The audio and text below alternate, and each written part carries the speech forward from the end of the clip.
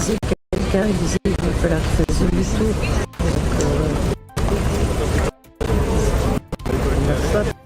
Donc, je dans le même.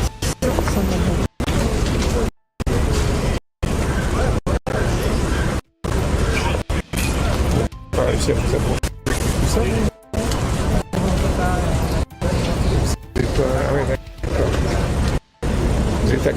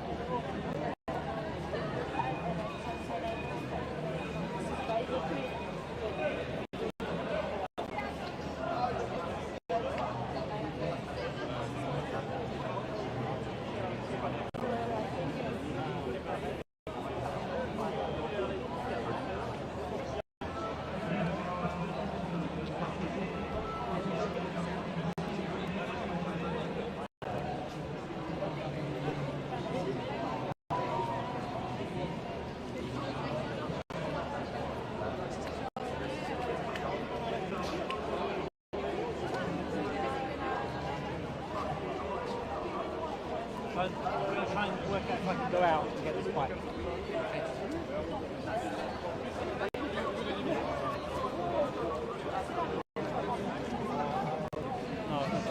I'm afraid if you go out, you can come back. Let me check. I came in quite recently.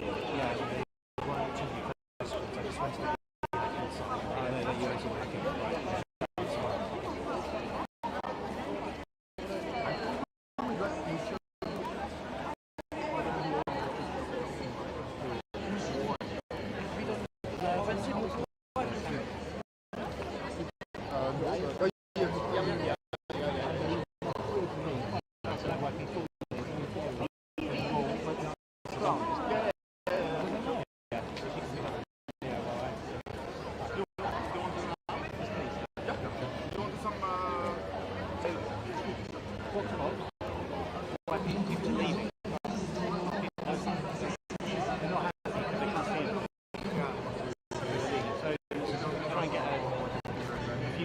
On that. Yeah. You can do it.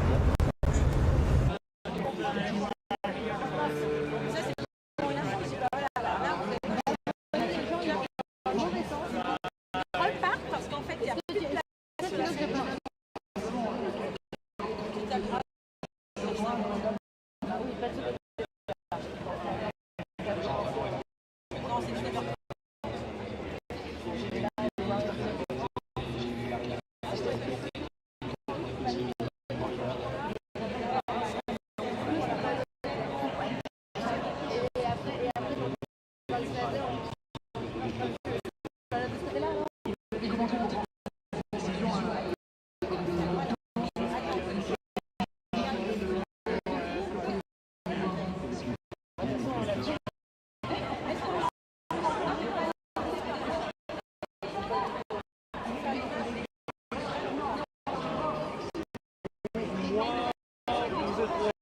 holder. Là, on est pas.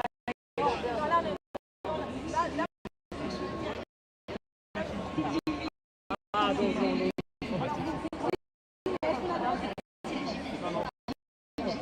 moi, la zone du Sinon, on le fait comme ça. sur le trottoir et puis sur le trottoir.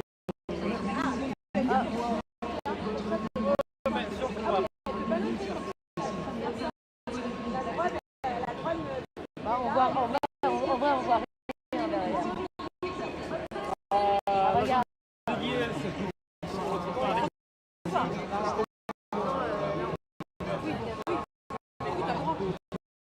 Il y a rien, on voit rien. Regarde, même, on pourrait pas te faire un plan, mais je peux dire, il est pas compris son ressort.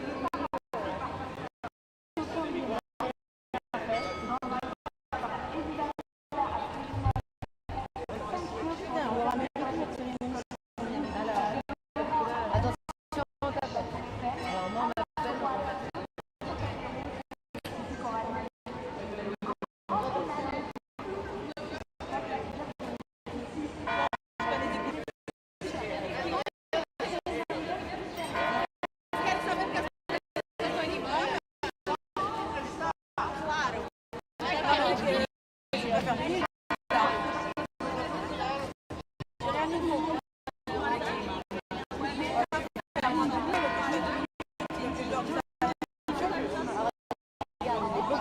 Derrière toi.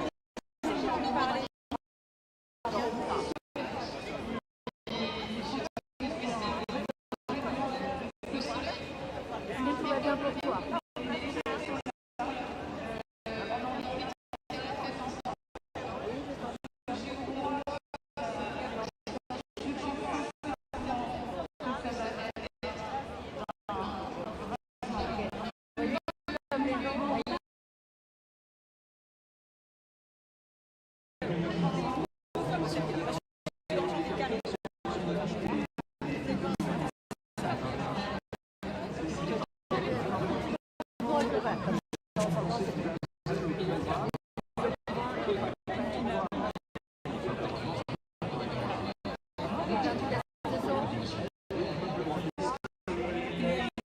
La scène, le service, on sait qu'il y aura des tas de danseurs, qu'il y aura un funambule qui passerait d'arriver du grand magasin à Saint-Marie-Thèse jusqu'à l'arrivée gauche. Après, on n'en sait pas beaucoup plus parce qu'on ne sait même pas qui sera le dernier relayeur. Celui où c'est, peut-être.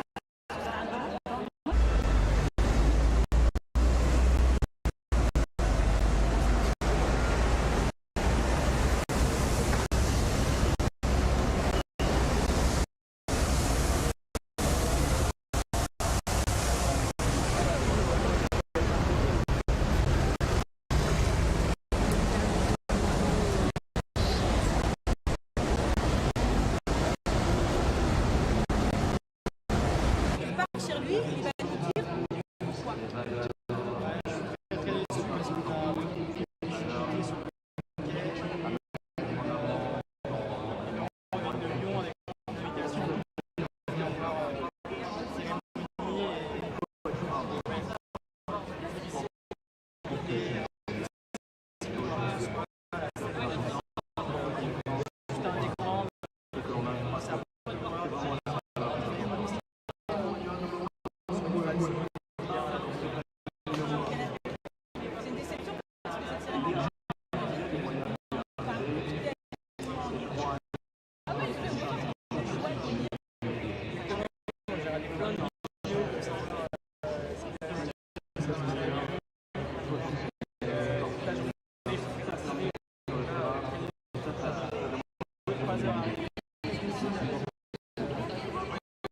histoire. C'est arrivé là-dedans et on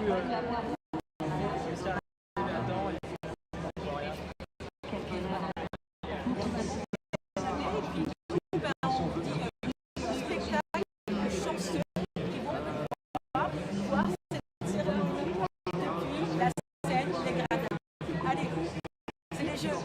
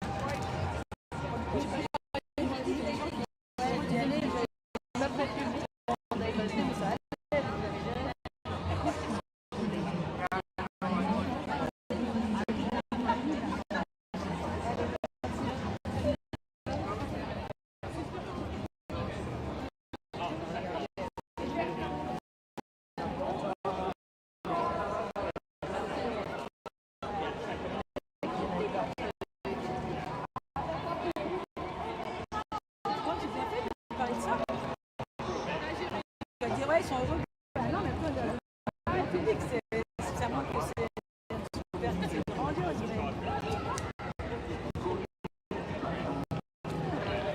Alors, ça va coûter. Moi, je trouve que c'est rigolo. J'ai jamais testé pendant que c'est pareil. Voilà, on se casse. Alors, je récupère.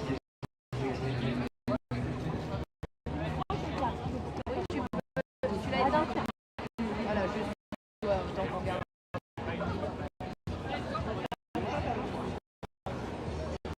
Alors, Nicolas a dit qu'on avait été super. C'était génial. C'était génial. Et puis la deuxième qu'on soit. Nicolas l'a ah oui, d'accord. C'est beaucoup de minutes. Beaucoup de Guillaume, beaucoup de Nicolas.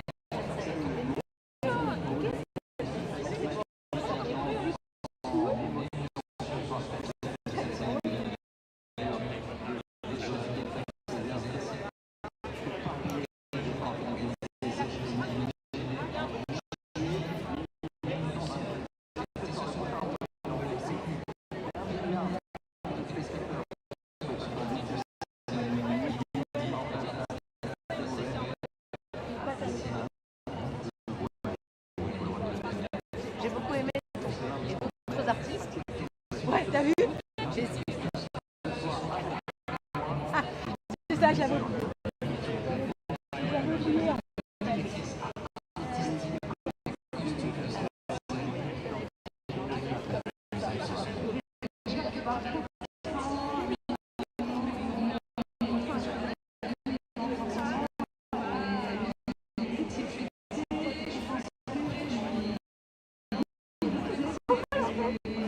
Ça monte.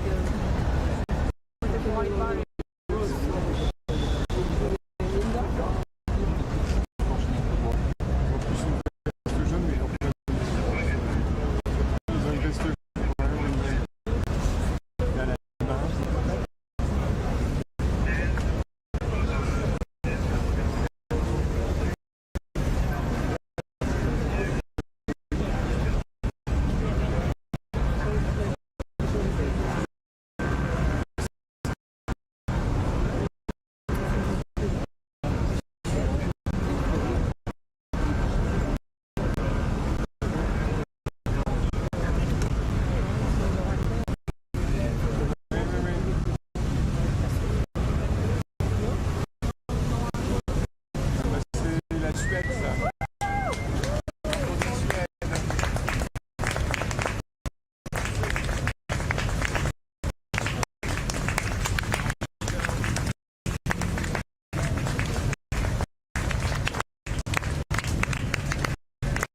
Ouais, j'en ai deux, en fait, hein. Ils sont de marine et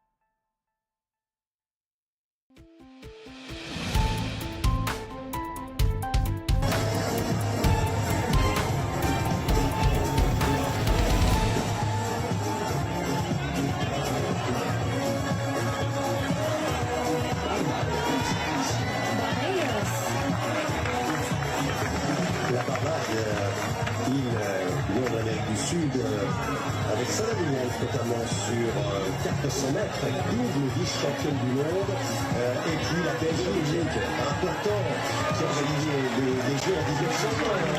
C'est là qui est pour la première fois le drapeau olympique, le serment olympique, le président du comité international olympique avec la famille royale qui est présente ici à gauche, la princesse. Et première participation ici même, donc à Paris, en 1900. Oui, et puis la Belgique également, qui tentera avec la FIS de remporter un troisième titre olympique avec Caton et les hockeyeurs sur gazon qui défendent leur titre, tout ça à Colombes. Le dernier site qui avait servi pour les Jeux de 1924. Belize, royaume du Commonwealth, situé en Amérique centrale, proche du Guatemala. C'était auparavant le Honduras britannique. Et puis regardez ce porte-drapeau Valentin Winato. Et bien c'est un confrère pour le Bénin puisqu'il travaille pour Radio France et pour France Info. Il est engagé en judo et on est vraiment heureux de le voir là. Les Bermudes. Oui, les Bermudes en Bermuda rose, vous voyez un peu le souci du détail. Ça c'est traditionnel, les policiers sont là-bas, les hommes d'affaires, alors avec les chaussettes montantes, ça c'est très classe. Et puis les chaussures, les mocassins qui vont avec. Archipel de l'océan Atlantique. Oui, les couleurs de sable, roi des Bermudas, les Bermudes. Oh là là, on entend un petit peu, voilà, chacun fait ce qu'il lui plaît. Chacun fait ce qu'il fait, les porteurs de flammes. Évidemment, comme moi j'avais envie d'avoir des figures emblématiques quand on vient de choisir un croissant. Pigeon, porté très joliment par notre ami Camille. Tout le monde est en rose. Et un personnage important qui apparaît. Exactement, il faut le suivre, ce personnage. C'est les enfants, petite précision. Quand un homme masqué vous dit de monter dans le bateau, vous n'y allez pas. Non. C'est juste pour ce soir. Ce soir, c'est l'homme masqué, c'est le héros, le super-héros français qu'on va suivre tout au long de la soirée. Regardez, magique. Oui, avec ces costumes traditionnels, le dos pour les hommes, le tirage chez les femmes, et puis toujours, et bien le public qui suit. Ces caricatures. Alors vous apercevez en effet les figures emblématiques de la France, des personnages afflués d'énormes têtes à vue de déjeuner. Qui sont-elles? C'est un hommage évidemment à l'art de la caricature comme une tradition française.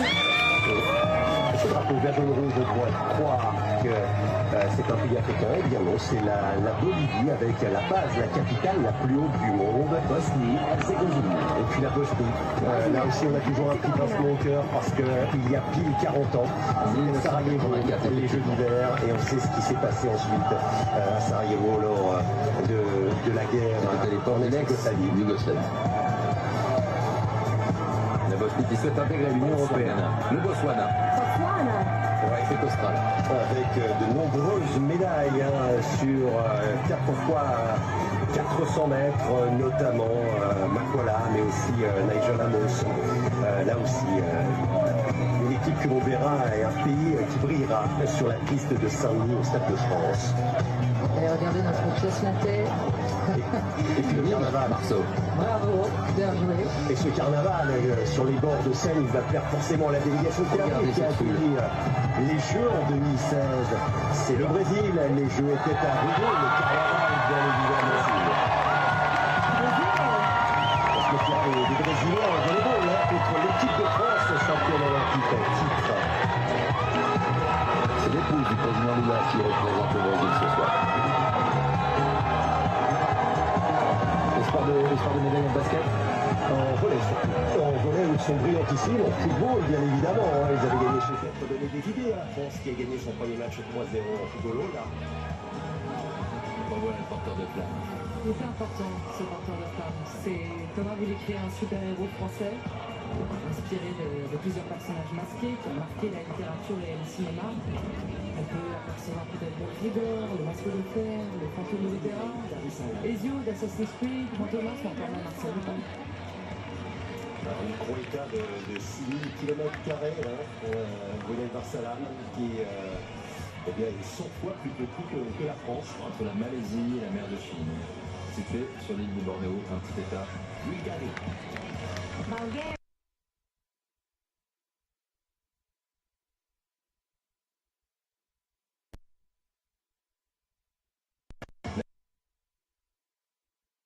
Olympique, notamment à l'époque. En boxe, un peu moins vrai. Et puis regardez ce porteur de drapeau, et bien on le connaît bien, il s'agit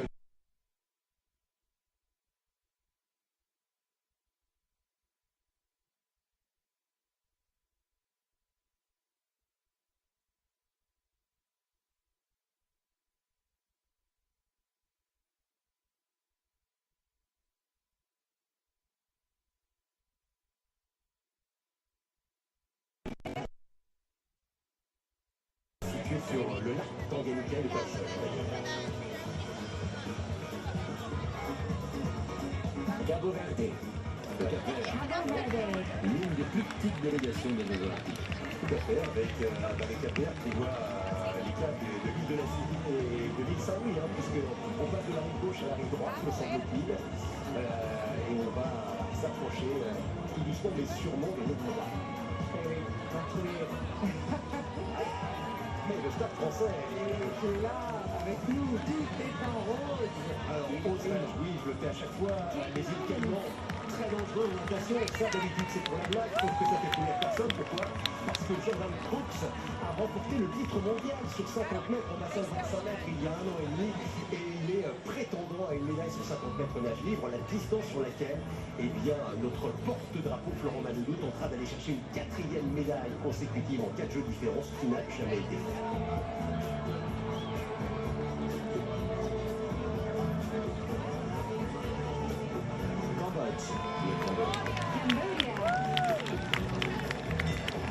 Ce drapeau avec le temple d'Angkor sur une musique revisitée de Rita Mitsuko. Tous les arrangements ont été faits par Victor Lemal, qui est le directeur artistique de la musique. Et on retrouve ce porteur de flamme qui traverse Paris sur les toits. Parce qu'il y a un enjeu quand même. Il faut allumer le chaudron. Il faut allumer le Il faut arriver jusqu'au bout. C'est un peu le principe d'une cérémonie d'ouverture. Cameroun. Le Cameroun. 3 titres olympiques, alors 2 par la triple sauteuse en longueur, Françoise Mango, qui avait fini sa carrière pour l'équipe de France d'ailleurs, après avoir pris la nationalité française, capitale Yaoundé, et puis bien sûr un titre qui avait marqué les esprits, c'était en 2000 à Sydney, Canada, le titre en football avec Samuel Eto'o et le Canada. Nos amis au Canada, grande nation olympique, oui. 3 organisations des Jeux, Montréal, Calgary, Vancouver. Ouais, pas de médaille sur les 2 premières. À Vancouver, c'était une grande réussite. André de Grasse, qui est un champion olympique du 200 mètres en titre, 6 médailles au JO. Il est porte-drapeau. Et puis Maud Charon en haltérophilie. On se méfiera des joueuses de football qui sont championnes olympiques en titre. Et aussi de la plus jeune participante qui aura 14 ans. Elle sera en compétition en skate, mais là-bas on dit en planche à roulettes. En planche et bec. C'était ce qu'on disait quand on était jeune. Exactement. Et puis la Centrafrique, premier JO, et un Mexico, bien évidemment, des JO qui ont marqué l'histoire politique, qui ont marqué l'histoire athlétique également.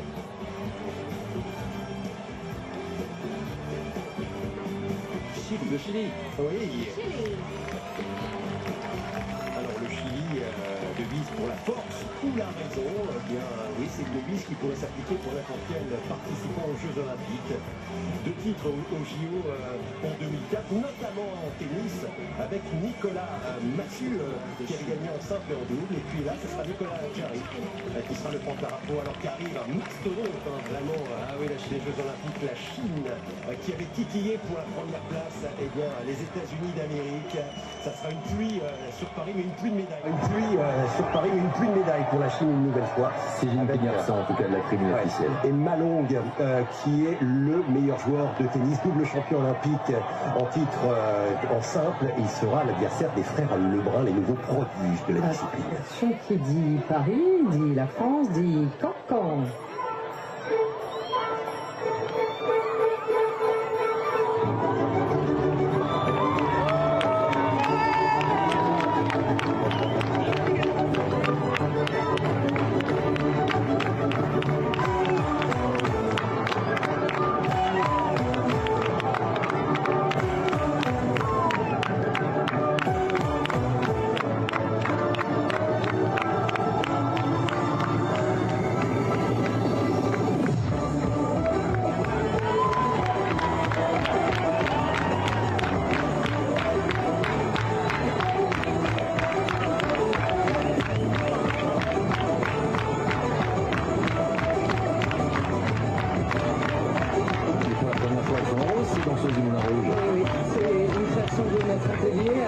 chef costumier Olivier Berriot. La bonne nouvelle, c'est que ces costumes qu'on a créés avec eux auront une seconde vie dès la rentrée prochaine. Ils feront partie de la revue du Moulin Rouge. C'était le but aussi de s'inscrire dans une démarche circulaire tout au long de cette cérémonie. Je voudrais quand même préciser que cette danse inspirée du quadrille, c'est une danse populaire dans le Paris du début du 19e siècle. C'est French Polka qu'on a fait du tellement fort. Et avec l'arrivée de ces cantaneuses, et c'est le porteur de flammes qui n'arrête pas, mais je voudrais quand même préciser que cette danse est une danse anticléricale, anti-patriarcale, anti-militariste et profondément révolutionnaire avec notre porteur de flammes qui n'arrête pas son parcours. Ouais, au-dessus du pont Saint-Louis. Avec un nouveau tableau qui s'ouvre, synchronicité et Notre-Dame. Écoutez bien ce son qui va se mêler à la musique. Notre-Dame, incendiée le 15 avril 2019, vécue comme un drame national, les larmes françaises et celles du monde entier. Et cette danse qui résonne, cette vibration, synchronicité. Écoutez.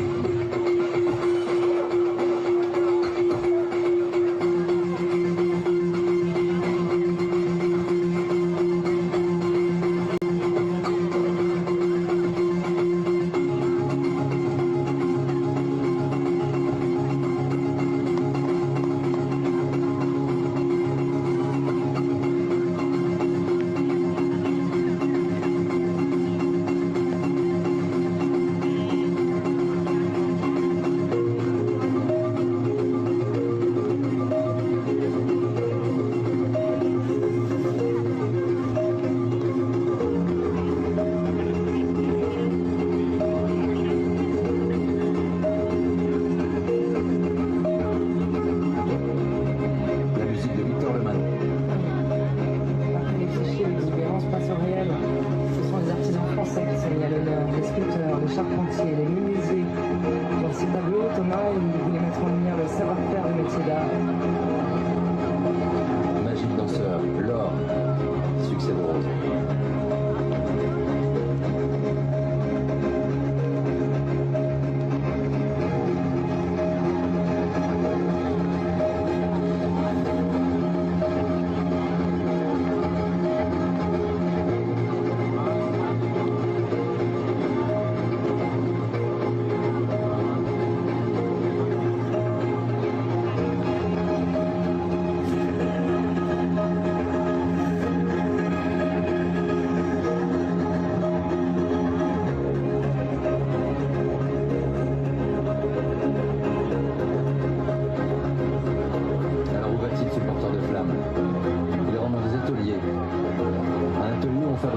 Ces malles qui vont transporter durant tous les Jeux Olympiques, vous allez le voir, ces médailles.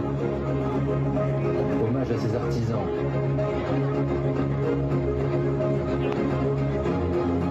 « 5084 médailles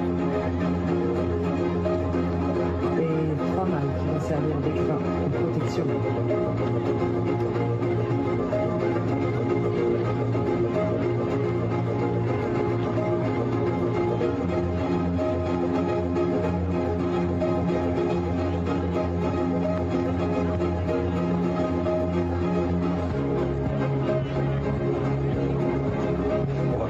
Conciergerie. Où est-ce qu'il nous emmène ce porteur de flamme?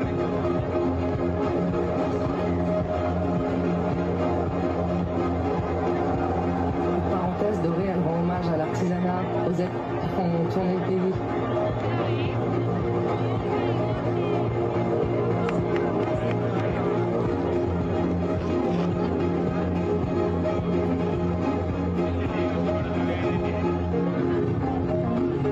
La monnaie de Paris, de l'autre côté de la Seine.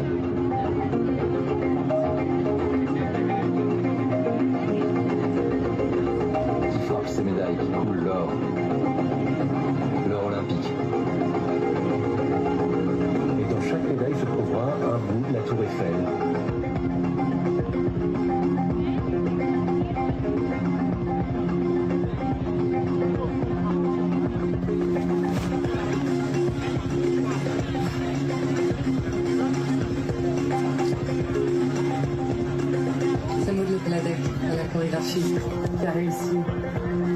faire danser ces 420 danseurs sur l'île de la Cité.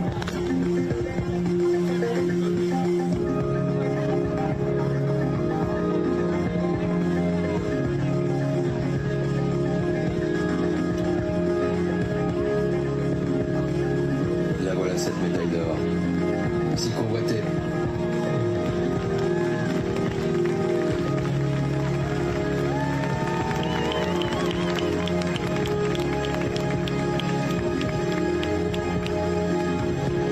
L'or, l'argent et le bronze.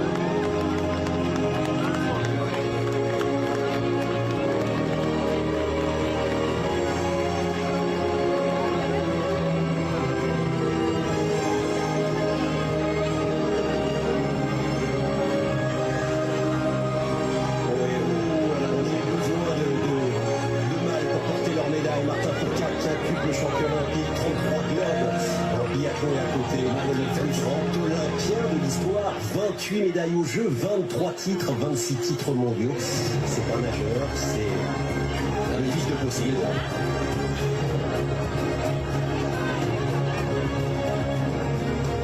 Vous voyez tous les ballets de toute la France, les ballets de Bordeaux, de Biarritz, de Lorraine, du Rhin, les danseurs et les musiciens du Conservatoire national de musique et de danse, l'orchestre Ensemble intercontemporain, vous avez même aperçu les bateaux de Paris. Tout le monde a une mission.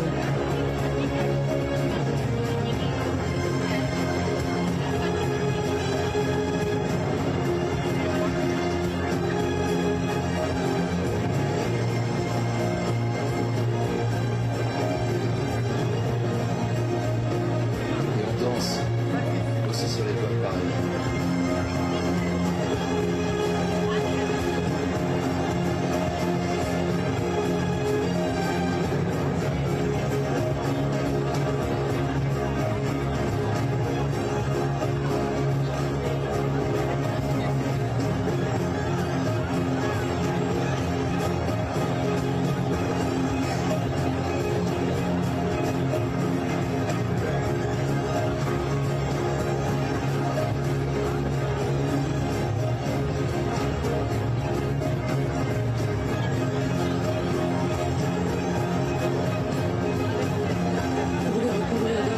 Cette jeunesse en France qui est sur les premières lignes, qui est sur le front.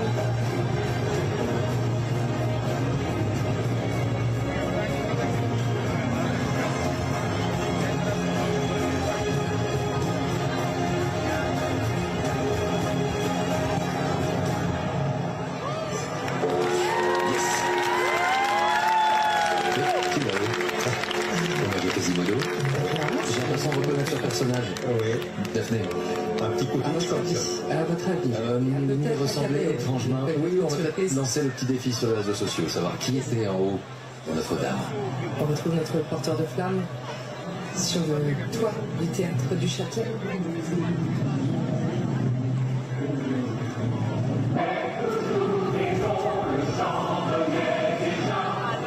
Il descend dans les coulisses du théâtre du château. Et qu'est-ce qui résonne?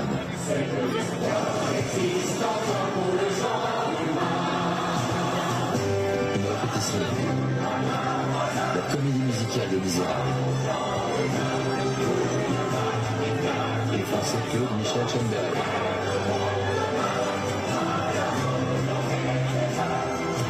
Il traverse ce tableau qui évoque celui de la croix, la liberté dit dans le peuple. Regardez la conciergerie derrière. La liberté, bien sûr.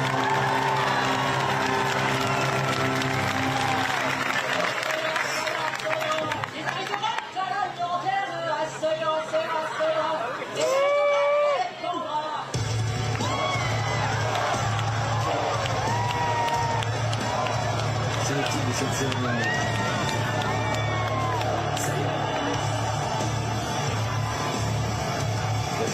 Mathias, version rock metal. Je vous confirme que vous êtes en train de voir ce que vous êtes en train de voir. Le plus grand groupe de heavy metal français reconnu dans le monde entier, Gojira, suspendu aux parois de la Christiane.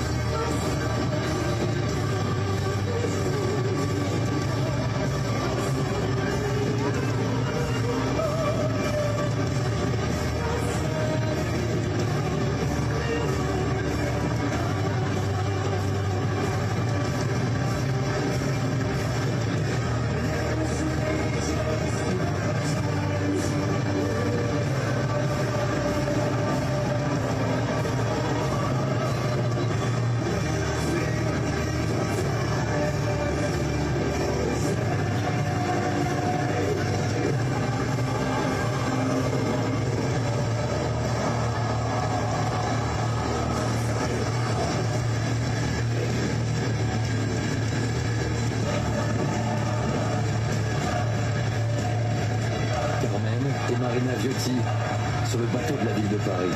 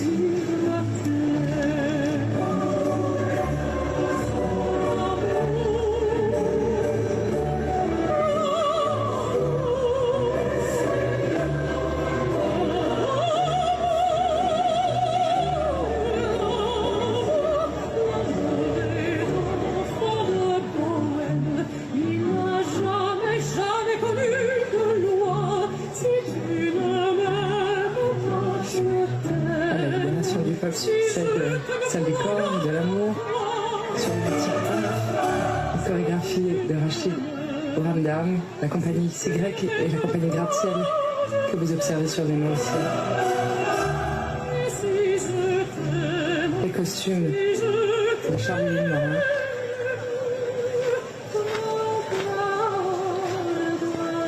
Et ses amoureux.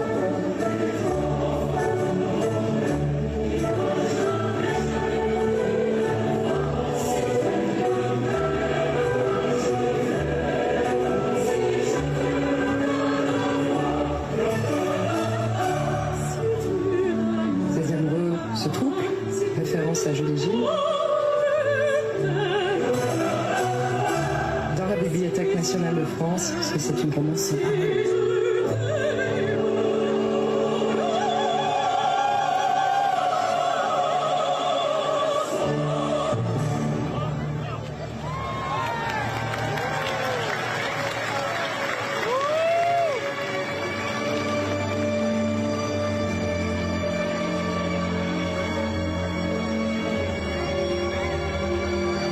Et ces costumes de Charles de Villemorin, jeune créateur de moins de 30 ans, qui habille ce tableau.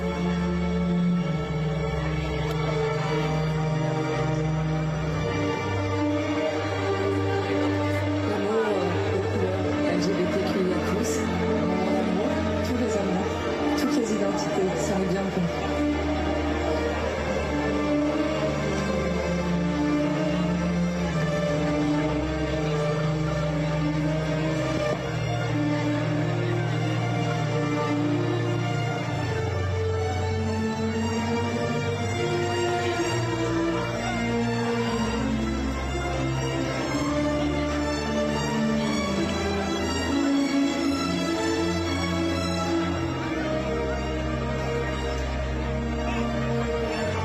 Par hasard d'avoir choisi ces danseurs et ces acrobates, des corps qui se touchent, qui se soutiennent. Et ce funambule qui est là, c'est Nathan Paulin, recordman du monde de la traversée sur un fil. Des êtres qui s'aiment, peu importe d'où ils viennent, peu importe leur identité. Mais c'est là où tous les Allemands, que le monde entier sache que leur visage, Nathan Paulin.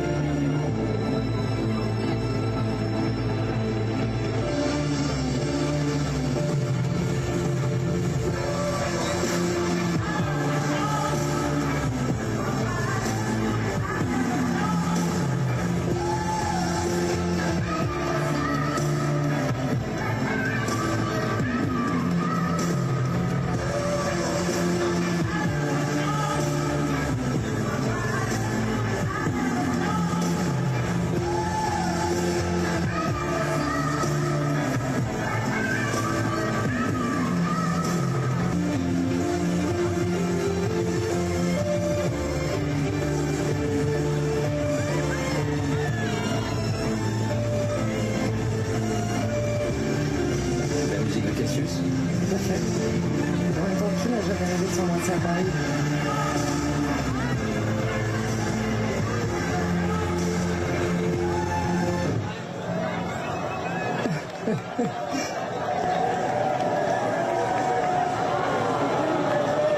Et la patrouille de France, et un cœur rose au-dessus de Paris.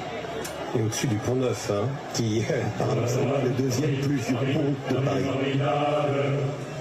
Au-dessus de la place de Paris, par le poète surréaliste André Breton. Que se passe-t-il? Nous sommes sur le pont des Arts, le bien nommé pont des Arts, et c'est la guerre républicaine que l'on entend.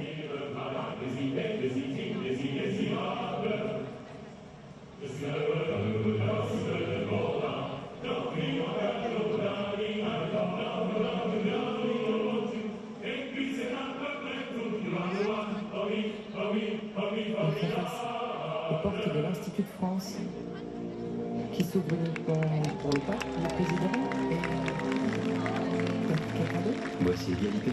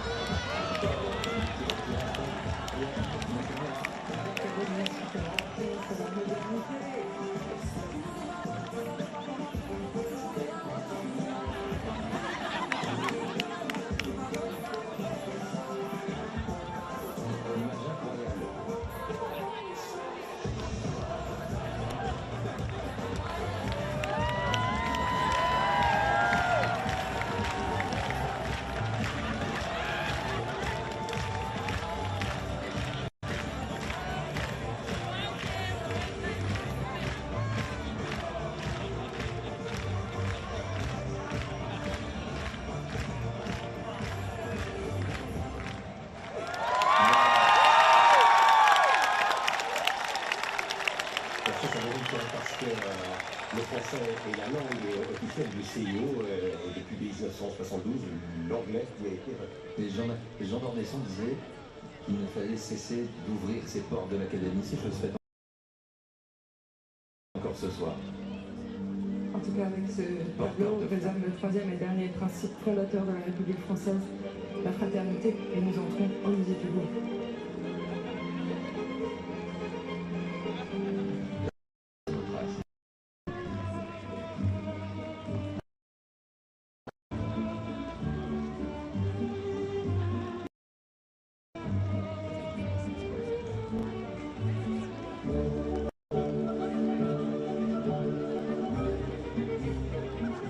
Millions de visiteurs chaque année.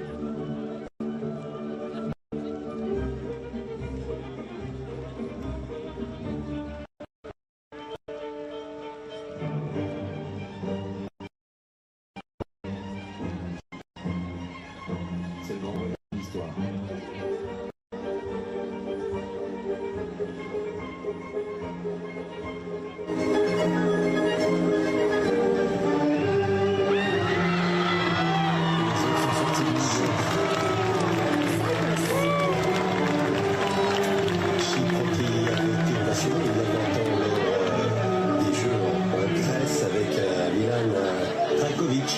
Porte-drapeau qui sera sur 110 mètres, notamment contre Sacha Zoya, grand espoir français, et puis Elena Koulchenko en saut en hauteur.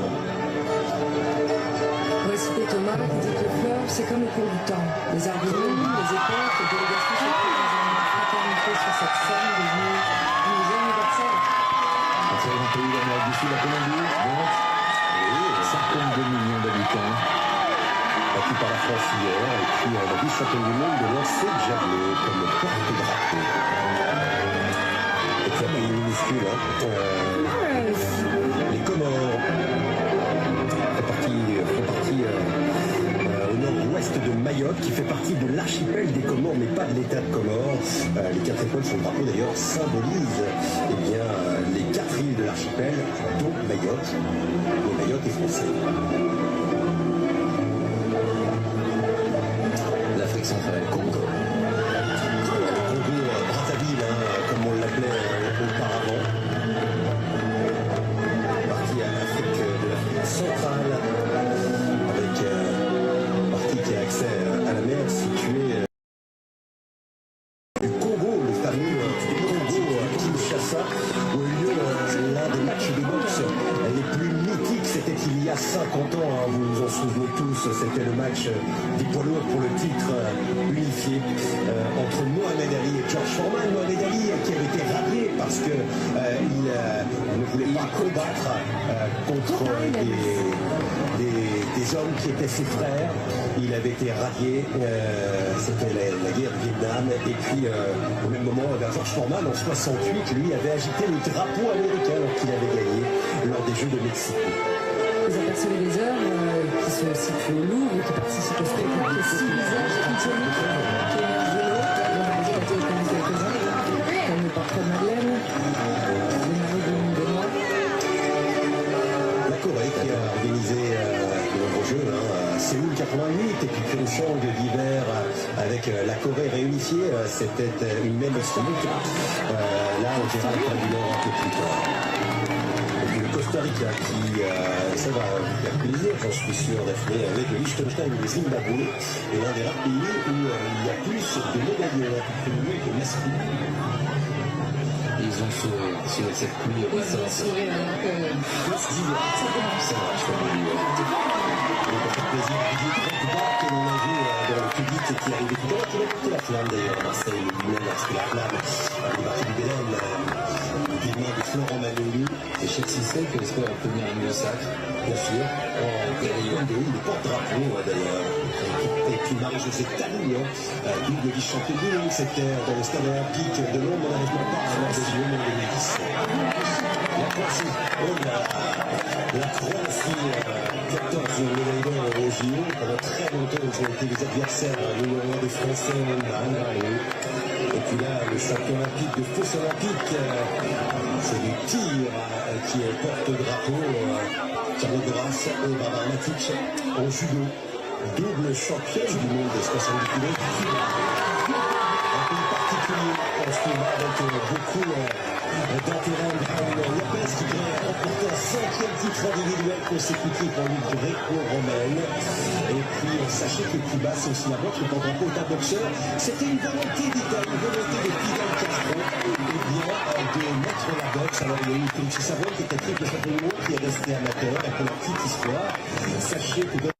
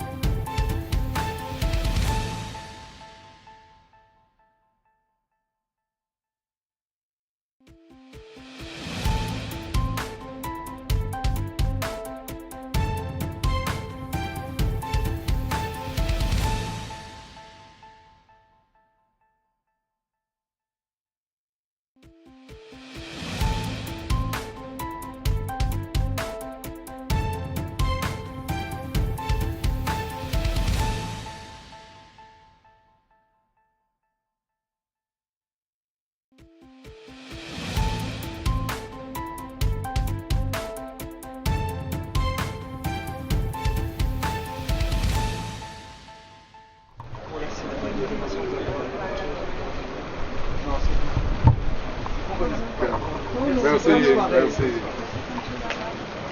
Oui, oui, oui. Fabio. Ladies first, oder? Schau dir diesen Gentleman an. Komm hier. Grazie. So, just towards me for a moment, please. Here we go. And thank you very much. Bis gleich. Grazie, dopo.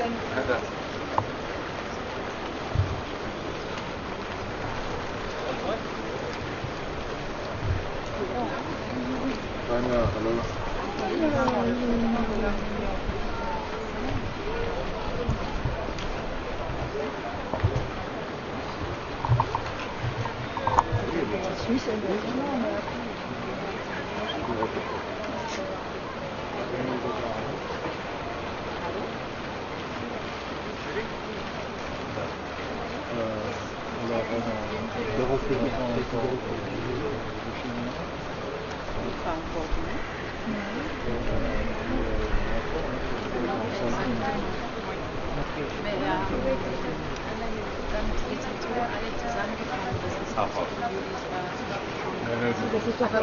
Wir haben sie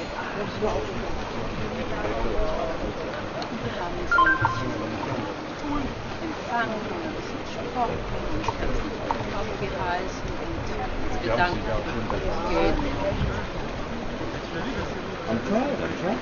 Aber der Ort ist fantastisch. Do you want that? To try.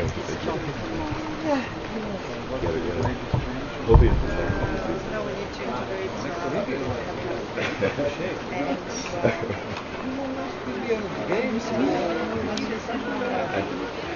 One day. That would be nice. That would be nice. Yes, I do need it. You may be right. But, yeah. China? The same entry on the side.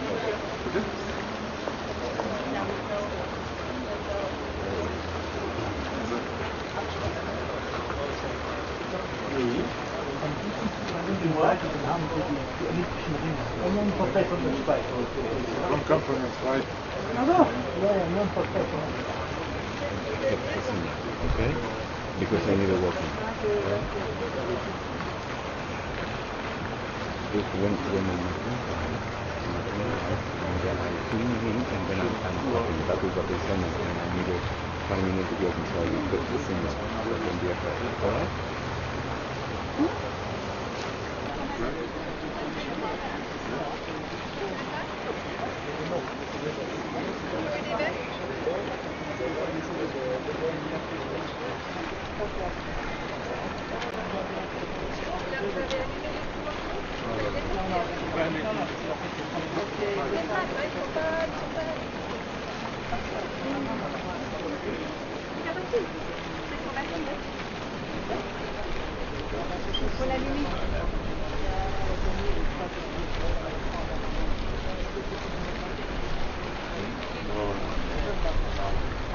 Ça va, il fait pas trop. Il y a un petit air.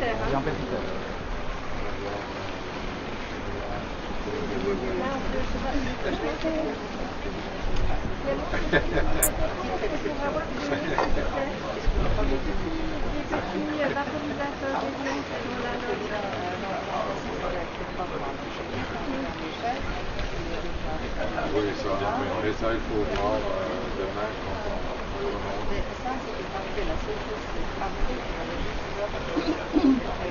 parce que c'est son...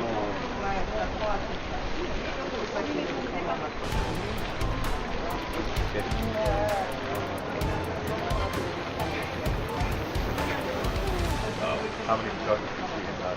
Alors si c'est comme ça, On est encore... pour les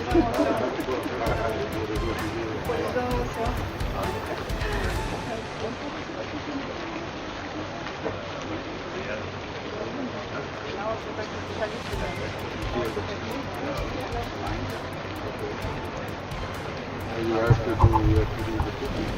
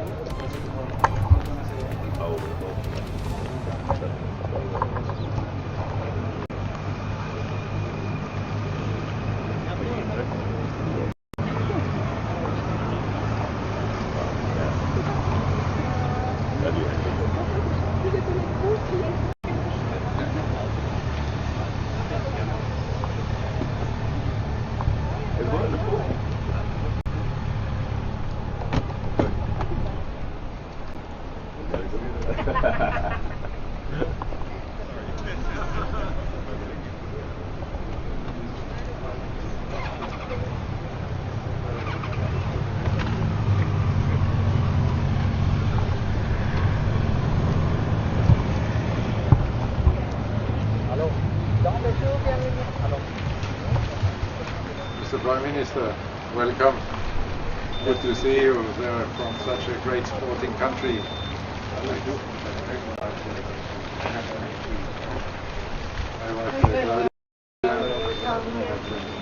Please, can we... Alright, just looking towards me please for a moment. Here we go. And we're going to do one last one. Thank you very much. Thank you. Thank you. Thank you and have a nice evening. Thank you.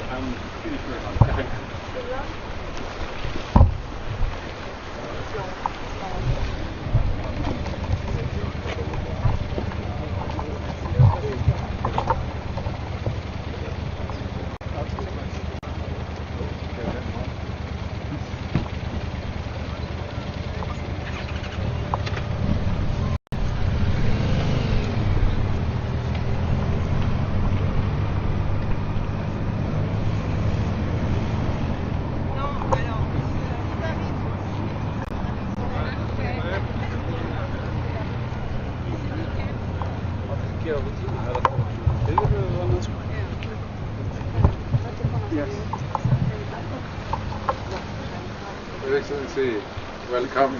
Welcome. Good evening. How are you doing? Good, yeah. You already got to know each other. Yeah, sitting next to each other. Yeah, we were sitting on the same table today. Yeah. I'm good. I was so unfortunate. I got the sun umbrella on my head. But I hope you recovered. I'm good. Can we invite you for a photo? Maybe we take you in the middle. In the middle? Yeah.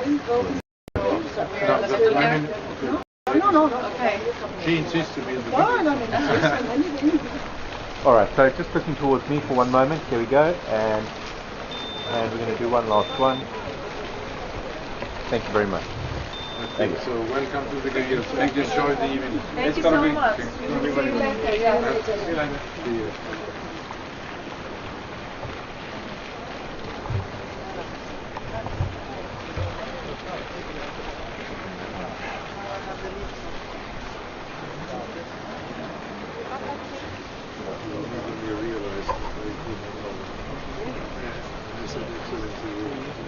Are you good if I'm right here? Where? A little like this. Yeah. Where? We start to move like that, we dig out. You just go right here? Yeah, it was just handwritten, but never continued. The summit is open. Doors are open. Okay. We take you in the middle. Break. Here with a. We don't have time.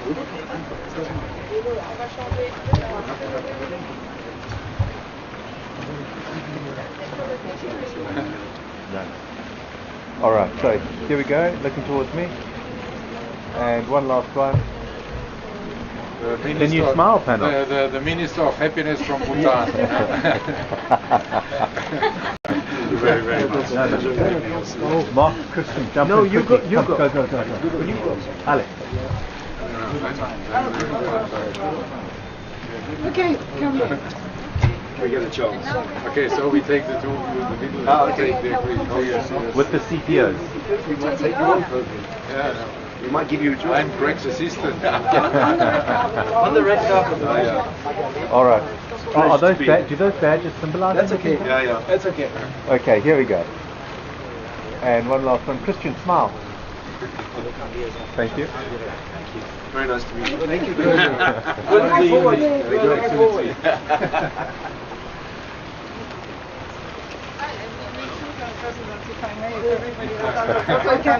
Then Greg, you take your camera away. Okay. Thank you.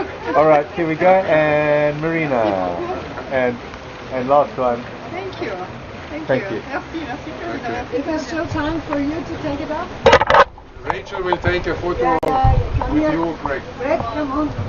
But we are coming.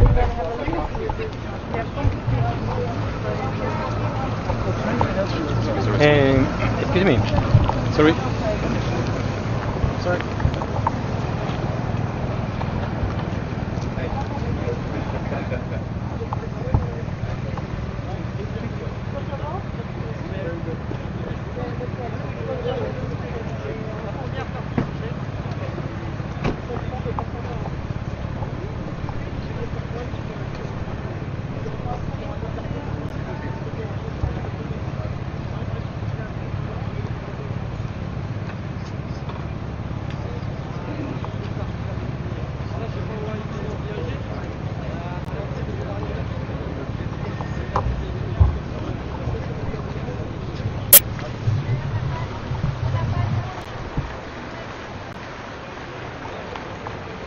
Your Excellency, a very warm welcome. As you know, good evening. My wife, Claudia. Can we invite you for a photo? Alright, so just looking towards us for a moment. Here we go. And one last one. Thank you very much. Thank you. Thank you and enjoy the evening. No, I'm good. Thank you. This is that they're blocking the... We are not yet there, but it's looking good. You can get ready for tomorrow. Merci beaucoup.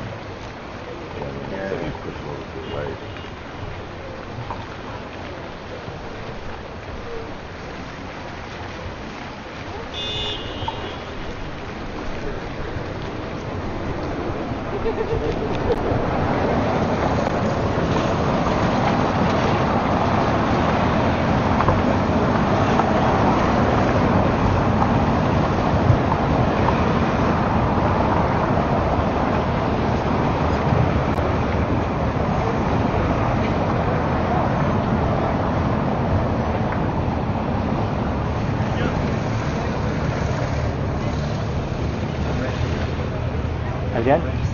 I'm gonna move there. Taking the camera.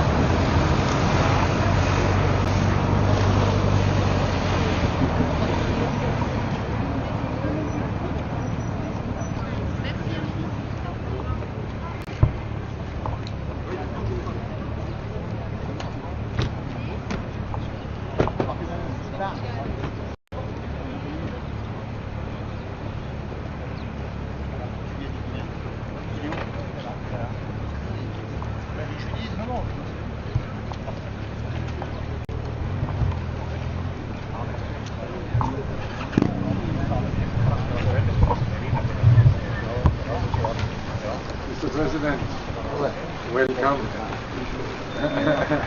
Bienvenue en demeure chez nous.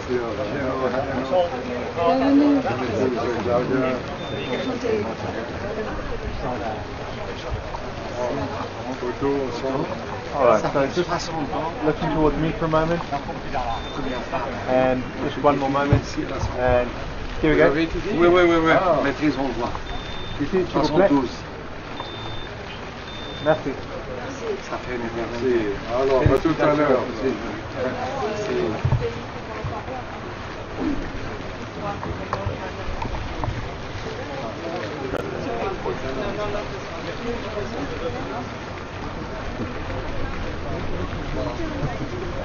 Where are you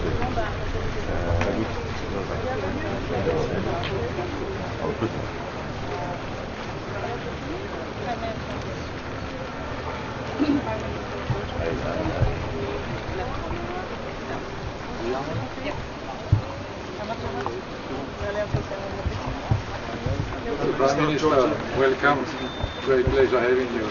My wife Claudia, please would you join us for a photo? Alright, so just looking towards me for a moment. Here we go. And one last one. Thank you very much. And enjoy the evening.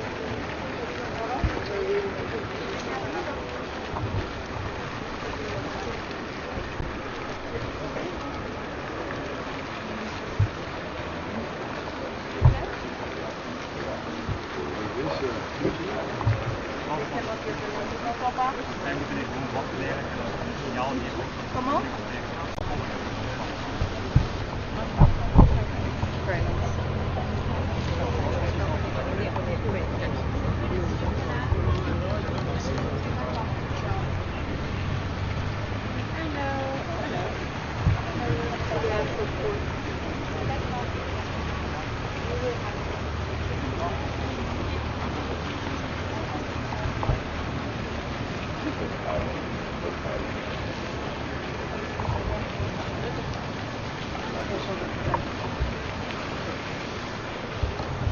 Good evening and welcome. My wife Claudia, please. Good evening, sir. Please, can we invite you for Could I ask a favour? Could you just remove your accreditation, please, if you don't mind? Thank you. What elegance you are bringing to our dinner. Alright, so just looking towards me for a moment. So here we go. And one last one. Thank you very much. Thank you and enjoy the evening.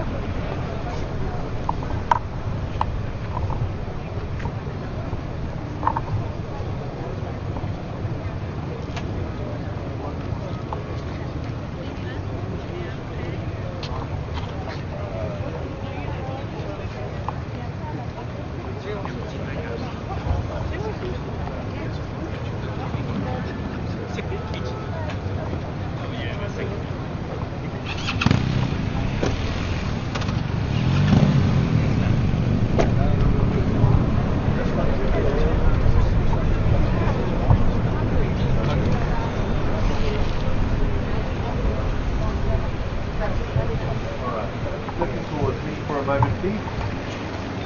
And one last thing. Thank you very much. Thank you and have a nice evening.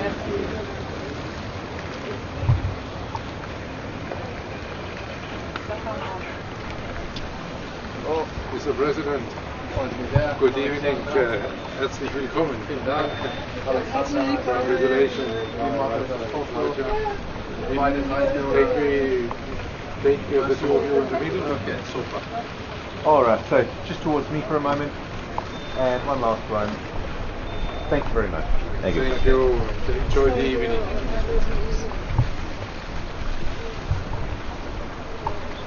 He's a president and his wife, I don't know his name. But president.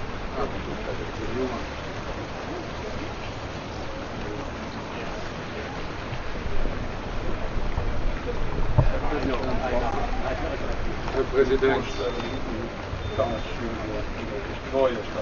das weiß ich noch herzlichen Glückwunsch und wir teilen nur den Vornamen. Soweit. Ja, ist gut.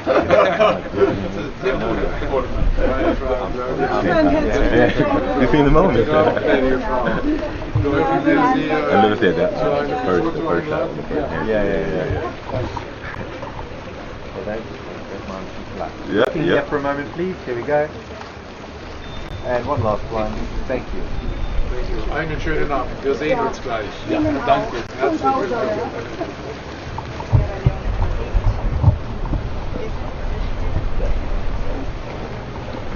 Break.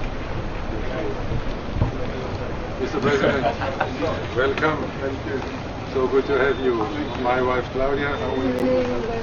Can we invite you for... Thank you. Alright, looking towards me for a moment, please. Here we go. And one last one. And thank you very much. Enjoy the evening and enjoy the game. We'll see each other.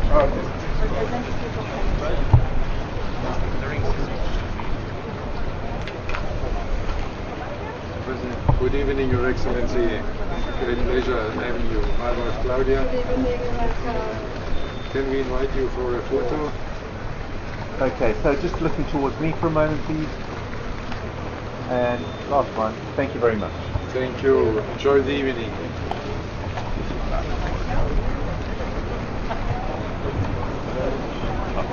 Mr. President, welcome. Good to have you here. Thank you. Great sporting nation. My wife Claudia. Alright, so just looking towards me for a moment, please. Here we go. And one last one. Thank you very much. Thank you. And enjoy the evening. Thank you.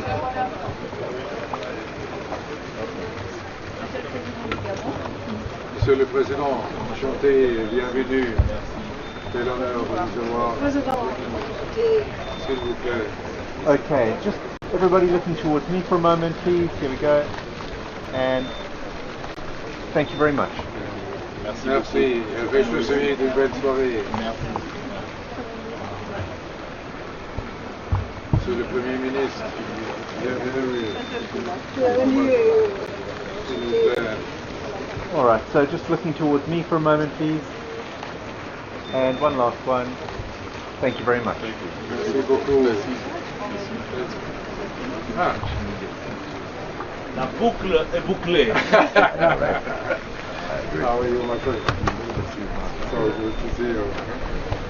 On a commencé à l'Olympie, on boucle à Paris. So looking here for a moment, and thank you very much. Finalement, merci. Et à tout de suite. My friend, good to see you good again. to see you again. How are you? Welcome. Very nice to What see a pleasure. you. Let me introduce you to my wife, Leticia. Good evening, madam. My wife, Claudia. Very nice to meet you. Very happy to be here. So we are very happy that you made it here. Yes. Can we invite you? Yes, absolutely. Alright, so just towards me for one moment, please. Here we go. And one last one. Thank you very much. And in October I will take revenge Yes, for your visit. I'm coming to Okay, looking forward to this. Very nice. Congratulations. Thank you very much.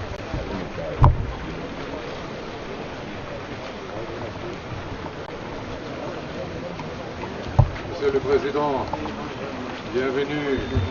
Quel honneur et plaisir de vous rencontrer. Encore une fois, félicitations pour votre brillante élection. Mon épouse Claudia. Bonsoir, madame. Enchanté. S'il vous plaît. Alright, so just looking towards me for a brief moment, and one last one. Thank you very much. Merci. On va se revoir encore dans le jeu. Mais déjà, bon merci pour votre appui pour les Jeux Olympiques de la jeunesse. Merci.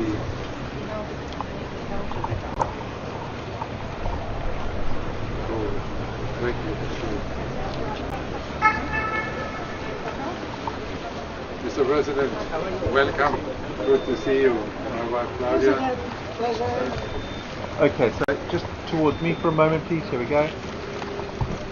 And one last one. Thank you very much. Enjoy the evening. No, thank you. Thank you.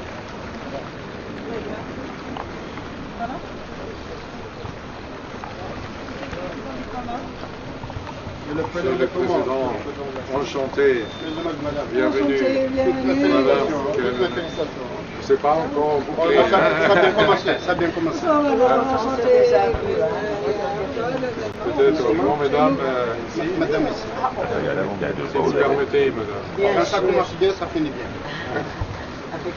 Alright, so just looking towards me for a moment, please. Here we go. And two more. Thank Merci. you. Merci. Et avec votre potion, ça va encore aller mieux. Ok, merci. Bon appétit. Merci.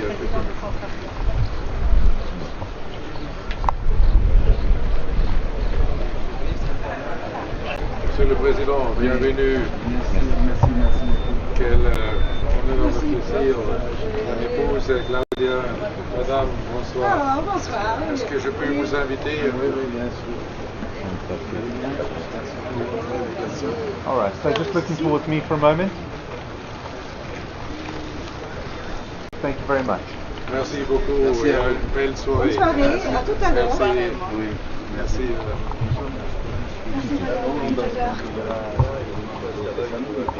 J'espère bien. J'espère bien.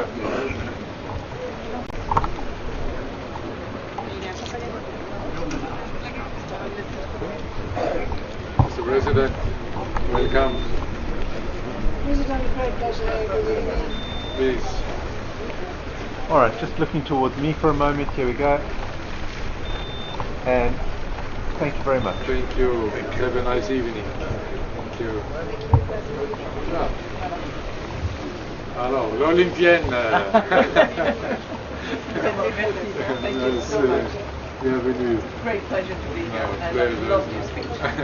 Thank you, my wife Claudia. Pleasure. Nice meeting you. Enchanté. Vous avez vu mon husband? Enchanté.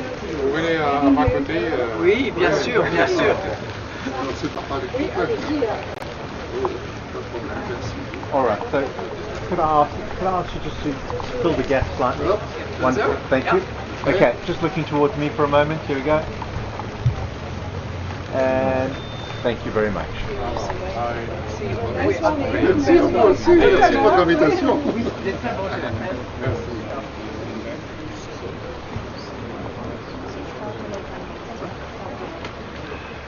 Mr. Prime Minister, welcome. It's a pleasure. My wife Claudia. Welcome. Pleasure having you. Sur déjeuner ensemble. Peut-être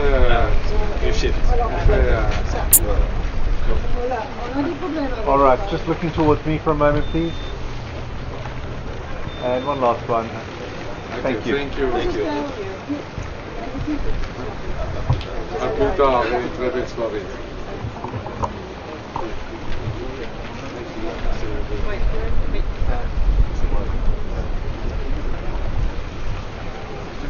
My pleasure, Mr. Prime Minister. Welcome. Claudia.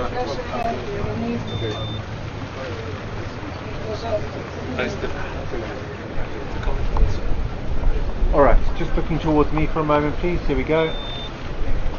And last one. Thank you. Thank you. Thank you.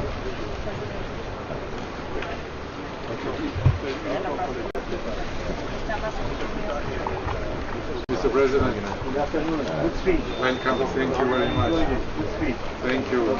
Good to have you with us. Thank you. Our Claudia.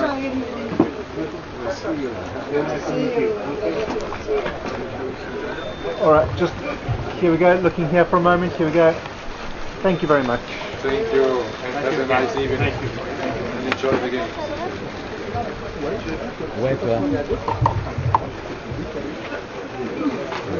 Monsieur le Président, enchanté. Claudia, s'il vous plaît. All right, just looking towards me for a moment. Here we go. Thank you very much. Merci beaucoup. Enjoy the game. Ah. Voilà. Monsieur le Président. Herzlich willkommen. Sie kennen meine Frau Claudia? Bitte sehr. Ja, genau. Nein, sehr schön. All right, just looking towards me for a moment, please. Here we go. This way. Thank you very much. Alors, on se voit. Ja, wir sehen uns. Sicher. Sicher, ja. Bonne soirée. Au revoir.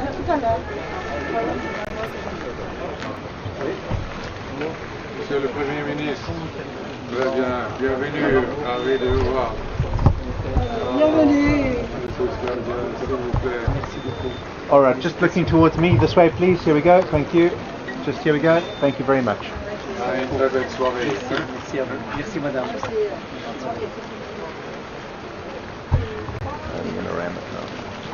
Welcome. I saw you only from far.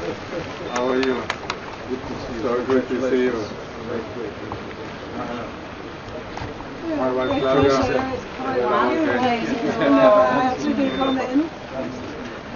So please join us for the photo. All right, so just looking towards me for a moment. Here we go, and one last one. Thank you very much. Okay, enjoy the evening. See you. See you.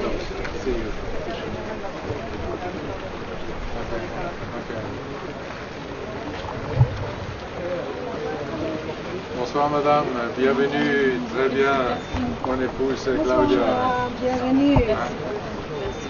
All right, looking towards me for a moment, please, and thank you very much. Merci beaucoup, très belle soirée. Okay, thank you. Bosnia. Guten Abend. Guten Abend, meine Frau. Danke für die Einladung. Herzlichen Glückwunsch. Eine große Freude, Sie zu haben. Also, herzlich willkommen zum dritten Mal heute. Ja. Gut, wir sind drei. Genau. Can we invite you for Good evening. Welcome. All right, so just looking towards me for a moment. Here we go, and thank you very much. Thank you. And enjoy the evening. Thank you. Woher kommt Ihr gutes Deutsch? Von Österreich aus Wien. Nein. See you later.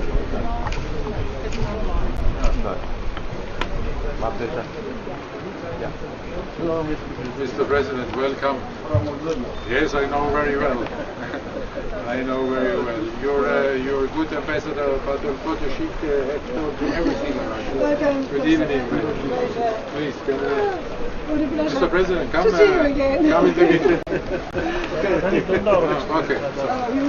Okay, so everybody looking towards me for a moment, and one last one. Thank you very much. Thank you, and enjoy the evening. Hello. Good evening. Wilson. Hello, good evening. Pleasure meeting you. Congratulations. Only starts tomorrow. Please, Clem, stay. All right, just looking towards me for a moment, please. And one last one. Thank you very much. Thank you, and enjoy the evening. Thank you.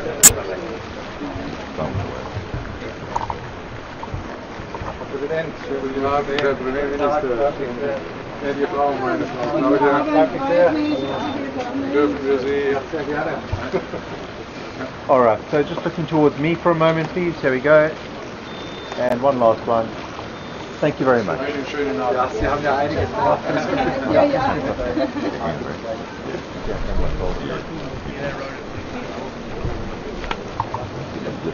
Mr. President, I'm President of Lithuania. Yes, I know.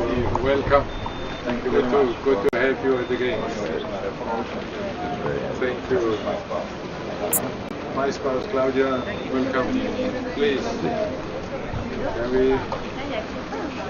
Right. Okay, so just looking here for a moment, please. Here we go.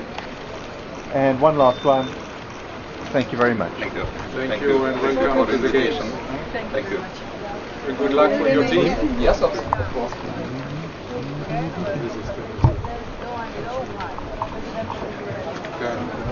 Hello, good evening. Welcome. Good Good evening, madam. Congratulations. Okay, so just looking towards me for a moment, please. Yeah, just this way. And thank you very much. Thank you. Have a nice evening.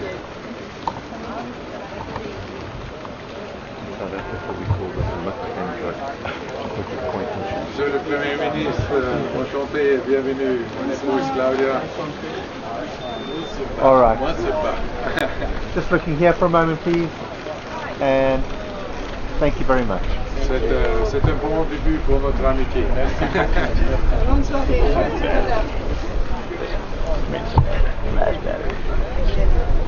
Okay. So finally we make it. Welcome. My wife Nadia.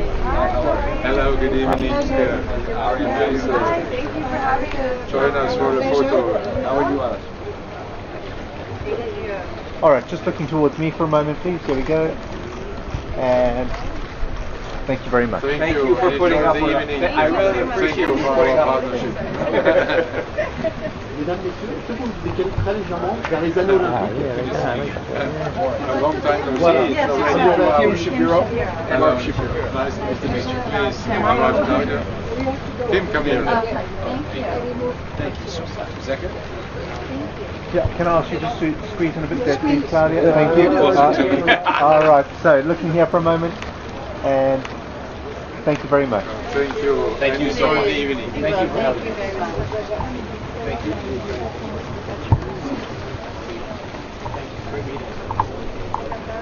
Mr. Vice President, all pleasure and honor to welcome you here.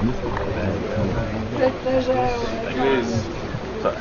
You know that you have with tasting commentary, you have the best ambassador of your country to the world.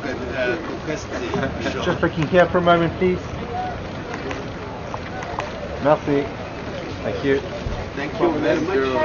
Maybe on your leg, please, because with Olympic. The rings we have to. Encantado. Gran honor y placer. Bienvenido. Mi esposa Claudia. Por favor. Just looking towards me for a moment, please. Here we go. And thank you very much. Gracias. Gracias. Chao, gracias. Bueno, Muchas gracias. Hasta pronto. Lo mismo. How are you? Good to see you. Thank you very much. Very kind of you. You know, please. All right, so looking here for a moment. Thank you very much. Thank you. Enjoy the evening.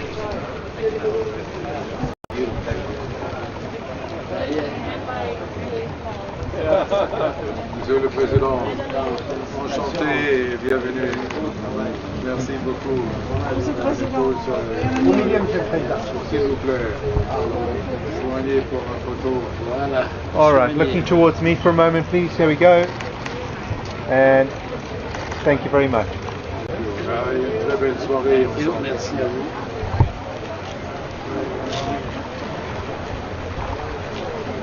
He needs no introduction. Hello, good evening. Finally, I get to know you. He was always hiding it. I don't know. I have to ask him. Good to see you. Yes, you received my thank you letter. No, I didn't, but it's already in our living room. So. Yeah, right. Yes. Okay, looking towards me for a moment, please. Here we go. And last one. Thank you very much. Thank you. I really love this piece, with the European map on the back of your ministry's paper.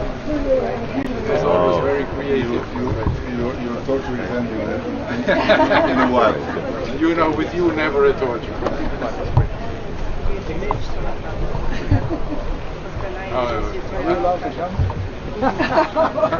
You can come the two together.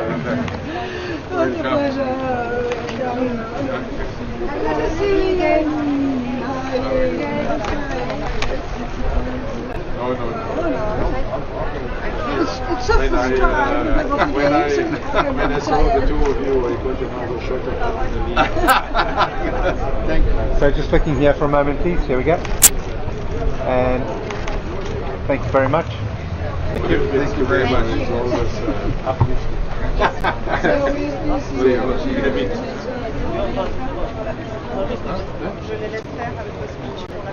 Oui. Madame la Présidente, bienvenue.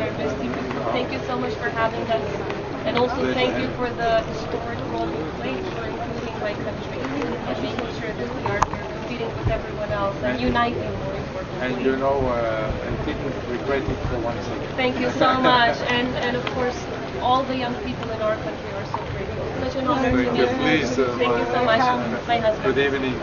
Good to see you. So just looking towards me for a moment, please. Here we go. And thank you very much. Thank you. Thank you. Thank you so much. Have a lovely evening. Thank you. Such an honor.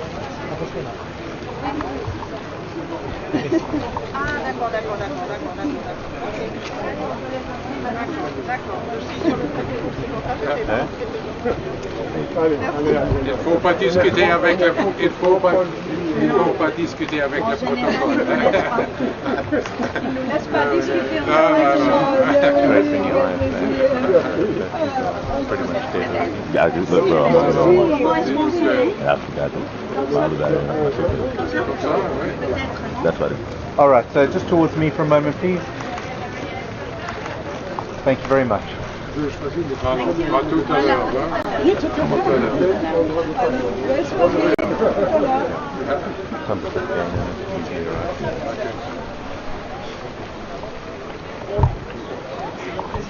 Madame la Présidente, je sais très bien, bienvenue. Bienvenue avec un grand bienvenue. Oui, s'il vous plaît. All right, looking towards me for a moment, please. Here we go. Thank you very much. Alors, bonne chance pour votre équipe et à une très belle soirée ensemble. Merci.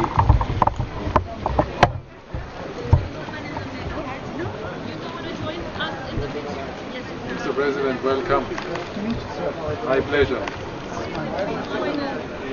My wife Claudia. Yeah. Are you already Now met? welcome here.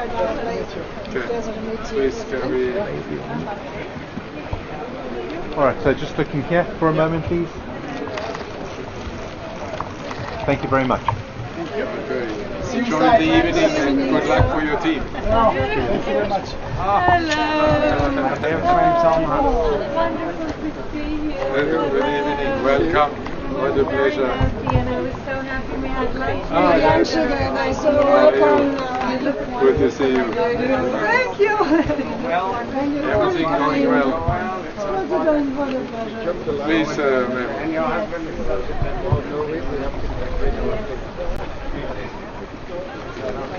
Alright, so just looking towards me for a moment, please.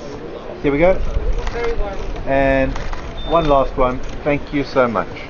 And enjoy the evening. Thank you. Thank you very much. Thank you.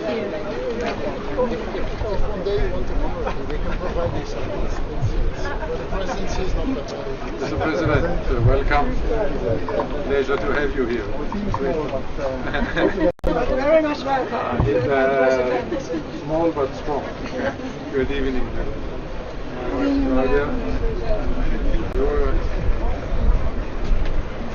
So just looking towards me for a moment, We please. already have to go to left again. Can we, Claudia, can you move to the left? Thank you very much. Okay, so looking towards me. All with him. Thank you very much. Thank you very much. Thank you. Thank you and enjoy the evening.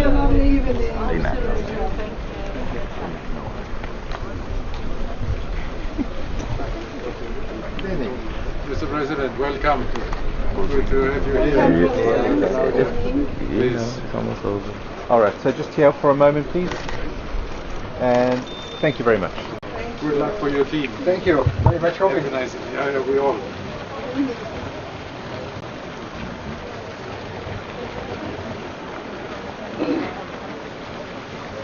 Majesté, bienvenue. Très bien, et vous, ravi de vous revoir au jeu. Bonjour, vous êtes très fidèle au jeu. Oui, aussi, Mais au milieu, oui. Alright, so just looking here for a moment, please. And thank you very much.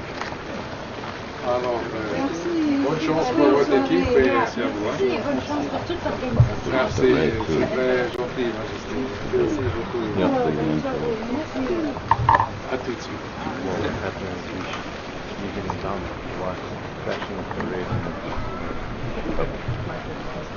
What a pleasure. Good to see you. Welcome.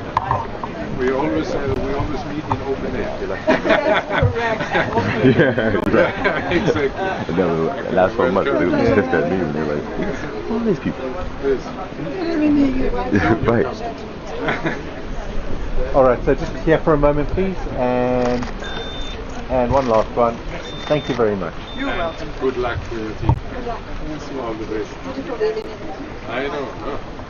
Enough. Not everything. Nearly. Huh. Hello. Hello. Good to see you again. How are you? I'm fine. Congratulations. Thank you. I'm on the instruction of you and him. My wife Claudia. President of you and women. Alright, so looking towards me for a moment. Thank you very much. Thank you so much. So enjoy the evening. We will see each other. Ah, qui est cet homme? Ça va, Président? Venez.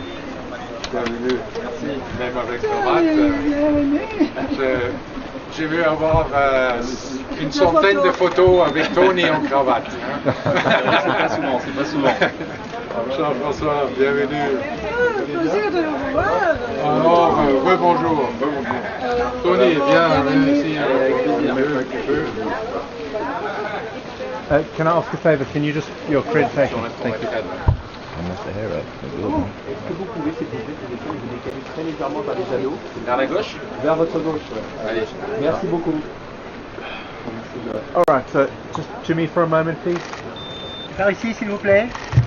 Et ici, en fait, s'il vous plaît. Je sais pas. Merci. Merci. Tout de suite. Se voir. Merci madame. Bonne soirée, Bon courage. à tout de suite.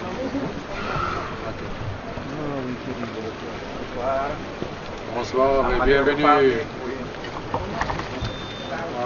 Claudia, good evening. Good evening. Good evening. Please join us for the photo.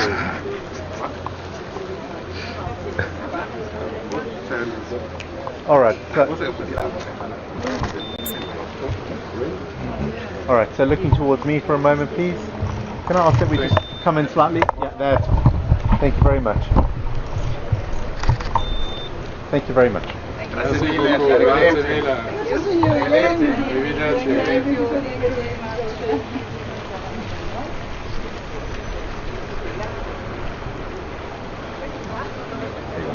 The Governor General.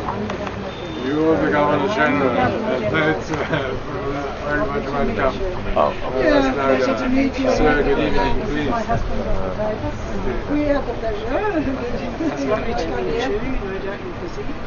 So looking towards me for a moment. And thank you very much. Thank you. See you in a minute. Okay. Hello again. Welcome. So good to see. Merci beaucoup.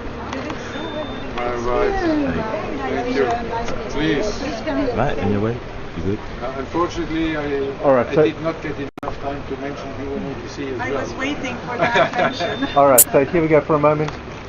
And thank you very much. But they cut my speech, but next time I promise. Please, please.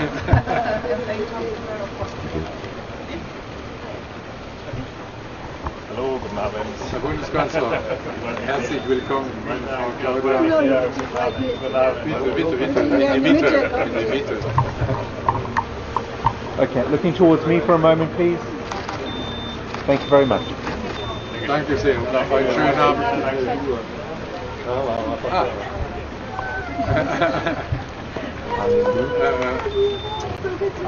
How are you? What a pleasure.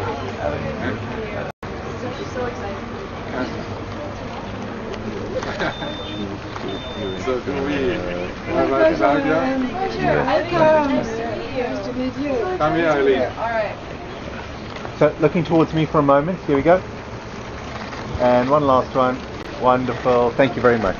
Great to have you. Enjoy.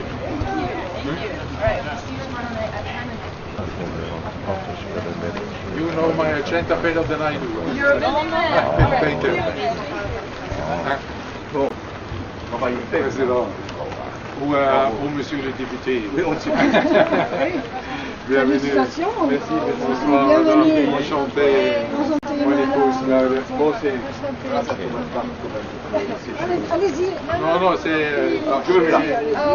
je raconte toujours cette histoire que ça a commencé avec nous deux. C'est vrai. So towards me for a moment. Here we go. And thank you very much.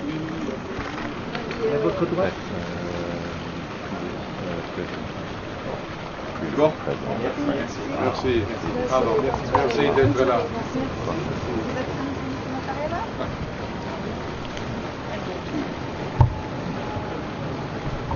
Presidente. Bonsoir. Mon épice, Claudia. Bonsoir. S'il vous plaît, est-ce que je peux vous inviter pour un photo? So looking towards me for a moment, please. And here we go. Thank you very much. Thank you. On se voit tout de suite.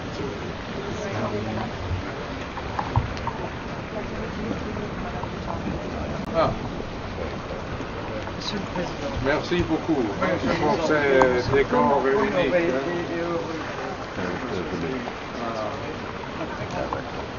C'est un grand honneur que vous nous avez permis. Bonsoir. S'il vous plaît, joignez au milieu.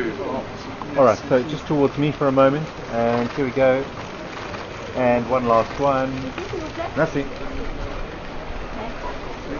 Merci. Merci. Une belle soirée. Très belle soirée. Mais je peux aussi vous remercier encore une fois. On a fait un tour pour le 14 fête nationale avec une guide grecque. C'était hors du monde. Et on a magnifiquement collaboré pour la cérémonie de formation de non, c'est bon. Merci, merci. Oui. Fabio. Ladies first, order. My pleasure. Buonasera. Ciao, ladies and gentlemen. Come here. Grazie. So, just towards me for a moment, please. Here we go. And thank you very much. Grazie, a dopo.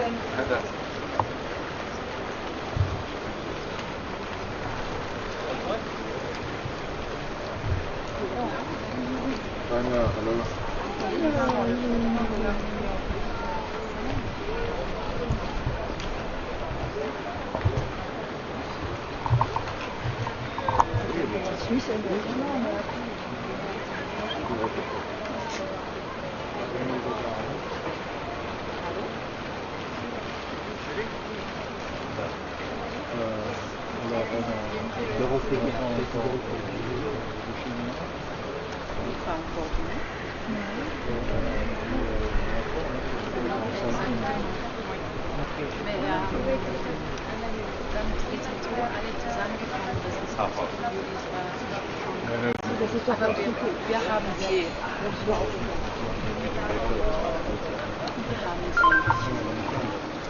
empfangen und ein bisschen gesprochen und aufgereist und Gedanken gehen.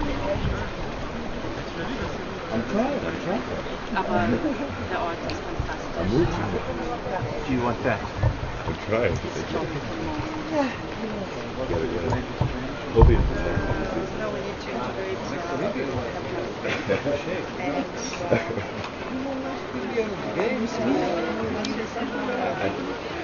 One day. You know what? That would be nice. That would be nice. Yes. I do. You may be right. But, yeah. China?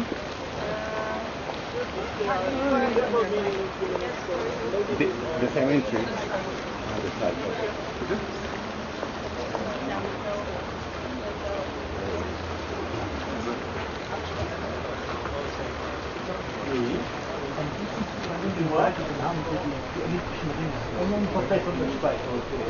Come from the side. Okay? Because I need a walking.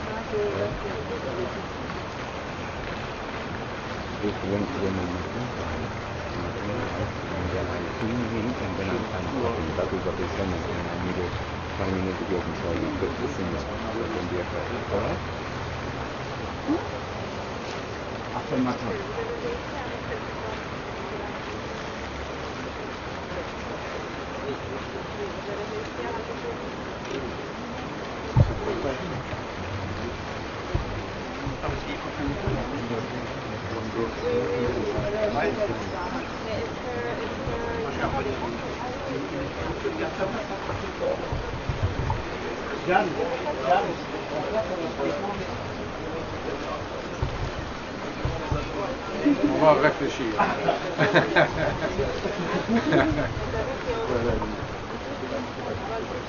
Ouais, je suppose qu'il y a encore des autres arrivés. Il va venir dans 4 minutes. 5, mais on attend encore, je ne sais pas.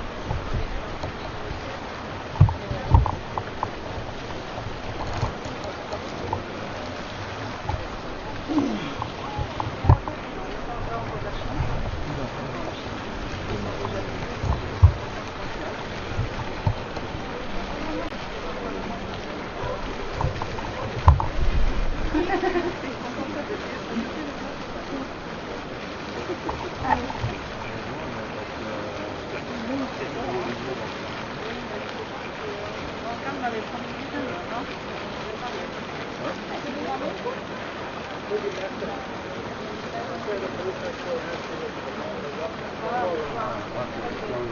He's getting a city food.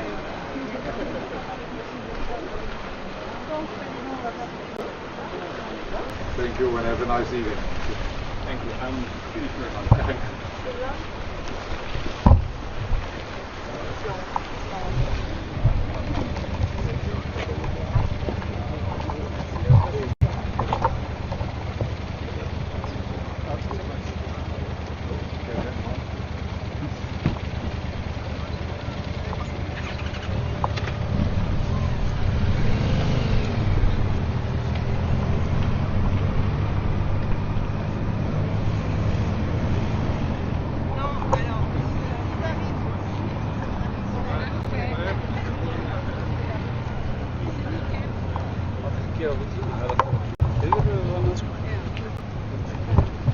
Yes. Your Excellency, welcome. Welcome. Good evening. How are you doing? You already got to know each other. Yes, yeah, we're sitting on the same page today. Yeah, I'm good. I was unfortunate. I got the sun umbrella on my head. But I hope you recovered. I'm good. Can we invite you for a photo? Maybe we take you in the middle, Claudia, with the Prime Minister. In the middle? Yes. No. Okay. She insists to be in the middle. No. Alright, so just looking towards me for one moment. Here we go. And we're going to do one last one. Thank you very much. Thank you. So welcome to the Games. Thank you. Enjoy the evening. Thank you so much. See you later. Yeah. See you.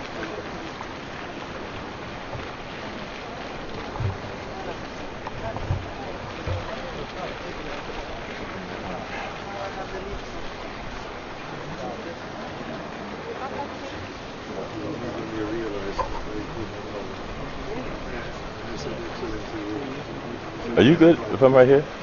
Where? A little like this. So, Where? we start to move like that, we dig out. Is this cool right here? Yeah, it was just handwritten, but never continued. The summit is open. Doors are open. Okay. No, we take you in the middle. Greg, here with a. We don't have time.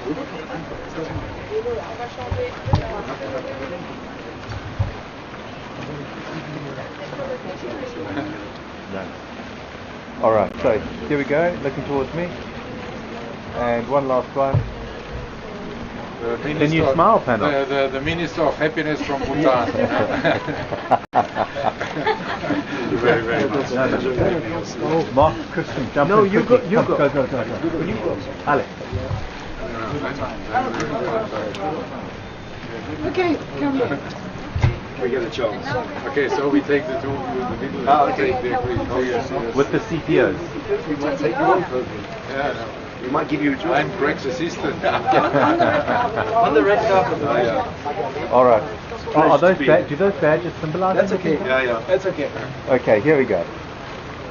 And one last one. Christian, smile. Thank you. Very nice to meet you. Thank you very much. Good forward. Your Excellency.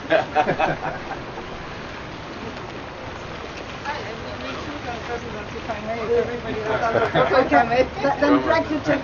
Give your camera away. Okay. Thank you. Alright, here we go. And Marina. And last one. Thank you. Thank you. Merci. Is there still time for you to take it up?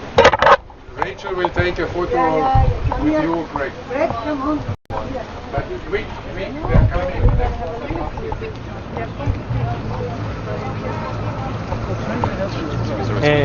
Excuse me. Sorry.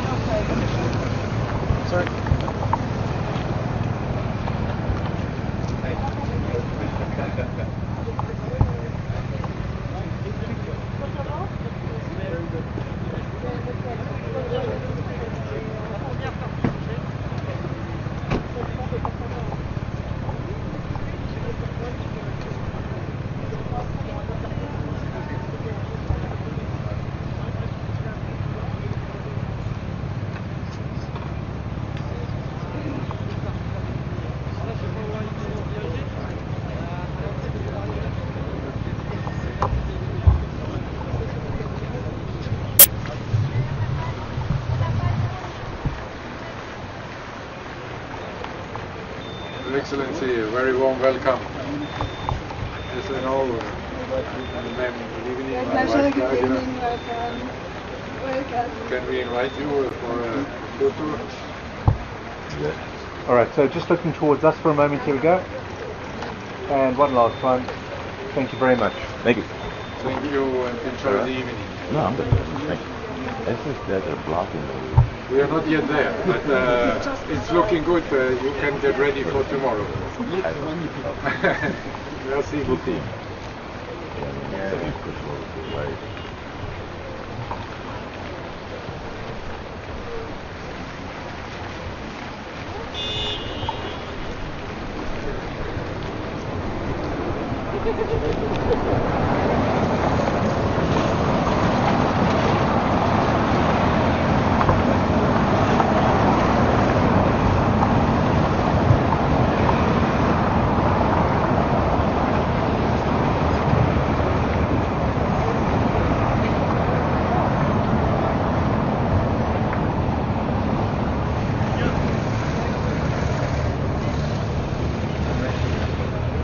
Again? I'm gonna move there. Take the camera.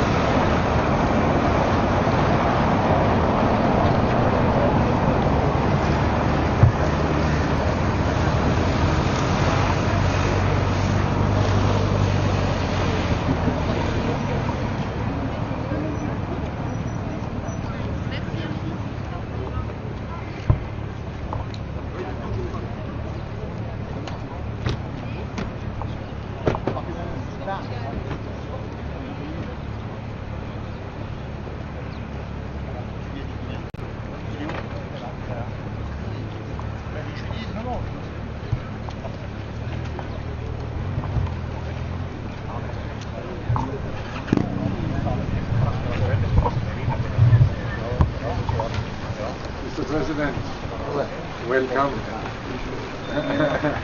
Bienvenue. En d'honneur, Claudia.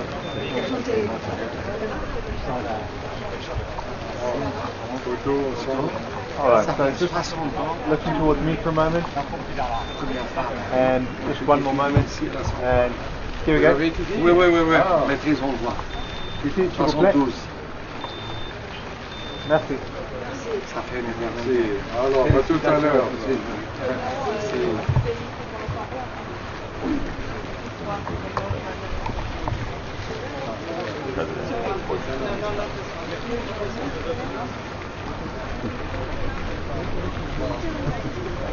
Where are you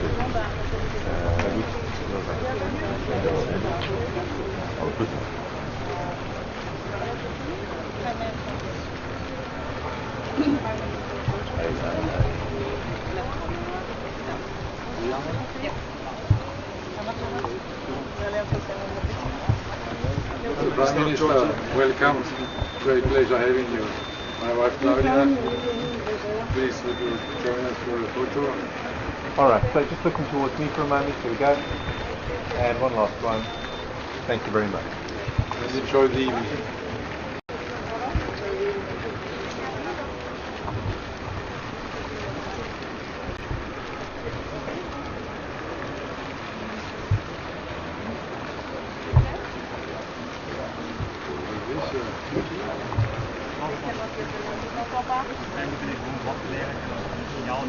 Comment?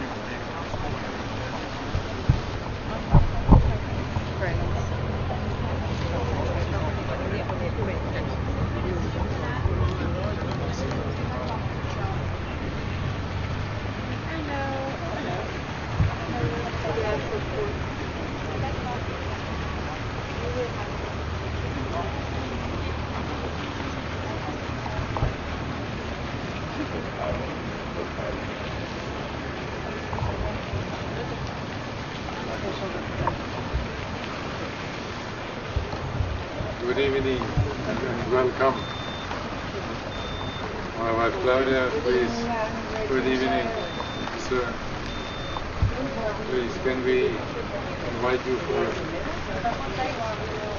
Could I ask a favour? Could you just remove your accreditation, please, if you don't mind? Thank you. Not elegant, you are bringing to our dinner. Alright, so just looking towards me for a moment. So here we go. And one last one. Thank you very much. Thank you and enjoy the evening.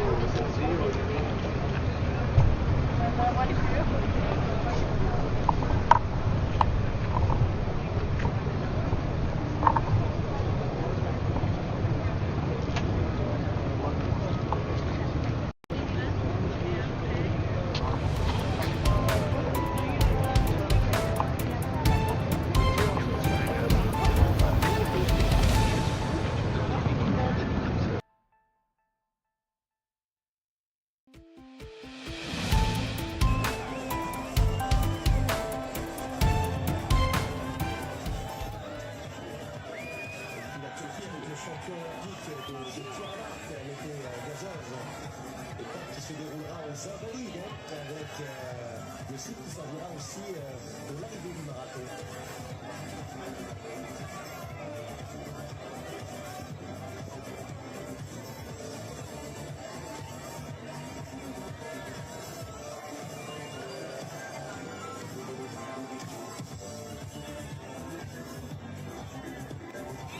Et derrière le club cycliste avec ce tapis sur le drapeau, eh bien, une délégation que l'on attend forcément.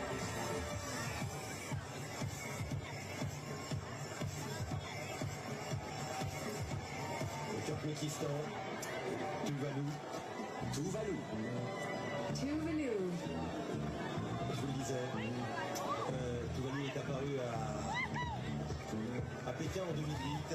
Une autre nation est revenue dans le concert international en 96 et elle est très attendue. Et l'Ukraine qui est là.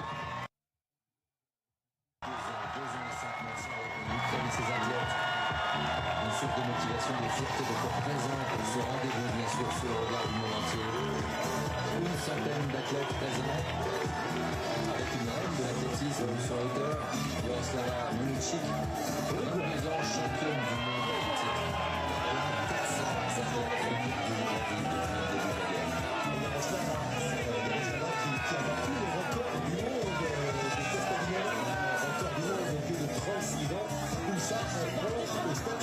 Le mois dernier, l'Ukraine, qui bien évidemment est bien confrontée sur la présence de Sergei Boudka, le campériste. On a vu l'Uruguay, le Vanuatu et le Venezuela qui arrivent.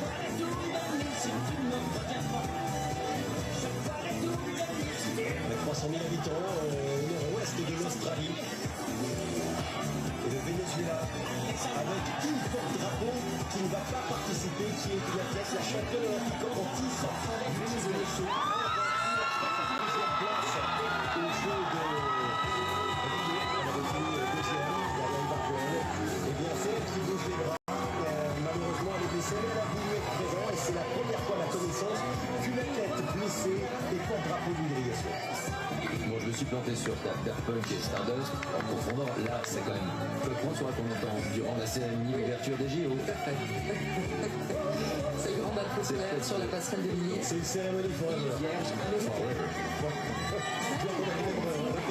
Le tout sera fini en photo bien évidemment. Avec les îles Vierges américaines et les îles Vierges britanniques. On avait sorti la chevillette.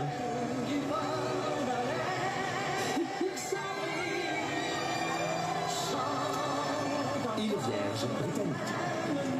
Virgin Islands, British. Îles Vierges britanniques, alors facile à s'en rappeler puisque l'Union Jack est sur le drapeau.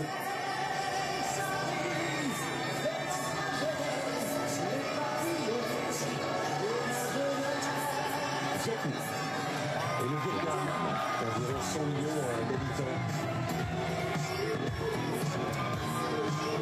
C'est reconstruit après, bien évidemment, une guerre terrible. Près de 2 décennies. On va peut-être faire notre compte à rebours parce que là on s'approche véritablement. Il y aura 3 dernières délégations. Et les 3 dernières délégations seront les 3 délégations qui accueilleront les prochains Jeux. Alors on aura de l'Australie, Brisbane, pardon. C'est pas l'Afrique du Sud. On aura en 2028 Los Angeles et puis bien sûr Paris et Paris. On y arrive. Et avec ça, les Z, la Zambie, l'Australie qui va arriver juste après le Zimbabwe. Le Zimbabwe qui avait brillé avec Kirsty Coventry notamment, qui est membre du CIO et ministre des Sports. 7 médailles en jeu, 2 titres pour la polyvalente nageuse de 4 nages et 2 cistes. Zimbabwe. Le Zimbabwe. Et les 3 délégations les plus imposantes, les 3 délégations qui vont accueillir les prochains Jeux, eh bien vont se succéder. Voilà, voici l'Australie qui arrive. Ouais, avec comme porte-drapeau Jessica Fox. Elle est née à Marseille. Elle est kayakiste. Sa maman, kayakiste et séiste d'ailleurs, puisqu'elle était double médaillée ici avec le drapeau. Sa maman, c'est une maison de plus âgée. 406 athlètes. Et sa maman a été médaillée olympique pour la France avec 406 athlètes. Dans tous les sports.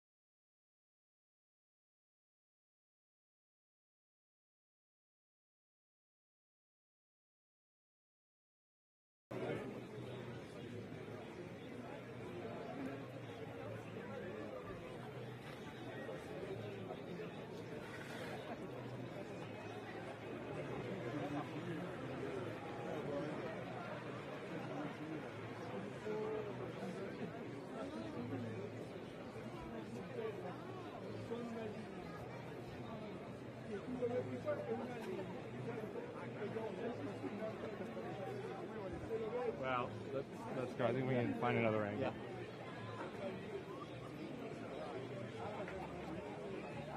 Porque no se ve ni la parte de arriba, ¿eh? A ver, ponte aquí que te hago un foto, corre. Esta sí la realidad. Bueno. Pero aquí da para abajo. Aunque lo baje me vale, aunque lo baje me vale.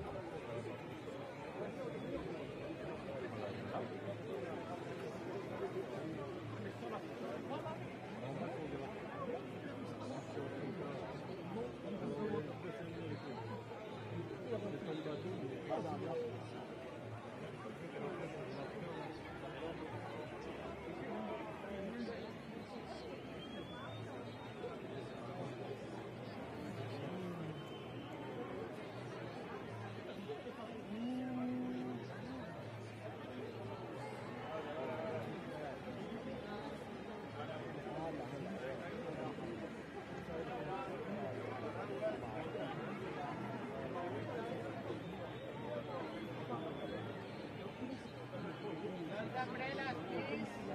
It's not raining. Yes?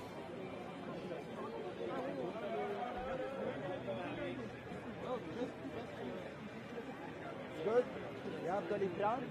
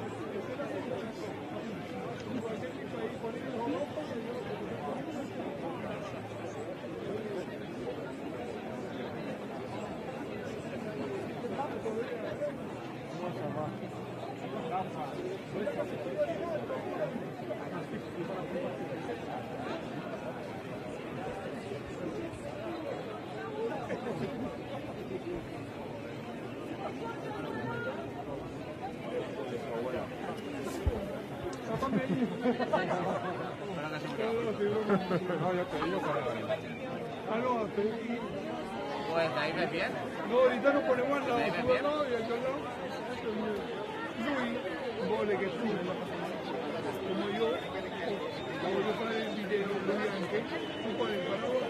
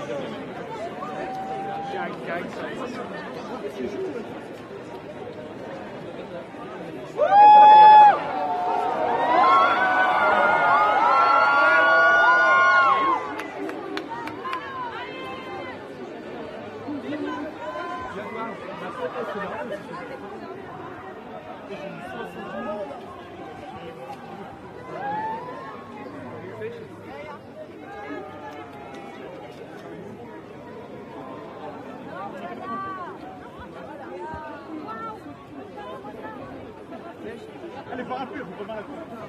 Non, on la rentre tout à fait. Je pas rappelé là, wesh.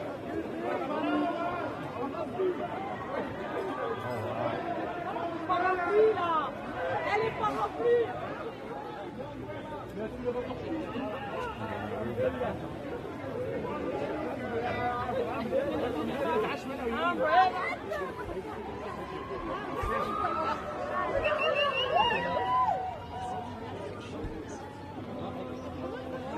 Elle est pas rappelée. Ja, ja, 6 weken.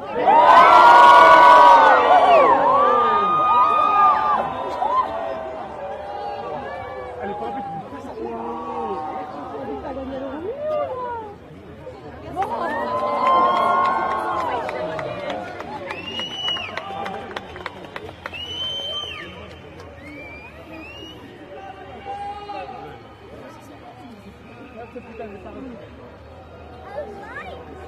شلون بالاخبار؟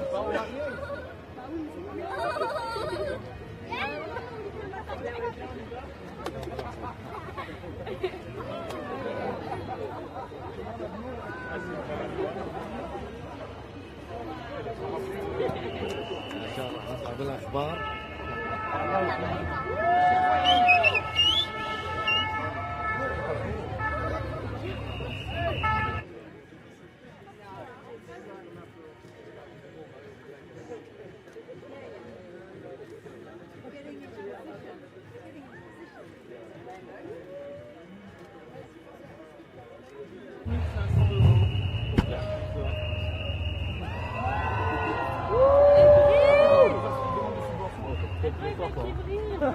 C'est comme tous les soirs. Regarde, il va 30 €. Je suis sûr qu'il y a un mec qui dit bière à volonté offerte à côté, tout le monde se barre. Mais il a rien gagné pour le coup. Coupé l'électricité. De la moitié de la qualité de Alicante. Voilà, c'est sympa. Le live là. On a connu quelqu'un avec qui. Donc c'est le moment. Bon. Demain, il était un peu avec qui. La balance. Non, mais on a fait le truc. Moi, tu sais qu'elle s'appelle pas.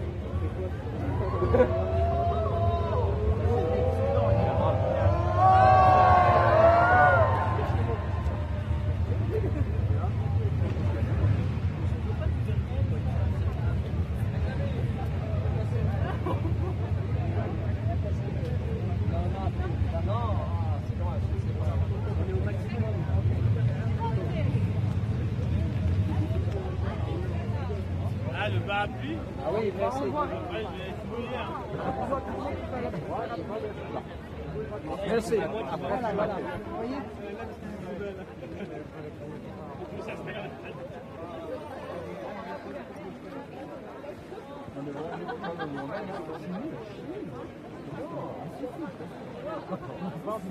Le mec Oh, vert. il y a un mec qui est en train de suer que tout se passe comme il a prévu sur son programme.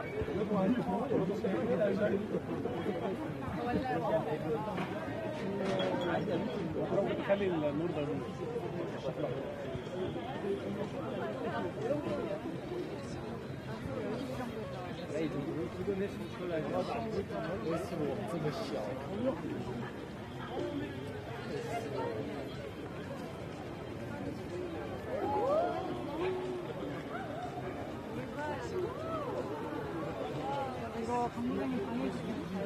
D'accord,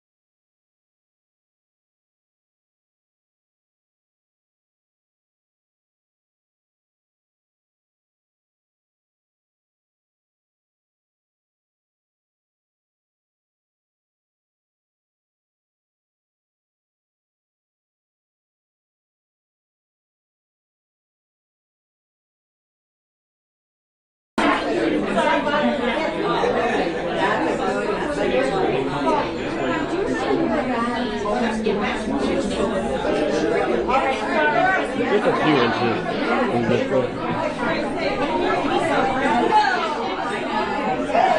Moving it on just a little bit, get it centered. So do we want us, Naz, do you want us evenly dispersed? Yeah, everyone's going to be behind the speakers.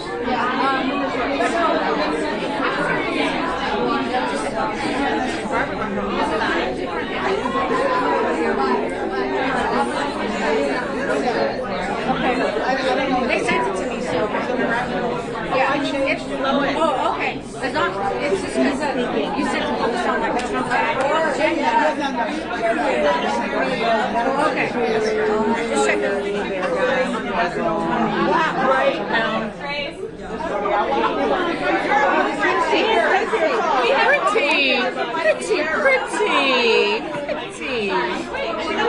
Good morning.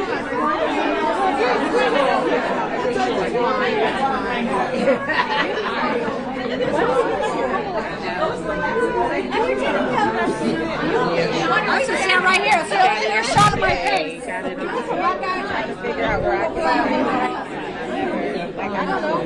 I'm so short that everybody peppers me up over there. I am not the first. Good morning. I'm going to say cheese. How about Harris? I'll go this. Good morning. You go over to this side and block you. You put it right there. No, come up. Oh, thank you.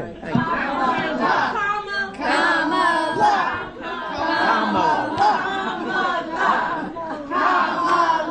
Practically a Kamala.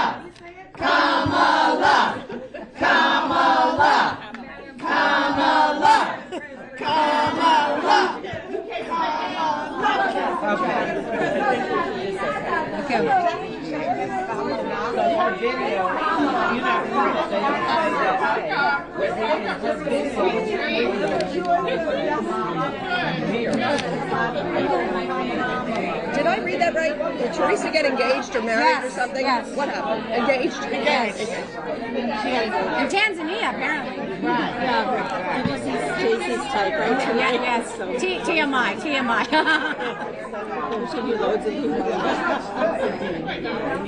Maybe we should try to go on the side. All right, let's get started. Hey, good guys. Let's rock and roll. Are we taking a photo? I don't know. Did we do it? I haven't heard a 1, 2, 3 for a photo. Did we take the photo? I turned into a video. Are we doing a photo? Thank you. Have you in the middle?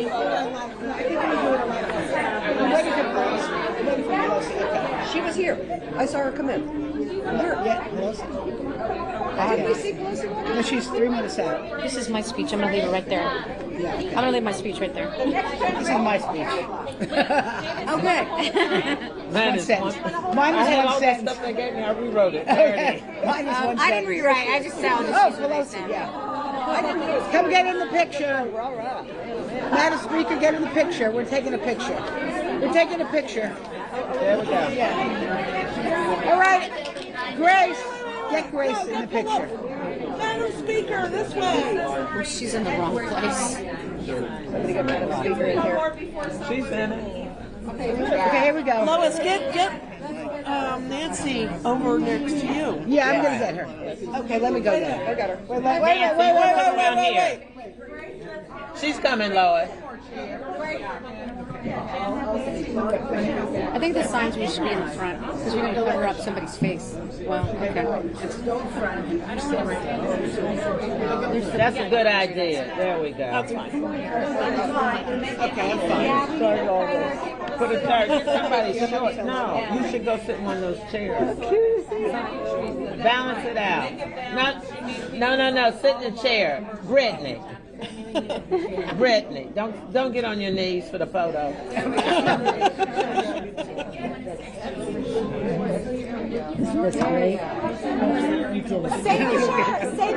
One more chair next to Brittany. Okay. A chair for Alma. We get it. One more chair. One more chair for Alma. For Alma.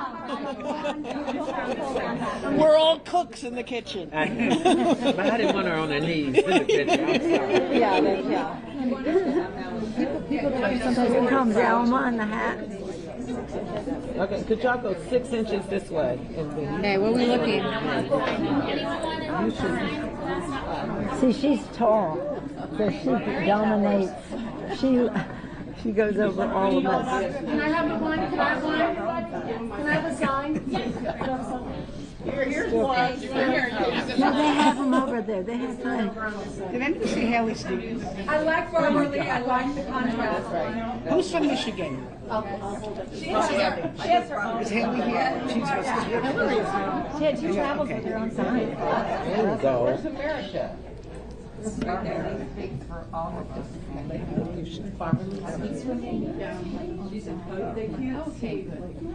Yeah, and they can't see. But y'all go just two scoops that way. Because we got all these people back here that's been blocked. Debbie. No. People keep coming in. Here's the spot right here. Come. Oh my goodness.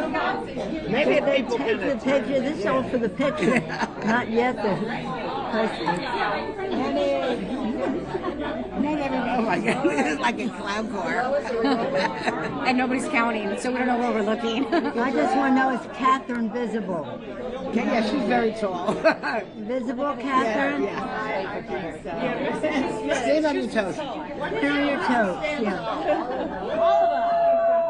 Kamala! Harris! That's more of a smile.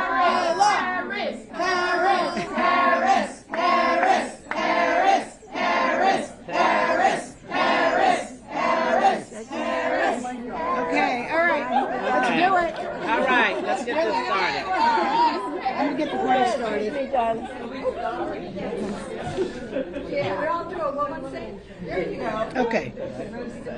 Okay. Ready? Is everybody ready? We're going to start.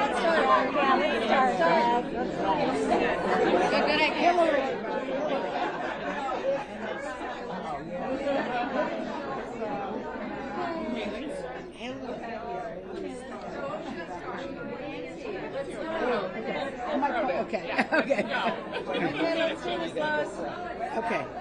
I'm just gonna do quick. I'm starting. And then it's Nancy, and then you. Okay, we got it. Hello. Okay. Well, good morning. What a great morning. Lois Frankel from Florida. All right. You can hold the applause. Okay.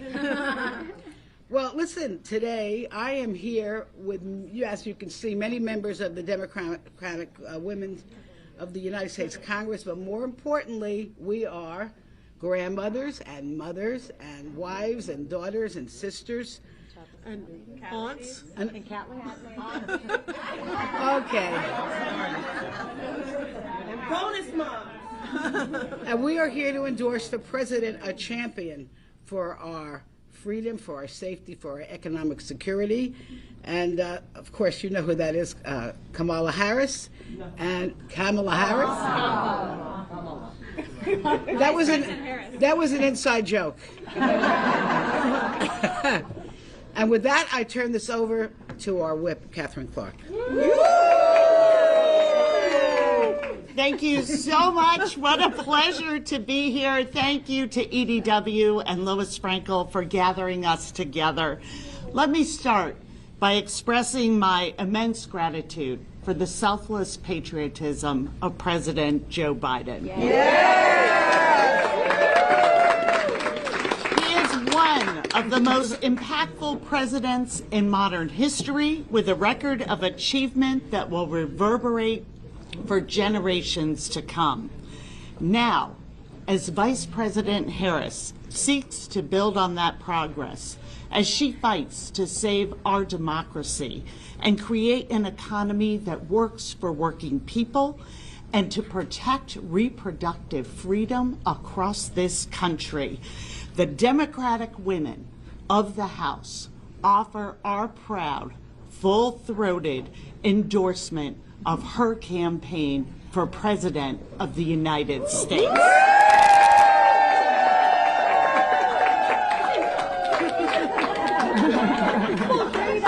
That's right. We see ourselves in her, and more importantly, Kamala Harris sees us. She has a vision for the future that includes everyone and reflects the needs and priorities of women from every corner of this country.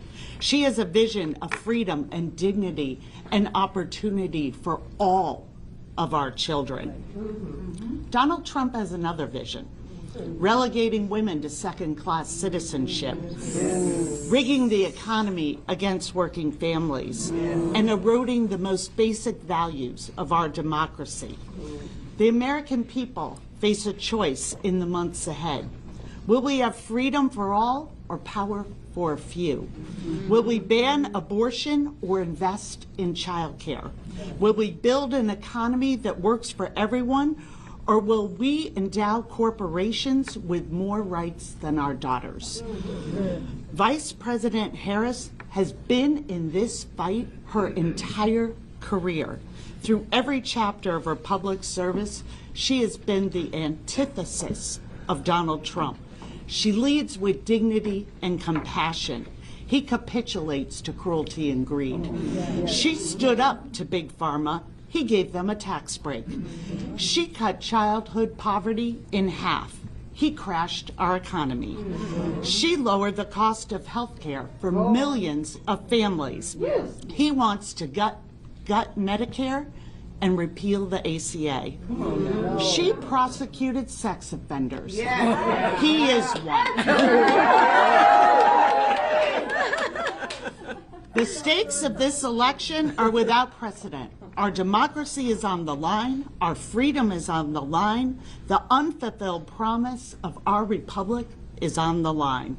And thank goodness we have a champion in Kamala Harris who has stood forward. We are united behind her because she is the experienced leader we need at this moment, at this crossroads in our history, to be our champion, to reject extremism and build a future worthy of all of our children. And speaking of champions for children, it is my pleasure to yield this podium to the iconic, the legendary Speaker Emerita, Nancy Pelosi. Thank you very much, Whip Clark, for your very, very inclusive and comprehensive presentation about what is at stake. Two different visions of America.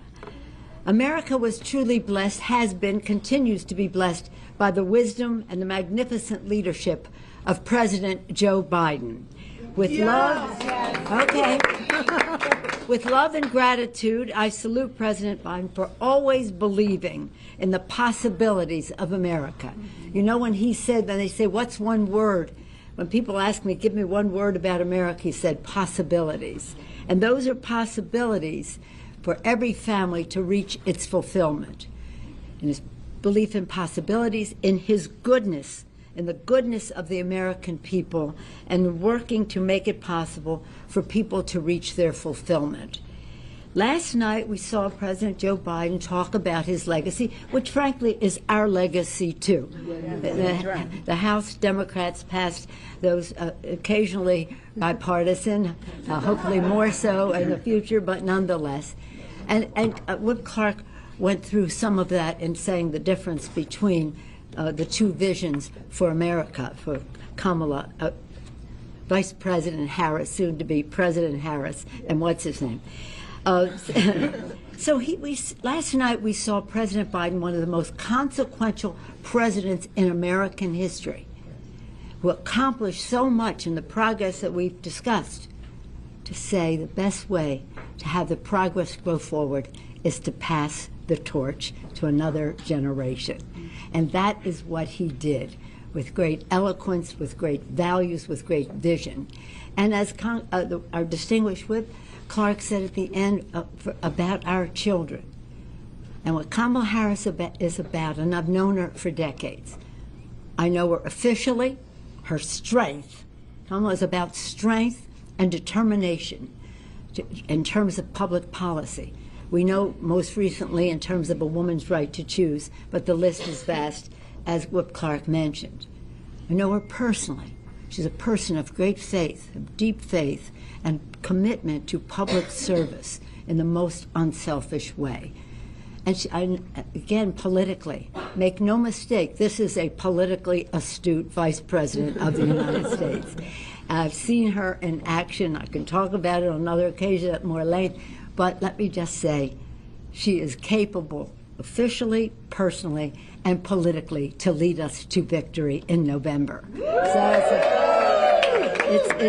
it's a very exciting thing. So we have, again, her taking the torch so gracefully. Now, not to go back into the contrast, but because it was very eloquently presented by our whip, but there are some other things too. When she announced that she was running, and the president endorsed her in that, around 1.5 million people gave an average of $100 each, raised over $100 million from small donors. So enthusiastic. He's sitting at the table with Big Oil saying, you give me $100 million, I'll give you $1 billion in tax breaks. It's all over. It's all over, what's your name? It's all over. That's not how Washington should run, and under Kamala Harris, people's voices will be heard in a very different way than you're trading at the table with Big Oil, Big Pharma, big guns, big money. It's about the people. So again, as Kamala, as our distinguished whip said, it's about what we're doing here for the children, honoring their aspirations. Instead of shutting down the Department of Education and Head Start and the rest of that, as their project 2025 will do. Instead, it's about honoring the vision of a democracy, the courage of our founders, the courage of our men and women in uniform to protect our freedoms, and again, the aspirations of our children. Are we ready? Are we ready? Now, as you know, we believe that when women succeed, America succeeds. And one of the champions of that motto is Congresswoman Joyce Beatty of Ohio.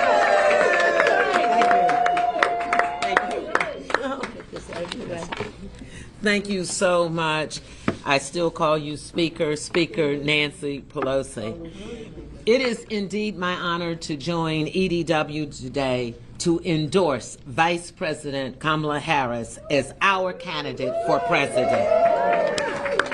We have had the honor to work with her, to serve with her, to travel with her, and we have witnessed her reach down, lift up, and captivate young children. I have seen her strength. I have seen her as America has seen her stand up for law and order and justice, as well as a protector of those whose voices are not heard. I join others in thanking President Joe Biden for his work and for giving us the best way forward by passing the torch to Vice President Harris. I say to all listening and watching us today, I declare today a clarion moment, because history is in our hands. We hold the power. This past Sunday, 44,000 women joined a call to support our candidate, Vice President Harris. She is smart, strong, strategic, serious, sincere, and yes, suited up to be President of the United States of America. She has been a strong governing partner with President Joe Biden. Healthcare, women's reproductive rights, climate change, safer communities, civil rights, voting rights. I can tell you this because we have had the lowest unemployment rate in the history of our presidents. 15 million new jobs, $16 billion to HBCUs, $35 cap on insulin for our seniors. Yes, and we may applaud on that. All right. Loan forgiveness for some 4 million students by applying $167 billion to that effort. She will continue all of that. And as we talk about our children, being able to pull 50% of our children out of poverty, that tells you, yes, two different visions. A vision of hope, a vision of freedom, against a vision of hatred, a vision of dismantling our future. So lastly, when you asked who is Vice President Harris, she is battle-tested, she mobilizes, she strategizes, and she will lead us into the future because we know she will be our next president of the United States of America. And now it gives me great pleasure to pass it off to Congresswoman Chu.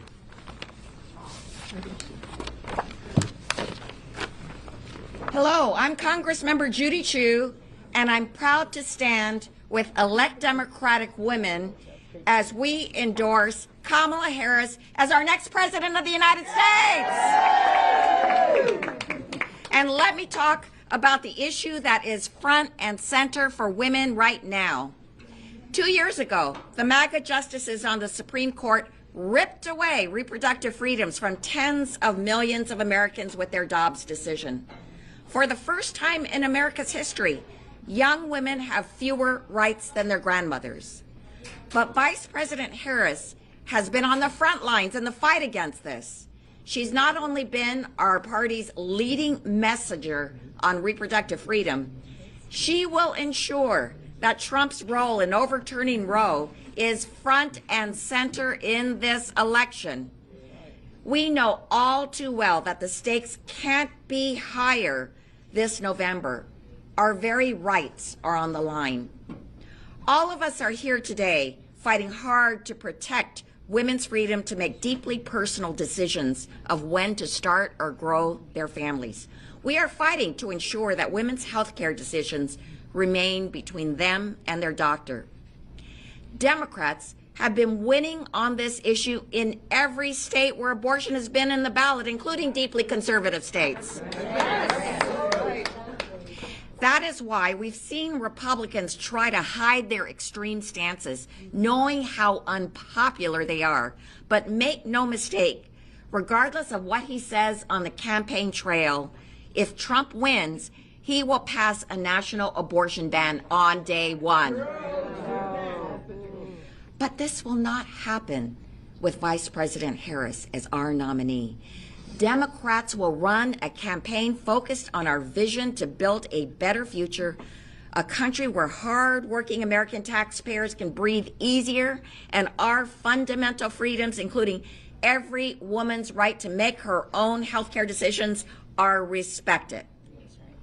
When we elect Vice President Harris as our next president, and when we take back the House and keep the Senate, she will finally sign my Women's Health Protection Act into law and restore the right for every woman in this country to receive abortion care no matter what their zip code. No longer will there be state-level bans and restrictions that impede access, and no longer will we face a future where we could have a nation of forced birth. These are the stakes this November. No one is better suited to take the fight to Donald Trump and Republicans who know we are scheming to even restrict access to IVF and contraception. But this will never happen under Kamala Harris. She fought for Californians as Attorney General and Senator. She fought for Americans as Vice President. And I know she will fight for women in America and all Americans.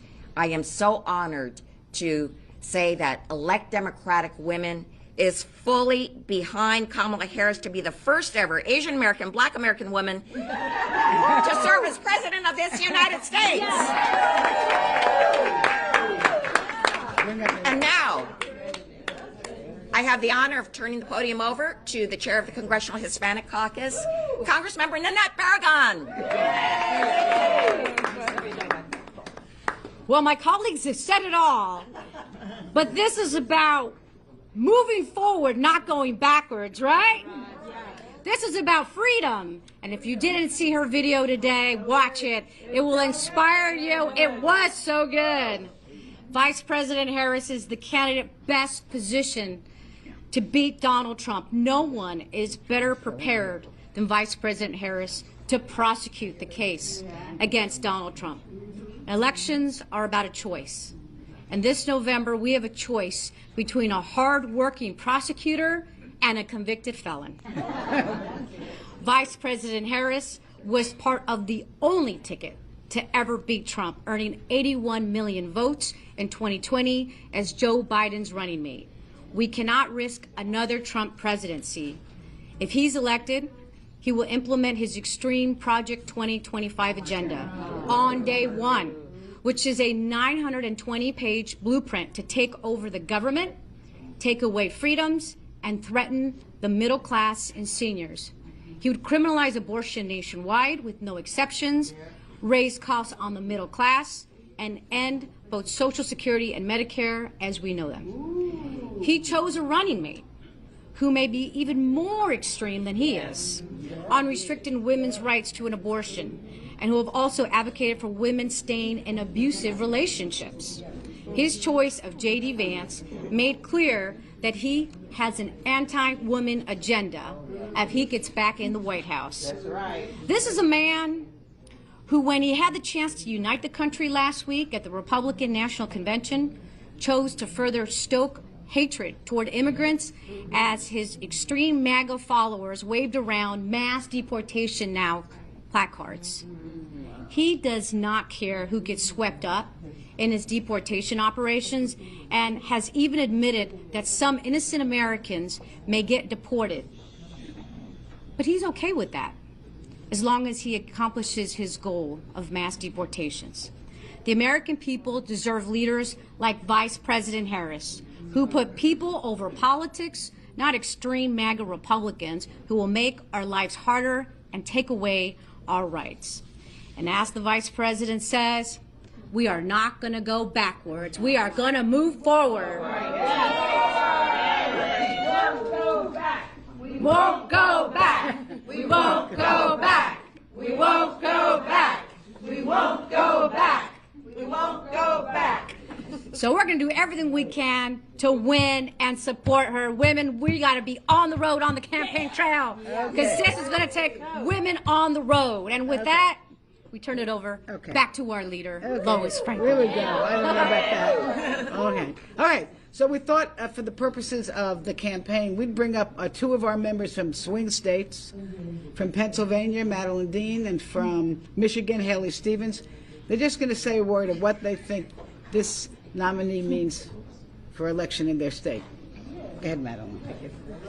Well, good morning, everybody. I'm Madeline Dean from the Keystone State, the Commonwealth of Pennsylvania. Lois, thank you, elect Democratic women, for this extraordinary showing of support for Vice President Kamala Harris. I join my voice with all of yours to endorse Vice President Kamala Harris.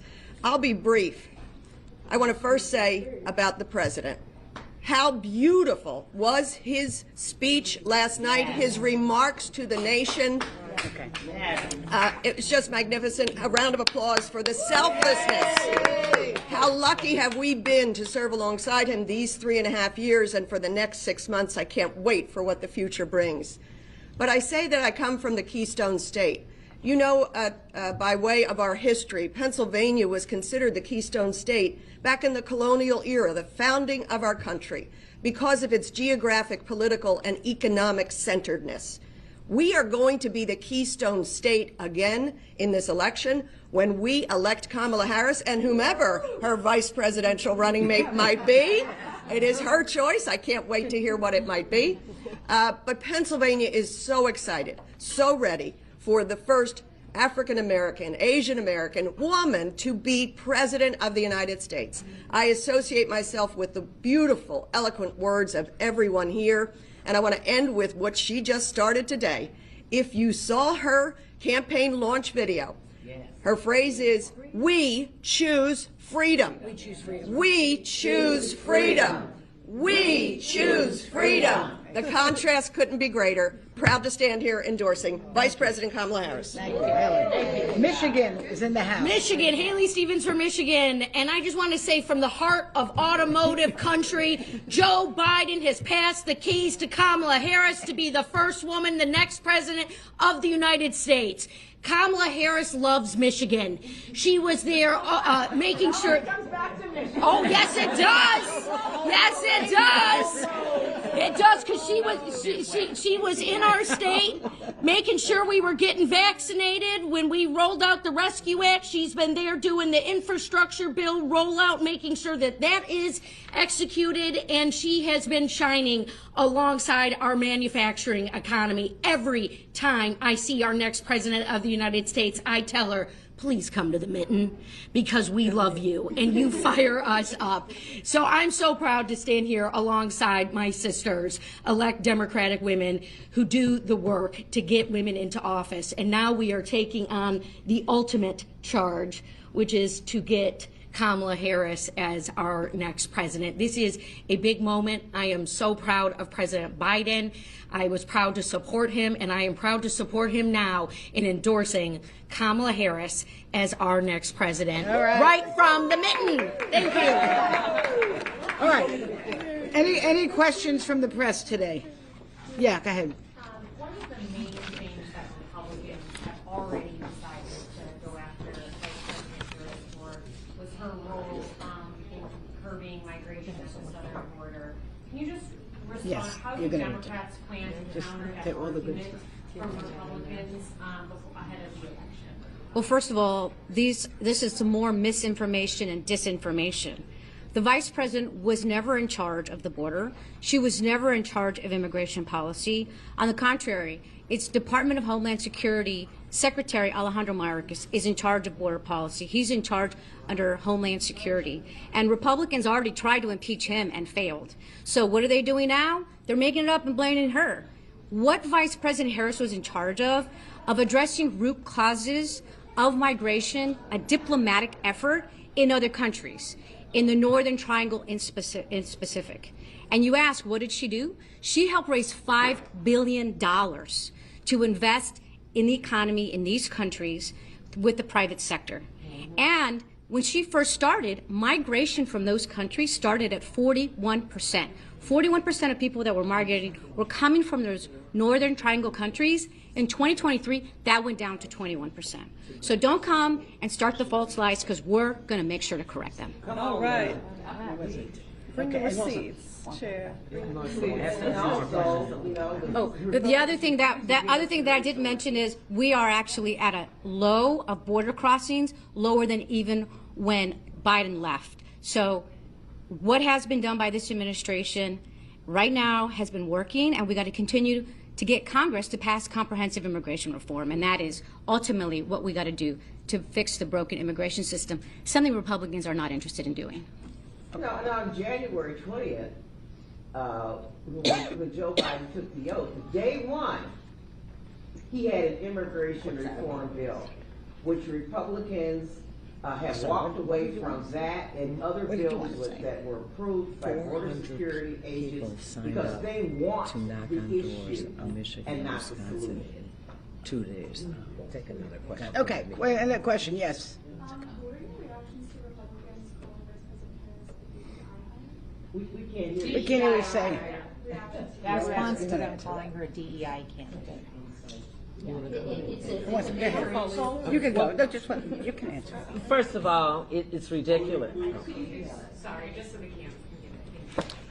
First of all, it's ridiculous. As a member of the Congressional Black Caucus and someone who's had the opportunity to serve as the Diversity and Inclusion Chair, thanks to Congresswoman Maxine Waters, who is sitting here, when you don't have anything else to say and you search for things, you make up things to make it. Clearly, she is not a DE&I candidate. If you look at her credentials, if you look at her history of running for elections, if you look at how battle-tested she is. And so I'd like to say we're not going to be baited by that. We're not going to be distracted by that. We know who she is. She clearly knows who she is and what her background, what her ethnicity is. And I just think they're searching, because now they are more afraid than ever that they have a candidate that can debate, a candidate that is intelligent, and a candidate that they know that they're going to lose to. And she has more experience than J.D. Vance. Exactly. Damn sure. Right.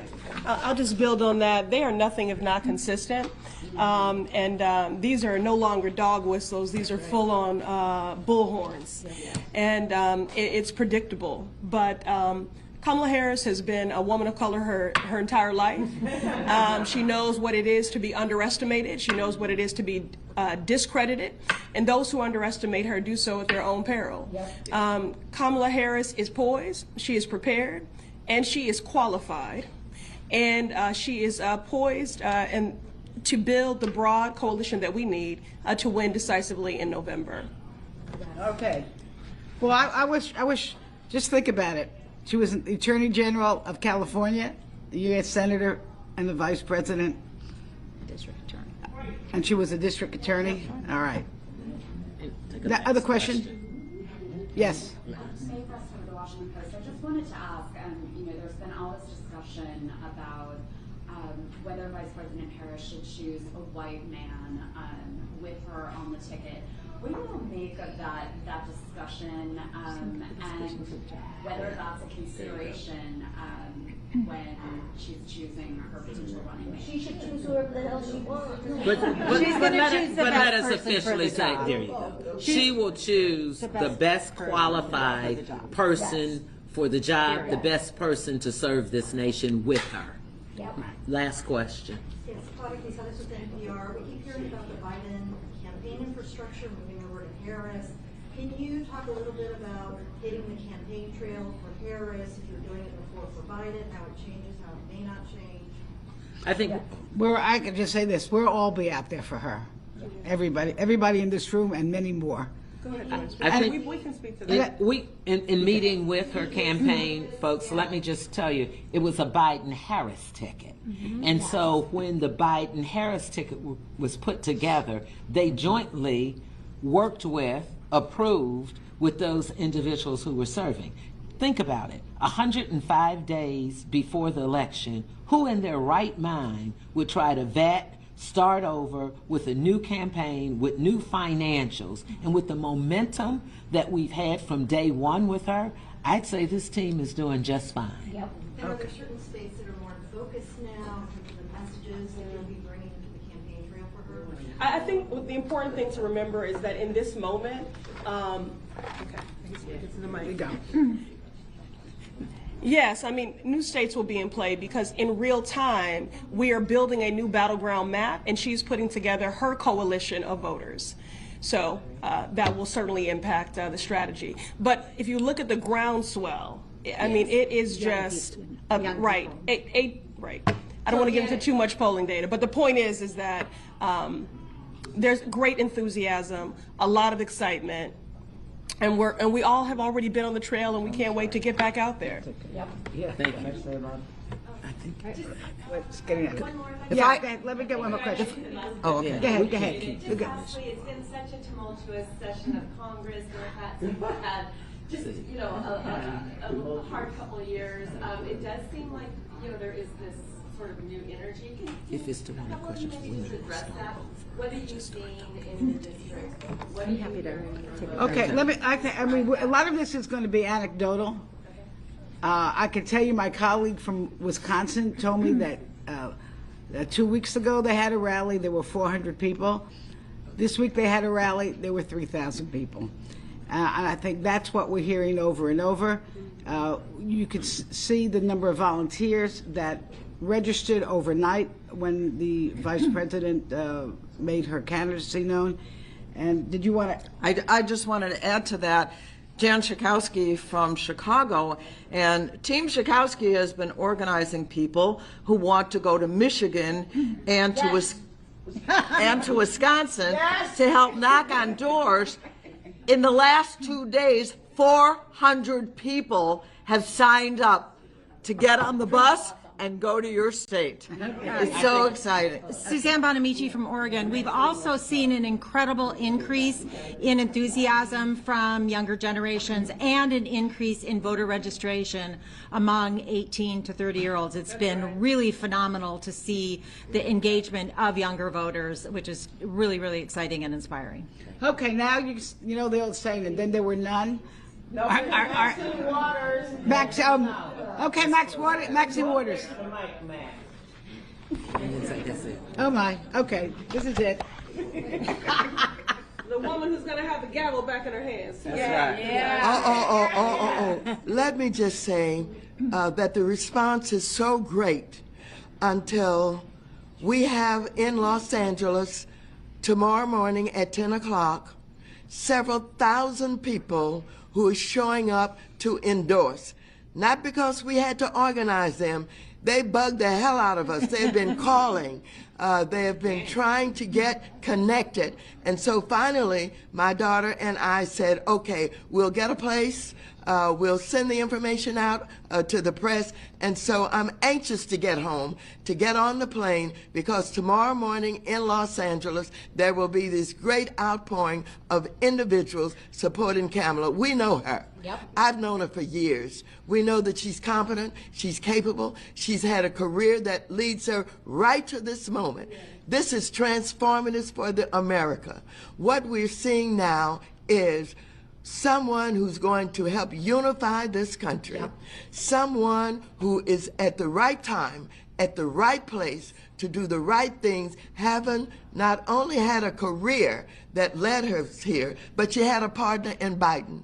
I love Biden, and I did not want him to step down, but he did it the right way. He stepped down and he endorsed a woman of color, and it threw everybody into a new kind of possibility that could happen in this country. So I'm delighted, anxious to get out of here. We're going to be jamming tomorrow morning. Thank you. All right, thank you.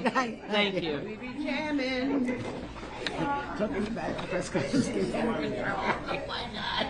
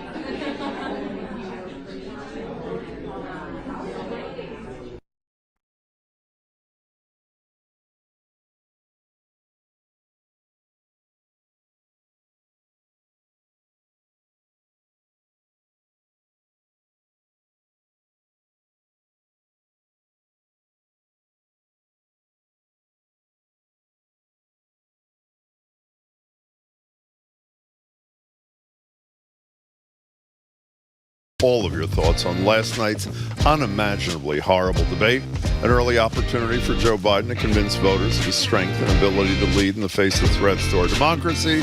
Did he totally blow it? And could Donald Trump lie anymore in 90 minutes? We'll open the phone and text lines to ask you about last night and what you want to see happen next. I'm Marjorie Egan. Then a break from the politics that we all need. Don't worry, we'll get right back to it, the 12 o'clock hour with the guys from the great podcast Pod Save America. But first, we'll preview the Boston Arts and Music Soul Festival, BAMS Fest, in Franklin Park, festival organizer Toki Wright and singer-songwriter Kareem. Live Music Friday and more is ahead. Boston Public Radio 89.7 GBH, live from the Boston Public Library.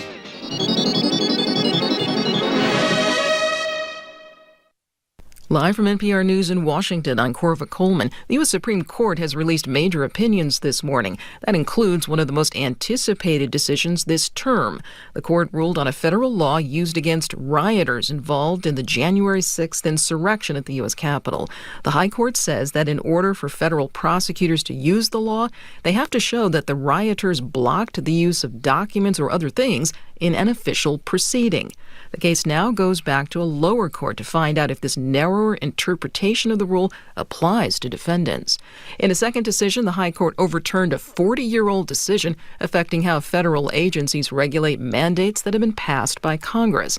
Until now, this has made it easier for the federal government to regulate matters such as the environment, workplace safety, public health, and consumer protections. It's known as Chevron, and conservatives have long opposed it. They say arguments about these rules should go to courts and judges, and they should not be decided by highly trained experts who work for federal agencies.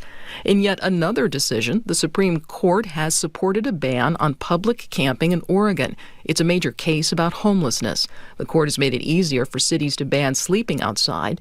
NPR's Jennifer Ludden reports the decision is a win for dozens of cities that want more power to manage a record number of people living on streets and in parks. The Supreme Court decision overturns lower court rulings that had said it's cruel and unusual to arrest or fine people if they have nowhere else to go. That applied to 9 Western states, some of whom argued it hamstrung their efforts to keep public spaces safe and open for everyone. The decision allows cities to enforce camping bans even if they don't have shelter space to offer. Advocates for the unhoused say fines and jail time will only make it harder for people to get into housing, and they say the decision will not change the larger problem driving homelessness, a severe housing shortage and sky-high rents.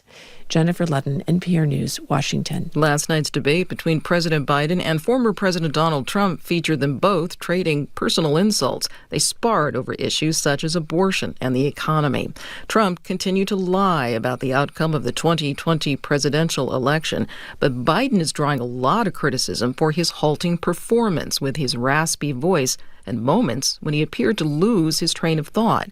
Pennsylvania Democratic Governor Josh Shapiro says Trump is the candidate with the problems. Joe Biden had a bad debate night, but Donald Trump was a bad president. And I think what you saw last night was a pathological liar in Donald Trump, who lied about his record, who has dangerous ideas about where he wants to take this country. He spoke to CNN. On Wall Street, the Dow Jones Industrials are up about 230 points.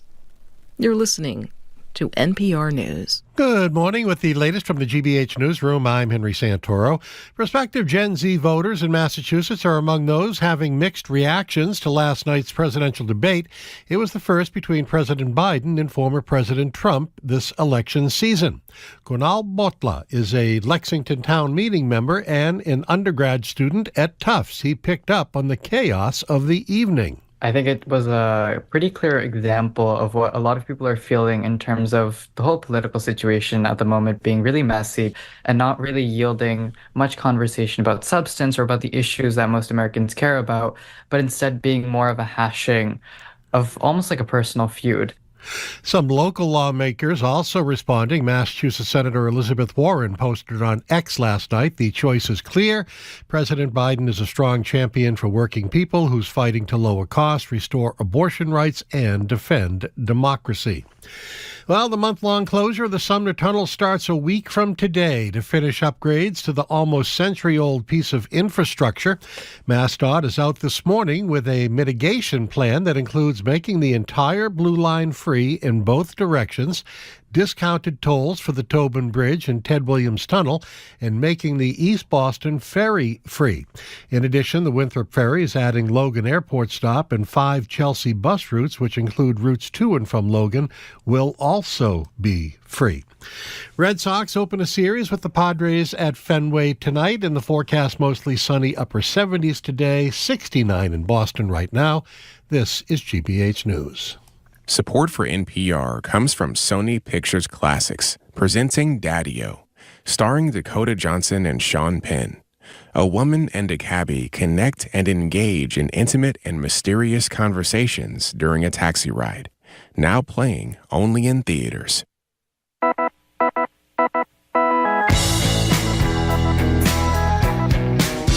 Christian Browdy. I am Marjorie Egan. You're listening to Boston Public Radio. We are broadcasting live from the Boston Public Library and streaming, thank you, on youtube.com/GBH News.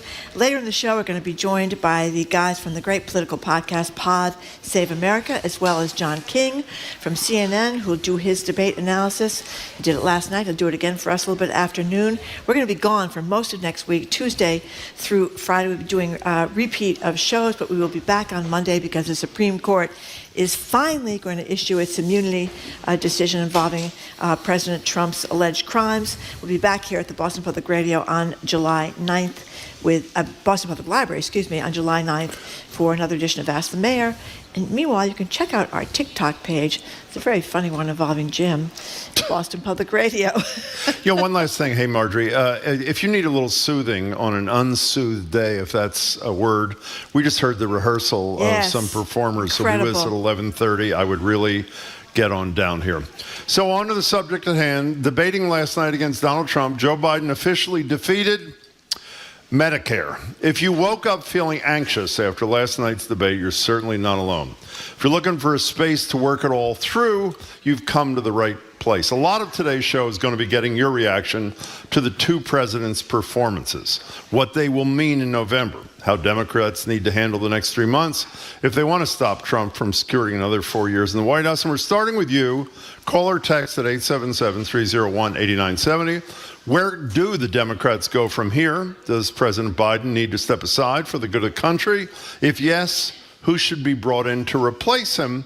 And how about Trump and his 90 minutes of pathological prevarication, essentially 90 minutes of nonstop lying? The number is 877-301-8970. And by the way, there's a lot of reporting that Democrats are saying he's got to step aside. But we've reached out to Massachusetts Democratic leadership, senators, congresspeople, the governor.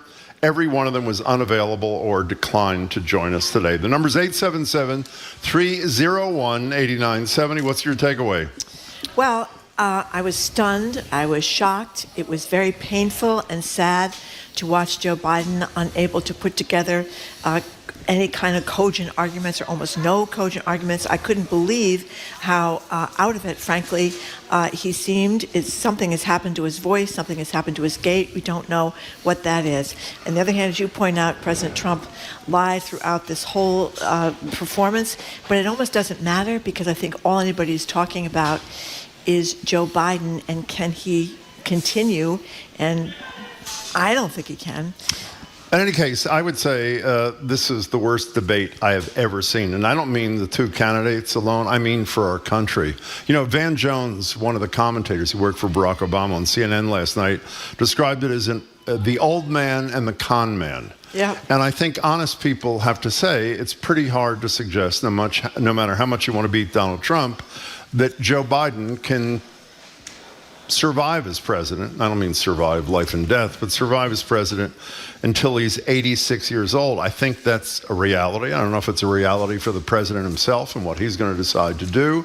And at the same point, Trump, in my opinion, other than not losing it last night, in part because of the format of the debate, he was doing what he's done since he came on the public scene as a politician, is literally lied virtually every single answer. And for those who made the mistake of not watching this last night, Democrats in blue states are murdering babies after they're born. Which no one corrected on CNN. Cops welcomed in the January 6th insurrectionists, or hostages as he calls them. Not corrected. Immigrants coming into this country are killing Social Security. Well, it's actually the reverse because they're paying into Social Security but not receiving the benefit.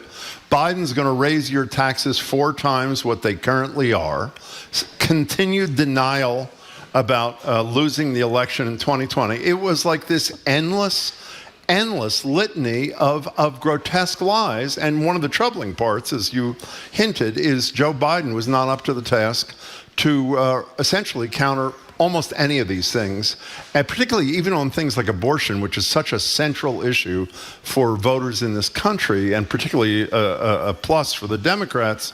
I'm totally unable to respond. So, in any case, and one thing I'd caution today, well, people can call and say obviously whatever they want, they always can. I would really appreciate if you spare the ageism criticism. This is not about Joe Biden being 81 years. We had an 81-year-old person on the show yesterday. You know who it was?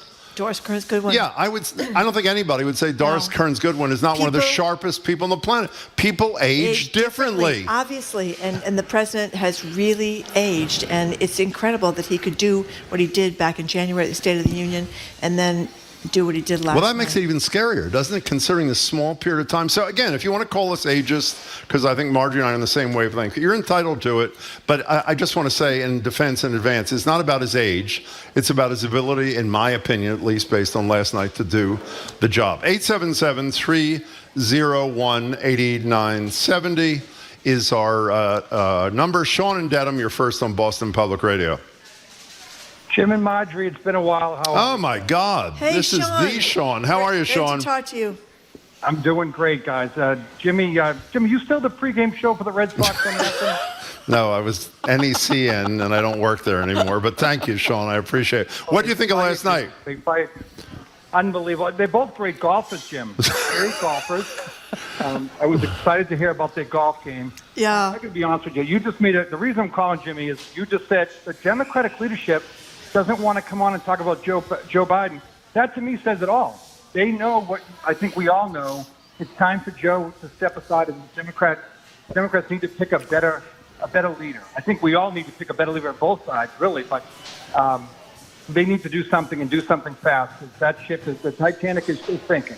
Sean, it's great to hear your voice again. Call us again soon. By the way, and we should make that clear, the one thing Democrats, at least behind the scenes, were being honest about last night is that Joe Biden may not be up to the job. There are no Republicans who are honest about the fact that they have a felon, a rapist, a fraudster who is, frankly, not up to the job, even had he not had that record behind him. At least the Democrats behind the scenes are raising a question that everybody knows needs to be raised. Well, let's play a little sound from John King. He's going to join us in person later in the show. Yeah. But this was John King last night on the He was post-debate panel right after the debate ended last night. Here's John King. This was a game-changing debate in the sense that right now, as we speak, there is a deep, a wide, and a very aggressive panic in the Democratic Party. It started minutes into the debate, and it continues right now. It involves party strategists, it involves elected officials, it involves fundraisers. And they're having conversations about the president's performance, which they think was dismal, which they think will hurt other people down the party in the ticket, and they're having conversations about what they should do about it. And by the way, the reason Marjorie called, we talked about this before, there is no more even-handed, fair reporter in America than John King. And when John King makes those kind of comments, it was the first comment on the post-debate discussion on CNN, you know how serious the stakes are and how serious the problem is. Trump was winning before this debate, right? He was winning in a lot of the swing states. Slightly, yeah, he was. So it was a neck-and-neck race before then, and we have talked for months about people's fears about Joe Biden being not up to the job anymore, that he has lost his fastball. And a lot of people in the text already I'm getting, they're not only mad at Joe Biden, they're mad at Jill Biden, and they're mad at the Democratic Party for leaving us with this choice, which people have signaled for months they didn't want. Well, by the way, and Biden, Biden is the one who wanted the early debate last night. So those staff people and his family members decided it was okay for Joe Biden to take the stage. I'm totally with you. Let's go to Andrew from Kings Point, New York. Thank you for calling. Hey, Andrew. Yeah, hi. I'm furious at Joe Biden for his selfishness. He's clearly not up to the task. He looked and sounded like a frail, decrepit shell of a man last night. And by insisting on those silly debate rules about no microphone and no audience, he actually forced Trump to become disciplined I totally and agree. restrained. And Trump lied through his teeth constantly, but he didn't look like a lunatic. And unfortunately, Biden actually normalized him by not effectively pushing back on his lies. And the Democrats are really in the hole right now. And I'd like to see some Democrats grow some spine and backbone and have an intervention with Joe and Jill and tell him that he's got to leave. Andrew, because Trump is a fascist. Andrew, it was an excellent call. Thank you for making it. And by the way, we discussed this, I think, with Doris Kearns Goodwin yesterday, but with somebody in the last couple of days. Everybody remembers, what was it, August 7th of that year, that Barry Goldwater led a delegation of, I think, 3 Republicans to meet with Richard Nixon and said he didn't have any support anymore. He had to go. Does that happen here? Who would do that? Is that Barack Obama? I think that's Is it Bill Clinton and Barack Obama? Who does that? I think that's a great question. I mean, I think ultimately Joe Biden is going to decide to step aside. Which he may not, by the way. People say he's very stubborn. And he has these ideas that he's been down before and he can get up again. And you know, he has he's accomplished a lot as the President of the United States, but it's just clear to people. I mean, listen to this texter. I watched the debate with 2 friends, both Democrats. In the first 10 minutes, we all let out audible gasps and covered our eyes. Biden looked like a deer in the headlights with his mouth agape. He failed to complete a sentence, missed multiple layups that were handed to him. I am so angry with Biden for not stepping aside and mad at the Democratic Party. And I think that's kind of a consensus perspective here. I'm really glad you read that because, you know, to quote Van Jones the second time, I know I speak for you in this. We both believe that not only is Joe Biden an incredibly decent person, but has had a very successful term. That doesn't affect, I don't think, how people should feel about whether or not his candidacy makes sense in 2024. To the rest of what Van Jones says, he said, from my heart, I love that guy. He's a good man. He loves his country. He had a test to meet tonight, and he failed to do it. There's a lot of people who are going to want to see him take a different course now. We're still far from our convention. It is time to take a different way forward. He backtracked later in the show, and I guess he was getting a lot of calls and texts from people saying... He said some black leaders were calling him, very upset with him. And that maybe he should wait a couple of days before he threw Biden under the bus. But I think Biden threw himself under the bus. You know, also for those who, I assume, I haven't seen the numbers. I assume, did everybody in the audience here watch the debate anybody not watch the debate last night? You can be honest. We're not going to ridicule you. Well, it appears 1-2 people. Okay. But the vast majority of people did watch. I admire your honesty, by the way. This was the worst moment, and I think the moment that caused everybody to say, oh, my God, what's going on here? Here's Joe Biden talking about health care. Making sure that we're able to make every single solitary person eligible for what I've been able to do with the COVID, with dealing with everything we have to do with, look, if we finally beat Medicare. Thank you, President Biden. President Trump?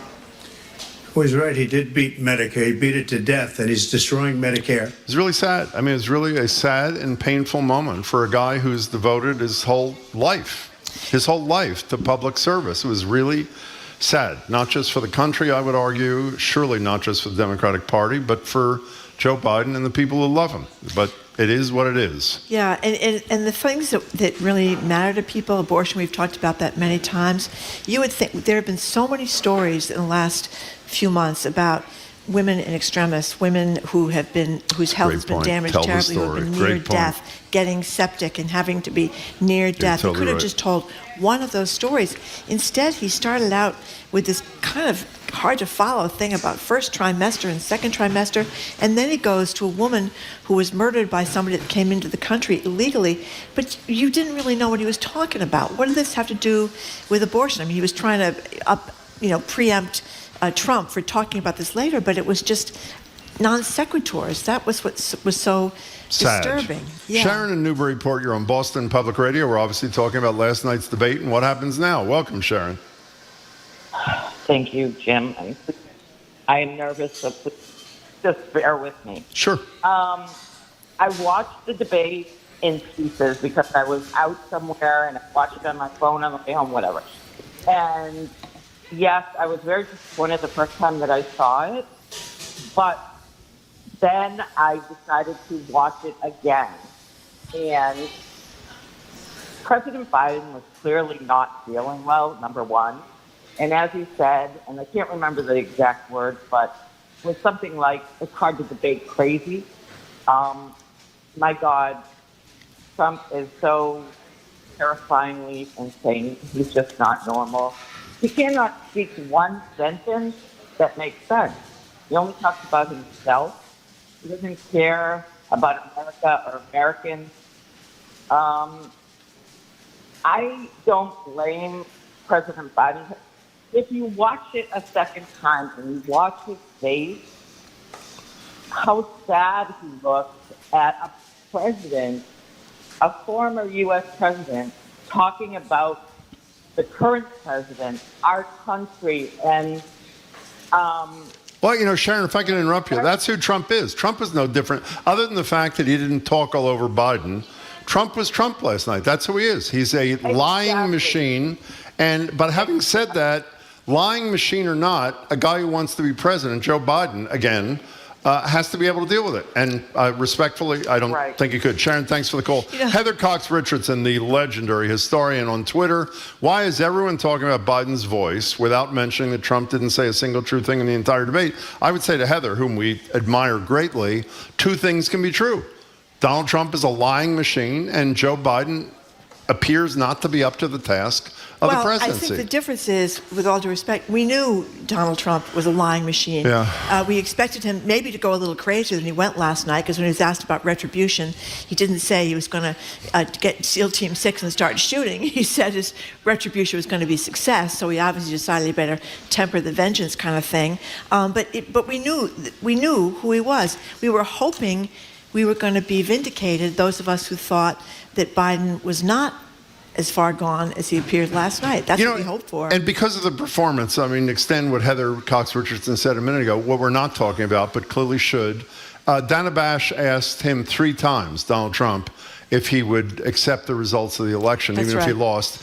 He never answered the question. The 3rd time he said, of course I will, if it's fair. Right. And obviously, he would determine it to be unfair if it turns out he lost. That should be a story. Yeah, if the election is free and fair, but then he said the fraud was ridiculous, so basically he's not going to accept at the rate things are going, if it's Biden versus Trump, I think he will accept the results of the election, because I hate to say it, but if this doesn't change, I think Donald Trump is going to win. By the way, we should make clear before we take a break, based upon what we all read, and I'm sure you all read this last night, the only way the Democrats could have a different nominee is if Joe Biden decides to step down as the nominee. There's no other procedure within the party for there to be somebody else. He's the presumptive nominee. He's won 95% of the delegates. It's in his hands. We got to take a break. Okay, we're taking a quick break. We're going to be right back with State Senator Jason Lewis, who's going to render his opinion on this. It's kind of a surprising one. You're listening to Boston Public Radio, 89.7 GBH. We are broadcasting live from the Boston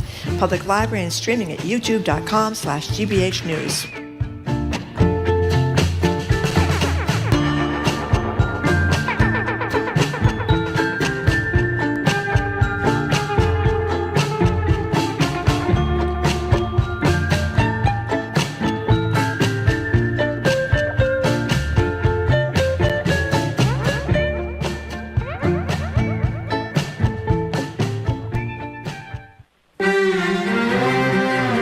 Paris first hosted the Olympics more than a century ago, the year 1900. Some of the people didn't know they were competing in the Olympics.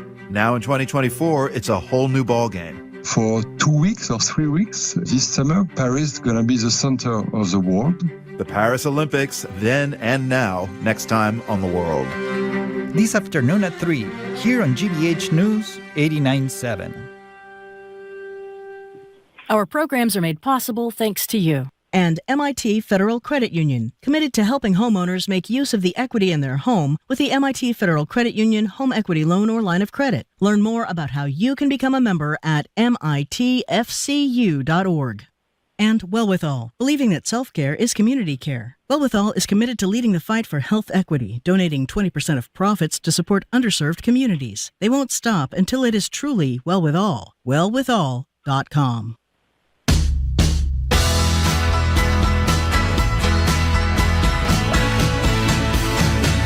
Welcome back to Boston Public Radio. Jim Browdy and Marjorie Egan. We're live from the Boston Public Library, streaming at youtube.com/GBH News. In the 12 o'clock hour, we'll talk to the 3 guys from the fabulous podcast Pod Save America, all Obama alum, I should say. They're going to be at the Wilbur tonight, and John King is going to call in. We will continue taking your calls and texts in about a minute or two, but I mentioned at the top of the show, we reached out to much of the Democratic leadership in Massachusetts in the last couple of hours. Senators, congresspeople, the governor, every one of them was either unavailable or declined to join us or never got back to us. One Democrat did, and here's what he tweeted today, quote, "We should have an open Democratic Party convention in August to select our presidential nominee. I'm calling on fellow Democrats to join me in this cause." That was the tweet of State Senator Jason Lewis from the 5th Middlesex District. Senator Lewis, thanks so much for joining us. Thank you, Jim and Marjorie. It's good to be back with you. Good to have you. So you are willing to say publicly what a lot of Democrats reportedly are saying privately. Why'd you stick your neck out? Yeah, well, Marjorie, we are on a train right now, and the train is headed for derailment and a fiery crash. And our choice is to, jump off that train. It's scary. We may break a leg when we jump off, but that's a lot better than dying in a train crash. And that's where our party and our country are headed on the track we're on right now. Senator Lewis, what kind of feedback have you got from fellow Democrats? Have some people said to you they celebrate what you're doing? Have others said to you they condemn you going public with this? What kind of feedback you got? Yeah, it's mixed, Jim, but I really think that I have a responsibility, as an elected Democratic leader, although, I'm at the state level, not the federal level, sure, to stand up and say what I think needs to be said at this point. And, I have enormous respect for Joe Biden. He's a lifetime of distinguished public service, as you've said, just on your show. Sure has. But it's time for him to step aside, and we are lucky that we have, experienced, talented young leaders in the Democratic Party who I think could step up and could become our nominee, and there's still plenty of time for them to run a campaign and I think defeat Donald Trump. Who would your choice be? Like who? Oh, goodness, there's a long list. Gretchen Whitmer, Michigan's governor, Gavin Newsom, of course, Pete Buttigieg, already ran previously, yep.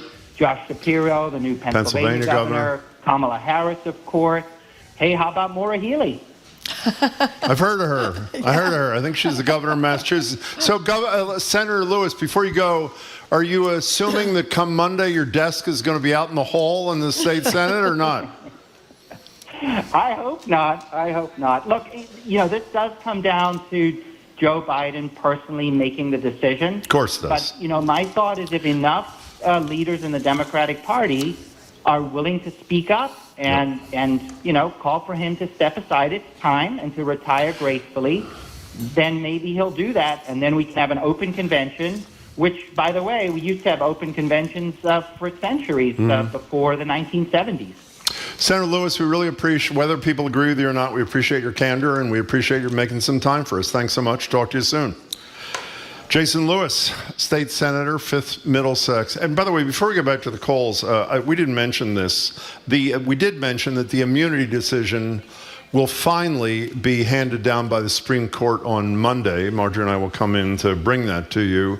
A major decision was handed down, well, several, but one in particular relating to the insurrection, is the Supreme Court in a 6-3 vote, with an odd grouping of the 6, I should say, and the 3, ruled that the obstruction charges against several hundred convicted or being tried insurrectionists violate the Constitution. The charges against them will be dropped, and a couple of the counts, from what I recall, the 4 counts against Trump in the January 6 charges also will probably fall, but others will survive. So that was a big deal, but immunity is Monday. 877-301-8970. Here's Eric from Lynn. I feel deeply bad for Biden. He could have been an American hero, getting us through a tough period, then handing the reins of power to the next generation. Instead, his pride has endangered his legacy and our country. I wish the Democrats would listen to the left and progressives who saw this coming 2 years ago. You remember Joe Biden ran as a transitional president. He said that when he was running, and I think that was the assumption many people, including myself, had. He was going to run for 4 years and do exactly what Eric from Lynn said.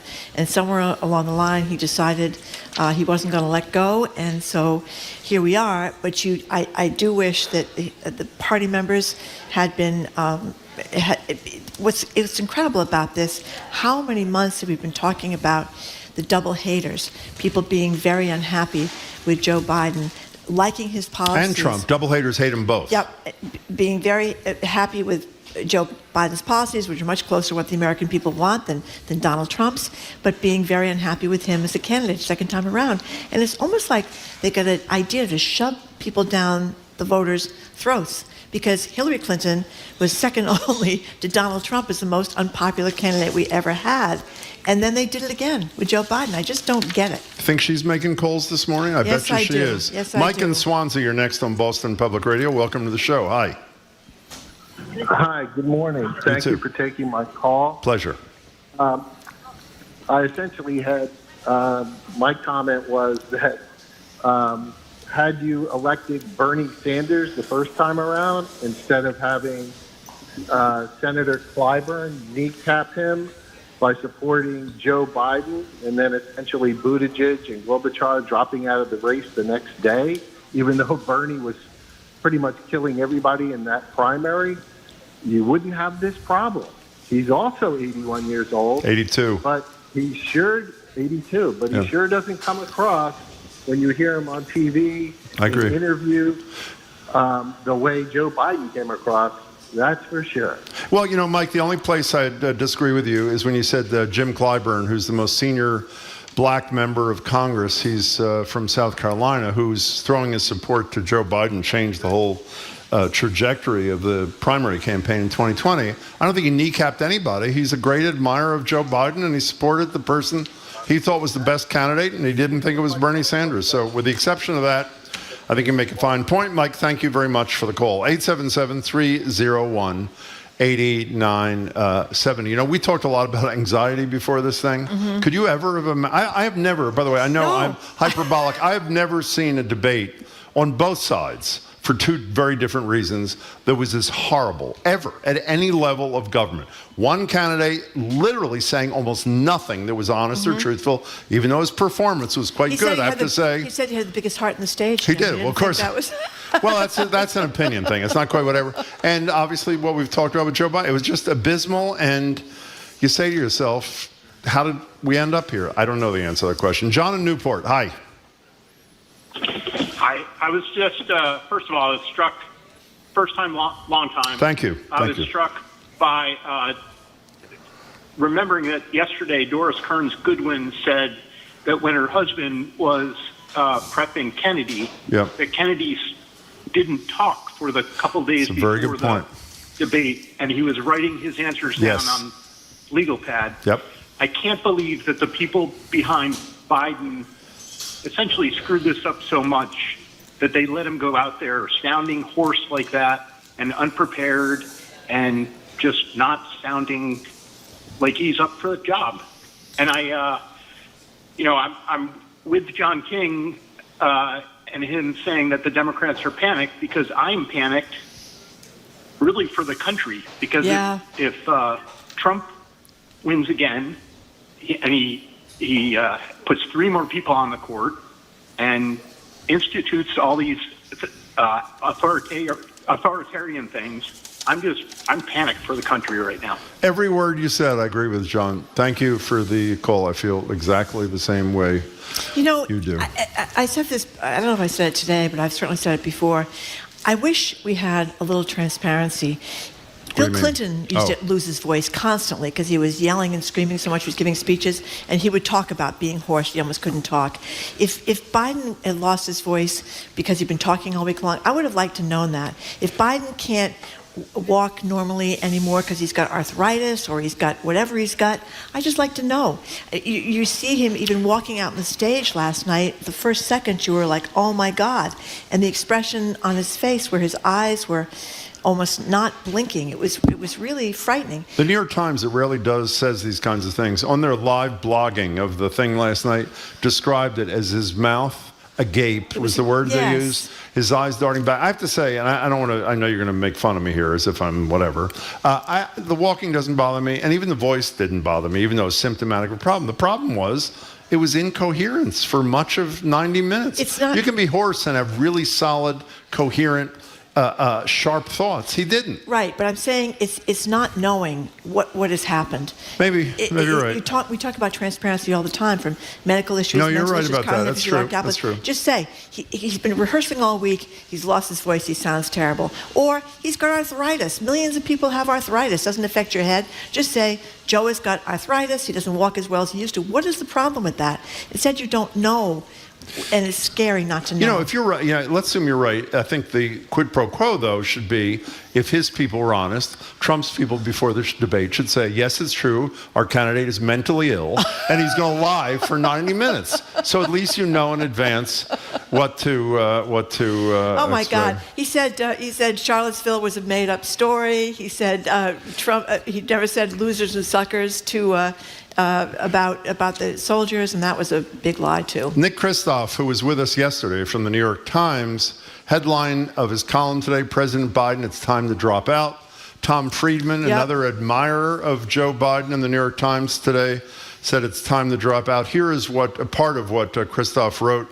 But I hope he reviews his debate performance Thursday evening, withdraws from the race, throwing the choice of a Democratic nominee to the convention in August. The convention is August 19th, by the way, is the date the convention begins. Okay. We have time for one more. We have time for one more. John in the car, thank you for calling. Hi, John. Hi, thanks. I think the problem is media, social media. Everybody has their own algorithm that they're tuned into, and they don't hear the other side. A typical, perfect example is the Charlottesville. Right after he said there were very fine people on both sides doing their civil duty, whatnot, he said, and I'm not talking about the neo-Nazis. They should be condemned. He said it right after. And the media, it's kind of like, because I watch all media sources. I'm watching Al Jazeera, Sky News Australia, and you could see the dementia setting in even 2 weeks ago. And our media won't, it's kind of like we're living in two different worlds. Well, John, with the question that I asked John King, Chuck Todd, and somebody, maybe Doris Kearns Goodwin, I can't remember who was the other day. Well, you're saying, why isn't the media honest about what they see in Joe Biden? Why isn't the media honest about what at least I, as a layperson, see as serious mental illness in the Republican nominee? The answer is we don't know how to deal with those kinds of issues as journalists, and I agree with you. It's time we do. John, thank you much for the call. Appreciate it. By the way, we're going to continue taking calls throughout the whole show about yesterday's debate. Yes, we have been getting your reactions to last night's debate, but it is time for a little respite here by way of some spectacular music. It is Live Music Friday, Saturday and Sunday in Franklin Park. The Black Arts and Music Soul Festival is taking place. We're going to talk with the organizer, Toki Wright, and Boston's own singer-songwriter, Kareem. Wait to hear this gorgeous music ahead. You're listening to Boston Public Radio, 89.7 GBH. We are broadcasting live from the Boston Public Library. We're streaming at youtube.com/GBH News.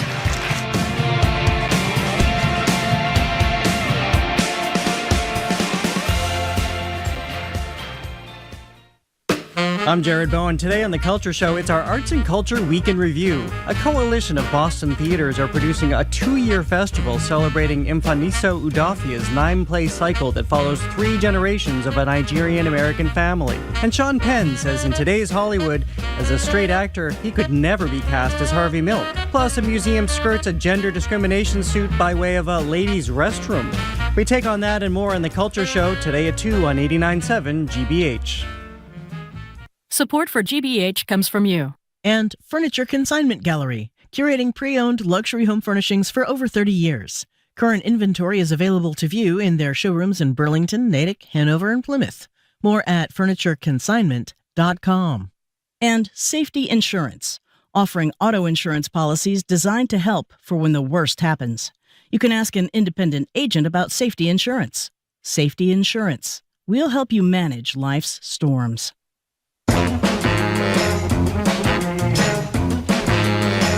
Welcome back to Boston Public Radio. Jim Browdy and Marge Regan. We're live from the Boston Public Library, streaming at youtube.com/GBH News. In the 12 o'clock hour, we'll be joined by the three guys from Pod Save America, fabulous podcast. All three of them, as you know, are alumni of the Obama administration. And CNN's John King will call us briefly. We're going to get back to completely depressing you about the state of our country as we do really well in a couple of minutes. But for now, we're going to take a bit of a summer musical escape. There's no better place to be this weekend than Roxbury's Franklin Park for the annual Boston Arts Music Soul Festival, or BAMS Fest. Tickets are totally affordable. It runs Saturday and Sunday with events for kids and adults alike. We'll learn more about it in a minute. So welcome to another Live Music Friday on BPR. With us, BAMS Fest organizer Toki Wright. He's also a big deal at Berkeley, leading their professional music department. Great to see you, Toki. Thanks for being here. And Roxbury's own Kareem, who's performing this Sunday at 2:20. Kareem's music is available on Bandcamp and SoundCloud. You can find everything at his Instagram, which is at @he's_Kareem. He's brought some of his band with him. He'll introduce them in a few minutes. Here's Kareem performing his unreleased song, Complicated.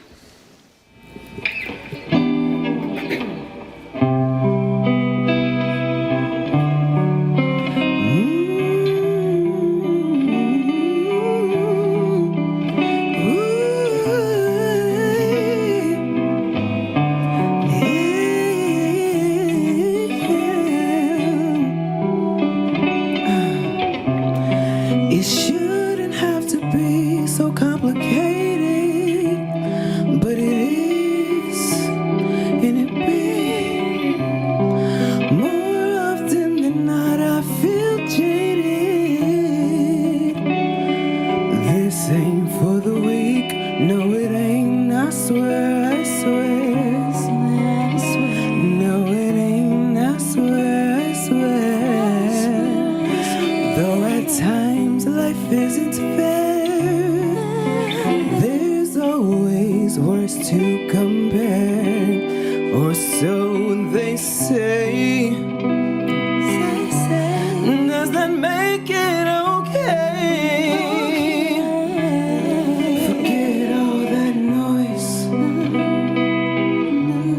Just tell me what's good. Tell me what's good. Tell me what's good. Tell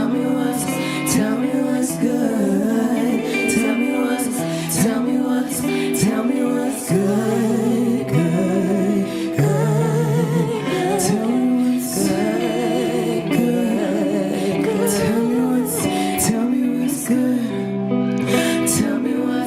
Tell me what's good. Tell me what's good. Tell me what's good, good, good. Tell me what's good. Why do I feel boxed in so often? Why am I so exhausted? Gotta start weighing my options. Stop avoiding obligations, feeding into temptation. I'm aware of my ways. Does that make it okay? I know that I can't keep blocking my own lane. Tell me what's good. Tell me what's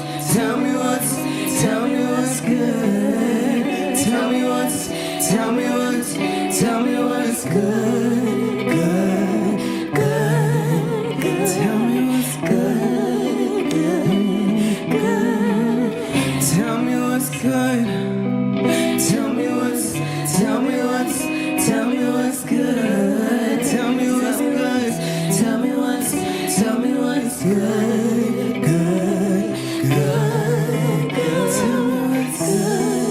good.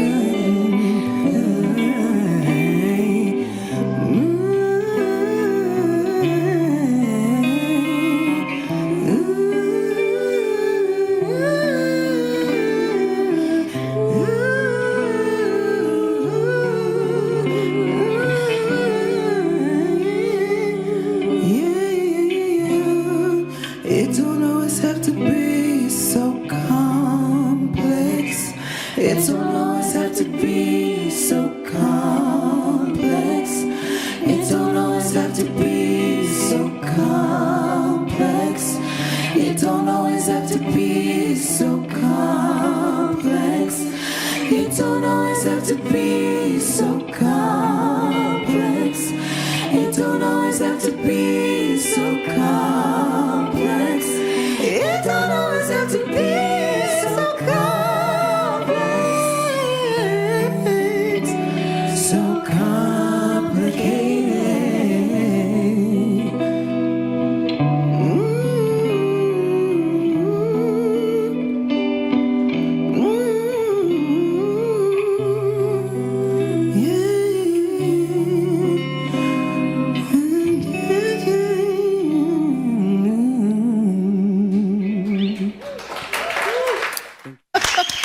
Kareem, Oh, join us gosh. if you will, Kareem.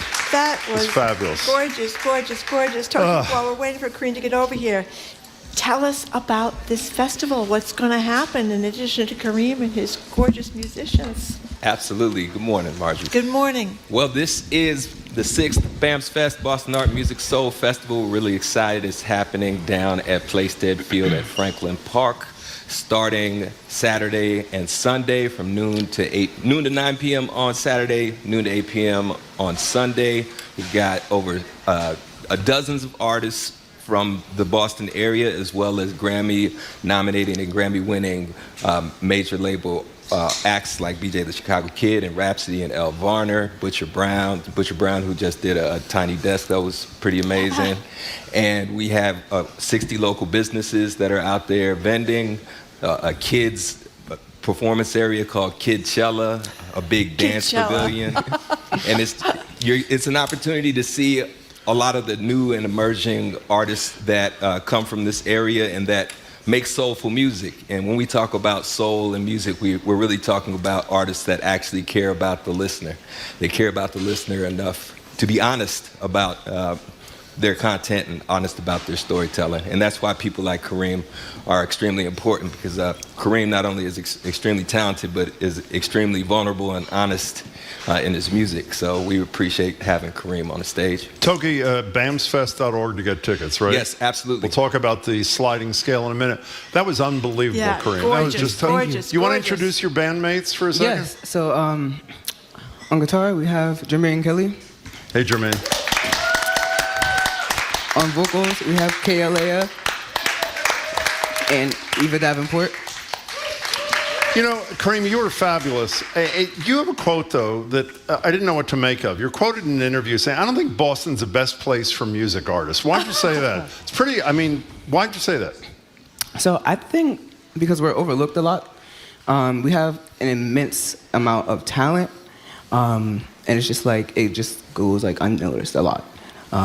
So artists like me and them and people like Toki are always like striving to bring like more attention to the scene. And that's why BAMS Fest exists in part. Isn't it exactly that reason? Absolutely. You know, if we don't celebrate ourselves, we can't wait for anyone else. So a big part of that is how do we build an ecosystem where artists can actually strive, not just survive, but thrive. How do you build an ecosystem? Well, it takes conversations like this. Mm-hmm. It takes support from the general community. It takes a city and a state government that understands how much a benefit the arts and culture are to the ecosystem. It takes fairness, equity, responsibility. It takes listening. I think it's a lot of things. It's how do we see ourselves as valuable and walk with that, and how do we go out and support an artist beyond just saying I like them, but putting money in their pocket, paying to go to their shows, buying their albums. So Kareem, I think a lot of us were swooning during that song. Complicated. Yeah, it's beautiful, it's sexy, it's gorgeous. Tell us about that song. Thank you. So so that song is so I wrote it, I want to say about maybe like 2-3 years ago. I think like during the pandemic. My friend Abdul made the beat to it originally. We just performed it like acoustically, obviously. Yeah. But there's a beat to it, and it's gonna be like on my upcoming EP. And the harmonies and the arranging, is that all you too? Because the harmony, All of it. Beautiful. Yes, and thank you. You're so welcome. the song is basically about like. Basically, it's self-explanatory. Like things don't always have to be complicated. I think we make things complicated. We overthink things, and we get in our heads a lot. And it's also about like, kind of like enduring things, and like, I say in the beginning, like this ain't for the weak. And what that means to me is that like being like in these like environments, it takes a lot of like energy and like courage and vulnerability. And yeah, that's basically what I was like getting at. I'm glad you have them all, because you wouldn't have been here otherwise. It was really spectacular. You make a great analogy, Toki, and something I read about you, between our obsession with sports in this community. We will do anything. Even if the Celtics didn't win the NBA championship, we're obsessed. It came by here last week. They did. Out 20 people deep on either side of the street. As compared to how we embrace or don't embrace the arts, particularly local artists. Let's flesh it out a little bit. Well, I think we have artists that we can champion just like we can champion the teams. And I think we see the value in the teams, so we show up to the games. We pay for the beer. We pay for the shirts and all of the mascots and all those other things. We can do the same thing for our musicians, for our visual artists, for our sculptors, painters, for all of the people in the artistic community. And you could hold it up in a high regard like Los Angeles or New Orleans or New York City does. But you also said, and I think it's a valid point, we've had people regularly, like from the BSO on, from Andres Nelson's to Keith Lockhart. Yeah. It seems that part of the artistic community we do celebrate. Sure. And so where's the disconnect, do you think? I mean, money hangs out with money. Mm-hmm. That's kind of like... You talking to me, or what are you doing there? I wasn't there. No judgment. No judgment. But, the symphony, the orchestra, wealthy people tend to hang out with wealthy people. It just so happens that in Los Angeles, there's more wealthy people in the music industry that are building an industry for other people to come into. Kareem, before you tell us what you're going to sing with the second performance you and your colleagues are going to do you feel it's getting more welcoming in Boston over the last couple of years? Definitely. Like, not with just me, but like within the music community in general. Even like the last few years, like walking down the street and like people like noticing me, like, that's great. Oh, are you Korean? Like, stuff like that. And it's like kind of like bizarre to like experience like in the beginning, and you kind of like get used to it after a while. So tell us what you're going to play, and then Toki's going to tell us again how to get tickets and what the sliding scale's like. What are you going to play this time? So the second song I'm going to do is called Promises. This song is actually unreleased as well. I probably only performed it like maybe like 2 or 3 times in life. It's acoustic. I never recorded it. It's not out anywhere, not even for me. We're honored. There's no recording, so I don't even listen to it. But so it's like if you're not there, you're just not there. Well, they're there. They're there. Y'all are here. So if you gently put your headphones on the desk and rejoin your colleagues, that'd be great. You want to tell us about the mechanics of the weekend, where to get tickets, how much, that kind of deal? Absolutely. Thank you very much. bamsfest.org online. And the way that this works, no one is turned away if they're unable to pay. We believe in equitable access to arts. So if you are unable to pay nothing, come, bring a lawn chair, bring a blanket, get a hug, get a plate. If you can support us, you can go to bamsfest.org and make a donation in any amount. And if you can afford a little bit more, do a little bit more. We will take it. I knew you would. Here he is again, Kareem and his colleagues. Take it away.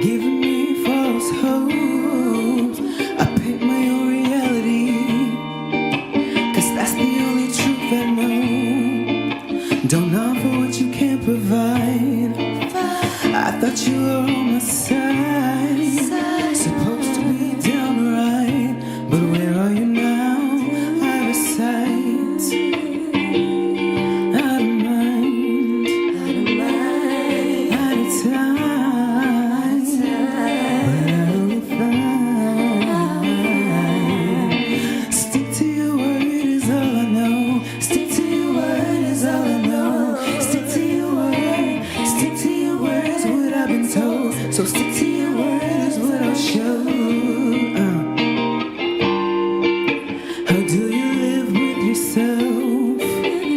After all the lies you tell,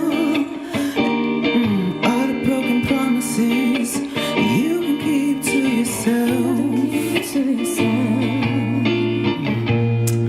'Cause I'm used to it right now, and still I have the question, where are you now?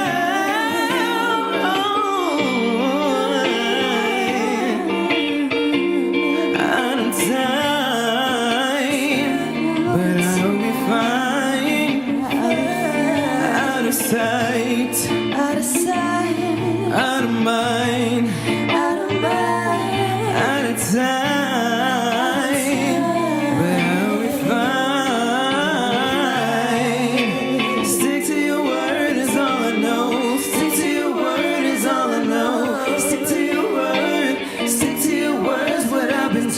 So stick to your word is what I'll show. Stick to your word is all I know. Stick to your word is all I know. Stick to your words. Stick to your words what I've been told. So stick to your word is what I show. You took me to the point where I had no other choice but to cry. And you know that hurt my pride, but it's alright, it's alright, it's alright, it's alright.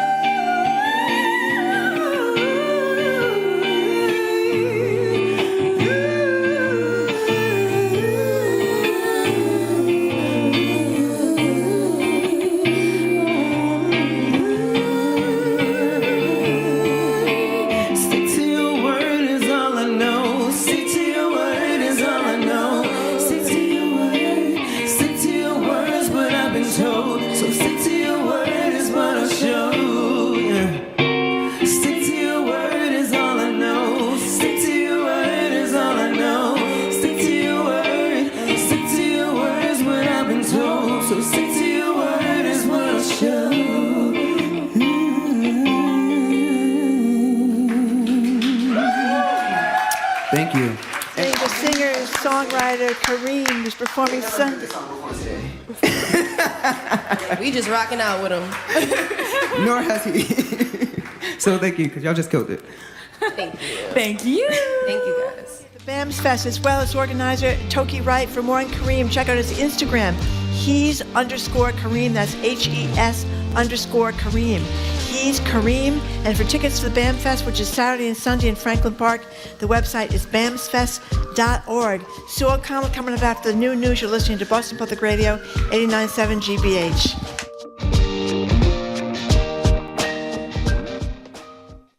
You're listening to Boston Public Radio with Jim Browdy and Marjorie Egan. Just ahead, more smart conversation about what's going on in our community. That's right after an NPR news break, here on GBH News 89.7. Funding for our programs comes from you. And the Museum of Printing in Haverhill, preserving the history of graphic communication from typewriters and presses to computers and copiers. Their expanded exhibit of rare and historic Bibles is now on view. More at museumofprinting.org. Part comedy, part social commentary, all fun. Jesus Trejo goes on a journey across America to explore the mosaic of our nation through the lens of stand-up comedy. Watch Roots of Comedy with Jesus Trejo tonight at 10 on GBH2. I'm Morning Edition co-host Paris Halston. And I'm Morning Edition co-host Jeremy Siegel. You and I are listening to 89.7 WGBH, HD1 Boston, online at gbhnews.org. GBH News with NPR. What matters to you? I'm Jim Browdy, head on Boston Public Radio, live from the Boston Public Library. Media maven Sue O'Connell offers her thoughts on last night's debate. Then we'll bring it back local as the jury in the Karen Reed trial deliberates her fate. Sue is there. Then it's John Favreau, John Lovett, and Tommy Vitor from Pod Save America, all Obama alum. They give the D.C. insider perspective on last night's debate, where the Democratic Party goes from here, ahead of its show tonight at the Wilbur Theater. I'm Marjorie Egan. Then GBH's Callie Crossy will weigh in as well about her reaction to last night's debate, followed by Boston Globe business columnist Shirley Leung. She brings us back to Boston with her latest reporting on the liquor license beat, yesterday's big SCOTUS ruling rejecting a settlement with Purdue Pharma, and, of course, what she thought of last night's debate. That and your calls are next. Boston Public Radio, 89.7 GBH, broadcasting live from the Boston Public Library. Today, the U.S. Supreme Court sided with the city in its defense of its restriction. Grants Pass challenged lower court rulings. NPR's Jennifer Ludden reports on a decision that has implications for an estimated 250,000 people in the United States who are unhoused. Lower courts had ruled it is cruel and unusual to punish people for sleeping outside if they have nowhere else to go. And that has meant that if a city wanted to clear out a tent encampment, it had to first offer people a shelter bed. And a lot of places don't have nearly enough of those. Local officials had argued this hamstrung their efforts to keep public spaces safe and open for everyone, and now the Supreme Court has agreed. NPR's Jennifer Ludden. That ruling and others from the Supreme Court coming a day after the first general election debate between former President Donald Trump and President Biden. Campaign stop scheduled today in North Carolina and New York. The head of the Federal Emergency Management Agency is in northwest Iowa. That's where catastrophic flooding destroyed property and forced communities to evacuate away from rivers swollen with rain. Iowa Public Radio's Sheila Brummer reports flooding victims are seeking help. Mark Casey, who lives near the Little Sioux River in Cherokee, says he's been flooded out a half dozen times, but not like this. The river crested 2 times over flood stage with his home right in its path. So we're hoping FEMA will buy us out. They're going to come in here and declare a national disaster area. FEMA Administrator Deanne Criswell toured his town and 2 others impacted by record-breaking flooding and will decide how to respond to Iowa Governor Kim Reynolds' request to expand a federal disaster declaration. On Tuesday, President Biden granted the disaster declaration for 5 Iowa counties. For NPR News, I'm Sheila Brummer, Cherokee, Iowa. Israel allowed the first medical evacuation of people from Gaza yesterday. First time this has happened in nearly 2 months. 19 sick or wounded children and their parents or guardians were allowed to leave. But as NPR's Kat Lonsdorf reports, there are thousands more patients still waiting. It was the first medical evacuation since early May when Israel took over the Rafah crossing in the south on the border between Israel and Egypt. Before that time, around 50 sick or injured Palestinian patients were allowed to leave into Egypt every day. But Egypt has refused to reopen its side of the crossing until Palestinians are back in control. So patients have been waiting for Israel to allow them out through Israeli territory. Medical officials in Gaza say many have died while waiting, and some 25,000 more need treatment abroad. 2 Israeli human rights organizations have petitioned Israel's Supreme Court to create a, quote, permanent mechanism to allow people to leave Gaza for medical treatment. That hearing is expected on Monday. Kat Lonsdorf, NPR News, Tel Aviv. The Dow is up 58 points. You're listening to NPR News. Good afternoon. With the latest from the GBH newsroom, I'm Henry Santoro. Migrants who've been sleeping at Logan Airport will no longer be allowed there. That's according to a new policy announced by Governor Maura Healey today. As GBH's Sarah Betancourt reports, the move will take effect early next month.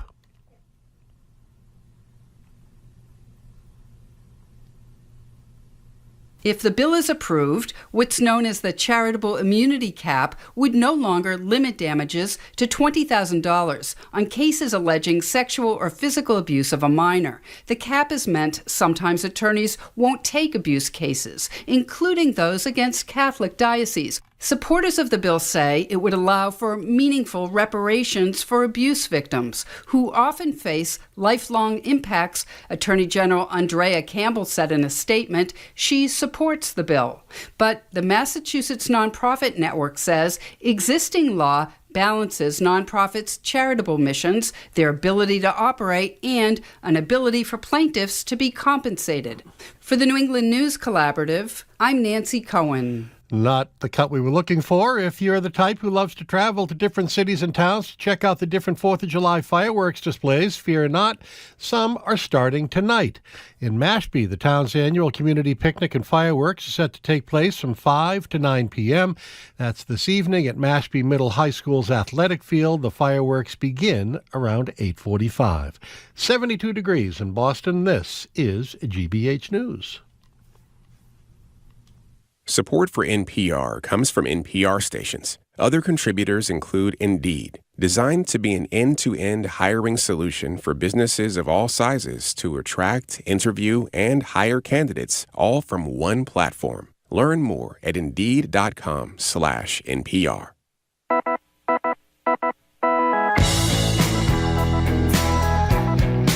It's Jim Browdy. I am Marjorie Egan. Welcome to hour number 2 of Boston Public Radio. We are broadcasting live from the Boston Public Library, and we're streaming on YouTube.com. Thank you /GBH News. Later in the show, the political analysts, the Obama veterans from the great political podcast, Pod Save America, are going to be with us. Our whole team is going to be off next week, except for Monday, when we're going to be back here because the immunity decision is going to be released then by the Supreme Court. And then we'll be back at the Boston Public Library again July 9th with another edition of Ask the Mayor. Meanwhile, if you miss us, you can check out our TikTok page at Boston Public Radio. Hello again, Jim. Hey there, Marjorie. Let me give you a couple of updates. We announced that Sue O'Connell, who's been standing outside the courtroom in Dedham in the Karen Reed case, is going to join us. She can't join us because the jury is coming back in. We don't know if it's coming back in on a verdict. We don't know if it's coming back in to say they're deadlocked. We have no idea. But the jury is apparently coming in for something. We'll let you know about that as soon as we can. We're going to speak to John King in a couple of minutes. He's breaking out of a podcast session to be kind enough to join us. But in the meantime, you should line up if you have more to say about last night and what should happen going down the line as a result of last night's debate at 877-301-8970. And as soon as John King is online he is online. John is now joining us on Zoom. By the way, in typical John King fashion, was kind enough to break out of his podcast to do this. You know he's CNN's chief national correspondent behind the reporting projects all over the map and the battleground. John, we really appreciate you making time for us. Welcome. Dorchester first, Jim and Marjorie first. Everything else can wait. Everything else can wait. Absolutely. Well, John, we played clips earlier in the show, your clip, when you talked last night, right after the debate about a deep and wide and very aggressive panic in the Democratic Party after last night's debate. What have you heard since then? Is that continuing? Are Democrats actually thinking of asking the president to step aside, or what's happening? There are a lot of Democrats, Jim and Marjorie, wishing the president would step aside. One of the things that has helped Joe Biden a great deal in his political career, when he has often been underestimated and told, you're not good enough for this, you're not a good enough candidate for this, is his stubbornness. And his stubbornness has kicked in here in the sense that their argument at the White House is, look, he had a bad night. He had a bad night, and he can recover from this.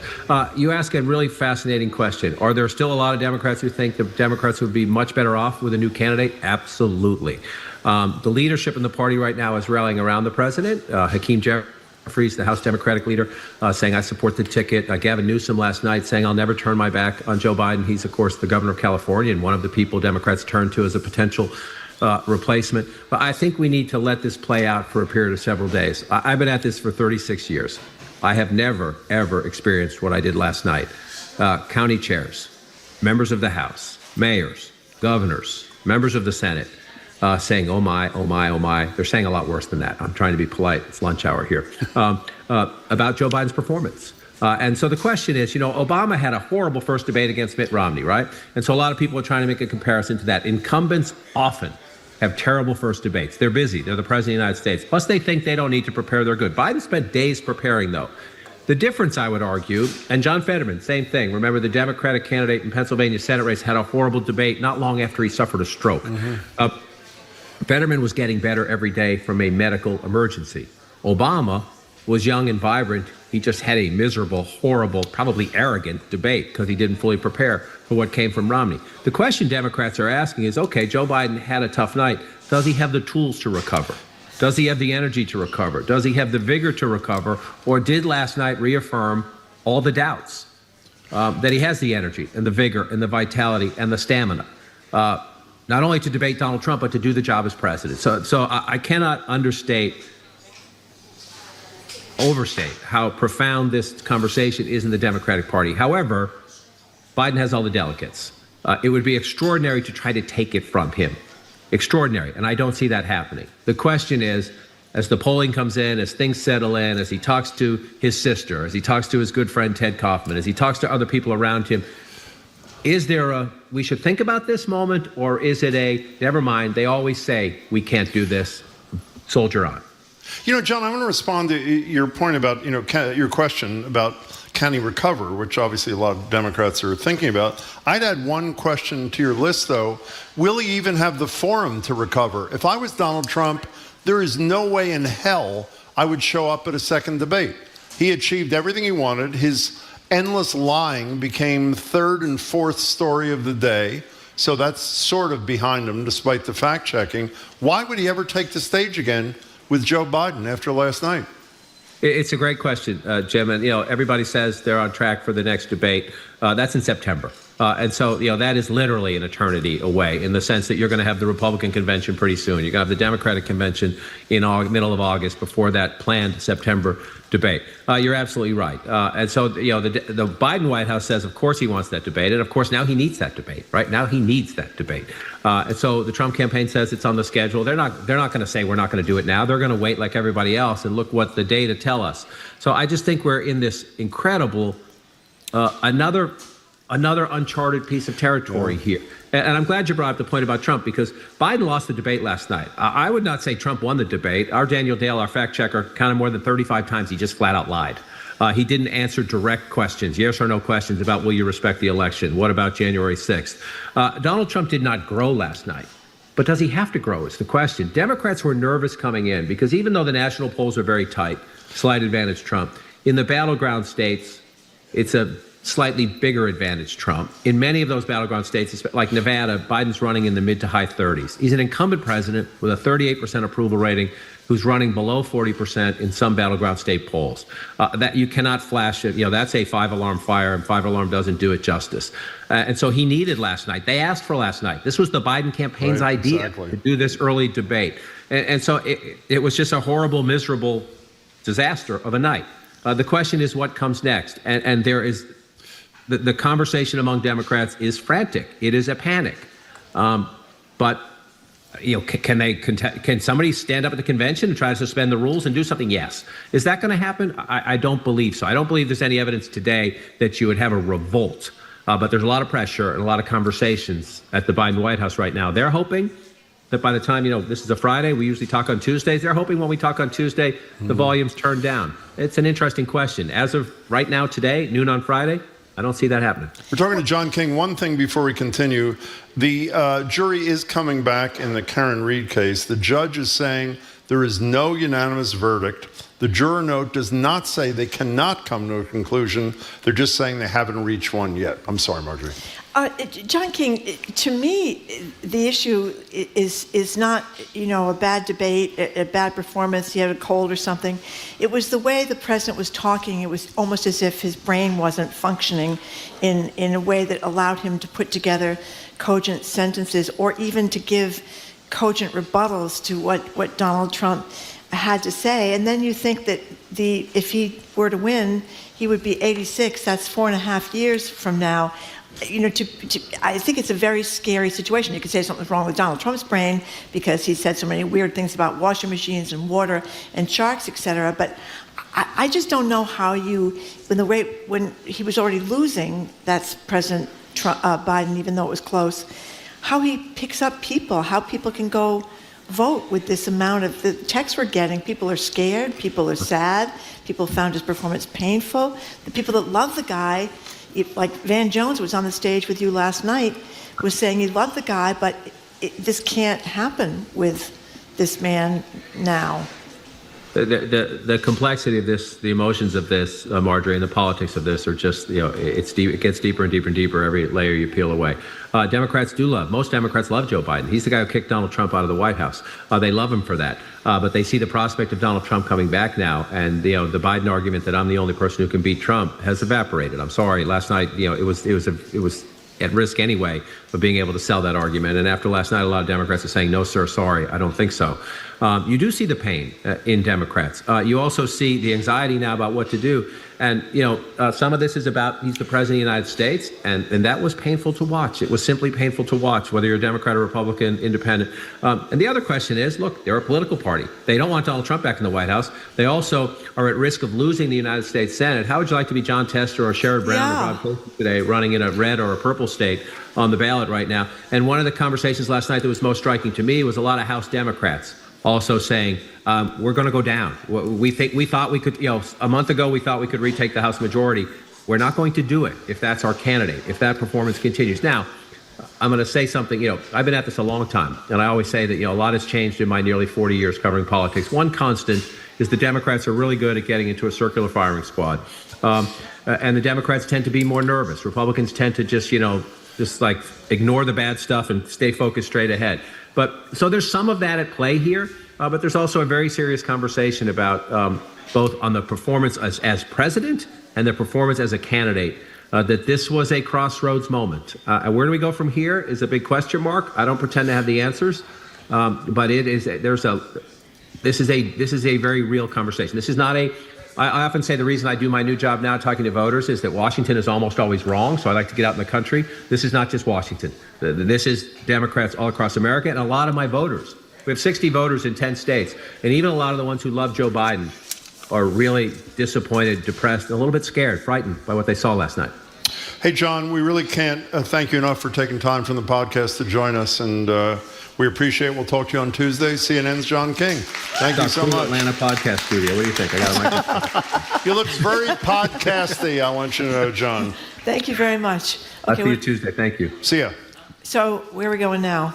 What are we doing? Oh, we're not here Tuesday. Forget that, John. We'll see you Tuesday. someday soon. We're not here Tuesday. I know we're not, but that's exactly what I just said. So let me say that again. Was that live? When That I just was said live. it was live. We're not okay. here on Tuesday. We won't see you Tuesday, John, okay? Because we're not working on Tuesday. How's that? Okay. Where are we You know going? what we're doing now? Yes. You're going to say, coming up I'm right not after sure the where we're break going now. are the three guys from Pod Save America. Oh, the three guys from Pod Save That's America exactly coming next? right. Okay, then that's what they're doing. After a quick break. Am I right John about that? Favreau, I am right about John that. Lovett, and Tommy, Vitor from one of my favorite political podcasts, even though they steered me wrong back in 2016.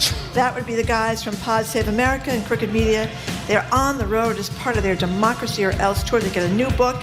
They hit the Wilbur Theater at 7:30 tonight. They're here with us right now. We're going to talk a little bit more about what happened last night and their great new book and their podcast. Listening to Boston Public Radio, 89.7 GBH. We are broadcasting live from the Boston Public Library, and we are streaming at youtube.com/GBH News.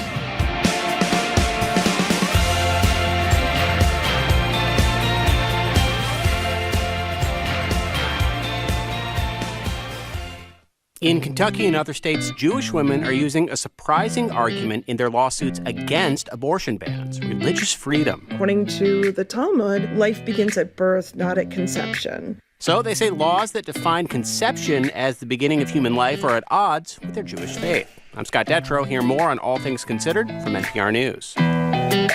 Today at 4, here on GBH News 89.7. Our programs are made possible thanks to you. And ISS National, the International Space Station Research and Development Conference, takes place in Boston July 29th to August 1st. Attendees can hear firsthand from innovators and expand their network. Registration at issconference.org. And Furniture Consignment Gallery, curating pre-owned luxury home furnishings for over 30 years. Current inventory is available to view in their showrooms in Burlington, Natick, Hanover, and Plymouth. More at FurnitureConsignment.com.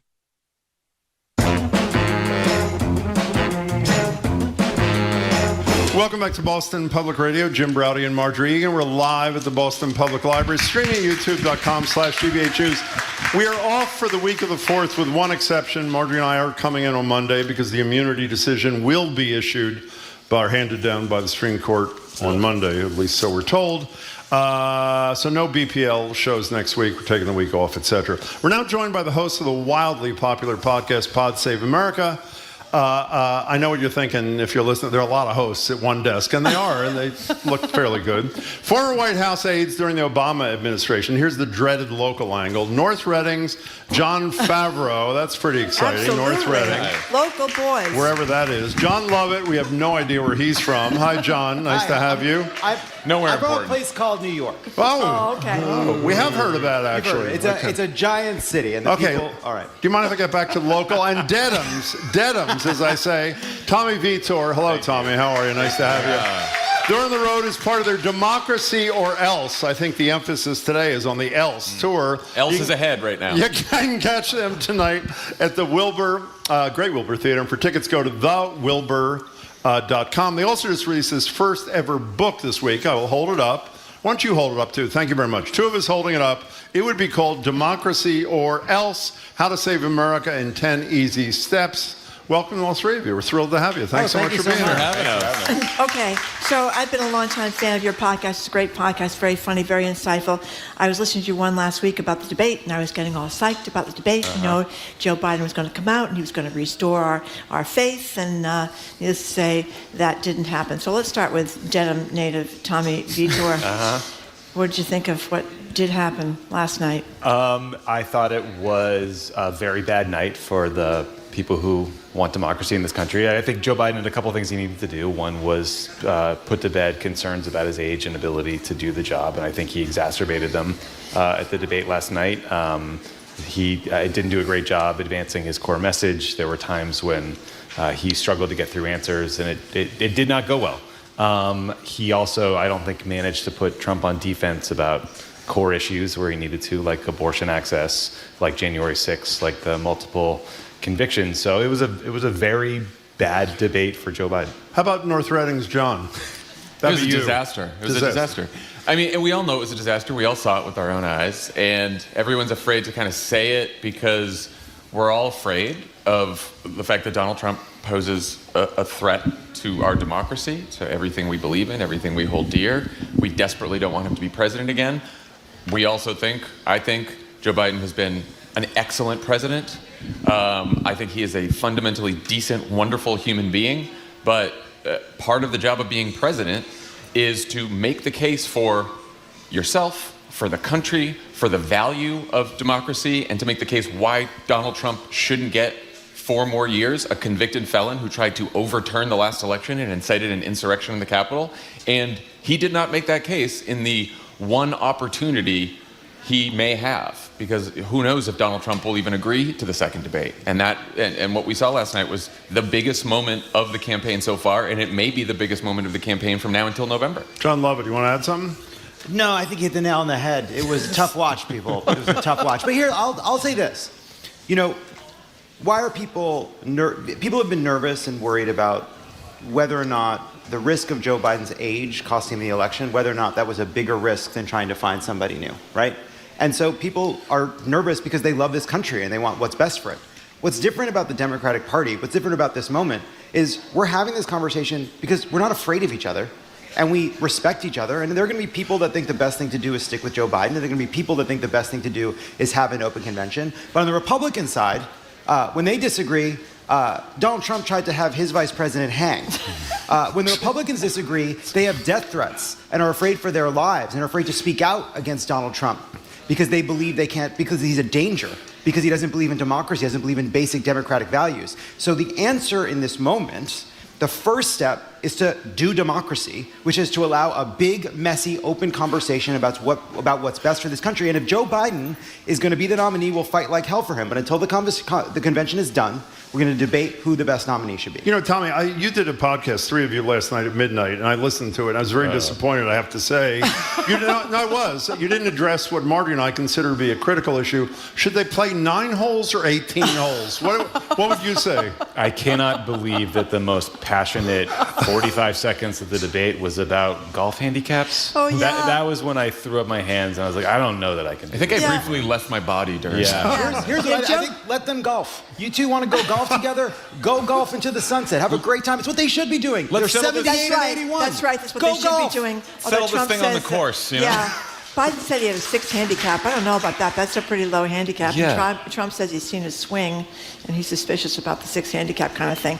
You did a lot of work with Hillary Clinton. Mm-hmm. Is Hillary working the phones today? Thinking about maybe she should be the person to come back and lead the Democrats again? Well, I'm sure if asked, she would. But but I would say this, like, I've got a lot of messages from everybody's having the same conversation, right? And the test messages, like you guys said, the moment the debate started, it was going crazy. And it's like, what are we going to do? Are we doomed? And There's no secret cabal at the DNC that's got a plan they're pulling off the shelf. If only. If only. There's not some all-powerful secret body pulling the strings. There just isn't one. And so what do I think? People, what we're doing, what your texts look like, what our texts look like, are probably a lot of the same conversations that people like Hillary Clinton and other senior members of the party are having. Everybody saw the debate. It was less than 24 hours ago. Everybody's trying to figure out what the best thing to do going forward is. And I'm sure everybody's doing it out of great concern based on what they saw.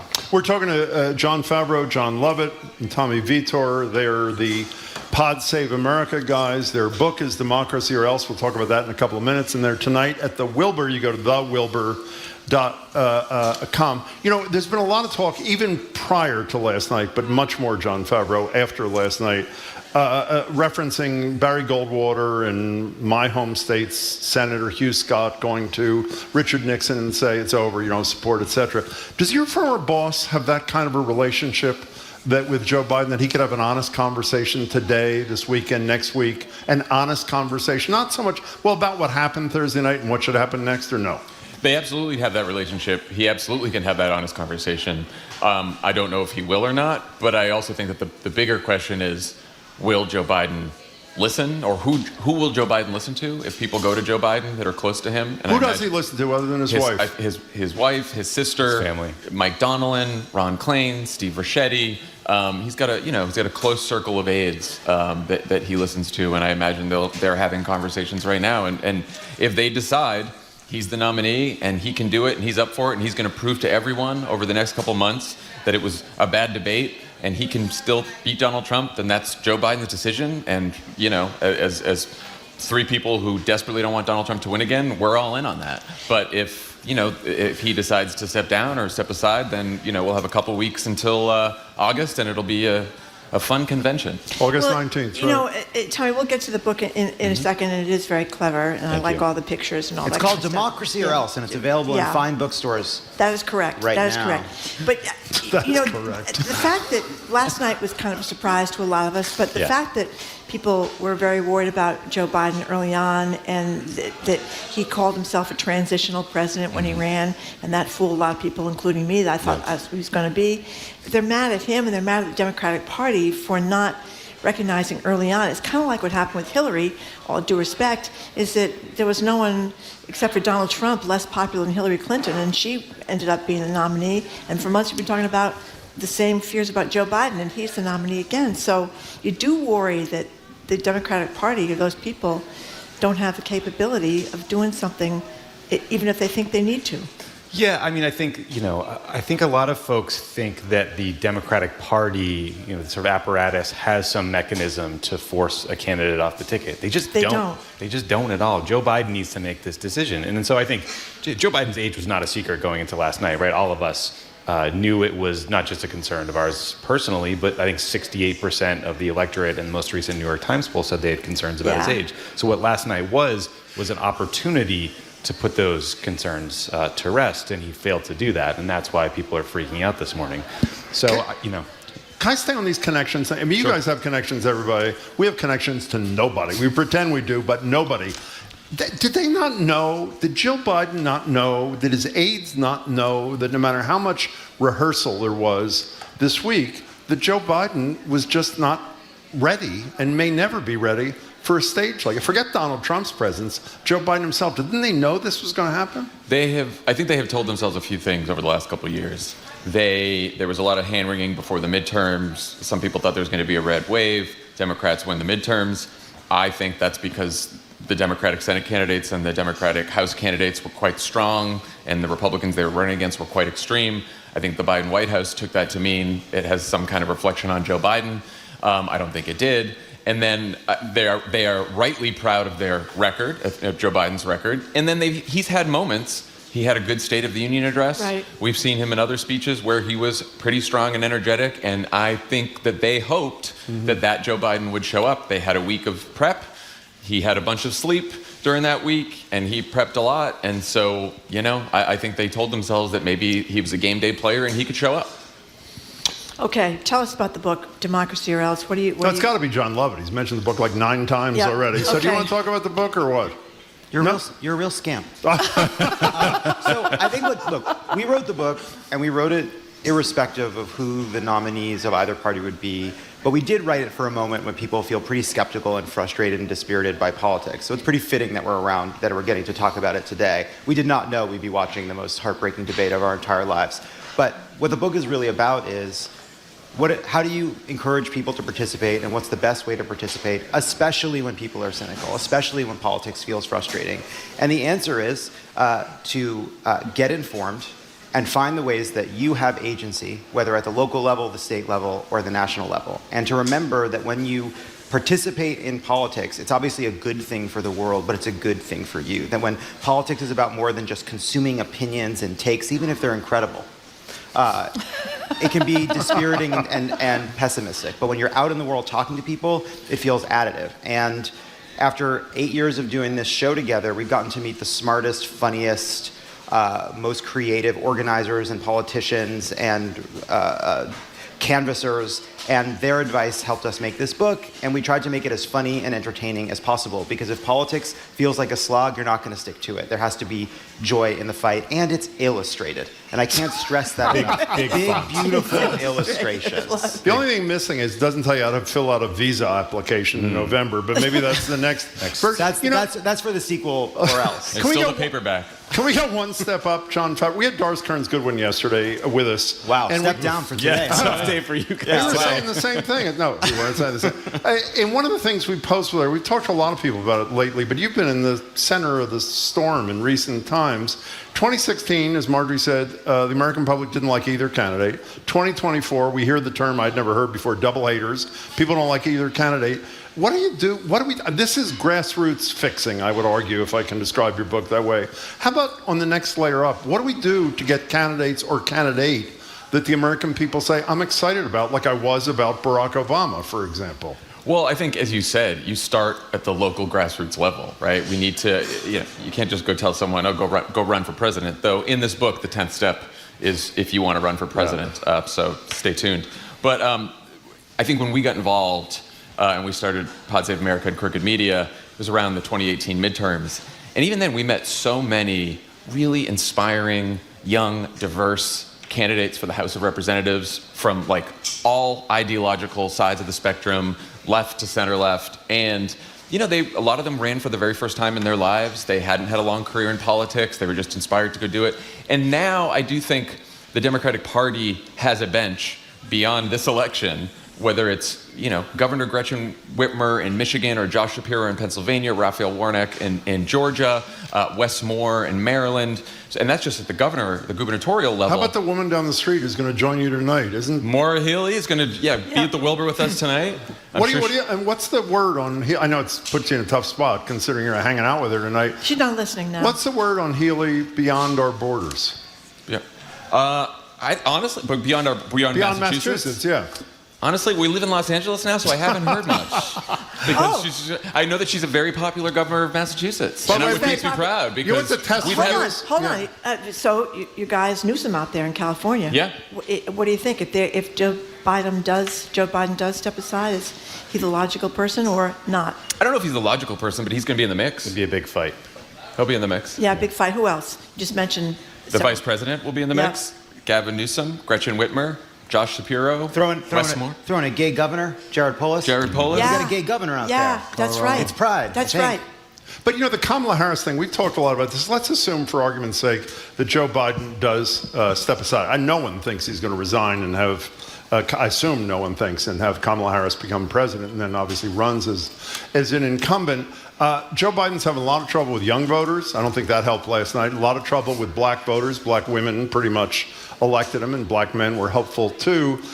If you pass over, if the Democratic Party passes over, Thomas, for you, a black vice president, a biracial vice president, what does that do for the Democratic coalition amongst black voters, do you think? I think voters are smart and sophisticated, and they want a candidate that will advance the things they care about and can win. And I think I have hope that voters won't view this, if Joe Biden steps aside, this fight purely through the lens of identity. It will certainly be a part of the conversation, but I don't think it will be the end of it. I mean, I think people are scared. In 2020, people were scared to death of Donald Trump getting reelected. I think that will be the case this time, and electability is going to be the word you then hear over and over and over again. I also think if Kamala Harris ends up with the nomination in this scenario, it will be because the delegates at the convention believe that Kamala Harris is the party's best chance to win and the best chance to advance the party's agenda over the next 4 years. And I think that will be true whoever ends up the nominee if this happens. You know, John Lovett, I'm a lot older than you, and so I grew up in the halcyon days when I thought, you know, our government sooner or later, they might go through all these machinations, but they'd eventually arrive at the right place, you know, kind of like that Winston Churchill line back from World War II. I have lost that faith, and the biggest part of my losing that faith has been the Supreme Court. This morning we thought they might have the immunity decision come down. They didn't. Now they're going to wait until Monday. And it seems like we have not just a conservative court now, but a corrupt court. And I wonder how that plays into what you guys do in the podcast and what you hear from people when you talk to them about the Supreme Court. Yeah, I mean, I think it's one of the many pieces of evidence on the list that makes people feel really down, makes things feel hopeless, right? We elect Joe Biden, but we have this Supreme Court that overturns Roe v. Wade, that undermines the right to vote, that kicks the can on whether women in the parking lot of a hospital can get desperate medical care because they know it's bad politics, so they'd rather leave it to when it's not an election year. Like, all of that makes you feel like, well, what does it matter what I do? What does it matter if I get involved? But I think it's worth remembering, like, that's exactly what they want, right? They want people to feel like, oh, Joe Biden can't do anything, or my vote doesn't matter. You look at, though, places where they've kind of been on the leading edge at the local level of experiencing this kind of anti-democratic fervor. You look at Wisconsin, you look at North Carolina. And first, Republicans, they run roughshod, right? They take over the state. They stack the Supreme Court. They draw maps. They choose their voters instead of the other way around. But then what happens? People start to organize. They start to fight back. And it may take a long time. It may take more than 1 or 2 or 3 or 4 elections. But in the end, the best answer to this kind of anti-democratic fervor is to beat it with even more democracy. And in states like Wisconsin, in states like North Carolina, you see where it can work, where people are so animated by the need to protect their basic rights and democratic prerogatives that they come out in greater numbers and win. Can I just say that doing this standing up is fun? Yeah, I really like better this than vibe. sitting. Well, you know, you get less tired. Yeah, and because we're here for 3 hours, you get less tired standing up. And I love the audience. I love that there's an audience here. Also, if you're ever in Dedham House of Pizza, excellent. Hornet's Nest in North Reading. Yeah, Dedham. And if you want to, and there's some really, if you're in Boston and you're looking for some great restaurants, I recommend New York. Dedham is where the Karen Reeves trial is going on. I know. Right now, the jury just came back. We have a lot of famous trials. Sacco Vanzetti. That's right there in Dedham. That's by the way, the judge. I should have said this. The judge said after lunch the jury should go back and keep deliberating. That's the current state of affairs in Dedham. So what do you guys? If people show up tonight, you go to thewilbur.com to get tickets. There are a few left. What do you exactly do for an audience? John, I'm looking at you. So what do you do on this thing? What do you do? You know what? We haven't had much time to think about it yet. After this interview, we're hoping to go back to the hotel and meet up with Dan Pfeiffer and plan the show. No, we talk about the news of the day. We will talk about the reaction to the debate. We'll talk about what comes next. We'll be interviewing Governor Healy. We'll play a game. And what kind of game we playing? We got to figure that out, too. We want to make you laugh so you don't cry. Yeah. I just have a question for all you guys. I mean, you knew Barack Obama pretty well, worked for him. You knew Hillary really well. What was it like working for Obama? Let's start with, yeah. So I started working for him in 2004 on his Senate race. So I was the youngest guy in the press office, and by no means was I in the important meetings offering him my opinion. I was just kind of there and around and driving the press van and going to events. But I think the thing about the Obamas, especially at that time, that made them such effective politicians, both of them, Michelle as well, is they were normal people. Yeah. They lived in a small condo. They just paid off their student loans. They were very connected to the community they lived in, the community they represented. And I think that came through in his Senate campaign and then in his presidential campaign, whereas some of his opponents, not naming names here, had been kind of in the sort of elite world of Washington politics for an entire lifetime and, maybe hadn't driven a car in 30 years. Excuse me. Talking about Mitt Romney. Oh, you're talking about Mitt Romney. Oh, yeah. Actually, he had driven a car with Seamus on the roof. Oh, my God. Right. About that. That's right. Yeah. You know what? Christy Nome is the new dog driver. You just have to put a dog on a roof to get approbation. Now it's like it's going to shoot him. Yeah. Absolutely, and the goat too. You know, I just realized, speaking of Obama, John Favreau, we worked for 6 months a bunch of years ago to get Barack Obama to call into the final monthly show of Deval Patrick, and he did. And on the day that he did, we were summoned to a phone call by one of your colleagues who spoke to us like this. Jim and Marjorie, you shall say nothing except, hello, Mr. President, and thank you, Mr. President. You will not speak to him. You will do nothing except introduce him to Having met you, great advice. Exactly the right way to handle you. That's a good one, John. Very good staffing. Good for them. Yeah, very good. Yeah. He would love to talk to you guys, I'm sure. I'm sure I'm picturing him now. He's going to be so happy. He was the best boss that I ever had or ever will have. He was like, patient, kind, generous, empathetic. Yeah. I wrote speeches with him for 8 years. Yeah. He never once yelled at me, lost his patience with me. He is brilliant. I got to learn writing from one of the best writers I've ever known. Okay. Let me bum a His cig. wife, in her book, this is what I loved about her book, said it was really annoying to be married to him, how he just kind of sashayed in and everything seemed to come easy. She had to work so hard, and how he left her alone to go off and campaign while she was doing those fertility shots in her thighs all by herself. I love the fact that she kind of trashed him a little bit. That was really... See, one of our coworkers just wrote after they describe Obama, one of our coworkers says, sounds like the complete opposite of Jim.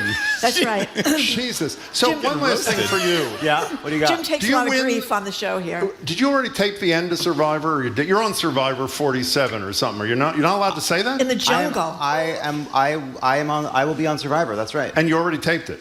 Yes. And so what happened? Great question. Yes. He survived. This is why you're not allowed to talk.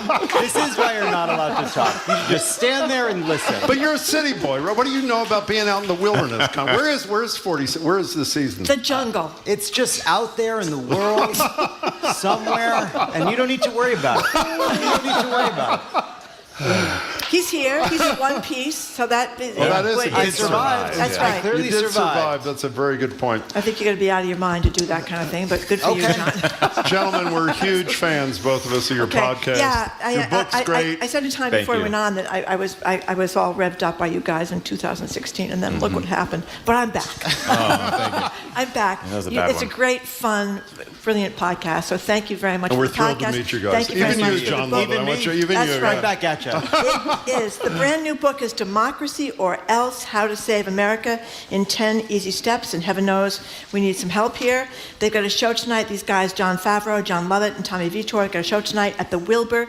Plus John Lovett's own show, Love It or Leave It. That's very clever. That's also tonight. Tickets at thewilbur.com. There are not many left, but there are a few left. So if you hurry up, go to thewilbur.com and pick up the book, Democracy or Else, How to Save America in 10 Easy Steps. Thank And Maura you very Healey's much. going to be with them tonight, That's too. right. Maura Healey's going to be with them, too. Thank you very, very much for coming in. for having us. Appreciate Thanks so it. much. It was really It's a fun. pleasure. It's a pleasure. After a quick break, GBH's Callie Crossy joins us. You're listening to Boston Public Radio, 89.7 GBH, broadcasting live from the Boston Public Library and streaming at youtube.com/GBH News.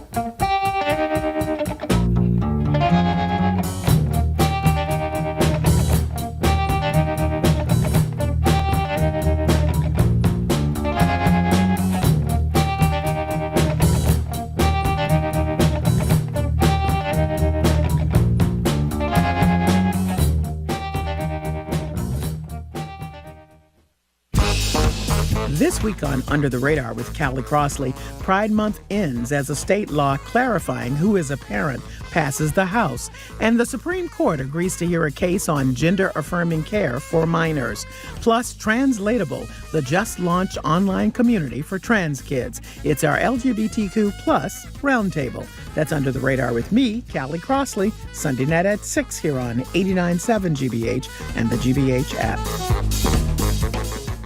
Support for our programs comes from you. And Direct Tire and Auto Service. The team members at Direct Tire want to thank all their clients for 49 years of business. Tires, brakes, and complete auto repair. Direct Tire and Auto Service. Not just service, customer service. And National Grid, helping businesses work toward a sustainable future by offering guidance on heat pump solutions. Learn more about how heat pumps can help reduce greenhouse gas emissions at ngrid.com/future.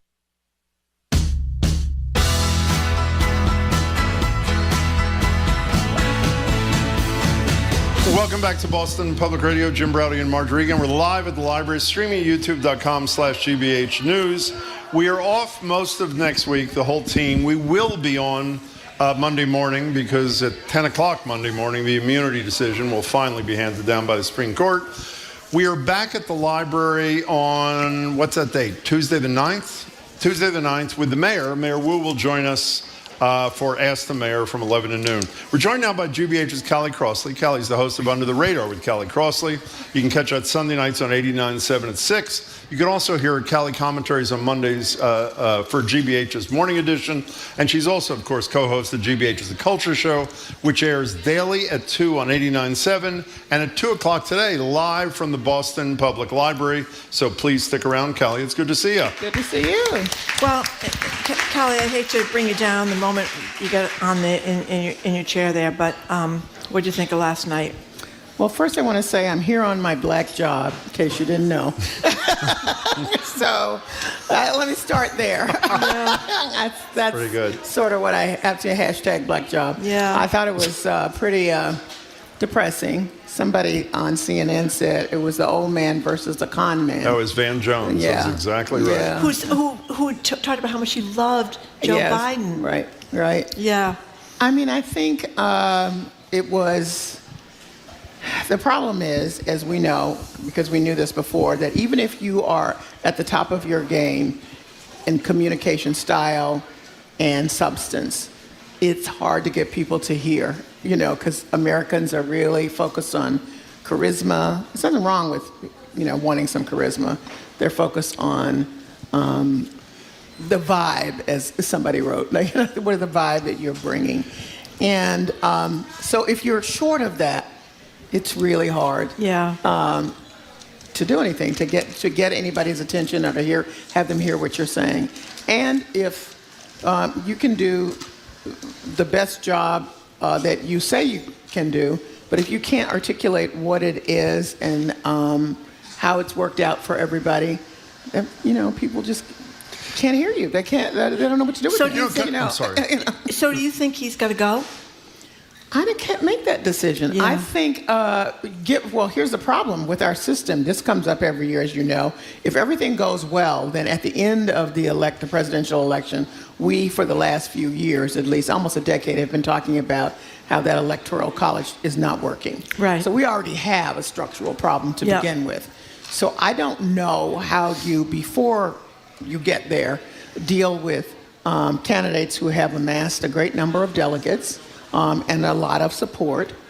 And you could logistically, I'm not talking about where you may feel about it, but logistically make a change if all parties agreed. And none of that's going to happen, so I don't understand how that works. I want to say something about what you said, but I want to comment on this electoral college thing. We should have mentioned this before. Nicole, if you don't mind looking up the name, there's an organization that is working hard to have states vote to throw all of their electoral votes to whoever wins the general national election. It would essentially get rid of the electoral college with no I believe Massachusetts, it's called the National Popular Vote Interstate Compact. Thank you. And as Massachusetts, I think, has joined this, if I'm right, but they need enough states to join that will equal at least half plus one of the electoral votes needed. So there is that movement if you want to check it out. I'm so glad you used the word charisma, because a lot of people are saying, and indirectly, Heather Cox Richardson's tweet this morning was sort of like this: too much on the performance and too little on the substance. If you don't have a way to connect with voters, you can call it charisma, whatever word you want to use, then you can't move the people, not just to vote for you, but to be with you on your policy things. One of the problems with Joe Biden, Marjorie and I know I speak for her, he's one of the most accomplished presidents of our lifetime on critical issues, from climate change on the down, infrastructure, but he hasn't had the ability to communicate it. So that's not like a cheap thing, charisma. No. It's part of the job of being a leader, right? Right. That's what brings people to hear you, and to pause and to think about what you're actually saying. Because so much, if everything is as we expect it to be, with both people coming at their best, even then, as you know, how many conversations we had post-debate where people didn't hear this, misheard that, whatever. So you got to have all of the jets firing just to get to a point where people can hear you.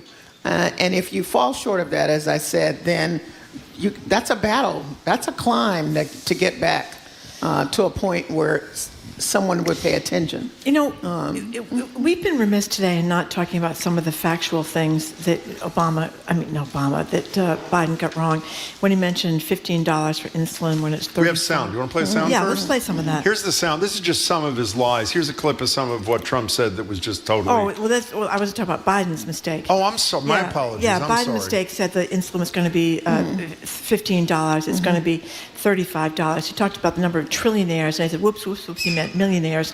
He Billionaires. made billionaires. Yeah, that's right. I'm as bad as Biden, I guess. So those kinds of mistakes were really unnerving to people. And I think when he had the things that he's really strong on, like abortion rights, he bollocks I thought, why didn't he tell one story of one woman and what she'd gone through? Because there's so many of those stories. And then in the climate change thing, which is another issue, particularly among young voters, where he's hurting, he segued. He's talked about climate for like 2 seconds, and then he segued to what he'd done for black colleges, which is great. But talk about climate. Talk about Trump being a climate change denier. Which, what by did the he way, say? black students are excited about as well. Well, actually, there's a big racial element to where people get screwed in terms of climate and stuff like that. So I wondered, the ones he could be powerful on, what was he, when he was rehearsing his answers, did he forget what he said in those rehearsals? Or I mean, we all know, in the moment, if you're at a pressured situation in the moment, so you're here every day for 3 hours. So a lot of times, what if you had just 1 hour? I'm thinking about those Olympians now, to do the thing that you practice every day for 8 hours a day, but you got one chance, and just one thing goes wrong. Nobody remembers that you were brilliant all the rest of the time, and that the practice went well. You had the one chance and the moment.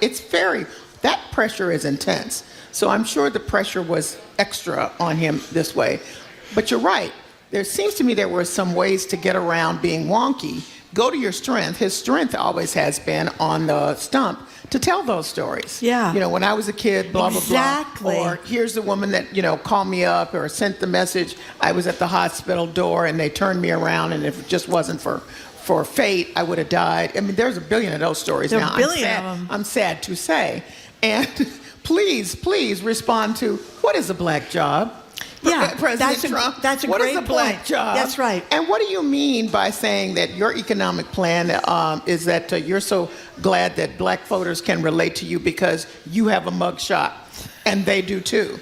Let's have a discussion about what is your approach to. I mean, come on. I mean, there were some things for him to do it. And I was reading some of the comments, and somebody said, it is very clear to me that Biden was making the intelligent points, the ones that people should pay attention to. But it is not the job of the moderators to assist him in doing that. He has got to do some of that. So I'm frustrated with him for not doing it. Now, I will say, I'm frustrated because I am of the opinion that you need to correct lies. Me too. I just really, you don't have to be, you don't have to raise your voice about it. You don't have to be demonstrative about it, but just to say, you're going to let him get away with saying, I never said there's good people on both sides when there's videotape? Well, can I tell you, come on. We talked about this morning. The decision CNN made, and I'm admirers of both moderators, Dana Bash and Jake Tapper, the decision was made they wouldn't do fact-checking, and I think they could have split the baby, and here's how. I said this to Marjorie before the show. If one of the things that Trump said, we're going to play for you a second some of his lies. If one of the things he said was a lie about Biden or something he did, then the burden is on the other candidate 100%. Okay. But, for example, the first thing on the soundbite we're going to play is he said, I offered 10,000 people, National Guardsmen, and Nancy Pelosi, she turned them down. It's just not true. That's right. There, I think when he said suckers and losers. But the cops. That was the cops. A lot of law enforcement people let the January 6 people into the building. Right. There, I think Tapper and Bash should have done something. Here's a little clip of just a few of the many outright lies Trump told last night. And Nancy Pelosi, if you just watched the news from 2 days ago, on tape to her daughter, who's a documentary filmmaker, they say, but she's saying, oh, no, it's my responsibility. I was responsible for this because I offered her 10,000 soldiers or National Guard, and she turned them down. He's the only one I know. He wants to raise your taxes by 4 times. So he's willing to, as we say, rip the baby out of the womb in the 9th month and kill the baby. And he said, he went on to say, you put the baby on the table, and then they decide what to do with the baby. Like the baby's born, and then we decide whether or not to kill the baby. That was blatant, and he said that. Well, Dana Bash or Jake Tapper should have said, can you tell me what state, what blue state that's happening in? Right. And the answer is, it's not happening in any states. That's right. So I think they could have done some of that correction, and they didn't. I have one more thing to ask you about that Marjorie and I are obsessed with, is the state of the Supreme Court. We have been trying we've been on the air 25 years. Oh my God. We have been trying for 25 years to convince people in our listening family that there's nothing more important when you vote for a president than who he or she is going to put in the Supreme Court. Is it fair to say we've been an abysmal failure? I mean, almost nobody ever calls and says, that's what my vote is about, is who they're going to put on the Supreme Court for life. Why do people, especially if they're concerned about abortion, or they're concerned about homeless people, a bad decision on homeless people today, on and on, or insurrection, why don't they make the connection, do you think? I don't know, but I've actually had this discussion with a voter once, and this was someone who said to me, well, I'm not voting because this was the last election, because both of them are the same. And I said, huh? And I said, well, what about the Supreme Court? She said, what about it? I said, well, whoever, you have to think about who's in position to make these decisions. She said, well, I never thought about that, to your point. So I said, well, these are the decisions that could be made by anybody who would, put somebody in place. And yes, they are supposed to have some kind of judicial independence. This court is a little bit different. But at the same time, we're talking about, the person that would select and from what constituency would they select, and on and on and on. So, I mean, that was a brand new thought to this person who was actually saying to me, they're both alike, and I don't think I'm going to vote. And by the way, I've said this a lot the last few weeks, so I'm sorry to bore you with it again. The 2 oldest justices on the Supreme Court are the most radically conservative, Alito and Thomas. They're both in their 70s. I am guessing from what I've read, they could be convinced to step down during a Trump presidency, and he picks a 42-year-old Clarence Thomas, a 43-year-old Thomas Alito. What's Alito's first name?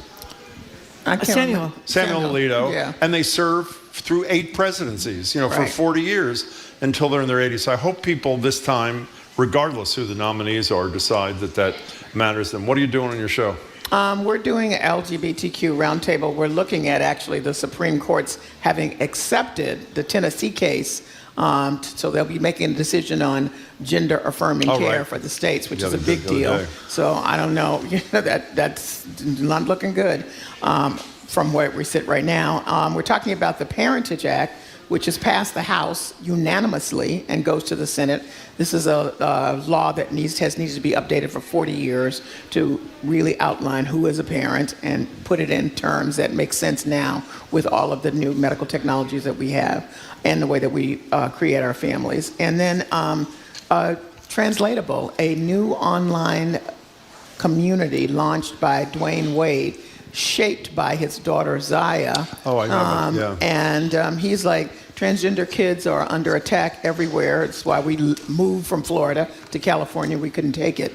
And I want to have a space for families to communicate with each other because what's happening to them is very dangerous. So that, and then we're continuing with the online presentation of the Roxbury Film Fest with a film about black comedians featuring Alonzo Bowden, who, as some people may know from Wait, Wait, Don't Tell Me. Yeah, so. Sounds great. Yeah. We'll be listening. Okay. Good to see you. Thank We'll you see you very at 2 much. o'clock on the Culture Show. Yes. We have been speaking with Callie Crossley, host of the Under the Radar broadcast, which you can catch. It's Under the Radar with Callie Crossley, which you can catch Sunday nights on 89.7 at 6 o'clock every week. You can also catch Callie commentaries on Mondays for GBH's Morning Edition, and hear her as co-host of GBH's Culture Show, which airs daily at 2 o'clock right after the news. And today it's going to be right here in the Boston Public Library for their Week in Review from the studio here. Callie, thanks a lot. Let's go. After a quick break, we're going to take more of your calls, 877-301-8970, your calls and texts on what you're thinking after last night's debate, 877-301-8970. You're listening to Boston Public Radio, 89.7 GBH. We are broadcasting live from the Boston Public Library and streaming at youtube.com/GBH News.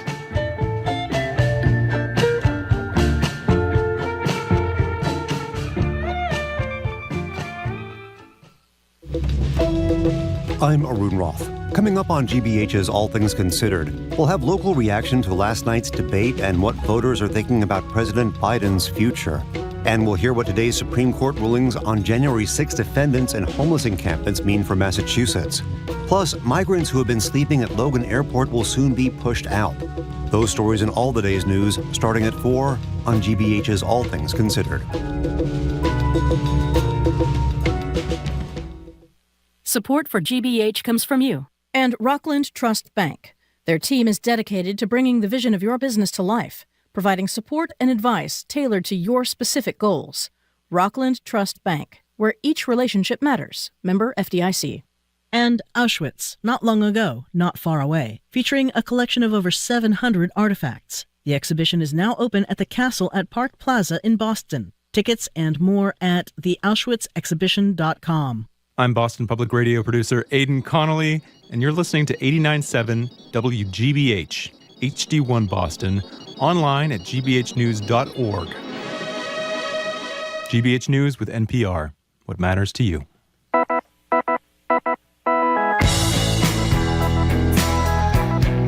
Welcome back to Boston Public Radio. Jim Browdy and Marjorie Egan. We're live at the Boston Public Library, streaming at youtube.com/GBH News. We're off next week, except for the beginning of Monday, when Marjorie and I will discuss with you and Judge Gertner the decision finally handed down on Monday about presidential immunity, which obviously will be huge, to say the least. We're off the rest of next week. We return the following Monday, which is the 8th.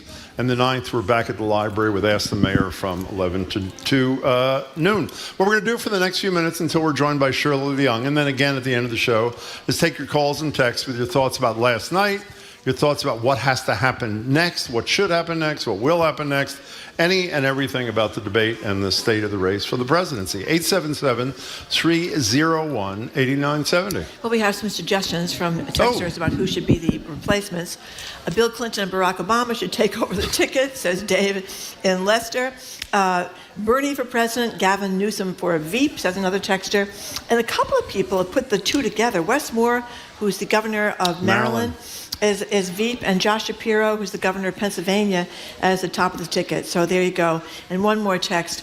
This is from Peter in Manchester. He says, my head almost exploded last night, 15 minutes in. I had to leave in tears. Newsom would be a great substitute, but I prefer Biden in office, sleeping through another 4 years rather than Trump awake, tearing up our country. Well, I would say, as I said to you and Callie for years, that if Joe Biden chooses to step down, obviously his call, Michelle Obama should run. In any case, Len and Stowe, you're next on Boston Public Radio. Hi, Len. Hi, Jim. How are you? I'm good. Okay. I'm going to be somewhat contrarian here. Sure. I'm not ready to throw Joe Biden under the bus. Mm-hmm. I mean, I heard the debate last night. I didn't see it, and I'm sure that what I didn't see was even worse than what I heard. I'm sure. But, you know, we do agree that Joe Biden has been a good president. Yes. The problem is the communication. And I think he needs better prep. And maybe what he needs to do is take a page from what happened with Ronald Reagan in his first debate. He was awful. He looked like a deer in the headlights. Yep.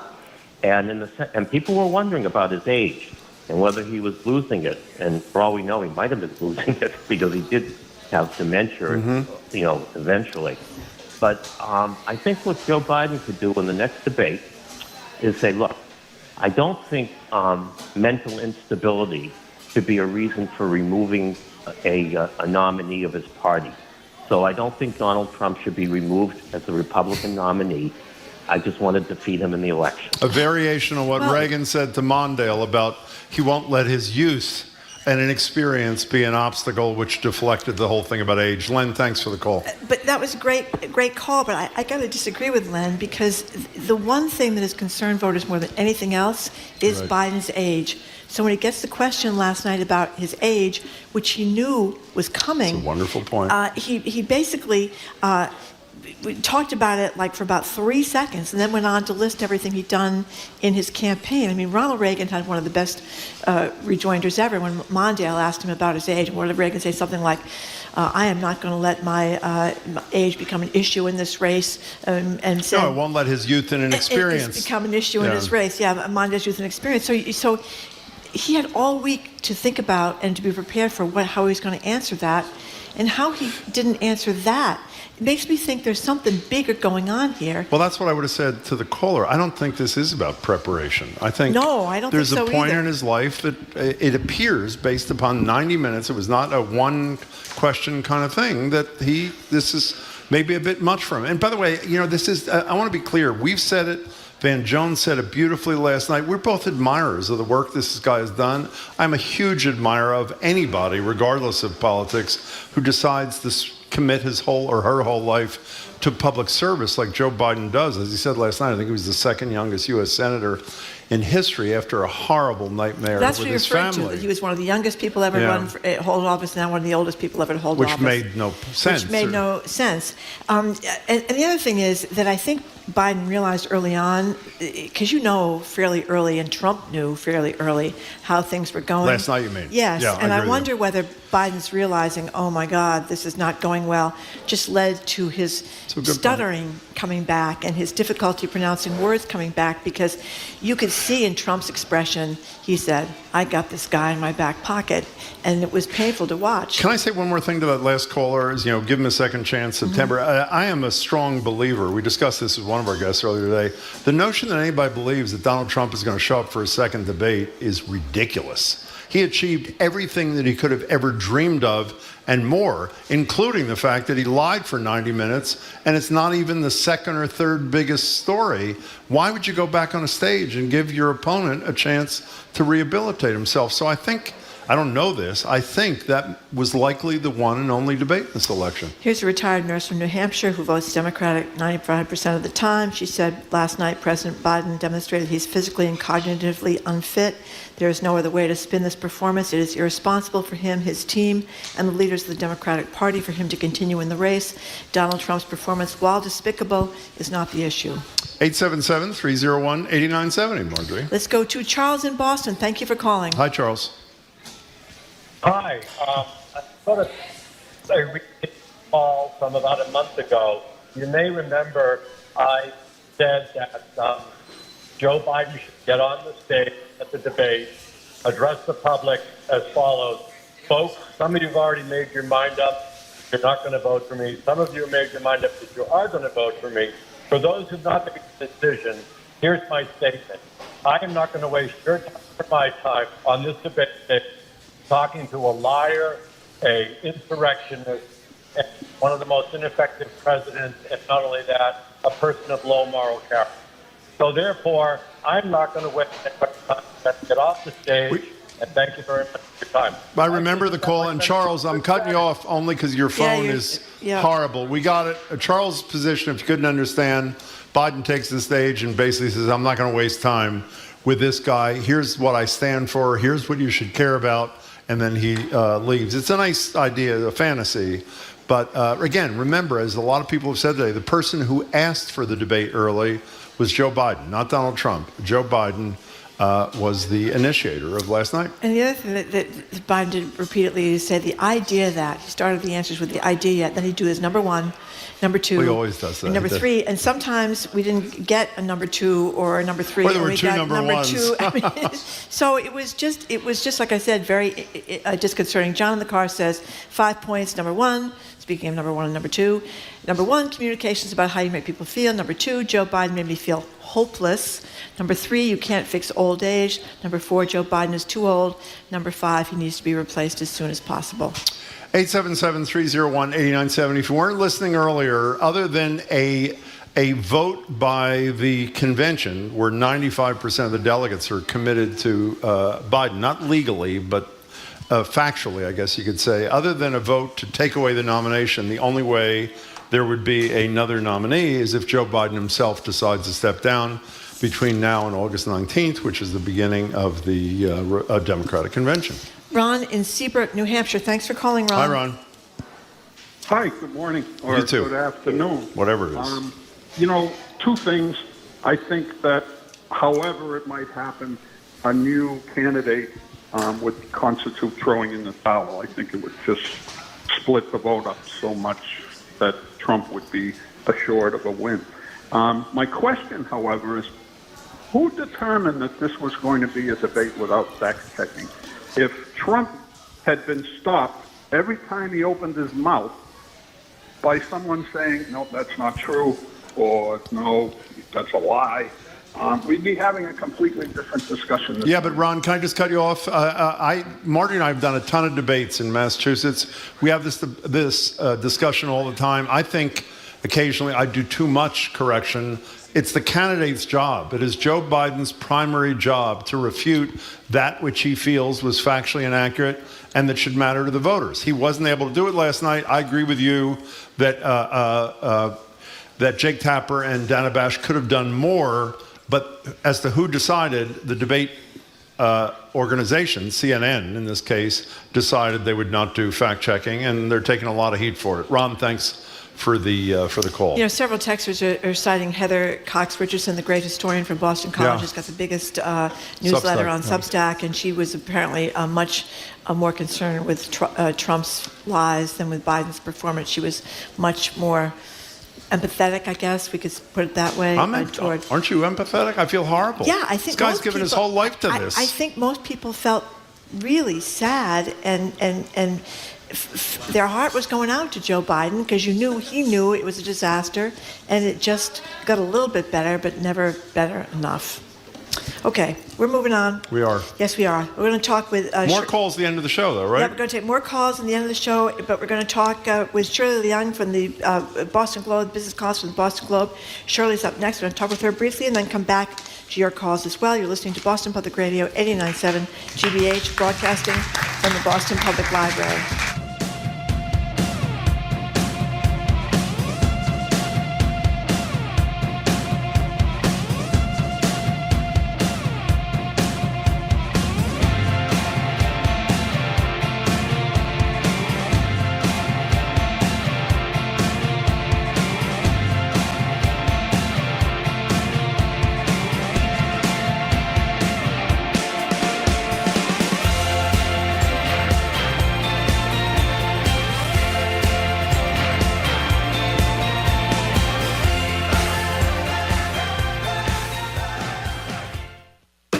I'm Jared Bowen. Today on The Culture Show, it's our Arts and Culture Week in Review. A coalition of Boston theaters are producing a 2-year festival celebrating Mfaniso Udofia's 9-play cycle that follows 3 generations of a Nigerian-American family. And Sean Penn says in today's Hollywood, as a straight actor, he could never be cast as Harvey Milk. Plus, a museum skirts a gender discrimination suit by way of a ladies' restroom. We take on that and more on The Culture Show today at 2 on 89.7 GBH. Funding for our programs comes from you. And Newport Mansions, presenting an evening with actor Danae Benton and executive producer Erica Dunbar July 9th at Rosecliff. They'll discuss Peggy Scott, Benton's character on HBO's The Gilded Age. Tickets at newportmansions.org. And Native Plant Trust with Garden in the Woods in Framingham, a botanic garden showcasing the beauty of New England's native plants in a dramatic natural landscape. More information at nativeplanttrust.org.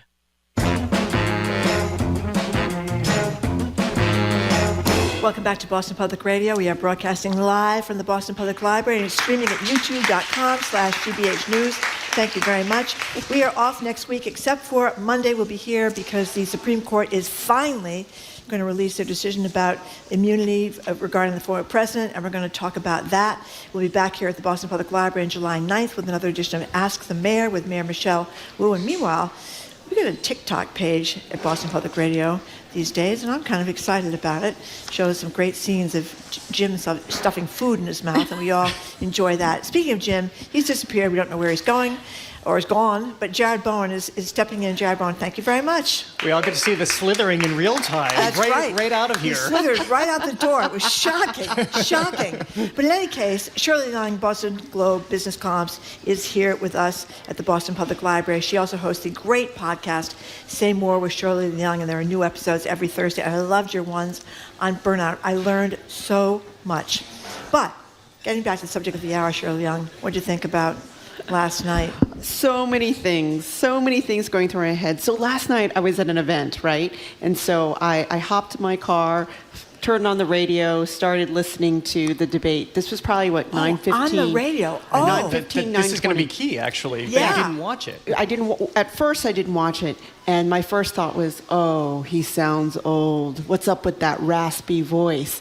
And then I got home and I turned on the TV and I didn't think he could feel older, sound older. He looked so much older. I know. It almost didn't even seem like the same president from the State of the Union. Who smiled and joked and called out the Republicans. He hardly smiled last night. Yes, it was horrible. So it was interesting. Like if everybody listened on the radio, you're like, oh, he sounds kind of old and raspy, and then you flipped on the TV and you're in shock. You know, between the sound and the picture, you're like, this can't be. I mean, I don't think he can. I think the Democrats really have to think about an alternative to Biden. What do you think this means for you? Cover business. We see how much the economy, of course, is tied. It fluctuates anyway in election years, and we see what Wall Street does. What do you think the repercussions of this are? I mean, I think in terms of the business community, I think, a lot of them don't like Trump. A lot of people don't like Biden. I think they're just trying to, keep their heads down and make money, no matter who's president at this point. Yeah. So do you think I mean, I know you're a business person, but you know a lot about politics. We've been hearing for a long time that Democratic voters, have been upset with Joe Biden. They don't like Donald Trump, obviously, and so it's okay, we'll vote for Joe Biden because that's our choice. But they've been very, very unhappy with him, and that's why there is some growth, certainly among third-party candidates who could be very influential. RFK Jr. is polled surprisingly well to me. So do you think they can get their act together to do something? I mean, Joe Biden has to decide himself whether to leave. Well, I think last night's, I think Democrats have been talking for a while, right, about whether, Biden should step aside. And I think last night, there was no doubt. Or at least there was no doubt that he should probably step aside, or at least there should be a process to seriously look at whether he should step aside, I should say. Okay. All right. So we're gonna get. Did you have a candidate? I don't have a candidate. No, I don't think so. We've got a lot of suggestions. Gavin Newsom, Pete Buttigieg, Gretchen Whitmer, Josh Shapiro from Pennsylvania, Wes Moore from Maryland. We've had a lot of people suggest. I kind of like Andy Beshear from Kentucky, but that might not be the most. I don't know how well Kentucky would do nationwide. You have to think about, of course, Newsom in California. That's the biggest state with the most votes and the most electoral college votes. So, and of course, he's very handsome. Not that should matter. Another one is Adam Kinzinger. I keep talking about Adam Kinzinger. You're a big fan. Republican who said he would vote, because I spoke with him at Speaker Series, and I see the way he resonates with people, and I see the way that the audience loved him, and he's moderate, and he is, while acknowledging his more conservative standpoints, he also acknowledges the more liberal standpoints that he's also embraced, how he can bring them to middle of the road. Maybe there'll be more conversation about him going forward. At least it needs to start to surface this weekend. I like Gretchen. I like Gretchen too. She has a book coming out. She has a memoir coming out out soon. Yeah, she's great. She stood up to those nuts that wanted to kidnap her and put her on trial and do terrible things to her. Okay, so let's move on to some of the stories we're going to talk to you about today that aren't having to do with last night's very sad evening. The Supreme Court has rejected this Purdue Pharma OxyContin settlement. Well, give us both sides, because I know some people were happy about this, and some people, including some of the survivors of the OxyContin disaster, or families who lost members of their family, are furious. Yes, I mean, this case has been years in the making. I mean, I believe Massachusetts led the way in 2018. Yeah, Maura Healey was the Attorney General. Right, filing that first lawsuit against the maker of OxyContin from the Sackler family, Purdue Pharma. And I actually didn't know it had gone all the way to the Supreme Court. I thought the settlement was a done deal. And given lots of money to the survivors for their billions of and dollars for across the country, including about $110 million to victims in Massachusetts. And I didn't realize that. I thought it was a settled deal. And turns out that the U.S. trustee and some other states had problems with using the bankruptcy court and to shield the Sackler family from future lawsuits, to give them immunity. And the Supreme Court, in a very 5-4 decision, it was a close decision, sided with the U.S. trustees and those who were upset with the structure of the deal. Now, I think some of the justices thought that this means everyone has to go back to square one, right? After many years of coming to this deal.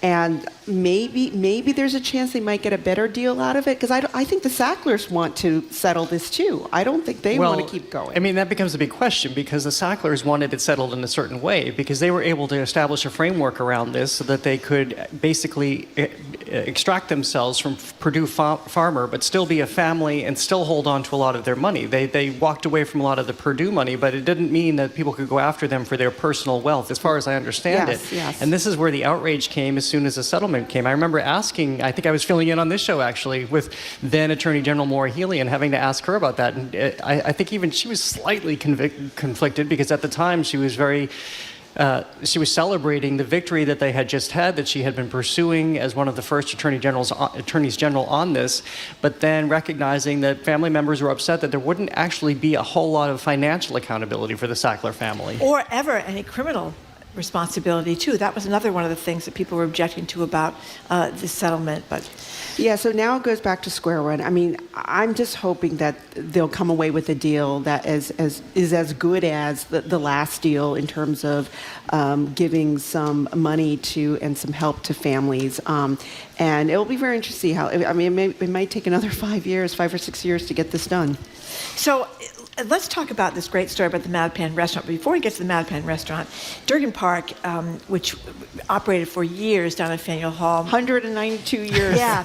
My best childhood friend, her grandfather owned it for about 40. Really? Yeah, from like the wow. 60s and 70s and 80s, when Faneuil Hall was kind of a dump before they really fixed Faneuil Hall up. We used to get these massive containers of ice cream down at her house down the Cape, and the red and white tablecloths. And her dad was a cook there like for 30 years. So I had very warm feelings about Durgan Park, and that makes me very happy that Durgan Park's liquor license, long after Jim Hallett passed away years and years ago, and her dad, Glenn King, that they could do something in absentia, I guess, for this Mattapan restaurant. So tell us. Yeah, so I've been writing a whole series about liquor licenses in Boston, and I knew that there weren't many liquor licenses that landed in Mattapan, but I found out there was one restaurant in Mattapan that has a liquor license, and I was thinking, I wonder who that is, and I wonder what's the backstory of how this restaurant got its license. And the restaurant's called Mellow Vibes. It's a Jamaican restaurant. Sounds great. It's been around 3 years. It's tiny. It's 26 seats. And I actually drive past it all the time, because I live in Milton, and Mattapan's on the, right on the border of Milton. And I turns out I drive by this restaurant all the time and didn't even know it was there. And I walked in and I talked to the owner. I said, how did you get your license? And she's like, well, I applied for one, and I couldn't afford to buy one from another restaurant because there's such a scarcity of licenses that if you want a new liquor license, your own liquor license, you have to buy it on this kind of private market, and it's $600,000. And the alternative is you just wait for a license to show up at the licensing board, and they turn around and give it to someone who's been approved. And so she went through this process of getting approved, and she got a license. And then I said, well, do you know where your license came from, where the free license you got from the city? She's like, I have no idea. So then I started on the path figuring out where this license came from, and it turns out it came from Durgan Park. Yeah. Durgan closed in 2019. It's since owned by like a New York firm, years ago. And there was a bit of confusion on who owned Durgan Park's license. I mean, it's been around for 192 years. A long time. And so when Arc Restaurants, which owned Durgan Park at the time, went to dispose the license and clear up do all the paperwork, they realized we don't own the license. Actually, the Faneuil Hall owns the license, or the management company that runs Faneuil Hall. And so they kept on telling Faneuil Hall, it's a group called Ashkenazi. I said, you guys own the license, not us. And Ashkenazi said, no, we don't own the license, you do. And so in the confusion, no license got renewed. And so that's how it got turned into the city, and that's how this Mattapan restaurant got to serve cocktails and grow its business. So it's this great magic thing that happens, because I know restaurateurs who, it's so expensive in this city, and because they're so exclusive that it's almost unheard of that this would happen, that it just magically appears. How much is it transforming the restaurant to have a full-fledged liquor license? So for her, I mean, usually you get a restricted license, which doesn't have a value, and once you're done with it, it gets turned back into the city. But she has a full value license, which means she can now move to anywhere in the city, right? And because it's worth $600,000, it's collateral. She could use it as a loan to expand, to renovate. And my hope in the story is that she doesn't move from Mattapan. She grew up in Mattapan, lives in Mattapan, and so and she's actually been looking to expand, but now she wants to stay in Mattapan. She's going to try to stay there and expand her business there. Well, as you pointed out too, poor Mattapan. I mean, how many restaurants have liquor licenses in Mattapan? It's just one. One. I mean, isn't that insane? And this was despite efforts to even that out across the city, so that they all weren't concentrated, frankly, around where we are right now at the Boston Public Library. Back Bay, the hotspots, the Seaport, the South End. Yeah, and when you walk around Blue Hill Ave, the main thoroughfare down there are a lot of restaurants there, but they're takeout joints, like pizza or like burger places, and there are not enough sit-down restaurants. And I was struck by that. And so, but there's a new bill, liquor license bill, before the legislature right now, a proposal to create 200 new licenses, including quite a few in Mattapan. So hopefully that will pass by the end of July, and more restaurants in Mattapan will get a license. We're talking to Shirley Young. She's a business columnist for the Boston Globe. It's too bad Jim isn't here for this, because he has a Tesla, as we know. And I love that. Yeah, and that, of course, is an electric car.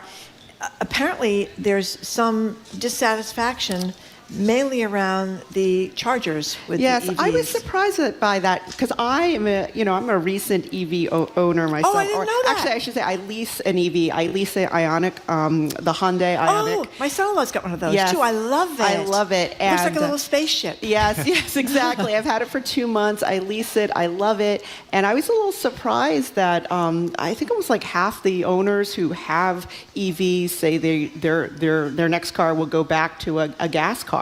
Yeah. And though that actually, my cousin did the same thing. He had a Tesla, and now and then ended up trading it in and getting a regular gas-powered car. But then it made me wonder, maybe most of the EVs are Tesla. Maybe it's unhappy Tesla drivers. Could be. You know, although they have the best chargers. They do. I mean, I was a little struck by this. I mean, of course, I've only had my car for 2 months, but I love it. I mean, I live in a single family home, and I was able to install a charger.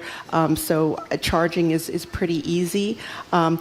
Next week, we're going to the Berkshires to see James Taylor. Oh, for 4th of July. 4th of July. Oh, what fun. For Tanglewood. And it's our first road trip with the EV. And it is a little nerve-wracking, you know, when you have to go long distances. We have to figure out where exactly we're going to have to charge the car. Yeah. And so, but I love it. It's a great ride. I love the fact that I can charge, you know, I don't have to go to a gas station to power up my car. I can just do it at home anytime. No, I've driven around in that car too. I really love it. And when you see them go up the street when they're leaving, this is my daughter, son-in-law, and my little grandchildren. When they drive away, it's like silently they disappear up the street, go off into the night with no noise whatsoever. It is. It's a really good-looking car. It's a good car. It's a fun car. It's a fun car to drive. So I hope more people stick with it. You know, it is better for the environment, and you know, I think come next year, it'll be a little bit easier for non-Tesla drivers like me to use. I think I can use Tesla chargers as well. So, can you? I didn't starting know next that. year, I think there's like a converter. Well, that's going to make it. That's going to be because they're much faster. Yeah. Right. Well, I can use I can use any the Tesla chargers. Chargers are really quite fast, and anyways, I haven't had a problem. So 20 minutes. In 30 minutes, 30 minutes, I can charge half the car. Yeah. Well, I was going to ask about the winters too, because I know that has been a huge concern with people buying these cars, and then especially if you're in the Midwest or something where it gets really cold. Feels like we don't have much of a winter here anymore, where it doesn't get that cold. But the batteries are dying, and that was don't tell me that. But no, but sadly, it doesn't happen here anymore. Don't tell me that. But that was a huge source of frustration too. But I didn't see that come up as I was reading the comments among people who are going back to gas engines. Yeah, well, I think the thing is that people, like you say, are freaked out about if they go on a trip. Yes. Plotting out where they're gonna charge the car. But anyway, I want to get an electric car too. I got a hybrid now, but I've paid for it, so I want to. You know, it's nice not to have a car payment for a while, so I'm going to wait. But what kind of hybrid? Oh, you have the Toyota Prius. You have the Prius? No, I have the because it's a little bit too small for me. I have the RAV4. Oh, you have the RAV4 hybrid. Oh, that's great. And before that, I had those are hard to get. Before that, I had a big, huge Highlander hybrid. Oh, wow. And everybody always says, "Oh, you have to get the batteries." Well, I had the Highlander for about 13 years. The battery never went. And, wow. And it's not going on this You're an car. early adopter. I was an early adopter, that's right. I was trying to do my little part, such as it is. But you know something? We're not going to have to worry about the environment anymore, because the rate we're going with this debate last night, Donald Trump's going to win, and then it's all over. Just it is not kiss all the environment over. Goodbye. Okay, so you have done a 3-part podcast, Say More, about burnout, from which I learned tremendous amounts. A lot of it was Cal Newport talking about how bad social media is and our phones are for us. So give us the overview of what you talked about. So it ended up being a 4-part burnout series, and we actually have one bonus episode coming out as well. And so so I have one more to listen to. Yeah, one more I'm to very listen to. excited because I'm burned out. I got it's Friday. That's right. I mean, I think my biggest takeaway is you know, I used to pride myself on multitasking, you know, being able to do 3 loads of laundry, you know, before 8 o'clock and before I'm starting writing my column. And you know, maybe I'm when I'm working from home, I'm also putting away the dishes. And now I realize that the task switching, it's fogging up my mind. I need to kind of clear my head, focus on one thing, and not do too many things. And I think I can do my best work that way. And I could be faster and better if I just focus on one thing at a time. I never thought I would say that to myself, but I think after years of doing that, it's just too much. We have more energy to do that too. I feel like I read some, maybe it was even through you, that a very small, single-digit percentage of the population 2%. can actually multitask. Yes. We all think we can do it. Most likely we can. We and then can. you realize it's like the spinning wheel of death on your computer. You realize how much energy you're using, and just like your computer, your brain can't spin after a while either. Exactly. And so now, like laundry, I only do laundry Wednesday and the weekend, and that's it. Oh. And I don't, because it's just even think about the brain cells you have to use about planning the laundry, folding the laundry. I was like, no, I make a point not to do it not to do, only Wednesdays I can touch laundry. And only once during the day, not the whole day, just one period. You know what the other thing that I really enjoyed that you talked about is if you're trying to work and concentrate, put your cell phone in a different room. Yes, I do that too. And then he said, try going to the grocery store or maybe CVS or Walgreens, wherever you go, without your phone. Yes. And I thought, my God, that's a revolutionary thought. Suppose someone's trying to call me. And it's becoming increasingly annoying to me that if I miss someone's phone call or someone's text for a half an hour, they're mad at you. Yeah. I mean, how does it come to this? Or they think you're dead in a ditch. It's you're amazing dead in a the ditch. dark places people go to when you don't respond within an hour. Are you okay? Yeah. Yes. I was at CVS. Yeah, exactly. And I forgot my phone. But we all do that, don't we? Do you ever leave your house anymore without your phone? No, we don't. No. And so I've learned kind of through this whole process kind of the downsides of technology, the downsides of constantly being tethered, and that it's actually healthy to separate myself from phones, from social media, and the laundry. Okay. So what's part 4? Oh, you're gonna love this. Oh, or good. actually, part 5, I guess. Part 5. Part 5 is the No Club. The No Club? Ooh. Oh. So there are 4 women economists in Pennsylvania. I think Carnegie Mellon, University of Pittsburgh. A few years ago, they were working women, overwhelmed, heavy academic loads, full family life, and they were just had enough. And so they all started meeting. Once a month, having wine at the restaurant, the big restaurant, one of the well-known restaurants in Pittsburgh, and to figure out how can we do less? How can we start to say no? And why is it women? Why do women tend to say yes? And then we feel burnt out and overloaded. So then they end up writing a book. And a couple years ago, and they're hoping to spark a movement to kind of show women and teach women how to say no to to tasks at work that they don't need to do. Or in your life. Exactly. Do you say no? I don't say no enough. Yeah. And so this is the thing I learned from them was so great. They said women tend to take on what they call non-promotable tasks. That's right. At work. And so it's the mentoring, right? Or cleaning the office refrigerator. Cleaning the office or organizing the retirement parties for colleagues. It always goes to women. And you'll never get promoted on that. Whereas the men, they use all that time to work on projects that will create revenue or build audience for the company, and then they get promoted and they get promoted, they get more money and the bigger bonuses as a result. We have to talk about that. That's a great talker. Jared, you're not doing your part. I realize I don't know how to say no either, but that's you both did on this show. They did a talker not too long ago about saying no, and I remember doing the crossover that we do in between the culture show and this, and I marched and I said, oh, I know how to say no now, and then I held myself accountable, and I realized I was a big liar that day. I don't know. I'm standing here right now. I have a show in 23 minutes, and I'm doing your show. Yeah, you couldn't say no to filling in for Jim. Yeah. That's right. Who could? She's just irresistible. Shirley Leung, thank you very much, and thank you for the great podcast. Thanks for having me. Your podcast. Thank you. We've been speaking with the Boston Globe's business columnist, Shirley Leung. She joins us weekly. Thank you again. After a quick break, we're opening up the phone and text lines, continuing to get your reactions to the debate last night. You're listening to Boston Public Radio 89.7 GBH, live from the Boston Public Library.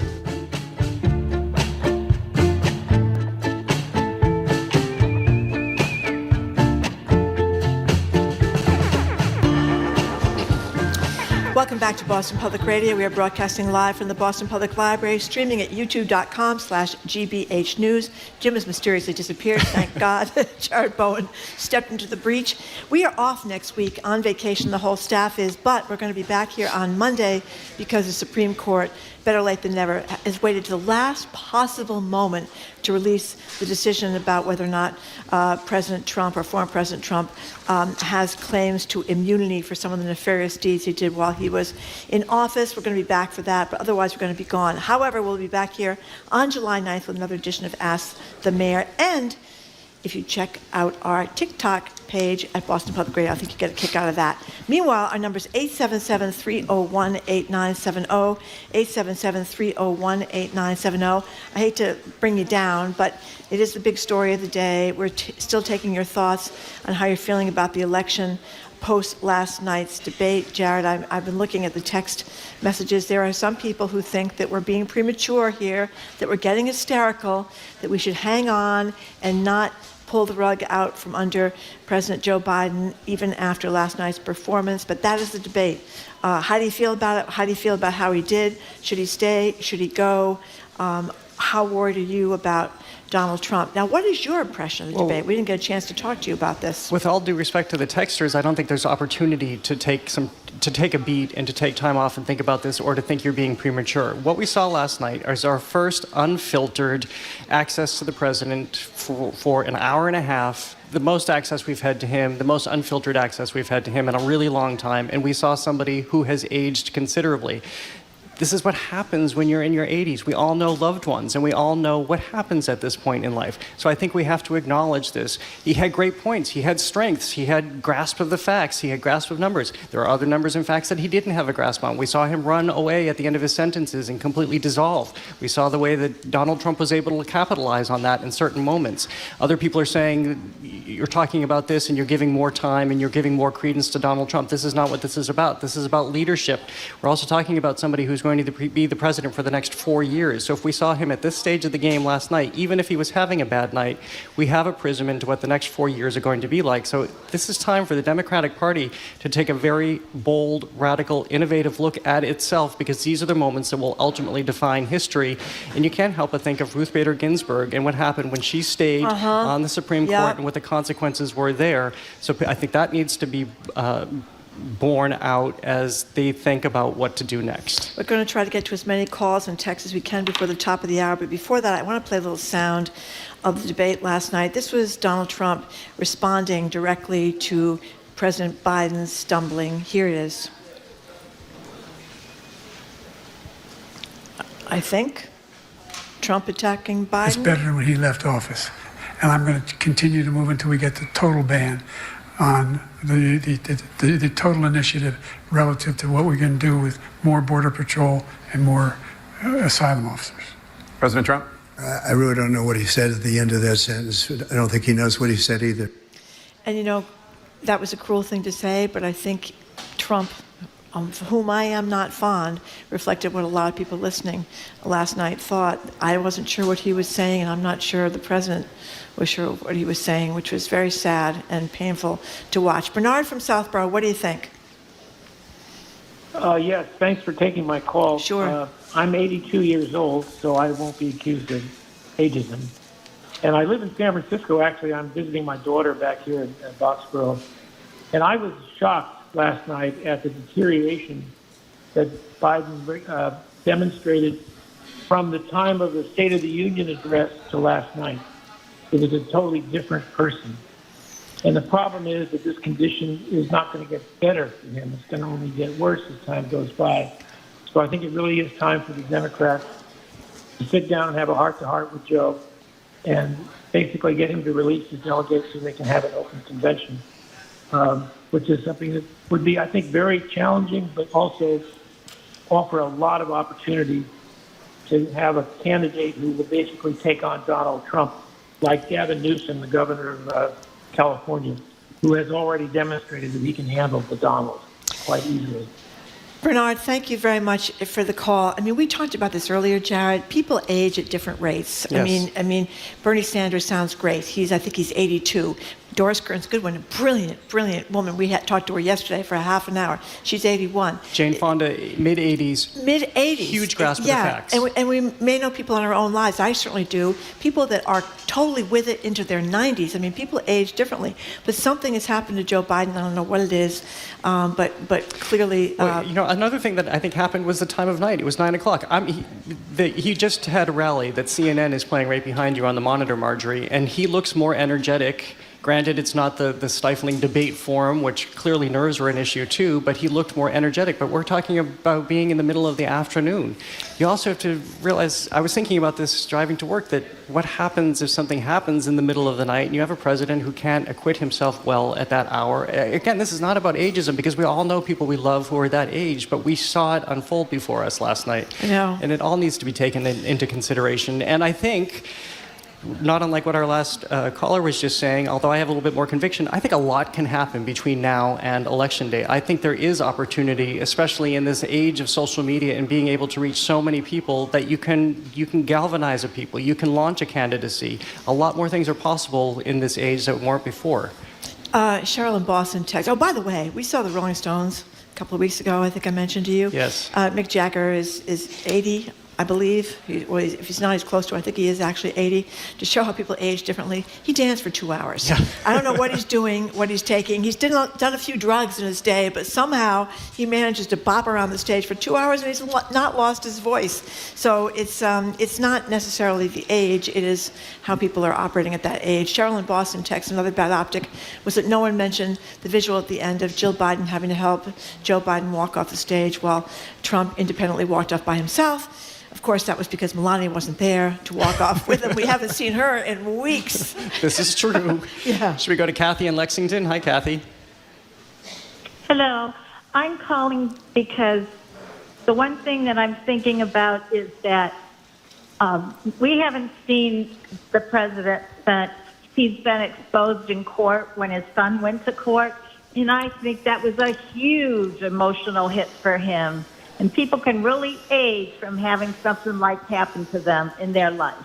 And that's all I have to say. Yep. I mean, Kathy, that's a great point. Yep. I've heard people say that when they followed the trial of Hunter Biden, people probably know he was convicted in gun charges, lying on a form saying he wasn't a drug addict when he'd been struggling to overcome his drug addiction. He was sober for a period of time there, but it's not clear I think, as they say in AA, you're an alcoholic for life, right? You're in recovery, but you're an alcoholic. So, but some people have questioned why Biden even ran again this time, or ran at all this time in 2020, because of the problems in his life. He's lost a daughter, he lost his first wife, he lost his son Beau from brain cancer, and then he went through this with his son Hunter. It's really horrible. We have other texters who are saying it's interesting that after weeks of being in the courtroom in Manhattan, that didn't seem to age Donald Trump.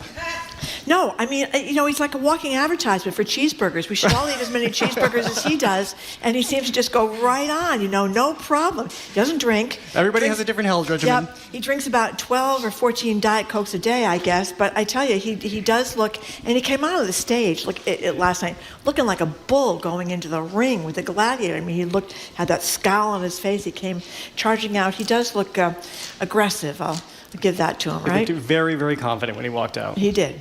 John from Gardner, thank you for calling. Hi, John. Hi, Marjorie. Thank you. How are you, Jared? I'm great, thank you. Good. Marjorie, I need to know one thing before I proceed. What's that? Is Jim throwing his hat into the ring? Well, that may be why he left. He did run for governor. People may not know that. Jim Brady ran for governor. He's out campaigning? He's out campaigning. Getting the signs printed? I think his campaign for governor only lasted about a week. I don't think I knew that. Yeah, he did. Well, it was kind of an under-the-radar kind of run. You know what I mean? A lot of people didn't know, but it didn't go well, John. But in any case, he may be trying again. But what did you think of last night? Oh, is John there? Oh, we seem to have missed John. Okay, John's gone. We're going back to Lisa in Cambridge. Hi, Lisa. Hi, Lisa. Hi, I am astounded to get through. Thank you. Oh, you're welcome. Thank you for calling. I also thought this was a terrible disaster last night, and I actually sent you guys an email because I don't have texting, and I was sure I wouldn't get through on the phone. But I'm struck, I have these memories that Marjorie will remember and Jared won't, of Ted Kennedy's disastrous run for president in 1980. Oh, gosh, yeah. He had so many horrible, unresolved things in his life, and when he tried to say why he should be president, he totally fell apart. He couldn't speak. And then he went on to be a great senator for the rest of his life. And I was thinking that Joe Biden, I believe he's still able to amazingly execute the toughest job in the world and be a good president.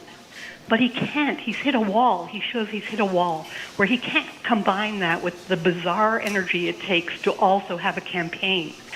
And that if we could come up with, if he could step down and we could come up with a younger, decent candidate, not only could that candidate stand well against Trump, but he could also make a better case for Biden than Biden makes for himself. And the country could see the good job that Biden is doing and feel more healed and together on what's happening and what's real and what's true and go forward. That's my thought. I agree with you, Lisa. If you have a young person who can go out and barnstorm the country, hit everywhere. I was talking about social media before. You can get certainly everywhere and immediately there. But if you chart out a plan, and there's still plenty of time to do that between now, going through the convention, and into the general election, barnstorm the country, demonstrate your youth, carry those ideas. There's time for that.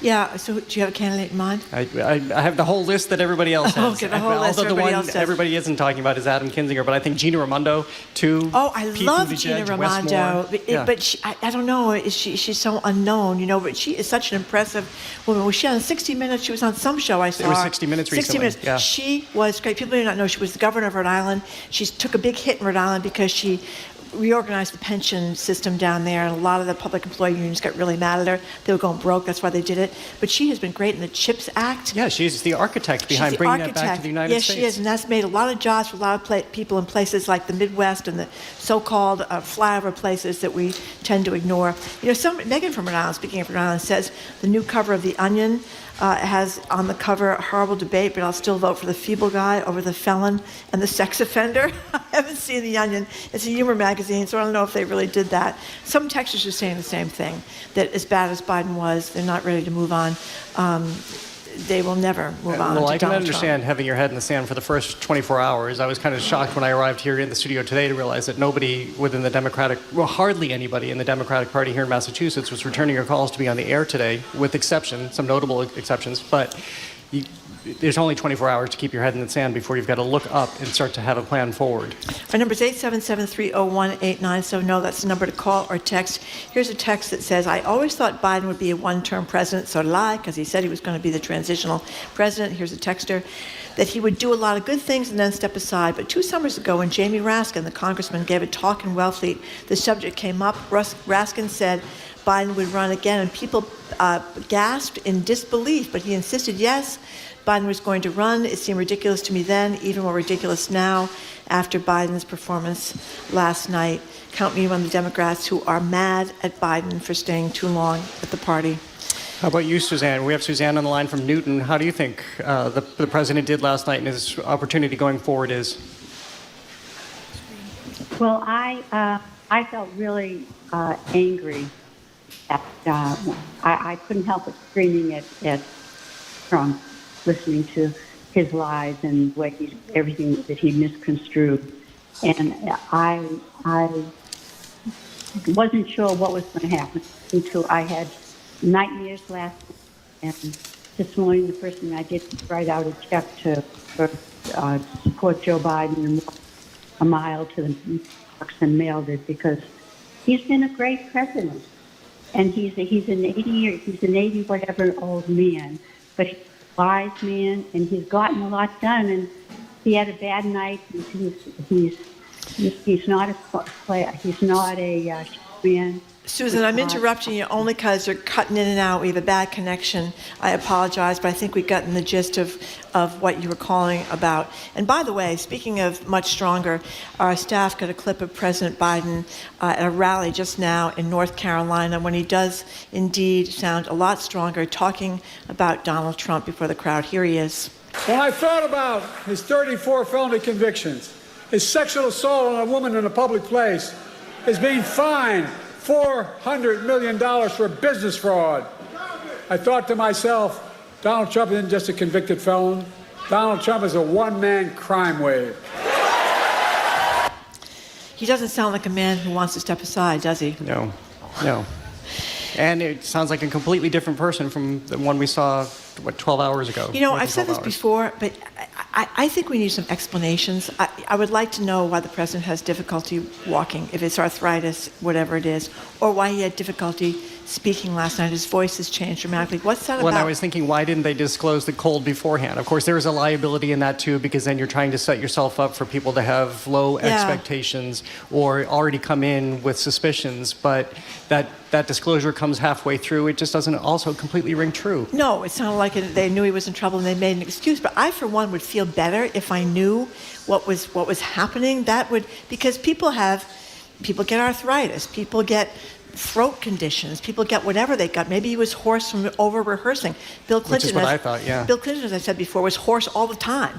And he was in his 40s. So he could have explained that, or they could have explained that for him, but they didn't. Victoria in Falmouth, thank you for calling. Hi, Victoria.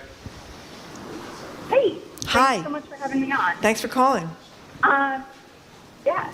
So I'm only 30, but I watched the debate last night, and I think that Joe Biden can't represent the interests of the country because by the time any of his policies are going to be going into effect, he's going to be gone. And I think he reminded us of that last night. And I think that we deserve somebody younger who has a stake in the future of the country. I missed the last part of that, but you said that last part again, Victoria? Are you sticking with him? Is the bottom line? I think we deserve somebody with a stake in the future of this country, and I don't think that he's the one for it. Victoria, thank you very much for the call. You see what this anonymous texter voted? It just said, I'm still voting for Biden. I'm not telling anybody, though. Did you hear our discussion earlier at the golf game? This is one of the big back and forth. Biden claimed he had a 6 handicap, used to have an 8 handicap, now he's down to a 6. Trump saying, I've watched Biden swing, he's got a lousy swing, he can't get anywhere. They're going to challenge each other to a golf match.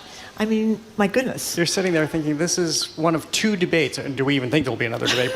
Very doubtful. Very doubtful. But this is one of 2 debates, and this is where it ends up. You're talking about your golf games. Yeah, that's right. We can squeeze in one more call. O'Connor from Fall River. Hi. Hi, O'Connor. I don't know if O'Connor's your first name or your last name, but anyway, thank you for calling. Yes, it's my last name. William O'Connor is the first name. Okay. Hi, William. Yes. So, my thoughts, I'm a physician that deals with speech pathology in people, ear, nose, and throat physician, and I think people are not understanding enough of the stuttering problem that Biden has had since he was born. And it has always been a matter of hesitation to get things out and to get the speech forward. So I don't think he should be judged on one night of a poor performance, but on 3.5 years of very good work. William, thank you very much for the call. That is absolutely true. The president does have a stutter, and you could hear that struggle last night to put things together. It was more the thinking process of what he was putting together. I was going to say the same thing. I mean, switching themes in mid-conversation, mid-sentence even, and not being able to resolve some of your ideas, that's what's concerning as well. Yeah, that's what is concerning to me as well. Okay, Jared Bowen, thank you for coming in. Thank you for filling in on the disappearing Jim Browdy. It hadn't occurred to me he's going out to start his campaign for president. But I thought I saw David Axelrod getting into his Tesla with him. That would explain a lot. Yeah, it could be. We're done. All right, well, thank you for listening to another edition of Boston Public Radio. You can keep up with us 24/7 by way of our podcast or check out the TikTok page at Boston Public Radio. Even though they have most of the week off, you can tune in Monday when there will be analysis of the Supreme Court's immunity decision with Judge Nancy Gertner, and Jim and Marjorie will be taking your calls. Our crew is Zoe Matthews, Aidan Connolly, Nicole Garcia, and Hannah Loss. Our engineer is John the Claw Parker. Our executive producer is Jamie Bologna. Thanks to our BPL staff, Matthew Glover, Maddie Geyer, Howard Powell, Juan Jose Cadena, Sandra Lopez-Burke, and Amanda Francis, as well as our hosts here at the Newsfeed Cafe and across the street at the Lenox Hotel. Stay tuned. It's the Culture Show coming up in just about a minute. We have our weekly Week in Review show. It starts right here at 2 o'clock, right after BPR on 89.7 GBH, and we are staying here at the library. I'm Jared Bowen. I'm Marjorie Egan, and thank you to the folks who came down to the Boston Public Library. We appreciate that as well. I hope you have a lovely weekend and recover somewhat from a really tough night. Thank you again, Jared, for coming in. Jim and I will be back on Monday on the Supreme Court immunity decision. Meanwhile, I hope you have a wonderful weekend, and thanks again, Jared. Thank you.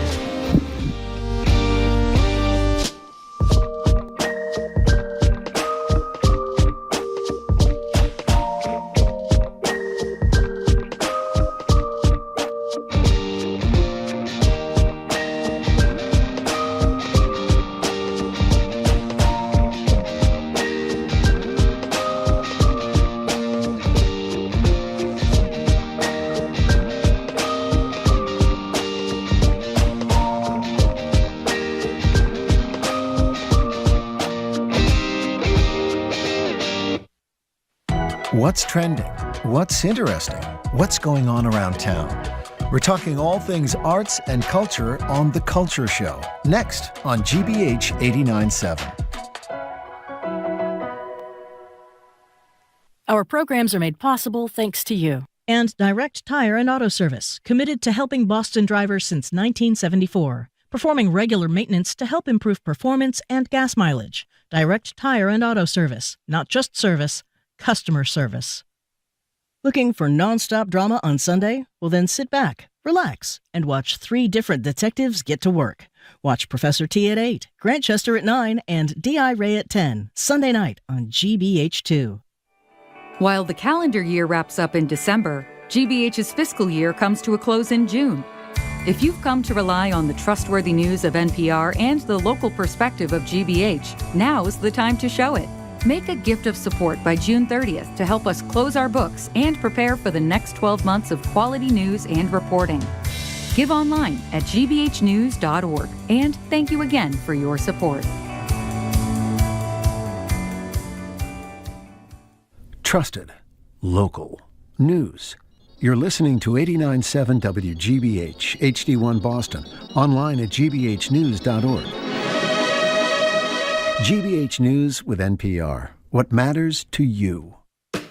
I'm Jared Bowen. Coming up on The Culture Show, it's our Arts and Culture Week in Review. First up, Emphaniso Udofia. Frustrated as an actor when she didn't see roles reflecting her life, she picked up the pen and never let go. In total, she wrote a 9-play cycle chronicling 3 generations of a Nigerian-American family. Now, a coalition of local theaters and arts organizations are putting on a 2-year festival, celebrating and producing her works. Then it's a casting conundrum. In 2008, Sean Penn played the openly gay politician Harvey Milk and won an Oscar. Today, he says that a, quote, timid and artless climate makes it impossible for him to play a gay role. Finally, it's Follow-Up Friday, where we update you on the stories we've been tracking, which includes the sisterhood of the traveling museum exhibition that's skirting a gender discrimination suit. That and more next on The Culture Show. The Culture Show is made possible in part by a generous contribution from the Fiducia Fund, proud to support this station's arts and culture programming. Live from NPR News in Washington, I'm Lakshmi Singh. President Biden showed up in the battleground state of North Carolina today. He appeared far more energized and coherent at a campaign event in Raleigh this afternoon than during his debate last night against former President Donald Trump, when Biden's fumbles left many of his supporters wondering if the 81-year-old incumbent still has what it takes to serve 4 more years. Then again, there was no audience at the CNN-hosted debate in Georgia, but there was a big crowd in Raleigh today. I'm here in North Carolina for one reason, because I intend to win this state in November. Biden says he knows he's not a young man and doesn't debate as well as he used to, but he says that unlike Trump, he knows how to tell the truth. The Trump camp, meanwhile, is buoyed by Biden's widely criticized debate performance in Georgia as it takes its campaign to Chesapeake, Virginia today. Trump says his rival's incompetent, and Biden's performance last night reaffirmed that. The U.S. Supreme Court handed a major victory to defendants charged in the January 6th attack on the U.S. Capitol. NPR's Tom Dreisbach reports the court ruled that prosecutors had improperly relied on a law against obstruction. Federal prosecutors have charged more than 300 January 6th defendants with felony obstruction of an official proceeding, basically obstructing Congress's certification of the Electoral College vote. Now, that law was passed after an accounting scandal at the company Enron about 2 decades ago, and the Supreme Court said in a 6-3 ruling that the law applied to obstruction by destroying documents and other records, not disrupting a proceeding of Congress. Close to 200 January 6 defendants have been convicted of this crime, and dozens are awaiting trial on this charge. And many of those defendants are now expected to challenge how prosecutors used this charge in their cases. Tom Dreisbach, NPR News. Candidates running for a seat in the French Parliament have a closing window to campaign ahead of Sunday's first round vote. NPR's Eleanor Beardsley reports French election law mandates a 24-hour campaign news blackout period ahead of voting. All campaigning and political programming stops at midnight Friday. Polls open Sunday morning. The politics free time is meant to give voters the space to reflect on their choice without outside influence. Polls currently put the far right in the lead, followed by the left-wing coalition. President Emmanuel Macron's centrist party is in third place. The top vote getters Sunday will run off in a second and final round July 7th. Many Macron voters are still perplexed and even angry over his dissolution of parliament and calling of a snap election. They say the gamble was too big. Eleanor Beardsley, NPR News, Paris. From Washington, this is NPR News. Good afternoon. With the latest from the GBH Newsroom, I'm Henry Santoro.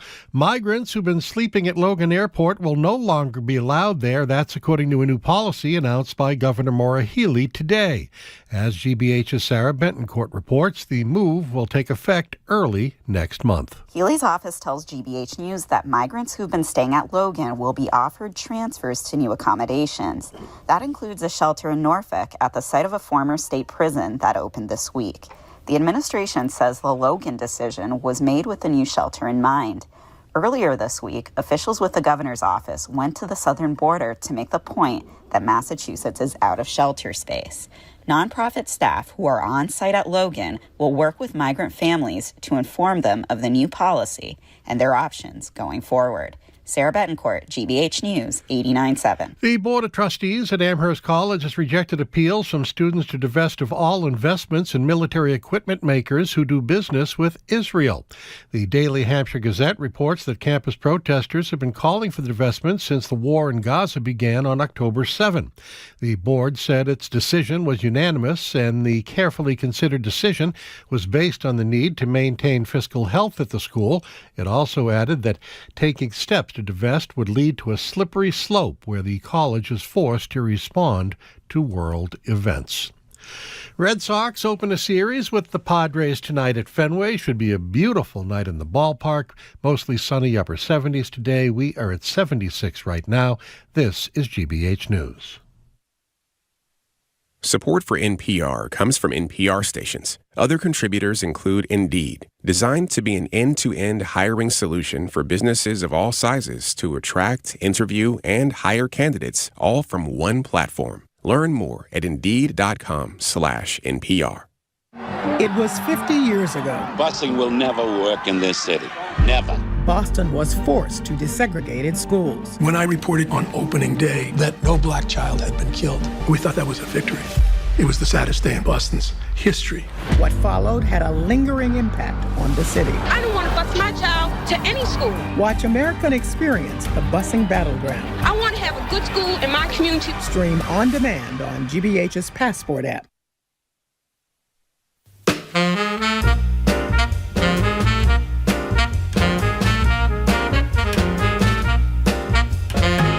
Welcome to the Culture Show live from our GBH studio at the Boston Public Library. I'm Jared Bowen, joined by co-hosts Callie Crossley and James Bennett II. It's our Arts and Culture Week in Review. Here's what it sounded like. The American Repertory Theater is building a new home at Harvard University. Here we go. Boston's UFOT cycle. Here it comes. Thank you, thank you, thank you, thank you. You must come out. Come out to your parents. Come out to your friends, if indeed they are your friends. Once and for all, let's break down the myths and destroy the lies and distortion.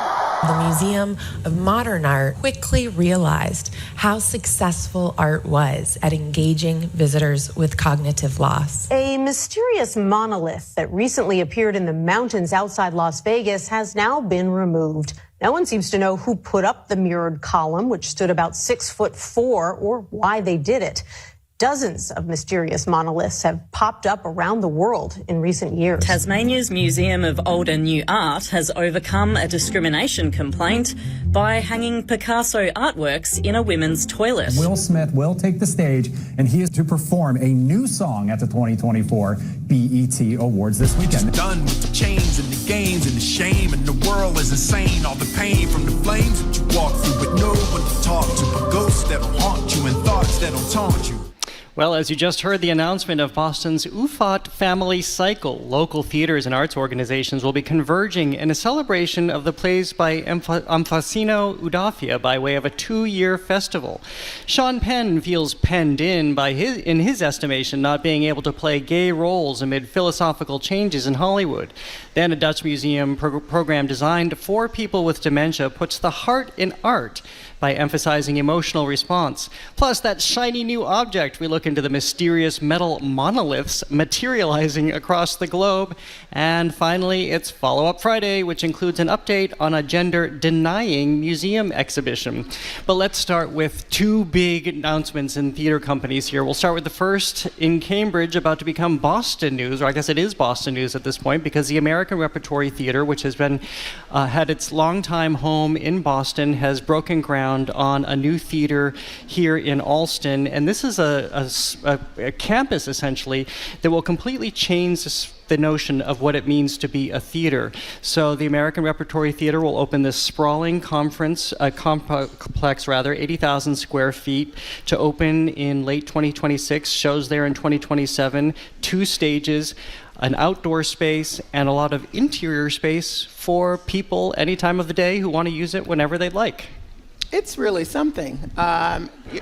One of the points of all of this, of course, is they practically need more space and need some adjustments to both access issues, just bathrooms. It's always been a challenge if you've ever been there for because they're only downstairs. That's right. And if you're running, trying to do a few things during the intermission, it becomes challenging. And also, it has the outdoor space and the indoor space are set up so that the new space I'm talking about now are set up so that there will be a real communal experience, just ongoing. As you said, people can drop in anytime in between theater performances. So that'll be very interesting. I love the idea of the West Stage and a smaller East Stage, which I assume will be sort of where the plays that were in the Oberon, which was a part of this ART, may be featured. I don't know, but we'll see. But anyway, it's pretty exciting.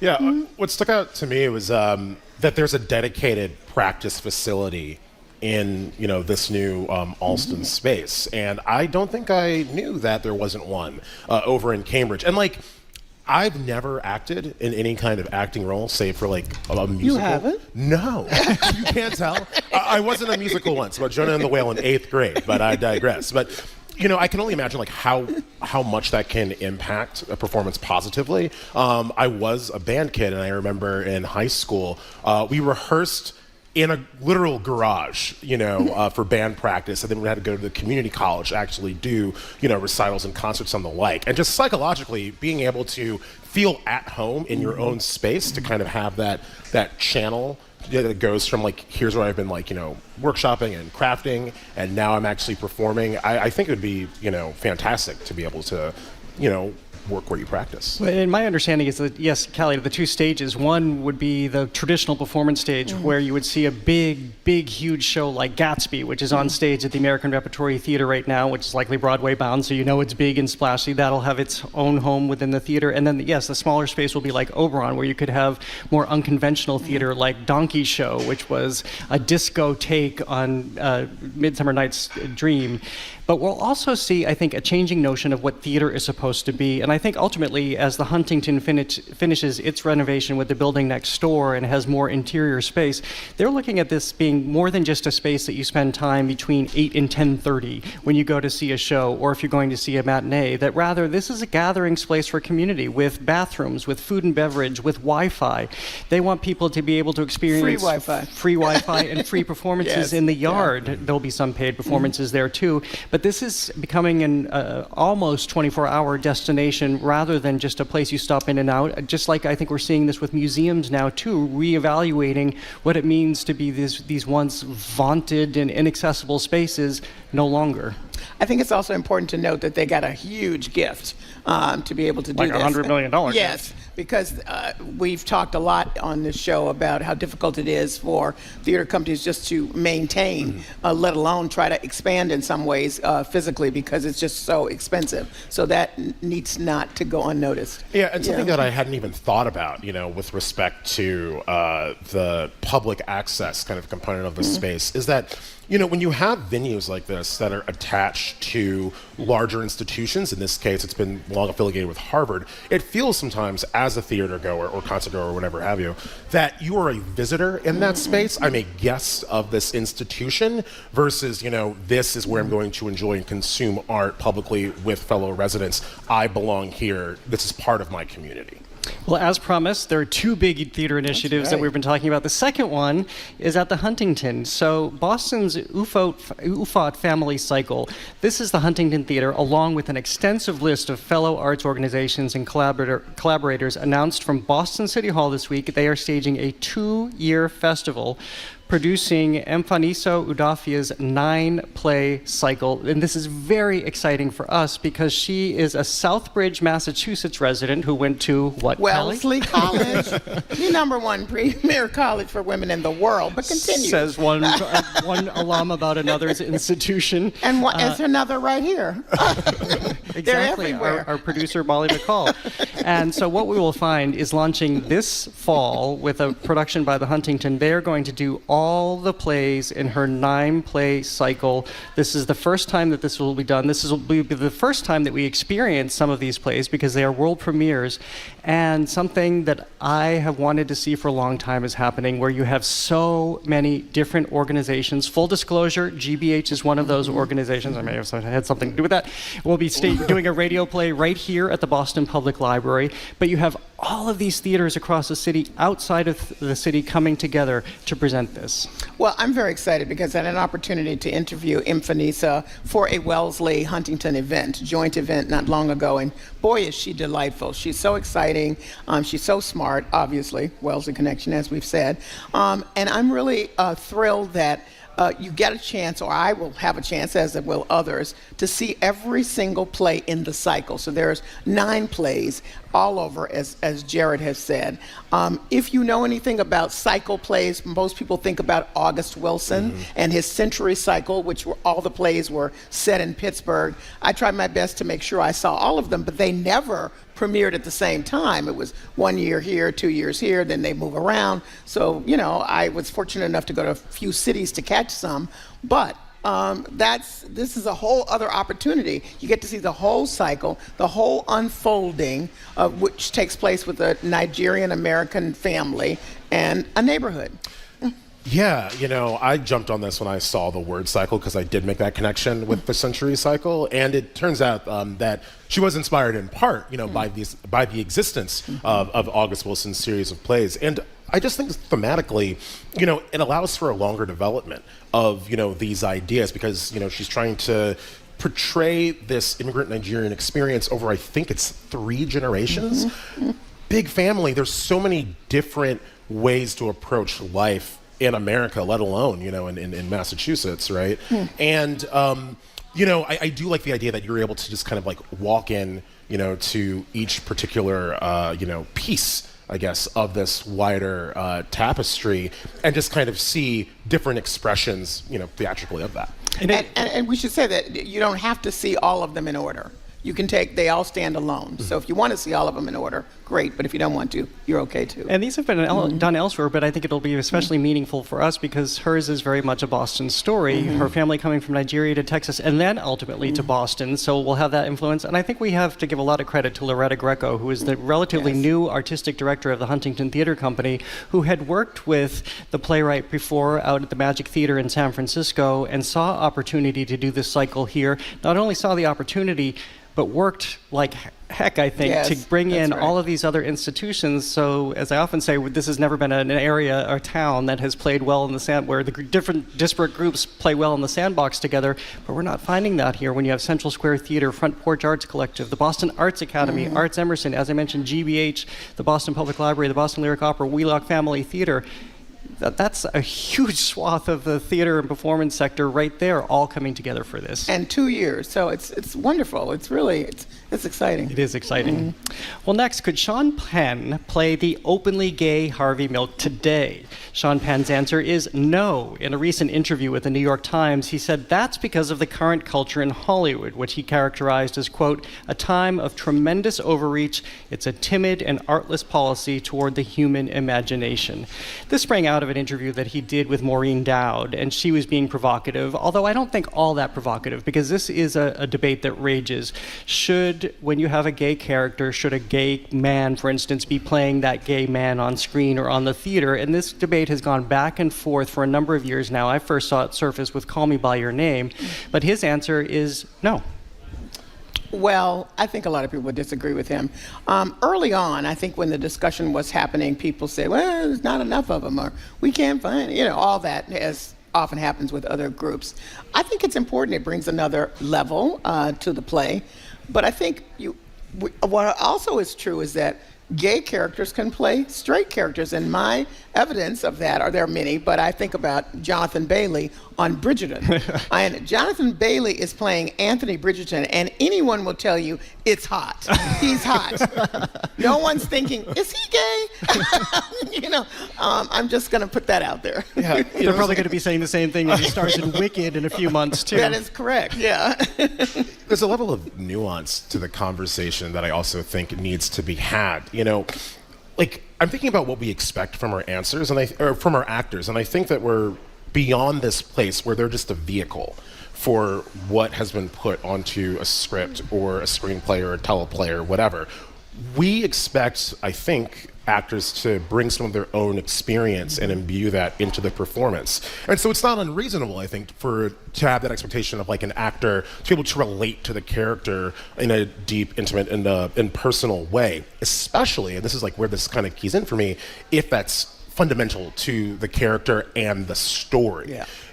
If it is a story, about a gay person or a black person or, a neurodivergent person, whatever have you, and that is key to kind of propelling the conversation, the themes, the plot, the experience, what the creator is trying to get across. I don't think it's unreasonable to want the representative of that to be able to connect in a way. There is, maybe that certain X factor that we really can't put a name to or really identify, but I think we can feel that, through the screen. And I would assume at the time that Sean Penn was selected, there was also some screen power bottom line thing. He was a known factor. And rather than people saying, we can do this with someone who has the insight that James has just mentioned, we want to make sure people go to the theater and, it's going to be hard anyway because this is a movie driven by a main character who is gay. Well, I think a number of other issues. One of the other complaints is if you're a straight actor taking queer roles, then you're taking roles away from the queer community to play. Because we have seen an evolution, and even back when Sean Penn was playing Harvey Milk, to Oscar win, by the way, there weren't as many out actors. We still find people who feel the need to remain closeted in Hollywood because there still is not the widespread acceptance or can still be construed as a liability to their career. I think Jonathan Bailey belies that by stepping out and being forward and being one of the few people who can take on straight roles and have few people question it. But I remember when Sean Hayes from Will and Grace was on Broadway in Promises, playing a straight man, and there was criticism against him. How could you possibly believe that Sean Hayes could play a straight man? That was very wounding to him. That was very wounding to the queer community at the time. I think a lot of that has abated, but a lot of that definitely still exists. And I find it to be a very worthy conversation. And I actually commend Sean Penn for, maybe his language was very harsh, but I think it's appropriate for him to address it and call out some of what still exists. I do think that if you're going to take that route with casting, though, then maybe maybe responsibility is a bit too strong of a word, but perhaps it's the right word. For the creators, the casting directors, the directors themselves to actually have an open conversation to explain why they've gone that way. And reading about this Sean Penn story, I was reminded of this interview that Kimberly Pierce did, maybe even last week, down over at NPR, about whether she would cast a trans man if she were making, Boys Don't Cry Today. I don't want to get into it here just for time and, just for topic, but she gave a very detailed answer that addressed that criticism and just kind of like spelled out why she did what she did then, how she would approach it now, and that kind of gives a better appreciation, for both what casting is and for the film itself, I think. And the last thing I'll just say about this is biography comes to the fore now in a way. We've always been interested in stars. We know this going back to the Marilyn Monroe days and the Clark Gable days. Since the beginning of stardom, the concept of stardom, it was driven by knowing who your stars were, whether that truth was manufactured by the studios or whether it was actually true. And that really comes to the fore right now because we know so much about our actors' lives, even despite their attempts to keep it quiet. Like Andrew Scott, for instance, tries to keep his life quiet because he wants to be an actor first and foremost. The more you know about him as a person, he feels the less you can appreciate what he's trying to give you on screen. But because we know so much, that also makes it more challenging when you want to suspend disbelief and find these characters on the stage. Well, coming up, the Magical Monolith Mystery Tour. Where are gleaming metal pillars popping up all over? That's next on The Culture Show, live from our GBH studio at the Boston Public Library. The Culture Show is made possible in part by a generous contribution from the Fiducia Fund, proud to support this station's art and culture programming.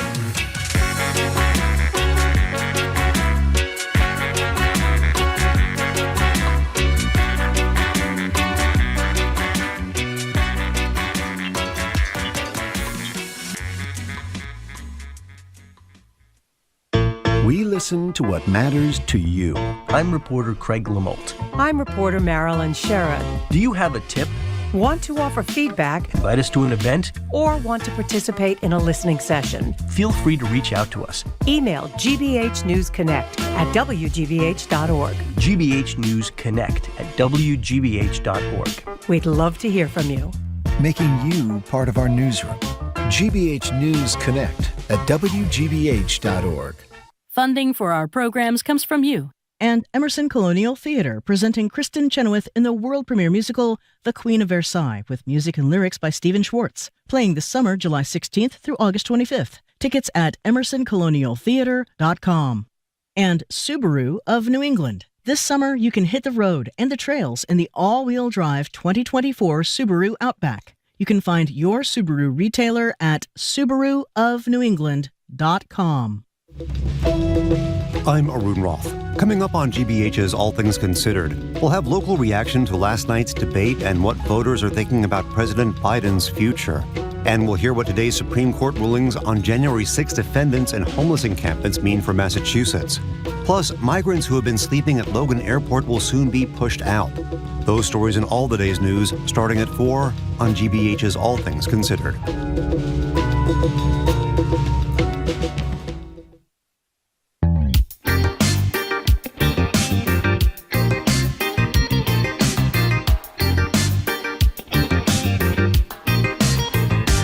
This is The Culture Show, live from our GBH studio at the Boston Public Library. I'm Jared Bowen, joined by co-hosts Callie Crossley and James Bennett II. If you're just tuning in, it's our Arts and Culture Week in Review, which includes a museum in the Netherlands that's created what it describes as an art connection for people with dementia and their caregivers. And this springs out of an Alzheimer's-related program at the Museum of Modern Art. But I think maybe this even ties back to what we were talking about in our very first segment with the American Repertory Theater, rethinking what it means to be a theater space. Museums are definitely rethinking their role as museums. James, as you were saying, this is not just a place where you come and visit. You are our guest here. You have a home here, and we will help you. And they're doing this in the Netherlands by finding ways for people with dementia and very specifically Alzheimer's. I know a lot about this. Callie, I know you sadly also know a lot about this. By making space for people with Alzheimer's and their caregivers, as that memory fades away, as their ability to communicate fades away, to find a common ground of communication and emotionally resonant responses through art. This is so important. My mother has passed, but while she was in, I would say, fourth stage Alzheimer's, what we discovered was that music had a great connection. If you played some music, it would bring back some memories, sometimes spark memories for her, and we could have a conversation. But what I know about the importance of sensory overload and sensory control is so important in general, because people with dementia can get overstimulated. And so what they've done here in this museum is that they have 6 specially trained museum guides. So they're aware of this, and they are able to bring the families and the people suffering dementia along through the exhibits in such a way that it can make a connection to them, the color, the fiber of it, if it's fabric, whatever the art piece is, mixed media or not. But it leads to a conversation and a connection, even if it's fleeting. And that, if you are a family member and your loved one has Alzheimer's, you are grabbing onto those fleeting moments so much. So I just love this idea. Yeah. Mm-hmm. In an article that we shared beforehand, though, one of the museum spokespeople had said that it's key to remember that dementia doesn't necessarily affect emotion. Mm-hmm. And so being able No, to, in fact, that's the last thing to go. Yes, that's right. Yeah. And so it's this idea to be able to kind of tap into that and be able to have that conversation connection. But I'm actually really interested in this project because it seems that the Netherlands are doing a lot of interesting work with rethinking, caretaking for dementia and Alzheimer's patients. Do you know about I'm going to get this pronunciation really wrong, but the Huikeve? Are you familiar with this? Okay, so it opened in 2009. It's a model village in the town of Oh, yes, yeah. Yes, and there's the town Also in the square. Netherlands, right? Yeah. Town square, cafe, a pub, and a theater that they're open to the public that actually stimulates the economy. And the residents, they live in these houses that reflect, their lives. If they came from like a very posh background, then they have that reflected there, and so on. And the research that was kind of poured into that kind of hinges on this idea that the more that they're stimulated, able to, walk around, engage with the surroundings with other people, they notice that they're a lot calmer and they require less medication, these patients do. Absolutely. And the emotional piece of it is so important because they feed off your emotions. So if you're in an emotional space where you're all anxious and frazzled, that'll transfer to them. But if you're also in a calming space, as you've just described, James, it's a whole other thing. And that's why I think this is so key for the caregivers, because when you're with your loved one who has Alzheimer's, or dementia, if you're at home, it is so difficult. It's a 24/7 job. It is really, really, really, really, really, really, really hard. But if you go to a museum and you have this moment where you're both on level playing ground, you're both just enjoying art, you have those moments to take away because it has just put you both on the same playing field. And then you have these, for the caregiver, you have the lasting memories. Yeah, it's wonderful. Well, we move to Toronto now, which brings new meaning to underground art, turning the vacant space under its expressway into a space for public art. We love to talk about public art. We love that it's free and accessible. Callie, I know you love this story in particular. Well, it's a 35-year-old First Nation artist from Ontario. His name is Nico Williams. He's known for traditional beadwork renderings, found objects. He uses bingo cards, lawn chairs, all of that. But what I think is so interesting, some of his beading is so fine that people think it's fabric. And it's hanging in all kinds of places under the expressways. And there is something that the repair people do to the concrete that causes various dings and cracks in it. So he's positioned a lot of his pieces over that. After they covered it up, we should point out. Yes. We're not forgetting there was a hole. That's right. And so it's just, a beautiful piece on something that was potentially kind of ugly looking, in addition to everything else. Yeah, I like, how you were able to mention that it is kind of fixing the patch, or it's covering that up. I mean, it's beautifying the infrastructure that we rely on, or I guess people in Toronto rely on. I've never been on that particular expressway, so I can't vouch for its functionality. But I was thinking about this tweet that I thought was pretty funny, and I was like, AI needs to stop trying to figure out how to make art better. Like, leave that to us. Like, figure out how to do my tax sheet and like chores and all that. Like, do that. And it kind of comes to that idea where it's this idea that I have of like over-investiture in, I guess in like, I want to say like practical concrete things, no pun intended. And it's like, do you want your infrastructure to look boring? Do you want your surroundings to be less vibrant. It just seems like a layup for me to make life even just more pleasant. And I love it. I so often used to find myself seeing stories like this and think, oh, why don't we have this here in Massachusetts? But we do. So I think we've beat Toronto because underneath the expressway in the South End, that's been basically turned into a museum, inviting artists to come in and make murals underneath that expressway. If you go underneath the Zakim Bridge by the skateboard park, there is fabulous graffiti. That's what we used to be called graffiti. It's now the street art that's happening there, and it's ever changing because you have this youth culture who's making it their own every single day of the year. And I actually just asked Lieutenant Governor Kim Driscoll about this yesterday. She was on the show talking about the live theater tax credit, but also the administration's investment in arts and culture. And I remembered that something the governor had told me about having an interest in embedding artists in state agency for exactly this reason. So here in Massachusetts, as I say, we're already doing this work, and here's what the Lieutenant Governor Kim Driscoll had to say about how we're bringing art into infrastructure. The MBTA doesn't just have to be a train or a bus. How do we think about using those public spaces from the bus stops and the infrastructure that we all participate in, but not having them be so pedestrian? And the idea is not just to have paint on walls, but embedding how we think about solving some of our biggest challenges. Artists think differently, and creatives can help us really address some of those challenges.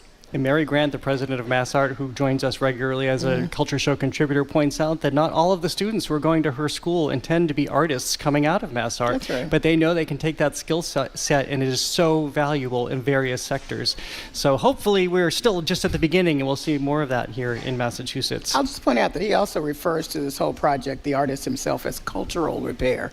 So which I Fabulous. love. We need more of it. Yeah.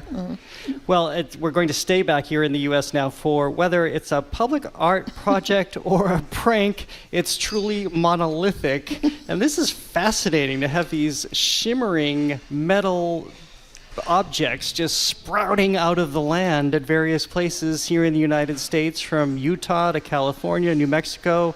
Actually, those are all kind of desert areas, remote areas. It even popped up on Fremont Street, that very legendary street in Las Vegas.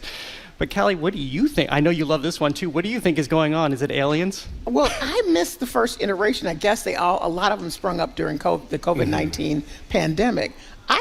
It must be. How do you get this glass? These things are tall, it must glass, be aliens. monolith thing. I mean, who's sneaking out to put that together in these deserted areas? I just can't figure out what it's about. Apparently, they're actually not that heavy. There is a group. It just looks like it. Yeah, it just looks like it. There's a group of, pro-Trump protesters back in the fall of 2020 that went to one of these monoliths and toppled it. And their whole thing was, no illegal aliens from, outside of the United States or outside of the planet Earth. But I do want to just draw attention to the environmental implications of these public art pieces. Like you had mentioned, these are springing up mainly in the desert. And I actually just got off the phone before we started with a naturalist friend of mine and a birder.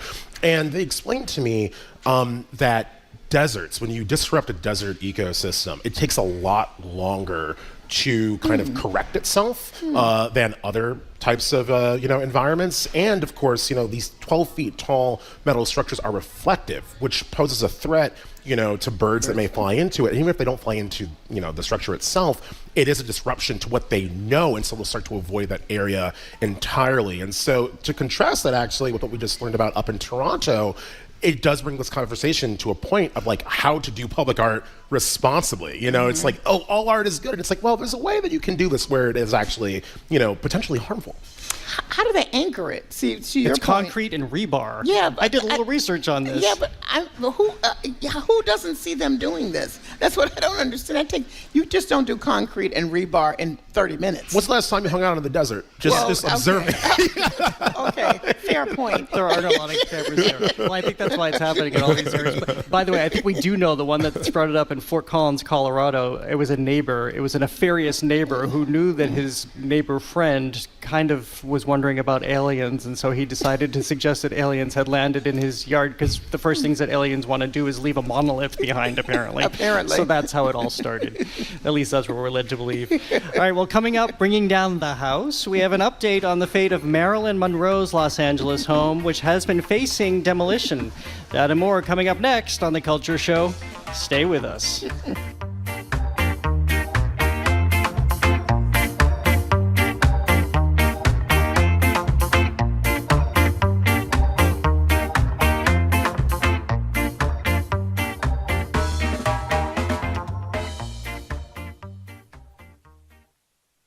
One of the biggest stressors when applying to college is that daunting personal essay. How long should it be? Is the grammar correct? And what on earth should you write about? It's telling them that I'm a person who is passionate about investing in the future. I said in the essay that I was a teen mom, and I thought it was very empowering because there's a lot of my classmates that go through the same thing. Find out how 2 students successfully wrote their essays on our podcast, College Uncovered. Get it wherever you listen. Our programs are made possible thanks to you. And Newport Mansions, presenting an evening with actor Danae Benton and executive producer Erica Dunbar July 9th at Rosecliff. They'll discuss Peggy Scott, Benton's character on HBO's The Gilded Age. Tickets at newportmansions.org.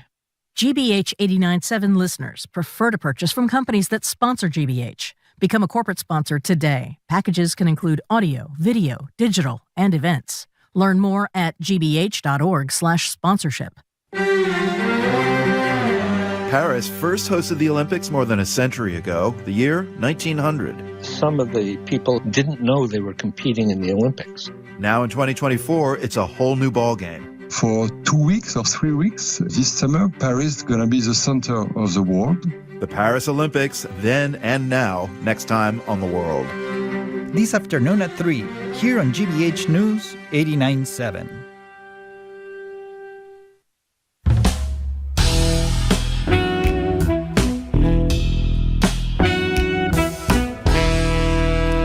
Welcome back to The Culture Show, live from our GBH studio at the Boston Public Library. I'm joined by Culture Show co-hosts Callie Crossley and James Bennett II. It's Friday, and on The Culture Show, that can only mean one thing. It's time for Follow-Up Friday. Follow-Up Friday. Follow-Up Friday. Follow-Up Friday. Follow-Up Friday. So we have some updates on stories that we have a lot of. This is a big week for updates. So we have some updates on stories that we have been talking about here, including Tasmania's Museum of Old and New Art. So if you've been listening to The Culture Show, we talked about this once, if not twice, and this is about an exhibition in Tasmania, and it's very, very conceptual because you had a curator who wanted to create a space for only women, and this was to address Australia's lengthy history that persists today of having male-only spaces. So she created a space in the Museum of Old and New Art that was essentially a ladies' lounge, and it's very well decorated, and it's filled with wonderful things you want to see, like jewels and Picasso painting. Well, of course, what happened? A man sued and said, this is discrimination because I can't enter. She said, well, that's the whole point. It went to the courts. The court said, no, he's right. And so she had, by the way, on the way to court, she brought a bunch of women who were dressed in navy suits and pearls, also a reference, I think, to Robert Palmer. So she kept the conceptual art notion going. But in the face of that court ruling that said, no, it had to be open to everyone, she moved it to the ladies' room. She moved it to the bathroom, so the men can't go in there either. I love this so much, I can't even tell you. I just love this. By the way, this is not also the great museum where we talked about because they're playing the Wu-Tang Clan album that can only be heard in person. Most of us won't hear it because we can only finally download it in about 80 years. But they're doing really clever things there. Callie, you have a big Follow-Up Friday moment for us. I do. The Academy of Motion Picture Arts and Sciences, we know them as the Oscar people, have invited for their 2024 class 487 invitations. Now, you know, they've been criticized. That's been our conversation over time about the makeup of the people who vote on the Oscars. They do other things, but that's their primary thing, being very, very, very overwhelmingly white and older, quite older. So they're trying to young it up and be more expansive in the constituencies that are represented in the voters. So they've invited all kinds of fabulous people, like Cord Jefferson. You may know his name. He wrote, directed the American Fiction, which got a lot of attention. Some Oscar winners from last year, like Davine Randolph, and almost Oscar winners, but Oscar nominated, Lily Gladstone, Color Purple's Danielle Brooks. These are just a few. The filmmaker Celine Song, Song, who also wrote the script for that. In the case of Cord and Celine, they'll have to decide which branch they want to join because they did all the roles. So this is exciting. If everybody said yes, the 487 that were invited, that won't happen, they would have 9,934 voting members, and the makeup would be 35% women, 20% from underrepresented ethnic and racial communities, and 20% international. Now imagine what that would reflect, how that would be reflected on the material that comes to them now. I just think we'd see a lot of different kinds of perspectives, and I think the votes would be different. I don't think that group would have voted for the Green Book. I'm just saying. I'm just saying. Well, I have to say one thing I didn't realize I didn't realize viewership has been growing. It's not what it was, but viewership for the Oscars has been growing over the last 3 years. There's been a lot of justifiable criticism for the fact that their ranks aren't still diverse, but it has been growing. Obviously, if it's more diverse, it's going to bring in more audiences, That's so right. we see it trending in the right direction. Yeah. So another follow-up Friday moment we have is we talked about Marilyn Monroe's home in Los Angeles. This is the last home she owned. I think the first home she bought outright by herself. She bought it about 6 months before she died, and she only lived there for a short time, of course, before her body was discovered due to a presumed overdose there. Well, flash forward, and a couple bought the home they bought that home because they lived next door, ultimately with the intention of spending $8.5 million so they could tear her home down so they could expand their home in the Brentwood section of Los Angeles. People began to lose their minds because it's Marilyn Monroe's home, and even though it's behind a gated community and you can't really see the home, they said it's worth preserving because it's so tied to her, and so there was this huge effort to try to stop the demolition. Well, we found out this week they prevailed. The Los Angeles City Council got together and designated her home an historic place, and it will be saved. And now there is this conversation, which actually had risen when the owners wanted to demolish it, but fine, just move it, move it somewhere else, because they were arguing it doesn't really represent her because so much has changed, but it will be preserved, and it may move ultimately. But this is what I think is really interesting too, is that if you look at the historic designations in Los Angeles, only 3% are tied to women. That's interesting. And this was a unanimous vote, by the way, which I think is very interesting.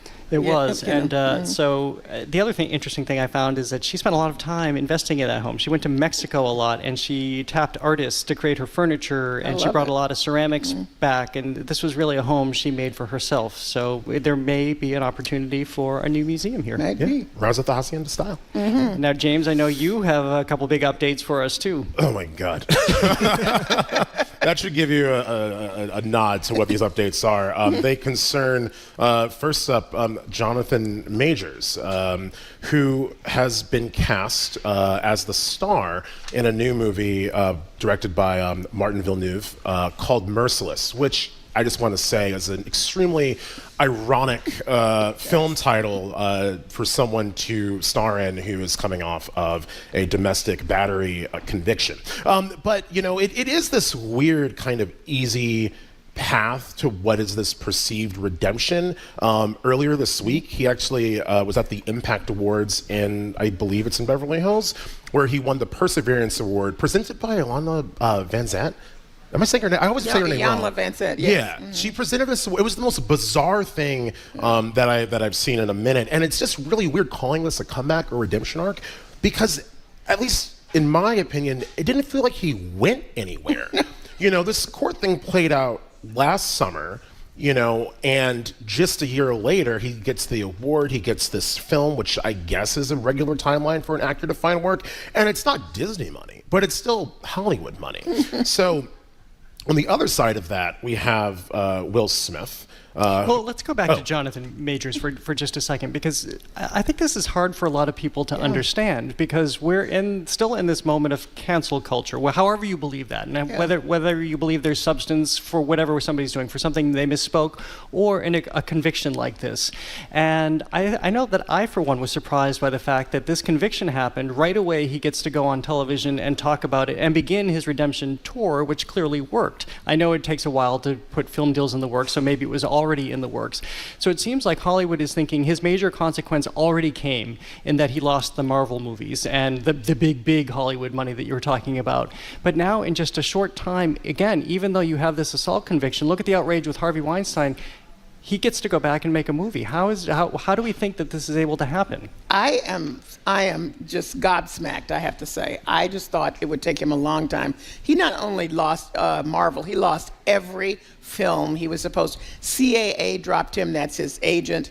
And in addition to that, he's made some questionable comments about Megan Good, his girlfriend, being like Coretta Scott King. Oh, yeah. Which inspired the King family to say, keep my mom's name out your mouth. So, I mean, how in the hell is he, I don't get it. Greed. Yeah, well, actually, you're right. I would say it's greed. I would say it's the money. But we all saw what happened, how it's played out. We all know what the cultural temperature of the situation is.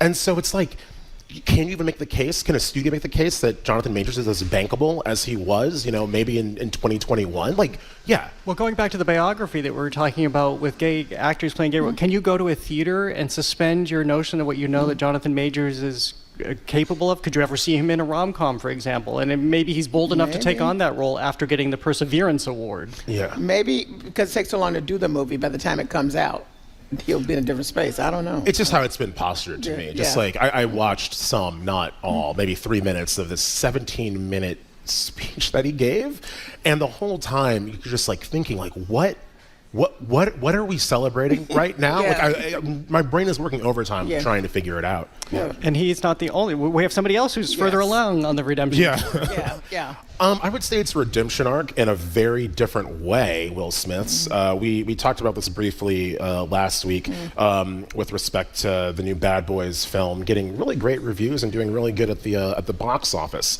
And with Will Smith, he's going to be performing on Sunday evening at the BET Awards. And he is going to be performing music, including a new song that dropped just a couple hours ago, actually. Which means we can take a listen to You Can Make It right now.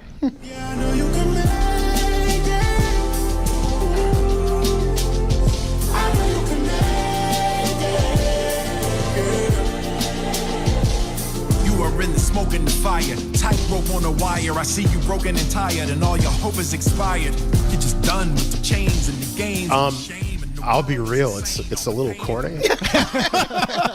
I mean, Will Smith is a very capable rapper, and I think that people tend to forget that. But I was just like, come on, bro, like, And you think about, like, how hard has your life been, really? I mean, he's posting on Instagram and he's sitting at the piano banging out the chords, that have become this song, which I just want to nod and say really reminds me of the American Symphony by John Batiste. I don't know if you... Yes. I was in that documentary, actually. I'm in the audience of the camera.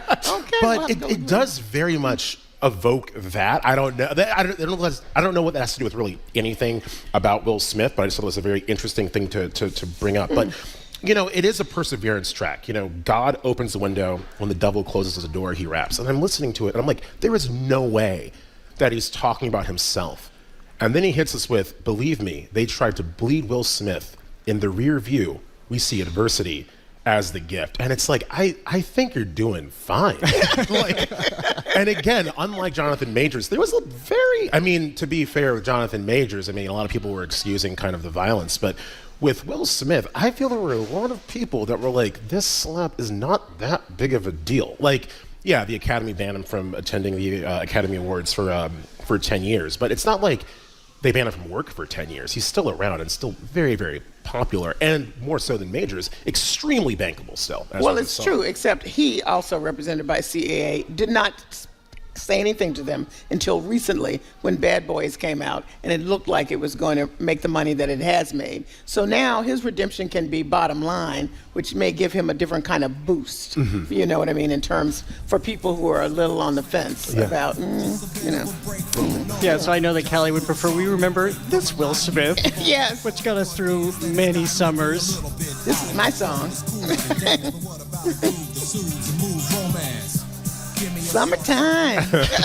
That is a classic, and it's corny, and I don't care. Oh, I don't think it's corny at all. I love it. I think it's great. I just quickly want to plug Jazzy Jeff and Mick Boogie have a series of mixtapes called the Summertime Mixtape, and on the very first volume, this was the opening track. And I listen to it every year, and that's when I know my summer has begun. Okay, I'm going to do that. Okay. Well, that next song is not brought to us by Will Smith. That's our lightning, which means it's time for our lightning round. These are the stories that caught our attention this week, the headlines that caught our attention. Callie, what's yours? Well, it's almost July, which means it's almost Christmas in July for the Hallmark Channel. And they've just come out announcing that they're doing a special movie called Holiday Touchdown, A Chiefs Love Story. That's in reference to the Kansas City Chiefs, the championship football team. Look at James's face. It's a partnership. They've done partnerships with the Chiefs before. They're going to have special promotions. The film is a very small little plot, which I enjoy. We don't need to stress ourselves. It's about somebody trying to improve. Like that's unusual, small little plot? Do not denigrate Hallmark. Continuing, as I said, they're going to have special events, and some of the stars of the football team will, show up with some other people. The plot is that a young woman is trying to increase the fan program for the Chiefs, and then she falls in love with the guy who's in the front office who doesn't like her. But we don't need more than that. We just need a little harmony. We can look forward to look at James's face. I won't brook this. There's no romance, James. I see that now. Anyway, how did we just go 180 seconds without hearing Taylor Swift's name in all of that? I think this is actually a clever move. You put the Chiefs in there, but you don't focus on Travis and Taylor Swift, because if they break up, then you don't have a movie. So I think they did correctly. They did it right. Yeah, the clock is running on that one. All right, James, what's the headline that caught your attention? Listen, let's just hope that the Baltimore Ravens don't make an appearance in that film. Unless they're the antagonists and they win, in which case we'll be very happy. But for me, Do the Right Thing, the Spike Lee joint, it turns 35 this year. And so, for that 35th anniversary, Brother Spike has partnered with Jordan Brand for some reason, not sure, but not complaining, to present a block party in Brooklyn on Sunday afternoon, early evening, on a street that has been renamed Do the Right Thing Way, even though no one really calls it that. It's class in between Quincy and Lexington. And I'm really interested to see how this shapes up. It's not a ginormous block. It is a bit of a major thoroughfare. I have been noticing a trend, at least in New York, of these organic block parties, especially in Brooklyn, cropping up. And so I don't know if it's going to be a situation with different vendors. Will there be a screening of the movie? Will Spike himself show up? Not sure. Will Michael Jordan show up? He was born in Brooklyn. Don't forget. And I actually will be headed down there and kind of doing a little bit of reporting for it. So I know there's anticipation of what are you getting into this next week, and that's actually what it is for me. So. Well, didn't he do the Jordan commercial? It's the shoes. He did. So it's got to be the shoes. Yeah. So that's the connection. Yeah. Springfield's own Ruth E. Carter did the costumes. That is correct. That is correct. Very much. Her big break by Spike. Exactly. My pick this week is one of the most extraordinary television shows I have ever seen is back after a very long absence. This is a show called Babylon Berlin, and it's German. It's based on a series of books.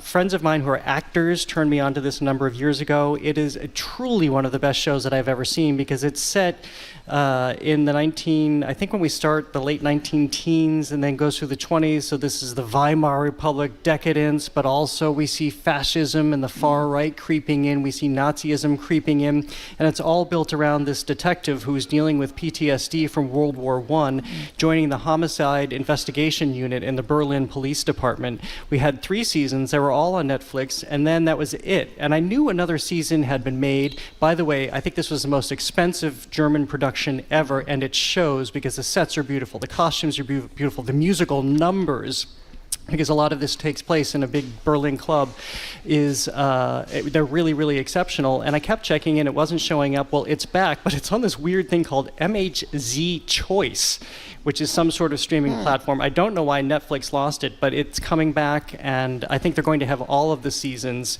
And I have learned that you can sign up and get your free trial, so you'll be able to binge it as I will. But again, the show is called Babylon Berlin. It came highly recommended, and I've been literally waiting years for this latest season. Wow. They probably got stopped by the actor strike. Maybe did they have any? I think even though that's a German thing, all this stuff was impacted. There was some negotiating that happened. Well, that is all for the Culture Show. Remember, you can always download the Culture Show podcast to keep on top of all things arts and culture. You'll find us wherever you get your podcasts. Kelly, we have time for only just a quick tease for Under the Radar. LGBTQ Roundtable and online Roxbury Film Fest.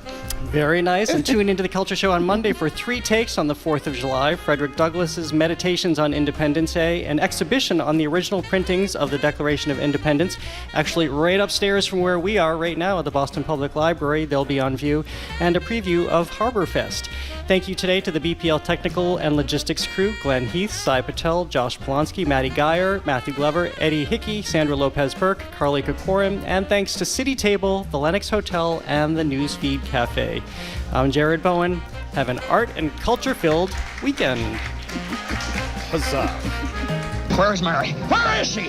Where is she? She's just about to close up the library! The Culture Show is made possible in part by a generous contribution from the Fiducia Fund, proud to support this station's art and culture programming.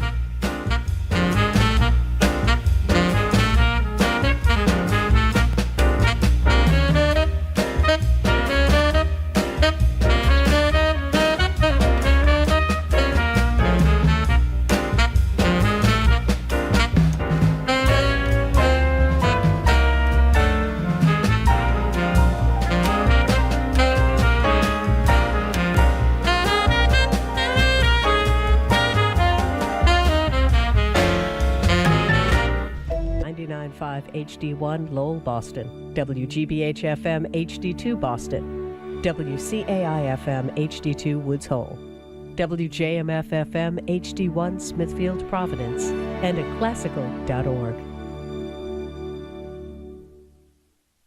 Coming up on 3 o'clock and 77 degrees here in Boston.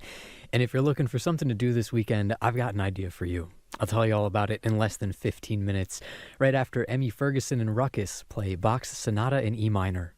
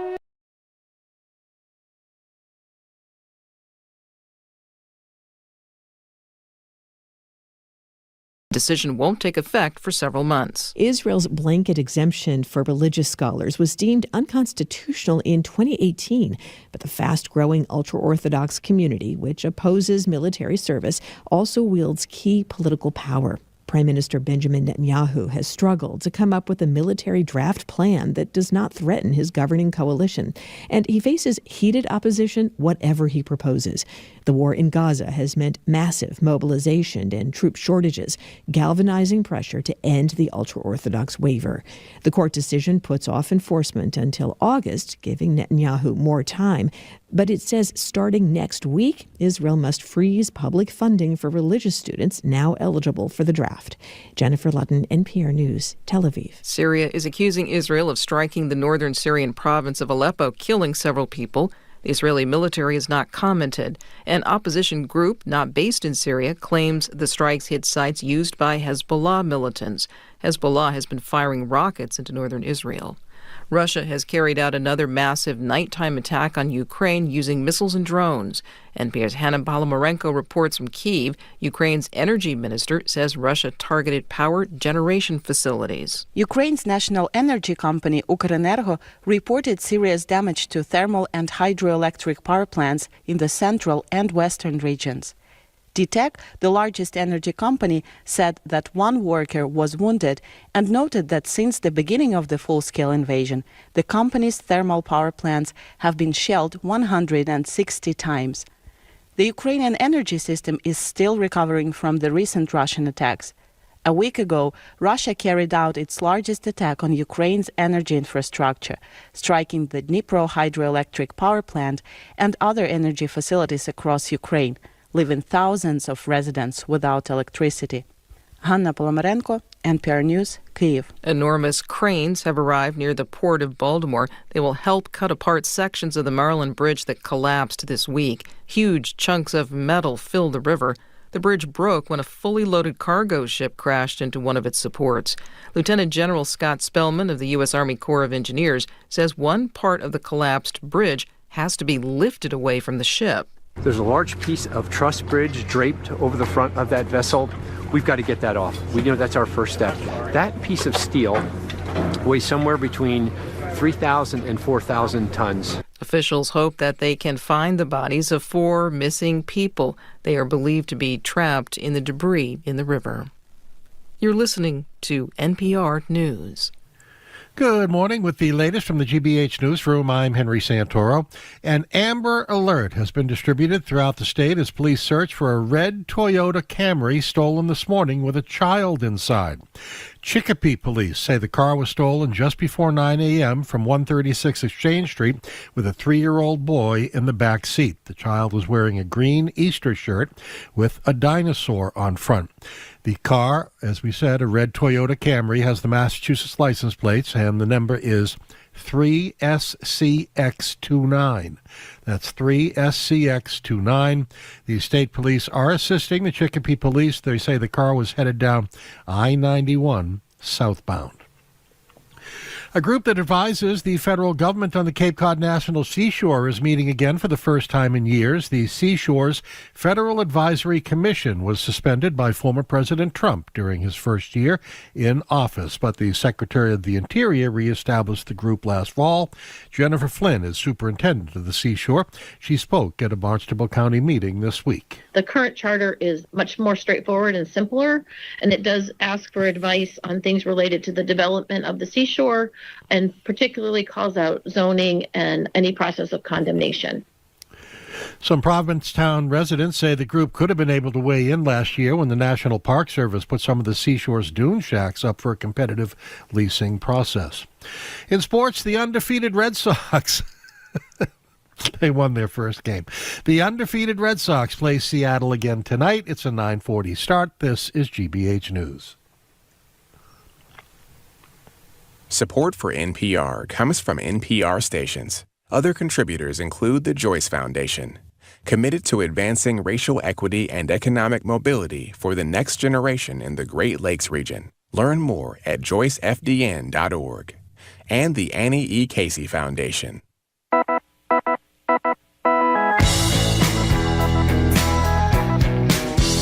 Rowdy, I am Marjorie Egan. You're listening to Boston Public Radio, 89.7 GBH. We are broadcasting live from the Boston Public Library and streaming at youtube.com/GBH News. And I want to mention again, we are here now Tuesdays, Fridays, and Wednesdays every week. Good morning, Jim. Do you, when people applaud at the beginning of the show, do you look out to see who's not applauding? I always absolutely. Do. Taking names. Yeah, we're going to target those people later. In any case, hi, Marjorie. How are you? I'm very well, Jim. How are you? Good. Excellent. So opening today, and by the way, we have some incredible music. Music is usually at 11:30. It's 12:30 today.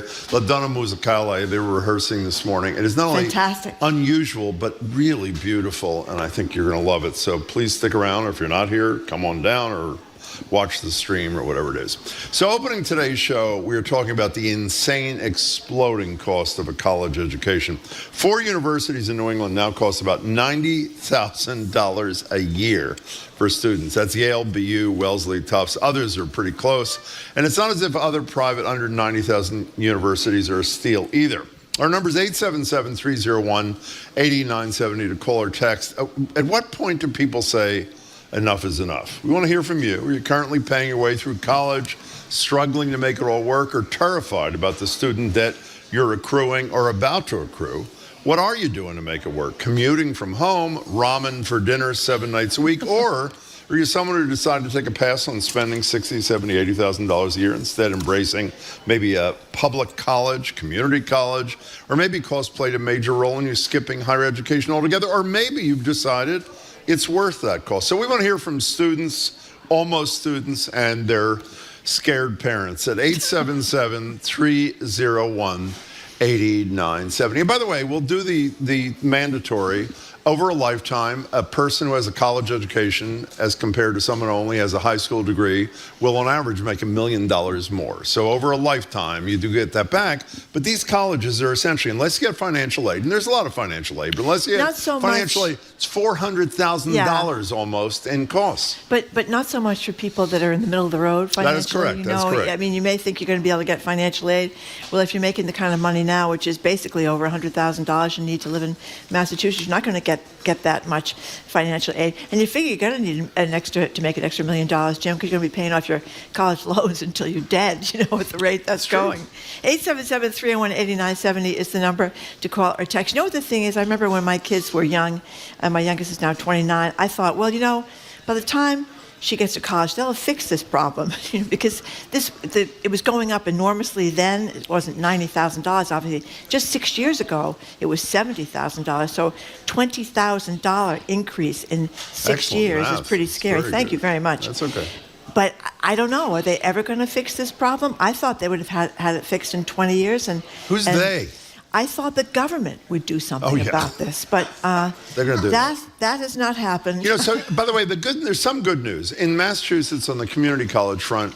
Maura Healey, I think shortly after she took over as governor, did this executive action where certain low-income people, I'm not going to go into all the criteria to qualify, get free college. Karen Spilka, who's the Senate president, is behind a move, we have no idea if it's going to happen, that would make free community college affordable for all, including wealthier people. There's some criticism of that. State University, I think UMass is in the 50 range. Am I not right about that? 50,000, which is still not cheap. Is $37,000 if you are in-state, $59,000 for out-of-state. And then there's something I didn't even know about, New England Regional Student Program, which provides these tuition breaks to people that live in the 6 New England states. Say if you live on Rhode Island and you want to go to UMass, Amherst, you get a little bit of a break. Instead of paying the out-of-state of $59,000, it's almost $60,000 actually, you pay $53,000. Okay, so you and I, by the way, Marjorie went to a school that is a great school now that was a great school then. I went to a college that is a great school now that was nowhere near this then. University of Pennsylvania, Stanford for you. Okay, your kids are not 29 to 30-something. They're 17. They get into Stanford. They get into the University of Pennsylvania, whatever it is, 90,000, 88,000, whatever. And do you say to them, UMass Amherst is a great opportunity. It's for an in-state. I'm serious. It's $50,000 a year less. Doesn't have the prestige, obviously, of a Stanford or University of Pennsylvania, but the debt you're going to come out with, because we're not going to qualify for a lot of financial aid, says Marjorie and her kids. What do you say to the kid? I want to go to Stanford, the kid says. I'm not saying your kids would say that, but you know what I mean. Okay, I'm biased. Whoa. I'm biased because I think one of the great things about going to a place like Harvard or Stanford or Yale is, first of all, you can compete with anybody because you managed to get into that school. Who's paying for it? Well, you're going to be in debt for a long time. But do you remember the Obamas, by the way, were still paying off their college loans? To pretend that there isn't an advantage to those schools. I mean, you can get just as good of an education at UMass Amherst or UMass Boston, but coming from one of those schools, the networking opportunities, the job opportunities, I think that they're real and they're going to make a big difference. Anyway, when you go to a cocktail party, you can always say that you went to Stanford and everybody think you're smart, whether you are smart or not. It's kind of like a bragging right kind of thing. Our number is 877-301-8970. It's triggered by the story read in the Globe this morning. $90,000 plus a year for BU, Tufts, Wellesley, and Yale, with a lot of other elite schools just a couple of $1,000s behind. But you look at those ads UMass Boston used to run of all the smart people that went there. Oh, sure. Jack Welch, he's no longer with us, but he held General Electric. That's right. He was a millionaire many times over and headed one of the biggest companies in the world. So lots of people come out of. Didn't Paul English go to UMass? He did. Yeah, so a lot of people come Founder out of UMass of Kayak and do enormously well. And UMass Boston, by the way, is cheaper than UMass Amherst. It's $31,856 if you're in-state, and a lot if you're out-of-state, $75,000. By the way, we're doing a remote broadcast. Are we allowed to say this? Can we say this now? Yeah? No? So no, one last thing. We're doing a remote broadcast at some point. We can, May 3rd from UMass Boston. One we're last pretty thing, excited Jim. about it. Yeah. What about Penn? Would you tell your kids to go to Penn if they? I would tell. No, honestly, you can be a carpenter and you can be a plumber. That's what I would say. No, I sort of feel the same way you do. There's a bias. I mean, you know what's incredible? You encounter people who are 50 years old, you hear them at a cocktail party or something, someone saying, oh, you went to Harvard. Yeah, you went to Harvard 30 years ago. That's right. Shouldn't you be judged upon your career rather than the college you went into? But unfortunately, there is a bias. Having said that, I would like to think that if I sat down with my kids who are now in their 30s, when they were 16 or 17, we could have a sane conversation about the fact that you don't want to be saddled with that insane kind of debt, even if you're going to do well or maybe better during life. One last thing before we go. Yeah, we're not going. My best friend growing up, very smart kid in school. Yeah. Father was a police officer. Yeah. She didn't have a lot of money. Yeah. She was top 10 in the class, in my high school class. Yeah. She got into Radcliffe, which is then Harvard. You know, Harvard, For there's women, no more right? Radcliffe anymore, but essentially Yeah. getting into Harvard. And her father said, it's an extra $500. Why don't you go to a state school? Did she really? Yes, and it would have How'd she feel about that? It would have changed. Now she knows it would have changed her life. Okay, Heidi in North Reading, you were first on Boston Public Radio. We're broadcasting from the Boston Public Library. Thanks for calling in. Hi. Hi, Jim and Marjorie. Longtime fans, love your show. Thank you so much. What's up? So we have 3 kids, ages 24, 26, and 29, and helped put them all through college. And they all went to, 2 went to state universities, 1 went to a local Endicott college. Mm-hmm. They all loved it, had great experiences. And my advice is I would not opt to pay an enormous amount of money. I would definitely not opt to pay anything that parents and kids together aren't comfortable committing to. And we had started our 529 savings plans when they were all very little. That helped a lot. And my advice to people that I give all the time is apply to more schools than less. And don't be penny wise, pound foolish on that, because you're not going to get into them all, and that reduces the number. And then out of the ones left, some might not give you any money, and some might give you 30, 40, 50%. Mm-hmm. Hey, So you can't really make that final decision. How do your 2 public university graduates feel about their choice after the fact? Absolutely love them. Great. Our oldest went to UConn and was a math major and did a great job. Great. Great basketball teams too, huh, I knew you were gonna Heidi? say I mean, that. what a Okay. fun time going to those games. How about the other one quickly, Heidi? My other son went to UNH, where my husband and I went, and he loved it, majored in genetics, and had a great experience. Fabulous. Hey, Heidi, thank you for calling. We really appreciate it. 877-301-8970 is the number. Let's go to Jim in the truck. Thank you for calling, Jim. Hey, Jim. Hey, good morning. How you guys doing? Excellent, thanks. Yeah, we're in this boat right now. My son's a senior, and he's graduating. He wants to get into biomedical engineering, and he's been accepted to WPI, Rochester Institute of Technology, and they're all up over $200,000 for 4 years. But then he was accepted to Florida, and they're like $100,000 less. Wow. So don't leave us in suspense. What's happening? Well, he's kind of leading towards the Sunshine State. You know what I mean? Is he okay with that? It's crazy. Is he okay with that? I'm nervous about it because he's really a homebody.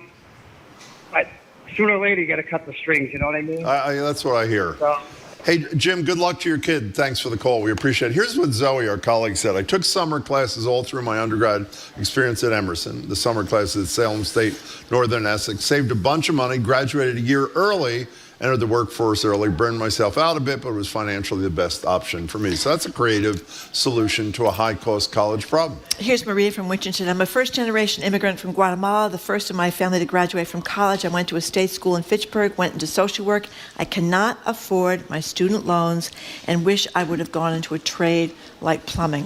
And somebody else just texted before and said, what is the point of spending an astronomical amount of money to go to some of these really high-end $90,000 a year schools if you're not going to go into a career that is not going to make you the kind of money that you can even begin to pay back those loans. And Art from Bridgewater, one of our conservative texters, says what they should do is they should get rid of the student loans, and then colleges wouldn't cost so much money. I think you should stop identifying Art by his politics. You don't identify liberal texters saying they're liberal texters, do you? Well, that's a point, Jim. Thank you. I could just say, Art, I'll say nothing about you. Well, you're from West Bridgewater, and that's it. From West Bridgewater. That's it. And we're really thrilled that he listens to the show. Christina in the car. Thank you for calling. Hey, Christina. Hi. Christina. Yes, good morning. Hi. So, my nephew recently graduated from Babson, and like Zoe, he took summer classes because they were cheaper. Yeah. And he also went, during the year, first semester and second semester. But tuition cost the same whether you took 4 classes or you took 5 classes. So he took 5. And going summer, he graduated early. And he lived at home, and he also worked a part-time job, and he came out with no debt. Well, that's pretty excellent. That's a pretty great way to start your post-college life. Christina, thank you for the call. Before we take a break, I've told you this story before, but not in years. Yep. My mother's best friend worked at the University of Pennsylvania. She hated the job. She was an administrative assistant or something. Hated it. She stayed for one reason, because she had an only kid. Oh, that's right. And she stayed there because employees of the University of Pennsylvania, I don't know if it's still the case, but it was when I was young and my mother was young, got free tuition. She worked there literally, the end of the story. She worked there for 20 years longer than she intended to, purely to get the free college thing. Her son applies, doesn't get in. I mean, can you imagine? Yes. I have heard that story from friends of mine who worked at Boston College. I mean, Boston College, when I was a kid, you played CYO basketball. You could drive up 24 and go to Boston College. All that has changed, needless to say, because of Doug Flutie years ago. Boston College is really hard to get into now. I know people that have worked at Boston College for the same reason, and whoops, it didn't work out. Don't read that thing from Jamie, by the way. You'll be tempted to, but I would suggest you do not. That's our lead producer tempting us with something that's going to get us all in trouble, so we will not do that. We have to take a break. Thank you very much. Okay, you're listening to Boston Public Radio, 89.7 GBH. We are broadcasting live from the Boston Public Library. We are streaming at youtube.com/GBH News. If you want to call or text us about how you are ever going to pay for anybody's college education, especially if you want to go to a private school and it's $90 grand a year, the number is 877-301-8970.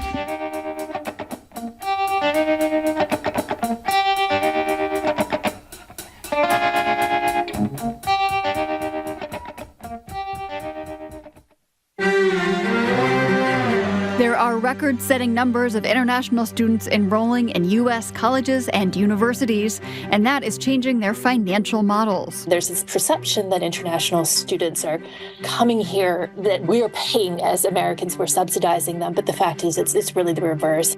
A special report about international students on American campuses. That's next time on The World. This afternoon at 3, here on GBH News 89.7. Our programs are made possible thanks to you. And Dandelion Energy, helping homeowners across the Northeast to lower their carbon footprints with geothermal heating and cooling systems. More information at dandelionenergy.com. And Tanglewood, the summer home of the Boston Symphony Orchestra, bringing Beethoven, Broadway, and more to the Berkshires. You can plan your summer at tanglewood.org.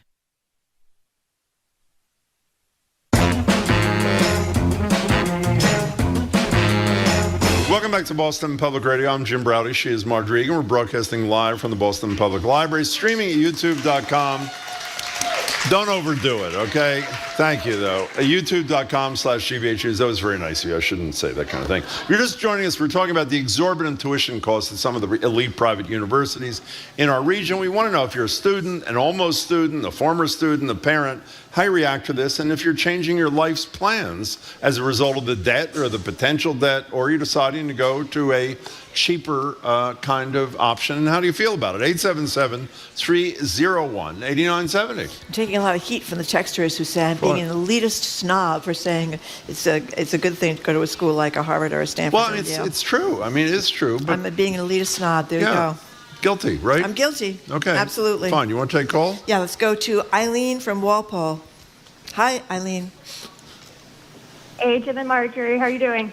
Good. Fine, thanks. Thank you. Good. Thanks for having me on. Sure. Long-time listener. I just want to say I am a Boston College graduate, and I just want to let listeners know that there's this weird paradox where a lot of times the schools that have the higher sticker price actually give you more financial aid. Yep. Yeah, that's a very good point. Yeah, that's definitely the case for me and my family. I'm the oldest of 4 kids. And pretty much for all of us, I went to Boston College and my siblings, and it actually came out to be about the same price as UMass Amherst.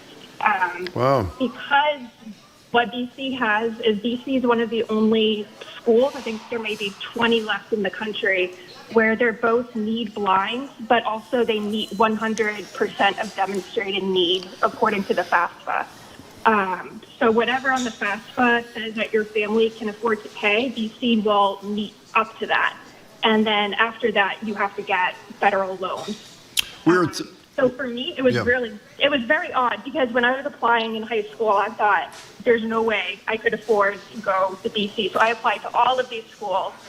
And I just want to let that for high school students to know, don't be scared by the sticker price. Sometimes the schools that are more expensive have higher endowments, and they make education possible no matter your income. That was a really important call, and we're really glad you did that, Eileen. Thanks so much for taking the time to call us. 877-301-8970. And Eileen is right, I'm sure in some cases.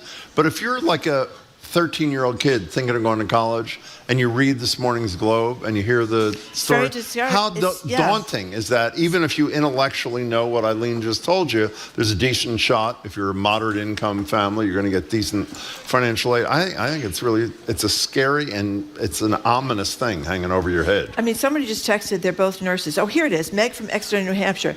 My son's a senior. He's attending nursing school in the fall, accepted in multiple nursing programs. But because of their income, she and her husband are both nurses. And you're not loaded if you're both nurses, but you get a decent income. And they were not eligible to get any financial aid. They are still paying off their own student loan debts from when they went to school, like whatever it is, 20 or 30 years ago. So he's going to be taking loans as well, but he's going to take the cheapest option. I mean, a nurse is a great job, but her theory is she doesn't need to go to the most expensive nursing school to get the best education. So, by the way, I mentioned the Obama thing before. I wanted to make sure I was right. Here's a quote from Obama in 2012. He was elected in 2008. Am I right? He started serving in 2008. Okay. This is 4 years in. Check this out. All right. I'm the president of the United States. We only finished paying off our student loans 8 years ago. So the Obamas paid off their student loans 4 years before he was elected to be the president of the United States. I mean, think about it. It's just unbelievable. Well, if you come out of school, I mean, you know, if you go to a cheaper school, obviously your debt is less. But if you go to a school that's $90,000 now and you are only paying part of the way through, you could be coming out $200,000 in debt. I know, right? So it limits the amount of jobs you can take. And where you live, and whether you buy the house. I mean, obviously the impacts down the. But I also think the thing that I was trying to say before, just 1 second, is not just the financial implications, the psychological implications of either potentially having that debt or actually having that. We've taken calls when Joe Biden was proposing this massive loan forgiveness thing, and obviously the Supreme Court knocked it down, so he did whatever he could do by executive action subsequently. He's done a couple of things, but nowhere near the breadth of what he was going to do. Remember all the people calling?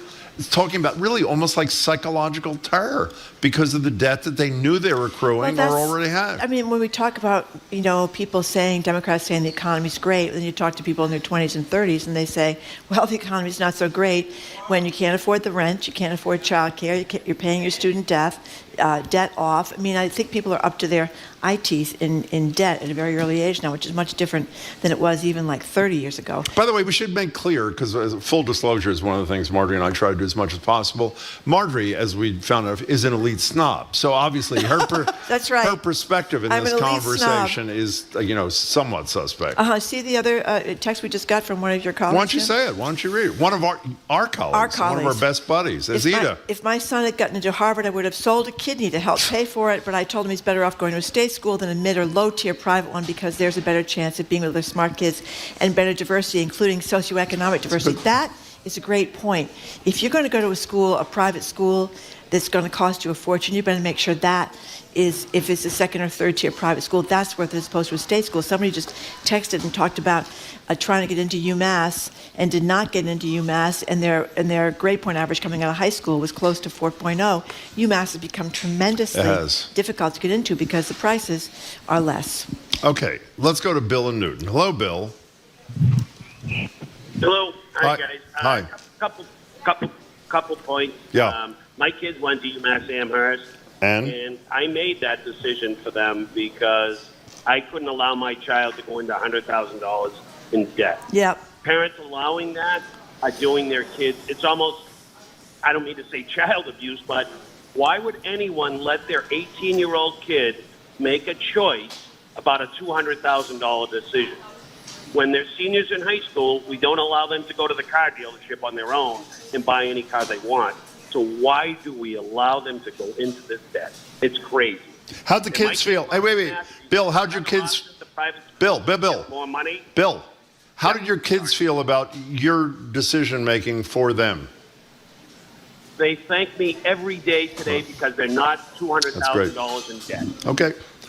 Good enough for me. Bill, You gotta be the parent, Jim. thank you much for the call. Yeah. Marjorie, we have a text from one of your closest friends, who Oh, I believe may even be here. You can always do what I did, go to a community college, save money for a couple of years, and then transfer to an elite college. And she ended up going to arguably the highest rated college in America. That's right. Amherst College, That's a very good point. And a lot of people do that. They'll go to a community and save that money. Mm-hmm. That's another option. 2 years in a community college, you can stay home. You don't have to worry about tuition. And you get a lot of people think they get as good an education in a community college as they do in a 4-year state school. What do you think of the nerve of your friend texting us personally while we're on the air live? Why did she text me? Did she horrible. text me? She texted you too. She texted me while I was. She did. I didn't. I'm busy reading the text from the on the computer. From the so actual listeners, yes. But let me tell you, we're getting a lot of parents who are saying, "Here's one, Jan from Merrimack. We sent 4 daughters to college, 18 years apart. The last 2 are twins. First 2 went to private schools, commuted. The price. The point she's making, the point a lot of other people are making, is that they are still paying their own student debt loans from when they were in college 20 years ago or 25 years ago, and now their kids are going to be assuming more student debt. So they're going to be kind of drowning. How depressing. Yeah. I mean, it's really bad. Let's go to Tom in Harvard. Hi. Hi, Jim. Hi. First time calling. Thank you. We appreciate it. Can you hear me? Yeah, we can perfectly. Okay. Yeah, my daughter got into Harvard and Yale, and we looked at financial aid packages and what the total cost was going to be. And Yale made the point that these tuitions are really a tax the rich policy. I could make half as much as I do, and we'd still pay the same amount for the tuition because they cap it. And they said, we could double the tuition, and you'd still pay the same price.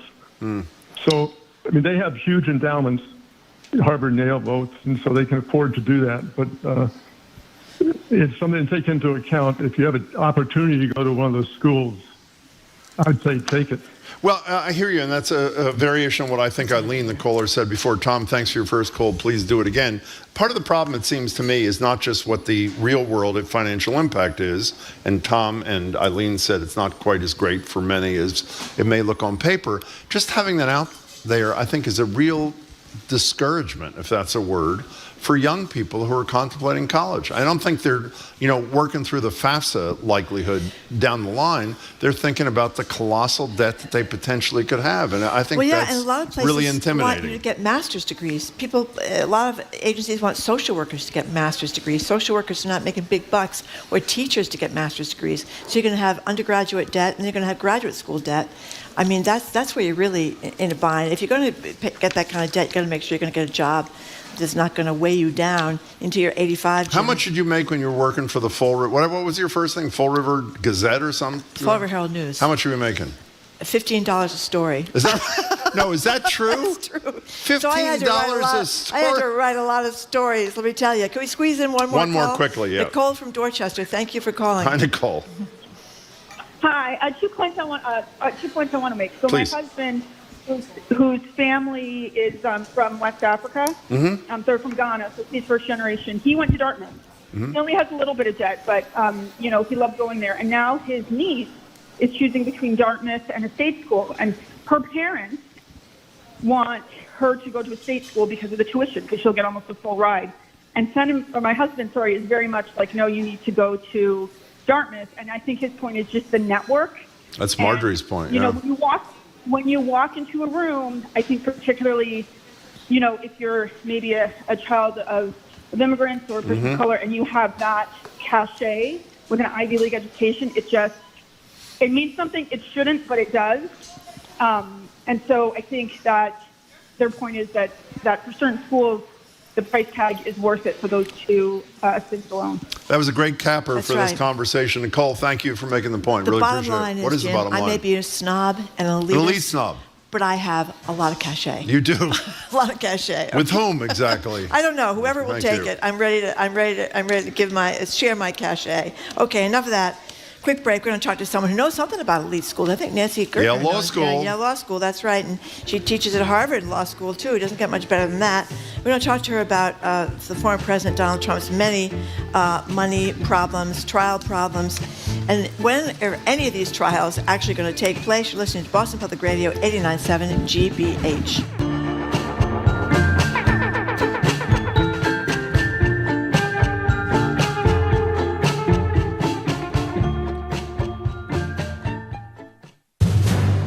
As the influx of migrants into Massachusetts continues, the Healy administration is rolling out new eligibility requirements for shelter.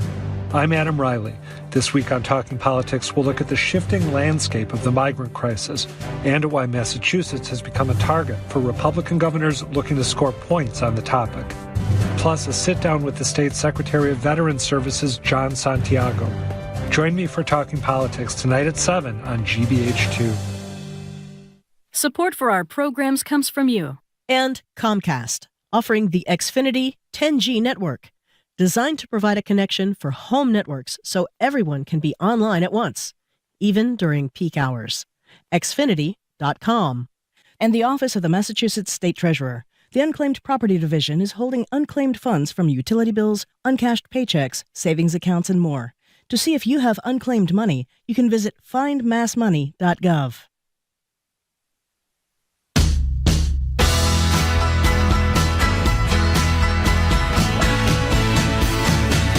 Welcome back to Boston Public Radio. Jim Browdy and Marjorie Egan. We're live at the Boston Public Library, streaming at youtube.com/GBH News. We're joined now on Zoom for another edition of On the Docket by retired federal judge and Yale Law School graduate Nancy Gertner.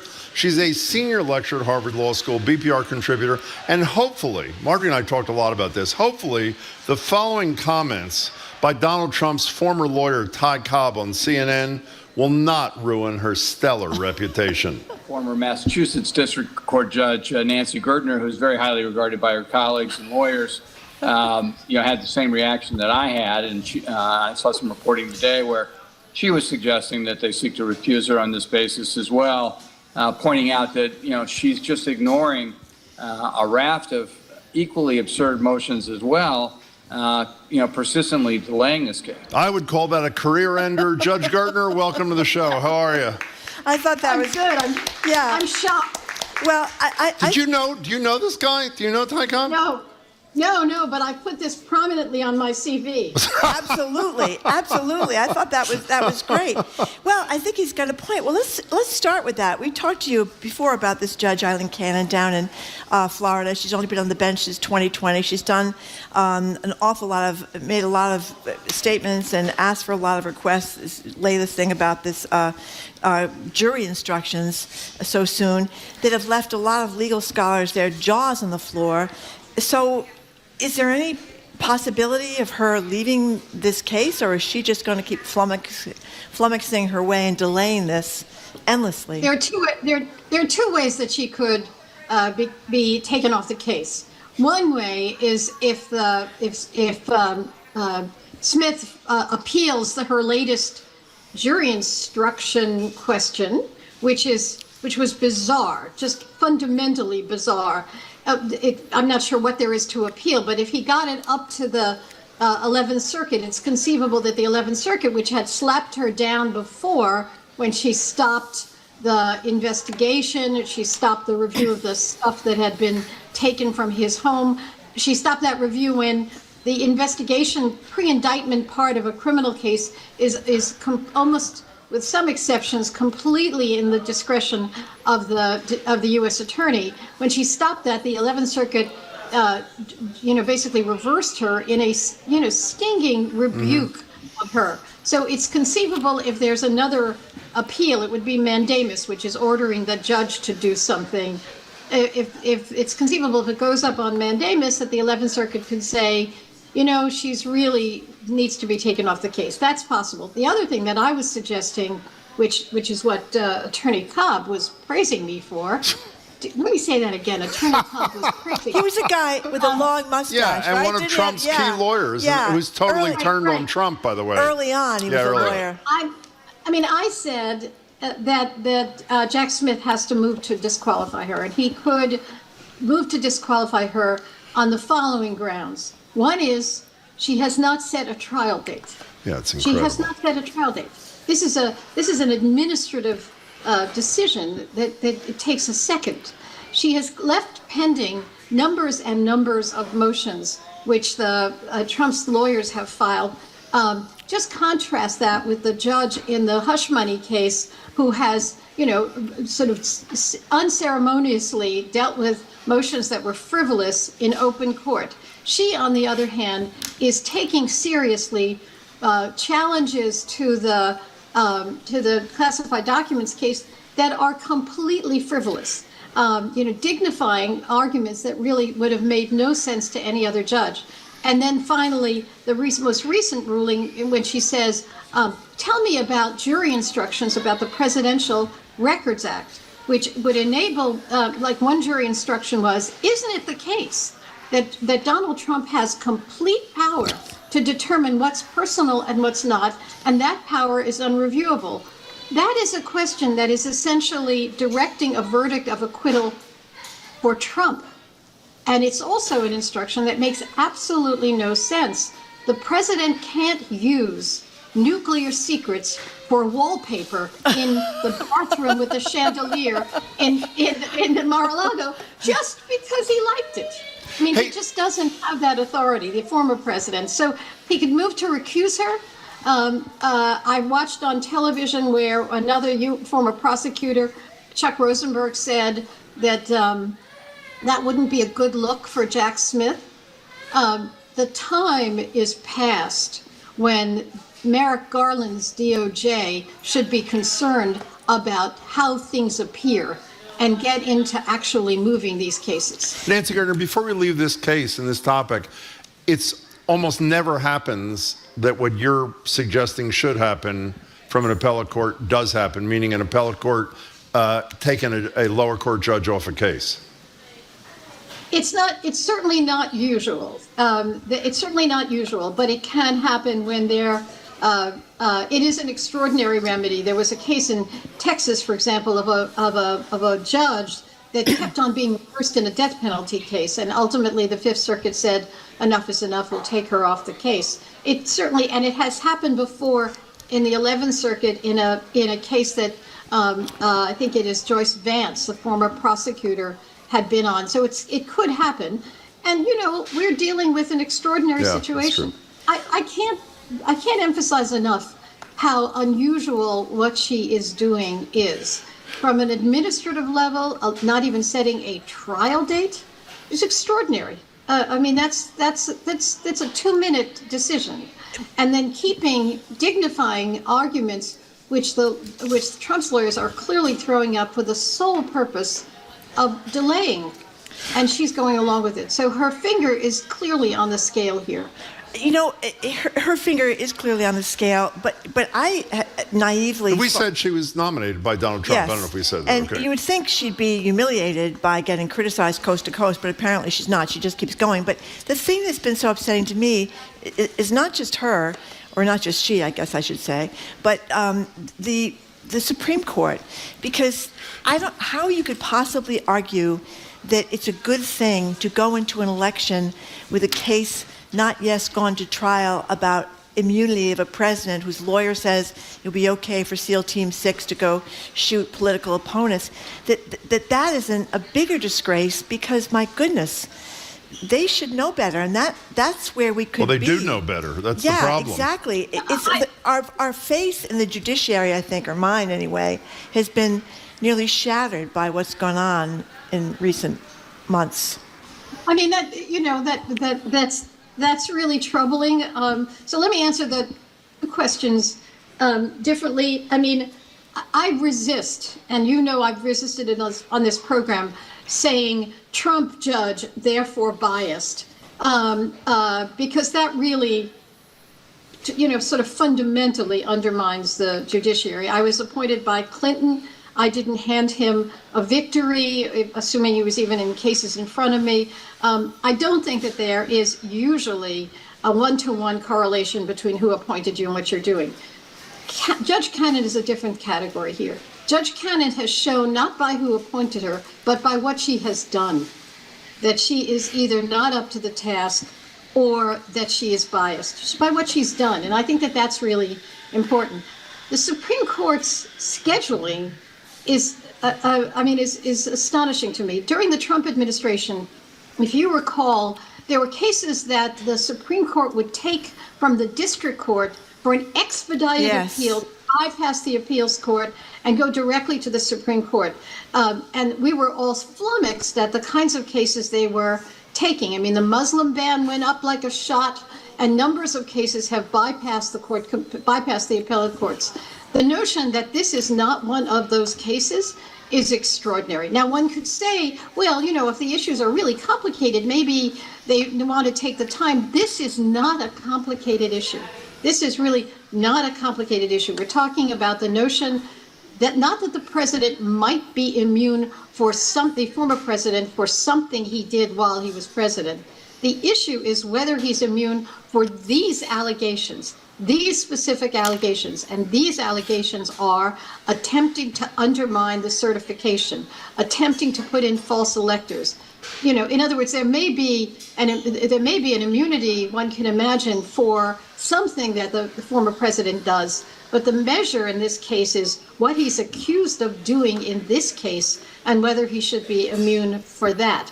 And there isn't a judge that has looked at this that has said that this is a real thing. So the Supreme Court taking this amount of time, understanding as they plainly do what the implications are, is extraordinary. Well, let me just add to what you're saying. We've said this before, with you and without you. The cases that they've had before them that benefit Trump move quickly, like the disqualification case out of Colorado that they threw out. This immunity case, where arguably they're not going to be helpful to Trump because it's more than likely they're going to say he doesn't have this kind of immunity. There's not even oral argument for another month till the end of April. So I think... Right, and we talked about on this show, that the D.C. Circuit Court of Appeals took more time than anyone expected because they wanted a decision that would clearly embody the views of everyone on the court.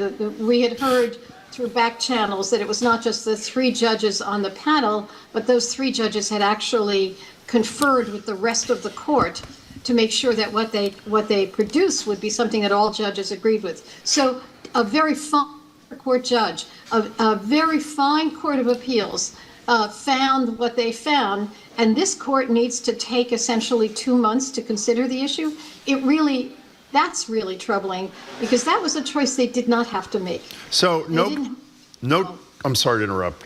No classified documents trial date out of Florida. No trial date for arguably the most serious charges around insurrection things because of the immunity appeal pending. April 15th, though, I guess here's the good news. Well, here is the good news. The judge in this case, Merchan, has decided that what you call the hush money case, I prefer to call the attempted election interference case by Donald Trump. Not only does he set the trial date earlier than the prosecutors even agreed to by 10 days, April 15th, along the way, he eviscerates Todd Blanche, this lawyer for Donald Trump, essentially for cooking the books on alleged prosecutorial misconduct. This April 15th thing, unless something catastrophic happens, the trial's going to start, right? Right. I mean, this case is very straightforward. The issue of the documents that hadn't been turned over by the U.S. attorney appears to have been something that was not the state prosecutor's fault. And the odds are, just sort of looking from 30,000 feet up, that the documents that hadn't been turned over are documents that are versions of what the state already had. Now, bearing in mind, that case will go, but that is not the strongest of all the cases. Right. I mean, Michael Cohen has issues as a witness, and the cross-examination of Michael Cohen will be, very aggressive. Stormy Daniels has issues as a witness, and her cross-examination will be challenged. Why? What are her issues? I know Michael Cohen is a convicted liar and went to jail. Right. What's the problem with Stormy Daniels? Jeffrey Toobin wrote a piece about her. Again, this shouldn't be totally damning, but about money that she owed her prior lawyers. There probably were versions of things she said that they can cross-examine her with. She's not the poster child for the best witness in the world, but it'll be up to a jury to decide. In other words, there were a host of reasons why the U.S. attorney declined and why the former DA declined to prosecute this case. And, they may have to do with the credibility of the witnesses. Not that we believe that they're incredible, but what the nature of the cross-examination would be challenging. One question we raised the other day, I can't remember with whom, maybe it was Andrew Cabral, that, for those who don't know Nancy Gertner, while she was a brilliant federal court judge, she was also one of the top lawyers in America before she went on the court, and she's in the same boat once she retired. We talked the day after a judge said that John Eastman, who was the architect of this, how do we illegally overturn the election scheme, should be disbarred. We went down a list the other day of Trump lawyers, indicted, convicted, pled guilty, disbarred. What is in the mind of a semi-crack lawyer in some cases, and a non-crack lawyer in some cases too, when they decide to work for a guy who, in the best case, you won't go to jail or lose your license, but you won't get paid. You may lose your license, and you may go to jail, or at least have a criminal conviction like Sidney Powell and others do out of Georgia. What's the mindset, Nancy Gertner, in your estimation? Well, I think that they were blinded by the power. I mean, they thought that two things. One, they thought the attorney-client privilege the kind of would inoculate them. They thought that the role of an attorney in being a zealous advocate would inoculate them, that there were somehow no limits to that, and there are limits to that. And maybe they were counting on the former president's continued prominence. But I mean, I think in part it's my former partner, Harvey Silverglade, in his defense of John Eastman said, that said that, these were all things that he did in the service of his client. This was zealous advocacy. Sure, I know zealous advocacy, as you know, as well as anyone, but there's a difference between misrepresenting. There's a difference between, raising issues that you know to be untrue. I mean, the Harvard Law School and law schools across the country are sort of dealing with the concern that how many lawyers have done things in these cases that are so troubling. So, I mean, I think you just thought that you were inoculated because as long as it was somehow situated within the role of an attorney, that zealous advocacy covered everything, and it really doesn't. Talking to Nancy Gertner. I'm sorry, Nancy. Judge Gertner. Just one quick aside. I would say last Monday we were anticipating the foreign presidents not be able to come up with this bond, $545 billion, whatever it was, million, $500 million, and that Letitia James, the Take No Prisoners Attorney General in the state of New York, was going to be talking about eyeing 40 Wall Street and eyeing his properties. And then, of course, the appellate court reduced that amount of money to $175 million. I was surprised. You are our legal expert here, Nancy Gertner. Was that surprising, or was the $500 million inflated and shouldn't have been required? Well, I don't. I mean, that's what the appeal is going to be in part. The appeal is going to be on the, on the grounds for the verdict, whether or not he inflated his income and his assets. But I think, again, it's interesting. These are judges who are working very hard to be fair. Yeah. And I think that that's a court that said, we don't want there to be an impediment to an appeal here, and we'll work very hard to be fair. Now, if this had not been reduced, all that would happen was that his properties would have had liens on them. Correct. From the Attorney General, his name would have been taken off things. So I think, it's very interesting. There are numbers of judges involved in this case who are splitting the difference, who are bending over backwards to the former president in so many ways. That's working well. Yeah, I think of all the people that I represented for whom the courts were never this generous. And I think that that's part of it. It's sort of bending over backwards, not to be seen as piling on. And, I don't think it was an unreasonable thing to do. I think the judge in the Fannie Willis case, the disqualification case, was doing the same thing. No, she should not be disqualified because, after all, she wasn't sleeping with the enemy. She wasn't sleeping with the defense. Right. She was sleeping with the guy on the same side. Yeah. So how did that affect anything? And if there were issues, there were disciplinary issues. But then he writes a decision which trashes her. And it's like, well, she's not going to be disqualified. The bottom line is X. But man, I'm going to go through pages and pages of how terrible she is. That's very troubling as well. I do want to say one thing about money, though. I'd like to be paid for this gig as much as you were paid for when you were a reporter, Marjorie. That's right. $15 a story. There you go. I would love that. Judge Gertner, we only have a couple of minutes left. You were pretty close with Ruth Bader Ginsburg, and even those who admired her immensely after the fact were upset that she didn't choose to retire earlier under a Democratic president. And since she didn't, when she died, Amy Coney Barrett ascended to the Supreme Court and obviously helped change the balance of the court. The same sort of conversation is happening now around what person I think is a brilliant jurist, much younger, only 69, Sonia Sotomayor. And not a huge call, but a call by some to say either Donald Trump may be the next president, or even if Joe Biden is the next president, there may be a Republican majority in the Senate, which makes it impossible for anybody good who Biden would nominate to get confirmed. Where are you in the Sotomayor should retire issue? I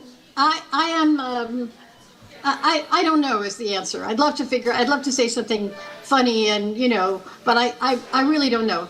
First of all, there's a risk that the Republicans will figure out a way, even though they're not in the majority, to slow down a subsequent nomination. And then you're going to wind up with a vacancy for whomever the new president is. Second, although she is older, she's a superb justice. So that doesn't make any sense. She's a superb justice, and since she is younger than I am, I think she's very young. Can we just, for those who've forgotten history, it bears mentioning again that the brilliant but nauseating Mitch McConnell blocked even a hearing on Merrick Garland from Obama because it was too close. What was it, a year before the election? Right. Yet that, move rapidly the nomination of Amy Coney Barrett, even though voting in America had already started.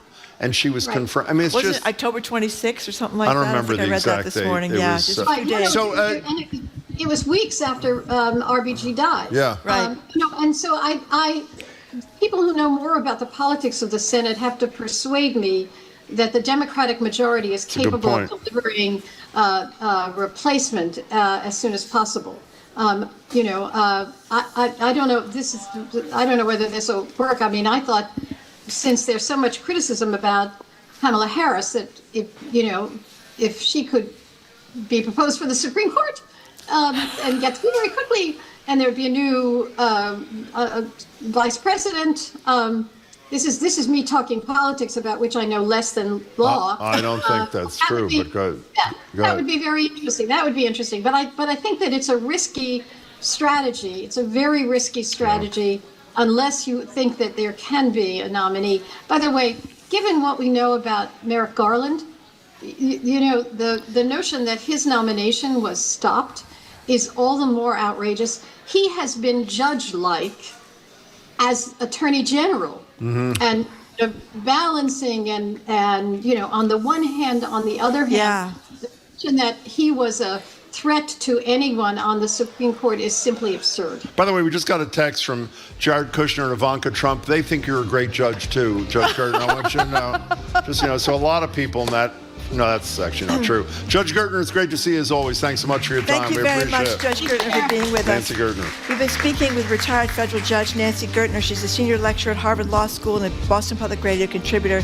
Thanks again to Judge Gertner. After the new news, we're going to be joined by GBH's Callie Crossley. We're going to talk about Beyonce's new album, a settlement involving a man who was killed by police officers in Boston after his mother called 911, and some good news. Well, it's not very good news, but at least some states are trying to protect LGBTQ and DEI in the schools. We'll talk about that as well. Callie Crossley is next. You're listening to Boston Public Radio, 89.7 GBH, broadcasting live from the Boston Public Library.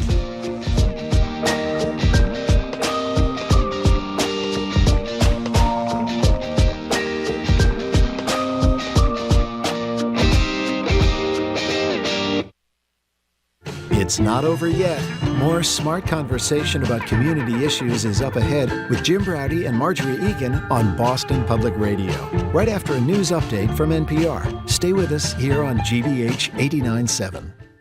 Support for GBH comes from you. And Mass General Brigham Health Plan. Innovative plans, coverage, and a broad network of doctors. Mass General Brigham Health Plan. With you every day. For more information, you can visit massgeneralbrighamhealthplan.org.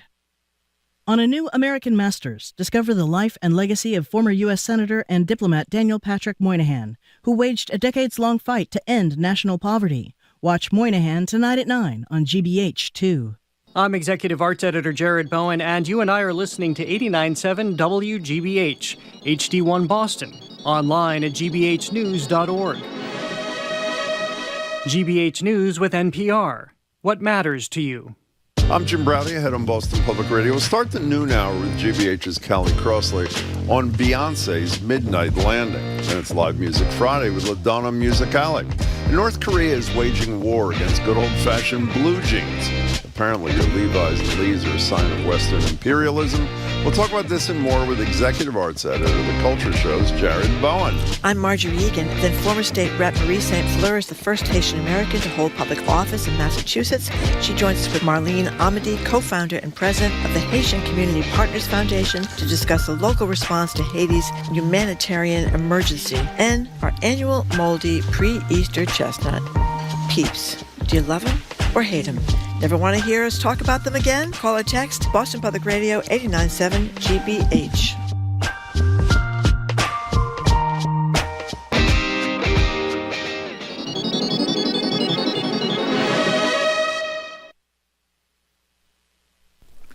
Live from NPR News in Washington, I'm Janine Herbst. Federal money and resources are starting to flow to Baltimore 3 days after a cargo ship collided with the Francis Scott Key Bridge.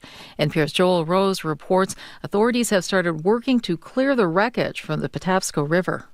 The U.S. Army Corps of Engineers is bringing in 2 massive cranes to begin removing thousands of tons of steel and concrete that are blocking the shipping channel to the port of Baltimore. Maryland Governor Wes Moore says clearing that debris will not be easy. When you have a chance to see that wreckage up close, you fully understand the enormity of the challenge. This is an incredibly complex job. The Biden administration has directed $60 million in emergency funding to Maryland, but that's just a small fraction of what it will cost to replace the bridge. Authorities in Maryland have not offered any estimates, but civil engineers say it will take several years at a cost well into the hundreds of millions of dollars. Joel Rose, NPR News. In Russia, authorities have made another arrest in the attack on a concert hall that left at least 143 people dead. NPR's Charles Maines has more. Yesterday, Russian authorities arrested what they say was the suspected financier of the attack. 8 others are already in custody, including 4 of the alleged shooters. Most of these men, and they're all men, are from the Central Asian nation of Tajikistan. Yet earlier this week, President Vladimir Putin said he was primarily interested in who ultimately hired these people and again blamed Ukraine. NPR's Charles Maines reporting. Kyiv denies any involvement in the attack, and a branch of ISIS has already claimed responsibility. President Biden was joined by former Presidents Obama and Clinton at an event last night in New York that raised $25 million for Biden's campaign. NPR's Franco Ordonez reports the expensive haul shows Biden's financial advantage in his campaign against former President Donald Trump. The Biden campaign called it the most successful political fundraiser in American history. More than 5,000 people bought tickets to attend the party at Radio City Music Hall in New York. Comedian Mindy Kaling hosted. Lizzo performed. Stephen Colbert, the late-night host, moderated a talk with the 3 presidents. Obama touted Biden's policies and said, unlike Trump, he had a positive message to share about America. Clinton talked up Biden's economic moves, as well as his efforts to try and work across the aisle on tough issues like the border. Meanwhile, the Trump campaign is promising their own historic night. Trump and the Republican Party are teaming up for a fundraiser in Palm Beach next week. They expect to raise $33 million. Franco Ordonez, NPR News. An inflation gauge closely tracked by the Federal Reserve shows price pressures easing gradually. The Commerce Department says prices rose 2.5% in February year over year. You're listening to NPR News from Washington. Good afternoon. With the latest from the GBH Newsroom, I'm Henry Santoro. Boston Mayor Michelle Wu has announced that the City of Boston is awarding $375,000 through 3 grants to 2 critical community organizations that directly serve Boston's transgender and non-binary communities. Wu says the grants, known as the Transgender Emergency Fund, will aim to improve trans and non-binary residents' access to affordable housing, to public health and mental health resources, as well as legal support. The MBTA is making life a little easier for low-income riders. The T's board voted unanimously yesterday to cut fares in half for individuals making less than $29,000 a year or less than $60,000 a year for families of 4. And a last-minute change at the board meeting expanded the fare policy to low-income riders who rely on the T's paratransit system, the RIDE, but live outside of its core service area. Kathy Paul with the Mass Senior Action Council says those are the riders who need it the most. The people that face the highest costs and rely most deeply on the RIDE. We're the only low-income users left out of the proposed fare reduction. The low-income fares are expected to roll